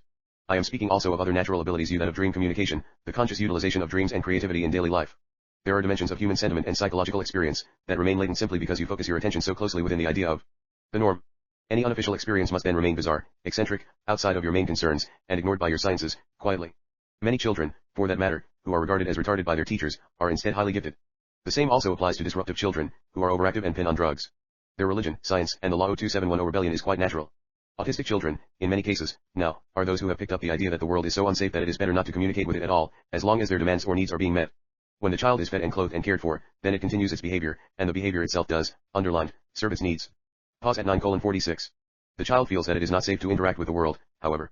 No one is going to deprive a child of food, and yet food can be used in such cases, in terms perhaps of treats, if the child must ask for them, or in some way indicate a choice. Autistic children are afraid of making choices. Some of this is often picked up from parents, so that the child expresses their own unacknowledged fears. The autistic child can be highly intelligent, however. To some extent, such a child symbolizes what happens when an individual believes that he or she is unworthy, that he or she cannot trust impulses, that choices present more problems than advantages, that it is safer to hide abilities than it is to use them. Life is expression. End of dictation. 9:52. I will give the beginning of an answer to my question about the relationship between the host organism and disease. You make your own reality. That should be your complete answer, with humor, but obviously it is not. First of all, if, underlined, a sperm-carrying cancer entered a woman's uterus, and if she had no intentions of getting the disease, her body's own system would make the cancer completely ineffective. In the second place, however, referring to the article, that is not what happens to begin with you, and I am somewhat at a loss to explain, simply because of certain invisible assumptions that it seems to me you must necessarily make. Pause. I will explain as best I can, though some of what I say will certainly seem contradictory to scientific knowledge. Those scientists might find cancer cells. And though it might seem that cancer is caused by a virus, cancer instead involves a relationship, say, between what you might think of as a host and parasite. In those terms and to some extent the same applies to any disease, including smallpox, though the diseases themselves may appear to have different causes completely. A host cell, say, is not simply attacked, H invites attack, though I am not pleased at all with the connotations of the word attack. I am trying to use words familiar to you to start. It is not simply that a cell suddenly relaxes its defenses against disease. As easily as I can, I will try to explain. A cell mirrors a psychological state. A cell exists by itself, as its own entity, but also in context with all of the other cells in the body. There are literally uncountable psychological states mixing and interchanging constantly, with the overall psychological stance being one of biological integrity, the organism holds together, maintains its functions, and so forth. Your body is the physical mirror of your psychological state, quietly intent. It is powered by the energy of the universe. It actually springs into being in each moment. Your mind and your body come from the same source, from universal energy. You are powered with vitality. You must seek meaning in your lives. When you lose the sense of life's meaning, for whatever reason, this is reflected in your body. Pause. It is very difficult to separate all of this from the many connotations placed about disease, and I do not want the material to be misread, still intently. Cancer, for example, has become the symbol for the body's vulnerability, in current years the proof of man's susceptibility to the body. It is a disease that people have when they want to die, when they are ashamed to admit that they want to die, because death seems to fly against sane behavior. If the species struggles to survive, then how can individuals want to die? I have mentioned before that many people have had cancer and recovered without knowing it. In your belief system, however, it is almost imperative to see a doctor in such circumstances, as Jane wrote in Note 2 for session 805, for many fears are unsubstantiated, and the fear alone, found groundless, gives the person new life symbolically and physically. In the case of your article, a woman's cells would already have had to prepare themselves for the guest you granted that guest was cancerous, and was a sperm. There is not an attack. There is an acceptance, and a preparation for certain changes. Pause at 10:13. A life crisis is formed. Parasite, or virus, plays its part in setting up such a psychologically desired position. 11 is an emotionally charged position, an imminent crisis. I am aware of the tormenting questions involved in such issues, and also of the gap religion, science, and the law 273 between my explanations and the daily experiences of many people. The fact is that when death comes it is wanted, it has been chosen. The fact is that death in its way is the culmination of life, leading toward a new birth and new experience. The cells know this. So does the heart. People cannot admit that they want to die at certain times. If they could accept the fact of their own wishes, some could even change their minds. Many do, the psychological condition changes for the better, and the body cells are no longer amiable to the cancerous condition. Women whose husbands have had vasectomies have themselves often resolved sexual problems that have bothered them. Fear is reduced in that area. Long pause.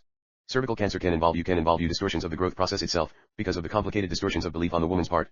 In a way the very pain of cancer you of some cancers you often acts through its intensity as a reflection of the person's belief that life is painful, tormenting.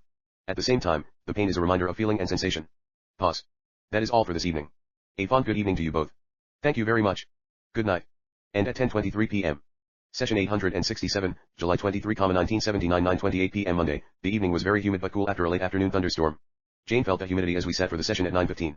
She had no questions for Seth, but expected him to continue his material of last Wednesday night, when he'd started an answer to my question about the relationship between the host organism and disease. This idea had come to her pretty strongly. After supper. It won't be dictation.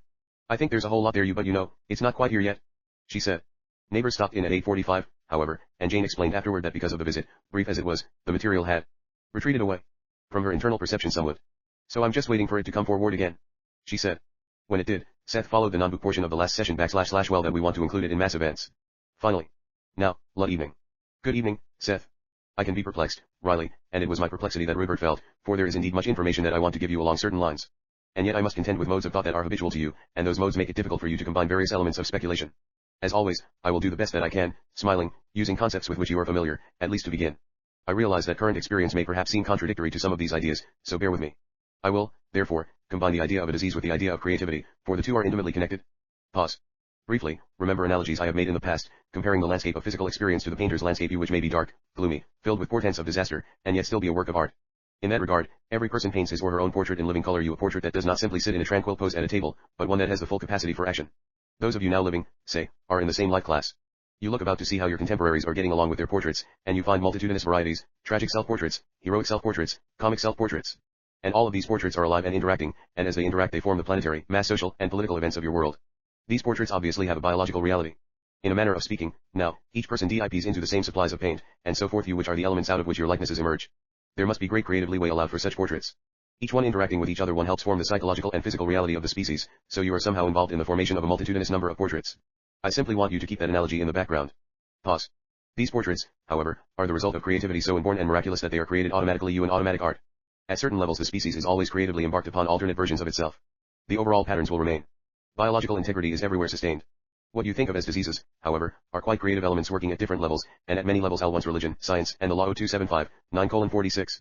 Many viruses are vital to physical existence, and in your terms there are gradations of activity, so that only under certain conditions do viruses turn into, say, what you think of as deadly ones. The healthiest body contains within it many so-called deadly viruses in what you may call, underlined, an inactive form inactive from your viewpoint, in that they are not causing disease. They are, however, helping to maintain the body's overall balance. Underlined, in each body, the species settles upon a known status quo, and yet experiments creatively at many levels with cellular alterations, chromosomal variations, so that of course each body is unique. There are kinds of gradations, say, in the lines and kinds of disease. Certain diseases can actually strengthen the body from a prior weaker state, by calling upon the body's full defenses. Under certain conditions, some so-called disease states could ensure the species' survival. Long pause, one of many. Give us a moment. Long pause. It is very difficult to explain. Pause. In a way, some disease states help to ensure the survival of the species not by weeding out the sickly but by introducing into large numbers of individuals the conditions needed to stabilize other strains within the species that need to be checked, or to naturally inoculate the species against a sensed greater danger. At the minute levels microscopic levels there are always some biological experiments being carried out, in a creative effort to give the species as much leeway as possible for effective action. Your body is changed biologically by your thoughts. Long pause at 10:01. Your culture has its biological effect upon the species. I am not speaking of obvious connections in a derogatory manner, such as pollution and so forth. If you were thinking in old terms of evolution, then I would be saying that your cultures and civilizations actually alter the chromosomal messages. Your thoughts affect your cells, again, and they can change what are thought of as hereditary factors. Give us a moment. Your imaginations are intimately connected with your diseases, just as your imaginations are so important in all other areas of your lives. You form your being by imaginatively considering such and such a possibility, and your thoughts held your body in that regard. In a way, illness is a tool used on behalf of life, for people have given it social, economic, psychological, and religious connotations. It becomes another area of activity and of expression. I have told you that at microscopic levels there is no rigid, underlined, self-structure like your own. There is identity. A cell does not fear its own death. Its identity has traveled back and forth from physical to non-physical reality too often as a matter of course. It Sings. With the quality of its own life. It cooperates with other cells. It affiliates itself with the body of which it is part, but in a way it lends itself to that formation. Pause. The dreams of the species are highly important to its survival, not just because dreaming is a biological necessity, but because in dreams the species is immersed in deeper levels of creativity, so that those actions, inventions, ideas that will be needed in the future will appear in their proper times and places. In the old terms of evolution. I am saying that man's evolutionary progress was also dependent upon his dreams. 10:20, give us a moment. Now many of the characteristics you consider human in fact, most of them you appear to one extent or another in all other species. It was the nature of man's dreams, however, that was largely responsible for what you like to think of as the evolution of your species. Intently. You learn to dream differently than other creatures. I thought you would like that quotation. It's very good. You dreamed you spoke languages before their physical invention, of course. It was the nature of your dreams, and your dreams' creativity, that made you what you are, for otherwise you would have developed a mechanical-like language. You developed one at all that named designations, locations, and dealt with the most simple, objective reality. I walk there. He walks there. The sun is hot. You would not have had that kind of bare statement of physical fact. You would not have had, of conceiving of objects that did not already exist. You would not have had any way of imagining yourselves in novel situations. You would not have had any overall picture of the seasons, for dreaming educated the memory and lengthened man's attention span. It reinforced the lessons of daily life, and was highly important in man's progress. His dreams reminded him that a cold season had come, and would come again. Most of your inventions came in dreams, and, again, it is the nature of your dreams that makes you so different from other species. 10:35, give us a moment. The creativity of the species is also the result of your particular kind of dream specialization. It amounts to you a unique state of existence by itself, in which you combine the elements of physical and non-physical reality. It is almost a threshold between the two realities, and you learn to hold your physical intent long enough at that threshold so that you have a kind of brief attention span there, and use it to draw from non-physical reality precisely those creative elements that you need. Period. Animals, as a rule, underlined, are less physically oriented in their dreaming states. They do dream of physical reality, but much more briefly than you. Otherwise, they immerse themselves in dreams in different kinds of dreaming consciousness that I hope to explain at a later date. Louder.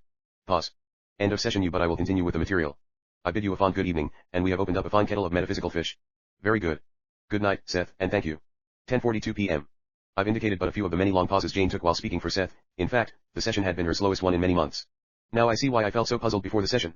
She said. Even with the company. I just had to sit there and wait for things to be put together in a new way. It was really funny. She paused.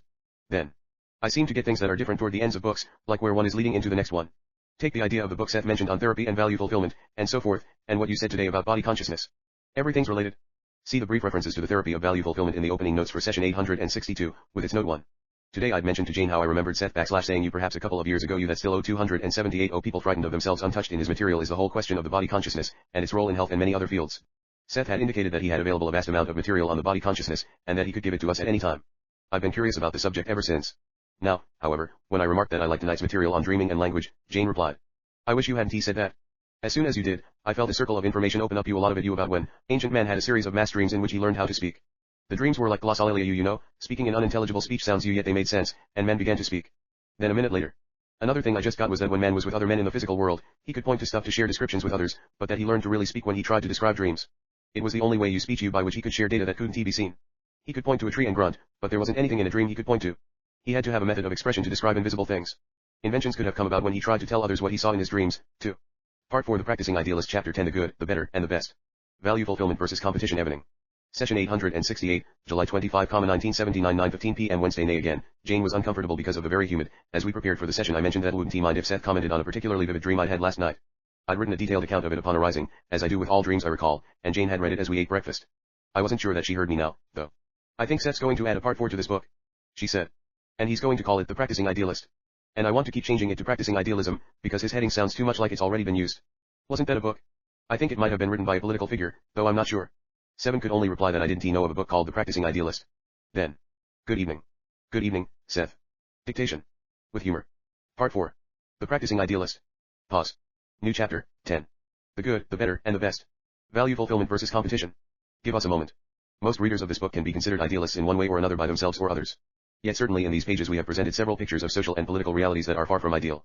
We have tried to outline for you many beliefs that undermine your private integrity as individuals, and contribute to the very definite troubles current in the mass world. Pause. Very few people really act, again, from an evil intent. Any unfortunate situations in the fields of medicine, science, or religion result not from any determined effort to sabotage the idea, but instead happen because men often believe that any means is justified in the pursuit of the ideal. When science seems to betray you, in your society, it does so because its methods are unworthy of its intent, you so unworthy and so out of line with science's prime purpose that the methods themselves almost amount to an insidious anti-scientific attitude that goes all unrecognized. The same applies to medicine, of course, when in its worthy purpose to save life, its methods often lead to quite unworthy experimentation, see note 3 for session 850, so that life is destroyed for the sake of saving, say, a greater number of lives. Pause. On the surface level, such methods appear sometimes regrettable but necessary, but the deeper implications far outdo any temporary benefits, for through such methods men lose sight of life's sacredness, and begin to treat it contemptuously.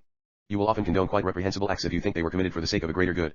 You have a tendency to look for outright evil, to think in terms of the powers of good and evil. And I am quite sure that many of my readers are convinced of evil's force. Evil does not exist in those terms, and that is why so many seemingly idealistic people can be partners in quite reprehensible actions, while telling themselves that such acts are justified, since they are methods toward a good end. Long pause at 9:32. That is why fanatics feel justified in their, underlined, actions. When you indulge in such black and white thinking, you treat your ideals shabbily.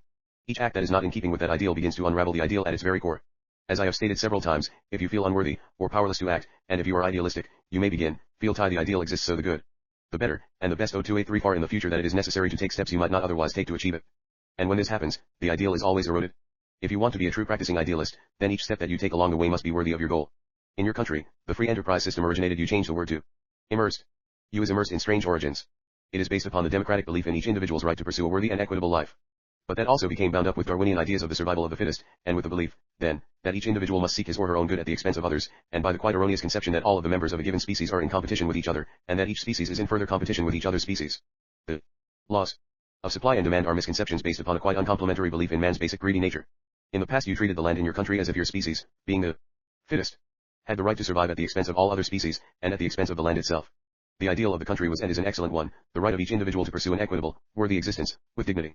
The means, however, have helped erode that ideal, and the public interpretation of Darwin's principles was, quite unfortunately, transferred to the economic area, and to the image of man as a political animal. Pause, then all intently. Religion and science alike denied other species any real consciousness. When man spoke of the sacredness of life you in his more expansive moods he referred to human life alone. You are not in competition with other species, nor are you in any natural competition with yourselves. Nor is the natural world in any way the result of competitiveness among species. If that were the case you would have no world at all. Individually, you exist physically because of the unsurpassed cooperation that exists just biologically between your species and all others, and on deeper levels because of the cellular affiliations that exist among the cells of all species. Value fulfillment is a psychological and physical propensity that exists in each unit of consciousness, propelling it toward its own greatest fulfillment in such a way that its individual LIL also adds to the best possible development on the pale of each other such unit of consciousness. Also see section 863 at 9:21. This propensity operates below and within the framework of matter. It operates above as well, but I am here concerned with the cooperative nature with which value fulfillment endows all units of consciousness within your physical world. 9:54, while you believed in competition, then competition became not only a reality but an ideal. Children are taught to compete against each other. The child naturally competes against herself or himself, amused, in an urge to outdo old performance with new.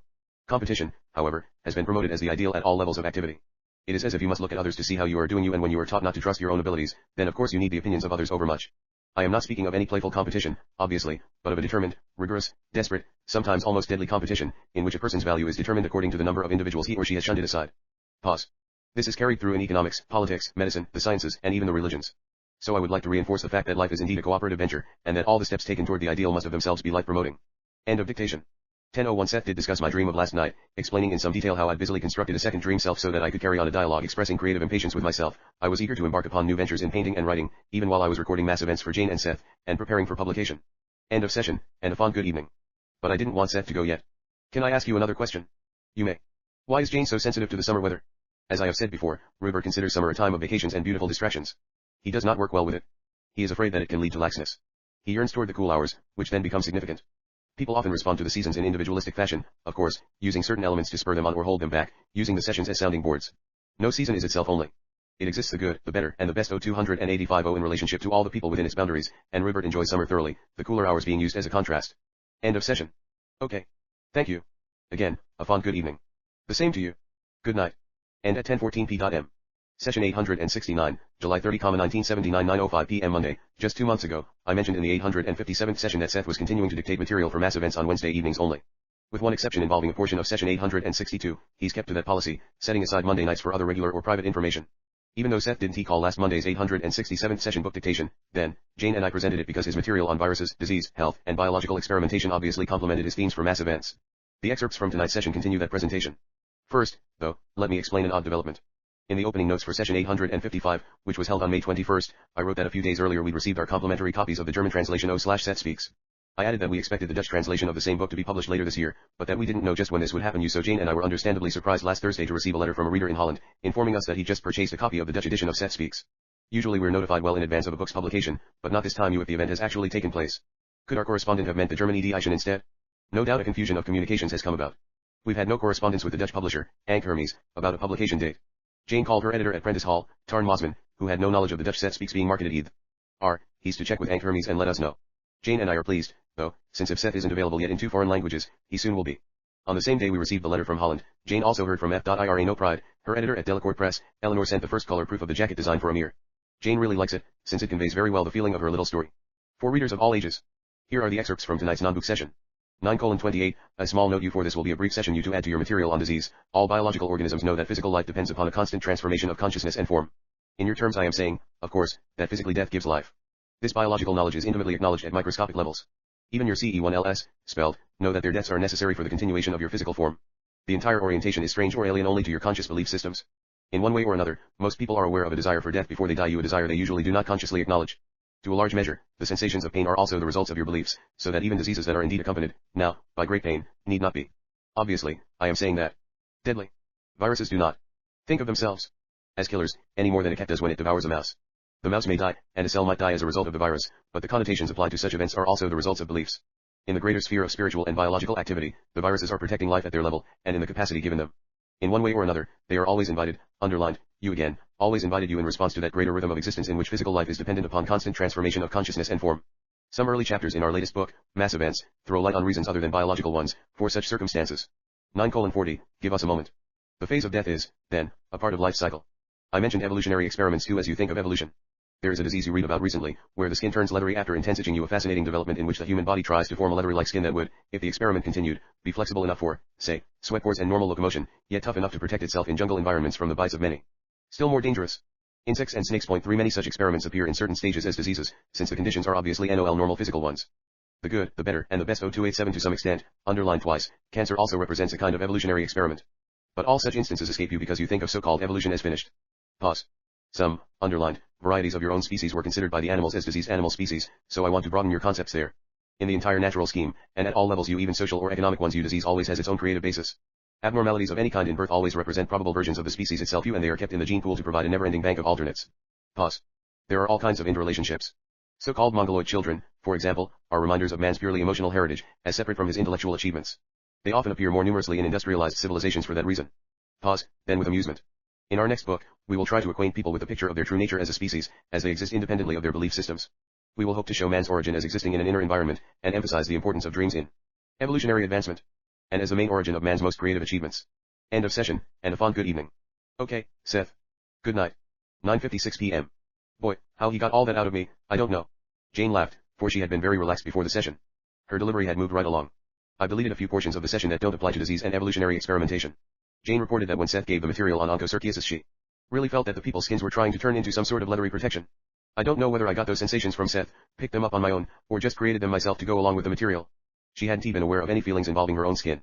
For the last 5 weeks Jane has been intrigued by ideas about Seth's next book, which, she said, would concern the therapy of value fulfillment. Seth has also used the phrase in connection with the next work. For now it appears that he settled upon a formal title for his book, one that Jane has received from him several times lately, Dreams, Evolution, and Value Fulfillment, Notes, Session 869 1. See the first 3 sessions, 801-3, in Chapter 1 of Mass Events. 2. See Session 867 after 946. 3. The disease Seth referred to is onchocerciasis, which is caused by a filarial parasite spread by the bite of the black fly. In his passing reference to it, Seth didn't mention that besides producing the gruesome leathery skin, onchocerciasis can cause blindness, hence its common name, river blindness.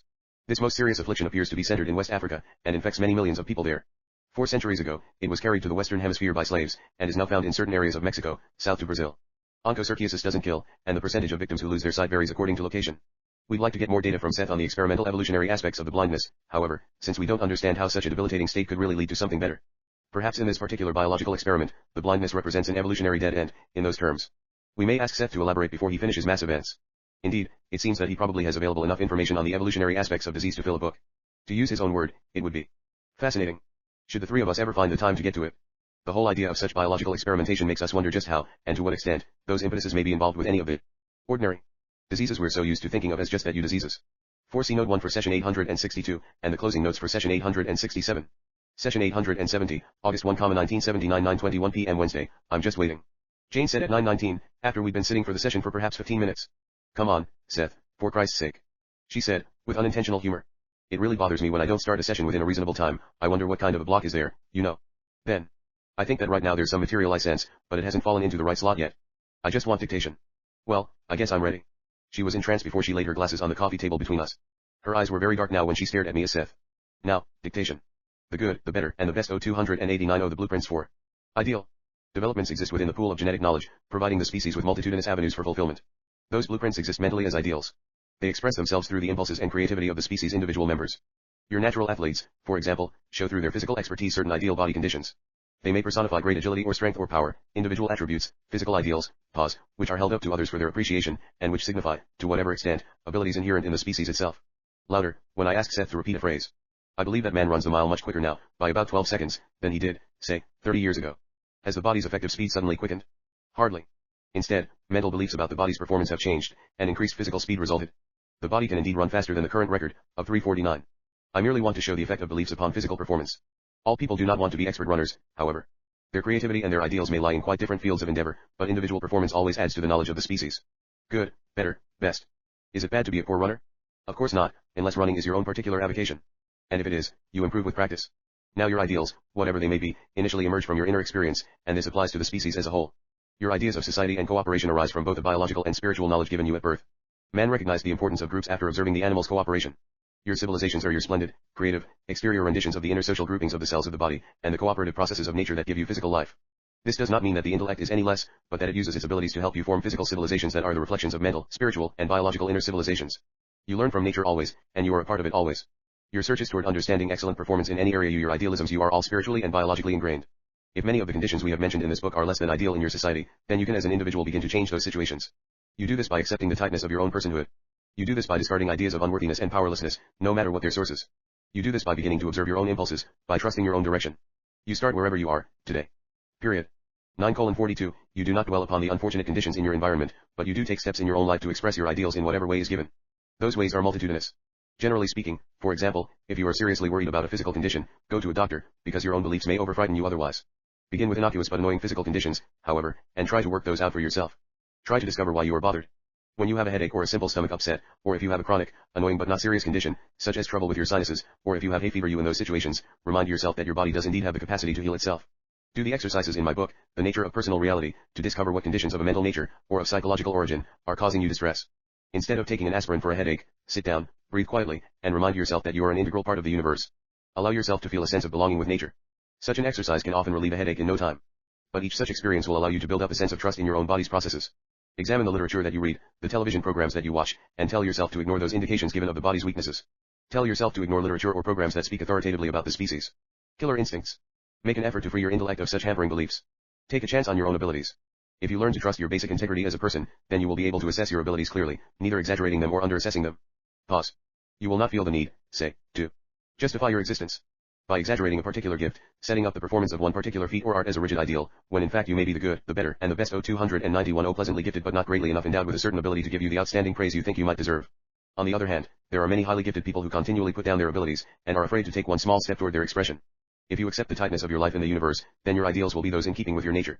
They will be fairly easily given expression, so that they add to your own fulfillment and to the development of the society as well. Your impulses are your closest communication with your inner self, because in the waking state they are the spontaneous urgings toward action, rising from that deep inner knowledge of yourself that you have in dreams. Intently. You were born because you had the impulse to be. The universe exists because it had the impulse to be. There was no exterior cosmic Pied Piper, singing magical notes or playing a magical tune, urging the universe into being. The urge to be came from within, and that urge is repeated to some extent in each impulse, each urge toward action on the part of man or molecule. If you do not trust the nature of your impulses, then you do not trust the nature of your life, the nature of the universe, or the nature of your own being. 10:01, any animal knows better than to distrust the nature of its own life, and so does any infant. Nature exists by virtue of faith. The squirrels gather nuts in the faith that they will have provisions, in the faith that the next season will come, and that spring will follow winter. Your impulses are immersed in the quality called faith, for they urge you into action in the faith that the moment for action exists. Your beliefs must interact with your impulses, however, and often they can erode that great natural beneficial spontaneity that impulses can provide. When I speak of impulses, many of you will automatically think of impulses that appear contradictory or dangerous or evil. And that is because you are so convinced of the basic unworthiness of your being. You have every right to question your impulses, to choose among them, to assess them, but you must be aware of them, acknowledge their existence, for they will lead you to your own true nature. This may involve a lengthy journey for some of you, with your belief systems, for many of your impulses now are the result of the pressure caused by perfectly normal unacknowledged ones in the past. But your impulses reflect the basic impulse of your life. Even if they appear contradictory at any given time, overall they will be seen to form constructive patterns toward action that point more clearly towards your own clear path for fulfillment and development. Long pause at 10:10. Natural attributes show themselves quite clearly in early childhood, for example, when you are allowed greater freedom to do what you want to do. As children, some people love to work with words, some with images, some with objects. Some show great ability in dealing with their contemporaries, while others naturally lean toward solitude and private meditations. Look back toward the impulsive behavior of your childhood, toward those activities that mostly pleased you. If you painted pictures, this does not mean that you necessarily should be an artist. Only you know the strength of those impulses but if they are intense and consistent, then pursue them. If you end up simply painting as a hobby, that will still enrich your life and understanding. If your impulses lead you toward relationships with others, then do not let fears of unworthiness stand in your way. It is very important that you express your idealism actively, to whatever extent you can, for this increases your sense of worth and power. Such action serves as a safeguard so that you do not overemphasize the gaps that may exist in yourself or in society, between the reality and the ideal condition. Many people want to change the world for the better, but that ideal seems so awe-inspiring that they think they can make no headway unless they perform some great acts of daring or heroism, or envision themselves in some political or religious place of power, or promote an uprising or rebellion. The ideal seems so remote and unreachable that, again, sometimes any means, however reprehensible, eventually can seem justified. See section 850, for example. To change the world for the better, you must begin by changing your own life. There is no other way. You begin by accepting your own worth as a part of the universe, and by granting every other being that same recognition. You begin by honoring life in all of its forms. You begin by changing your thoughts toward your contemporaries, your country, your family, your working companions. If the ideal of loving your neighbor like the good, the better, and the best 293 yourself seems remote, you will at least absolutely refrain from killing your neighbor. You and your neighbor is any other person on the face of the planet. Louder. You cannot love your neighbor, in fact, until you love yourself, and if you believe that it is wrong to love yourself, then you are indeed unable to love anyone else. For a start you will acknowledge your existence in the framework of nature, and to do that you must recognize the vast cooperative processes that connect each species with each other. 1. If you truly use your prerogatives as an individual in your country, then you can exert far more power in normal daily living than you do now. Every time you affirm the tightness of your own existence, you help others. Your mental states are part of the planet's psychic atmosphere. End of dictation. 10:27 Now Seth came through with a couple of paragraphs of moderate ill for Jane, here deleted. Then at 10:31. A note, your exterior civilizations do indeed mirror and reflect the great cellular civilizations, so that you try to exteriorize that kind of order and creativity. Many of your technological advances, you all of them, for that matter you are rather interpretations of the inner mechanisms of nature, sonar, radar, and so forth, as you attempt to physically or objectively reproduce the inner realities of nature. I have mentioned civilizations often before. But it is sometimes almost impossible to verbally describe civilizations of scent, civilizations built upon temperature variations, alphabets of color, pressure gradations, you all of these highly intimate and organized, but quite outside of verbal representation. You would have to have additional material, nonverbal, to approach an understanding of such matters. In your lives, anything you want is possible within the contours of your natures, if only you understand that this is so. Do you have any questions? No. Actually, I did you a lot of them, particularly concerning certain themes I've been writing about lately, but I was tiring so I let the questions go. After a few comments about Jane's and my belief systems, Seth said goodnight at 10:40 p.m. You did well tonight. I told Jane. Her delivery had often been fast and, obviously, deeply felt. More than once I've seen her produce excellent material like she had tonight, even though, before a session, she'd announce a reservation about holding it for one reason or another. Yes. Tonight I just did it to do it. Jane said. I have sessions now at times when I wouldn't have bothered to in the past. I was getting stuff from Seth before the session, but I haven't the slightest idea of what he said in the session itself, so I don't remember anything. But it was good, huh? Session 872, August 8, 1979, 9:15 p.m. Wednesday, Monday evenings. 871st session was not for mass events. As we waited for tonight's session to begin, I read to Jane a letter I've just written to a prominent biologist. I'm asking his help in obtaining source material for the visual evidence for evolution, you showing the forms involved, say, as little by little the descendants of the reptile changed into the bird. By evidence in this case I mean drawings, based upon the best scientific assumptions as to what all of those intermediate creatures must have looked like. I also wanted estimates as to how they survived for so many millennia while the changes took place. As far as I've been able to learn, no such transitional fossils have been found, like the discrete forms of reptiles and birds that have been discovered, so I decided to search out the next best thing, the visual representations as to what they must have looked like. But what good were the developing stages of a wing, I wondered, and how many uncounted generations of reptiles turning into birds had to carry those appendages, before a fully formed bird was finally hatched that could fly? Would nature do things that way? I'm a professional artist. I wrote to the scientist. And at times have been puzzled enough by questions about evolution to consider making my own series of drawings that would show the transformation from reptile to bird, for instance, just to see if I could do it convincingly. But each time I start visualizing the results, I end up with two notions. First, that as I work with those intermediate forms I'll become involved with myth and fantasy, rather than fact. Just how did reptiles change into birds? What kind of intermediate forms were there? Second, the idea of my drawings makes me think that others must have done it already, not once but many times. So what I really want to ask you for are references to later textbooks, that are more clear and precise than those I have on the origin of major new species. I'm especially interested in visual data. The good, the better, and the best. 295-07 wrote about evolution in Appendix 12 for Volume 2 of Unknown Reality. Following all the studying I had to do in order to produce that piece, I've become very cautious in considering the theory. After all, even the dictionaries still refer to it as the theory, my emphasis of evolution. It seems to me, I said to Jane, that if science wants to be believed, it should offer some data that are at least reasonably convincing. If science wants to talk about the tree of life, of reptiles turning into birds, then we've certainly got the right to see all you or at least most you of the leaves on the tree, not just those at the tips of the branches. Meaning, of course, that many of those invisible leaves would represent the missing, physical, intermediate forms demanded by evolutionary theory. The scientist in question may never answer my letter, but it's already had one unexpected beneficial effect. Tonight, after he finished book dictation, Seth gave an excellent summation of his own version of what our species like to call evolution. I intend to copy it for use whenever the need arises, as well as to simply remind myself periodically of its contents. Whispering. Good evening. Good evening, Seth. Dictation. It may seem to some readers that the subject matter of this book, is far divorced from any discussion of the specific development of psychic abilities. Many people write requesting that I outline the proper methods for achieving astral projection, for example, or psychic advancement, or spiritual understanding.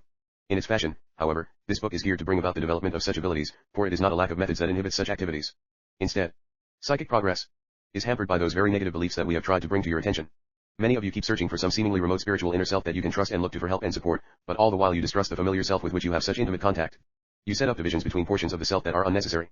Some correspondents write, I realize that I am too egotistical. There are many schools for spiritual advancement that teach you to get rid of the clutter of your impulses and desires, to shove aside the self-elite, to you are in search of a greater idealized version. First of all, the self ih.to-you.ir is ever-changing and never static. There is an inner self in the terms of those definitions, but that inner self, which is the source of your present being, speaks through your impulses. They provide inbuilt spiritual and biological impetuses toward your most ideal development, underlined. You must trust the self that you are, now. If you would know yourself in deepest terms, you must start with your own feelings, emotions, desires, intents, and impulses. Spiritual knowledge and psychic wisdom are the natural result of a sense of self-unity. Again, impulses are inherently good, both spiritually and biologically. They emerge from framework 2, from the inner self, and they are based on the great inner webwork of communication that exists among all species on your planet. Pause. Impulses also provide the natural impetus toward those patterns of behavior that serve you best, so that while certain impulses may bunch up toward physical activity, say, others, seemingly contradictory, will lead toward quiet contemplation, so that overall certain balances are maintained. Some people are only aware of you or largely aware of you impulses toward anger, because they have inhibited those natural impulses toward love that would otherwise temper what seem to be aggressive desires. When you begin trusting yourselves, you start by taking it for granted that to some extent at least you have not trusted yourself or your impulses in the past, you have thought that impulses were dangerous, disruptive, or even evil. So as you begin to learn self-trust, you acknowledge your impulses. You try them on for size. You see where they lead you by allowing them some freedom. You do not follow urges through that would hurt others physically, or that seem in direct contradiction to your present beliefs but you do acknowledge them. You do try to discover their source. Behind them you will almost always find an inhibited impulse you or many of them you that motivated you to move in some ideal direction, to seek a love or understanding so idealized in your mind that it seemed impossible to achieve. You are left with the impulse to strike out. If you examine such troublesome stimuli, you will always find that they originally rose after a long process, a process in which you were afraid to take small positive steps towards some ideal. Your own impulses naturally lead you to seek creative fulfillment, the expansion, the good, the better, and the best 297 of your consciousness, psychic excursions, and the conscious knowledge and manipulation of your dreams. All intently at 9:40. No methods will work if you are afraid of your own impulses, or of the nature of your own being. Most of you understand that all that is within you, that God is within creation, within physical matter, and that He does not simply operate as some cosmic director on the outside of reality. You must understand that the spiritual self also exists within the physical self in the same fashion. The inner self is not remote, either you're not divorced from your most intimate desires and affairs, but instead communicates through your own smallest gesture, through your smallest ideal.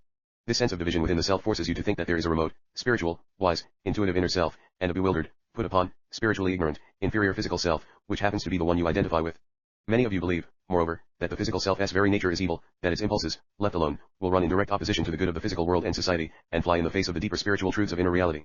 The inner self then becomes so idealized and so remote that by contrast the physical self seems only the more ignorant and flawed. In the face of such beliefs the ideal of psychic development, or astral travel, or spiritual knowledge, or even of sane living, seems so remote as to be impossible. You must, therefore, begin to celebrate your own beings, to look to your own impulses as being the natural connectors between the physical and the non-physical self. Children trusting their impulses learn.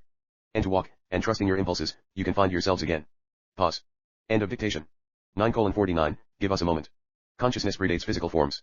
Consciousness predates the physical universe. Long pause. Consciousness predates all of its manifestations. The impulse to be, in any terms that you can understand, is without beginning or end. What you have in your physical species are the manifestations of inner species of being, or creative groupings originated by consciousness as material patterns into which consciousness then flows. In those terms, the world came into being and the species appeared in a completely different framework of activity than is imagined, and one that cannot be scientifically established particularly within those boundaries with which science has protected itself. The patterns for the earth and for its creatures were as real before their physical appearances, and far more real than, say, the plan for a painting that you might have in your mind. The universe always was innately, underlined, objective in your terms, with its planets and creatures. The patterns for all of the species always existed without any before or after arrangement. Pause.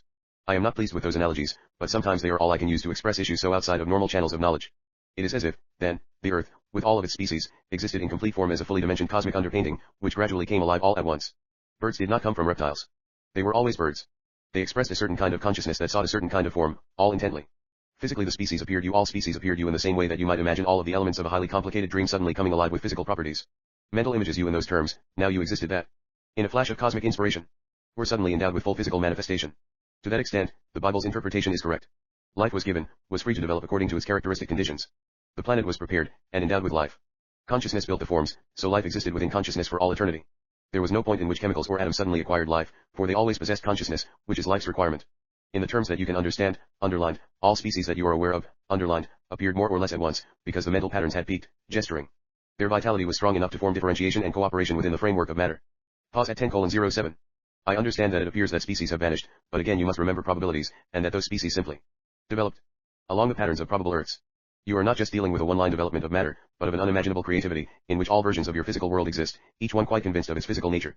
There are ramifications quite unspeakable, although in certain states of trance, or with the aid of educated dreaming, you might be able to glimpse the inner complications, the webworks of communications that connect your official Earth with other probable ones.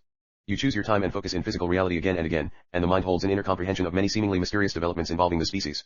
Even the CE1LS, spelled, are free enough of time and space to hold an intimate framework of being within the present, while being surrounded by this greater knowledge of what you think of as the Earth's past. In greater terms, the Earth, and all of its species are created in each moment. You wonder what gave life to the first egg or seed, or whatever, and think that an answer to that question would answer most others, for life, you say, was simply passed on from that point. But what gives life to the egg or the seed now, keeps it going, provides that energy? Imagining some great Big Bang theory, to explain the creation of the universe, gives you an immense explosion of energy, that somehow turns into life but must wear out somewhere along the line and if that were the case, life would be getting weaker all the time, but it is not. The child is as new and fresh today as a child was 5,000 years ago, and each spring is as new. What gives life to chemicals now? That is the more proper question. All energy is, underlined, not only awareized but the source of all organizations of consciousness, and all physical forms. These represent frameworks of consciousness. Long pause.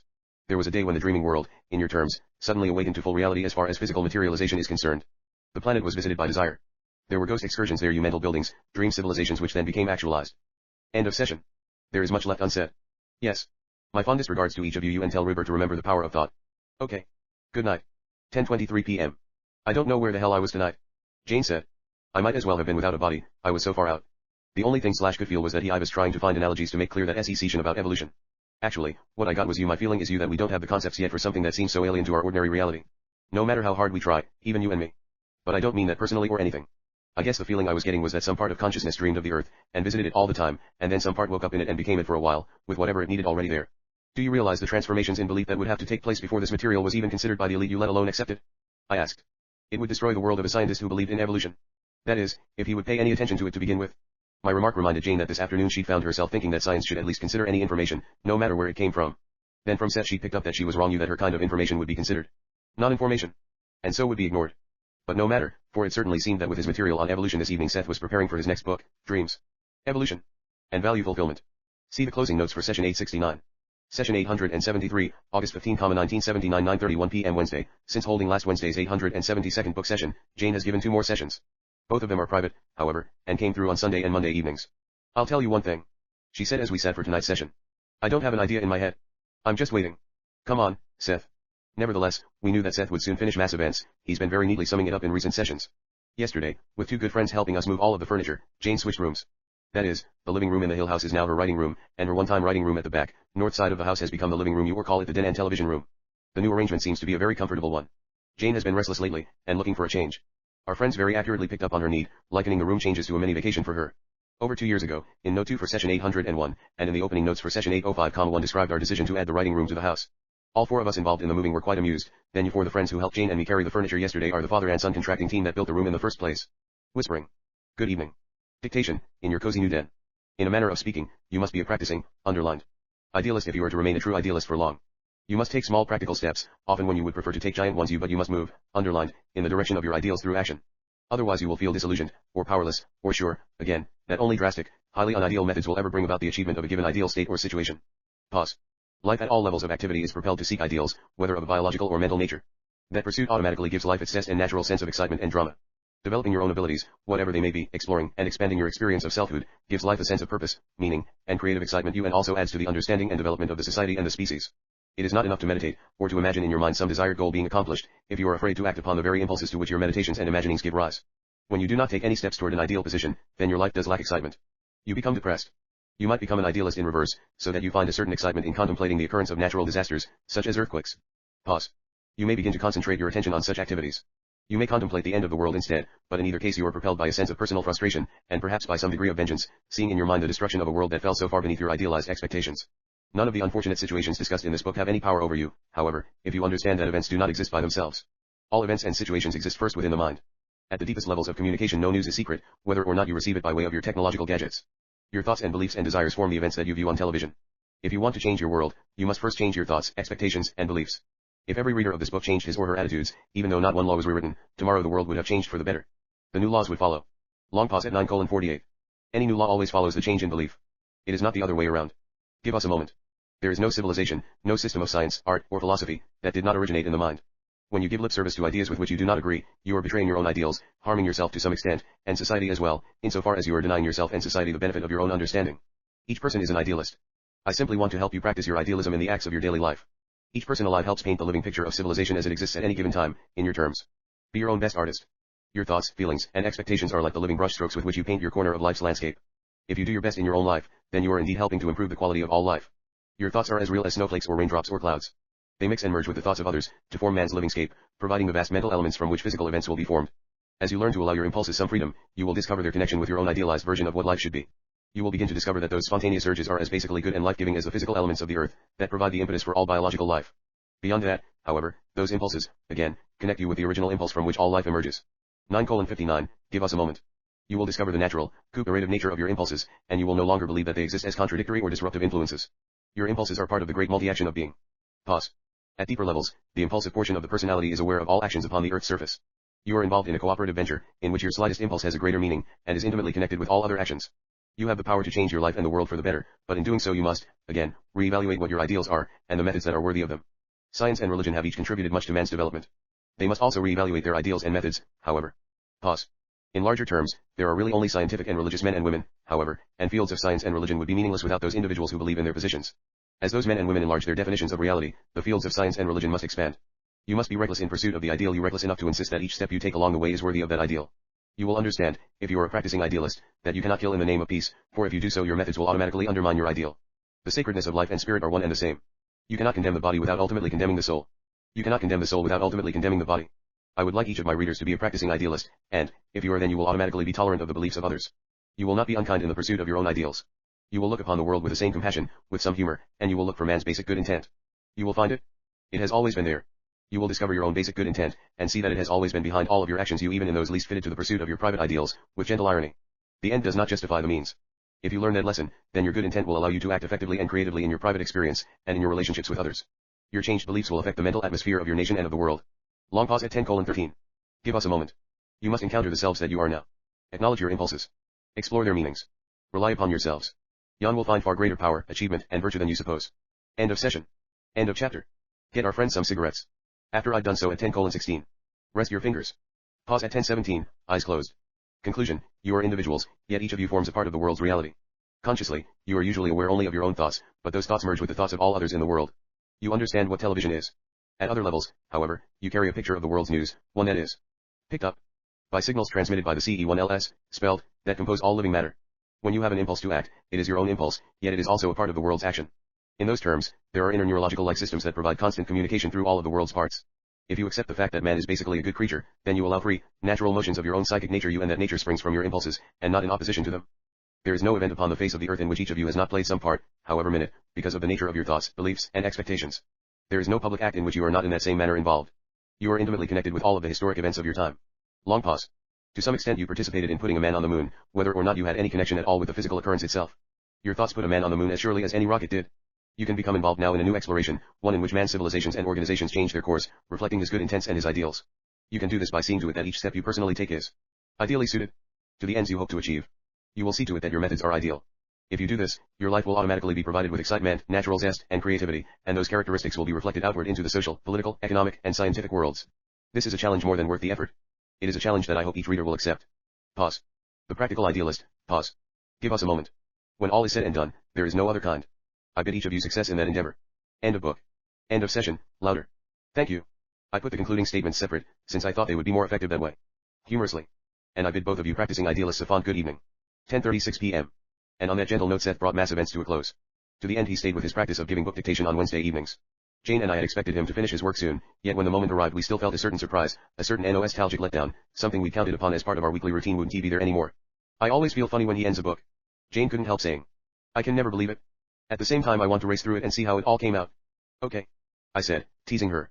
You'd better hurry up, though, cause he's already got his next one planned.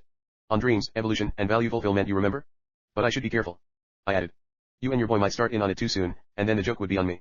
Somewhat ruefully, I considered all of the work I still had to do to prepare the manuscript of mass events for publication. Actually, both of us will continue to be as busy as ever. Jane plans to write an introduction for mass events next month, as summer draws to a close. In the meantime she's occupied with her own latest book, The God of Jane, a psychic manifesto, which she started last May under the heroics title. See the opening notes for the 854th session. She's written the first drafts for many of the chapters of the book by now, and has planned most of the rest of them, although she may change any of her work at any time. Now she reminded me that a lot of God of Jane is written as my own response to stuff Seth gives in mass events.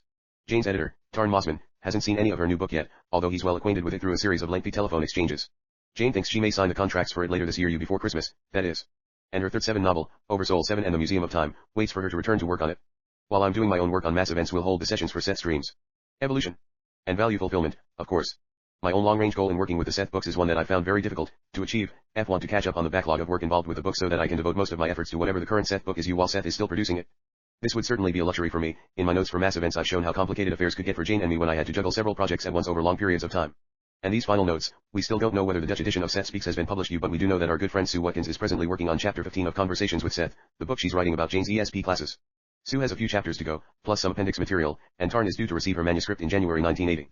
I also know that as I prepare these notes, our 7-month-old kittens, Billy 2 and Mitzi, are racing through the house. Through all of our personal activities, Jane and I are intensely conscious of the cultural, scientific, artistic, and economic aspects of the world we've chosen to live and work in. Each other individual is just as focused in his or her own unique reality, also. Right now, we're very much aware of all of the good things the people of our world are providing for us and for millions of others. Every minute of every day you get a certain portion of our joint interest in that. Outside world is also directed toward the situation at 3 Mile Island, the nuclear power generating plant located some 130 airline miles south of us. 4.5 months ago, one of the 2 nuclear reactors at TMI malfunctioned and came close to a meltdown of its uranium fuel. The whole world was a spectator at the worst accident in the history of our country's nuclear power program. The latest, Jane and I gather from a variety of reports, is that 3 Mile Island's damaged reactor, unit number 2, is still a sealed enigma, just as it was when I described it in note 1 for session 856. A great amount of radiation is trapped within the reactor's containment building, so many months still must pass before it can even be entered. And several years will pass before scientists and engineers pronounce the site finally and safely decontaminated, at who knows what enormous expense, for each step in that cleanup process will have to be scrupulously managed for maximum safety. I left my thoughts about 3 Mile Island, and began to consider a closing statement about Seth finishing mass events as summer passed its zenith and prepared to blend into fall. Then I had it. Of course, the change of seasons meant that while I would be doing my own work on the book, the geese would be flying south. Already I look forward to their migration, that ancient movement I've become especially fond of since we moved into the Hill House over 4 years ago. Through the geese I want to associate Jane's and my activities with nature rather than technology, for in nature I sense a great, sublime, ultimate peacefulness and creativity that far surpasses technology. Can we but ever manage to approach an understanding of what nature really means for us physical creatures? To me, without getting into questions about the magnificent overall originality embodied in all that is, nature is the basic physical environment which all living species jointly create and manipulate within. And my personal, symbolic way of trying to grasp a bit of nature's ultimate mystery lies in my admiration for the twice-yearly flights of the geese. I can't think of a better way to bring mass events to an end.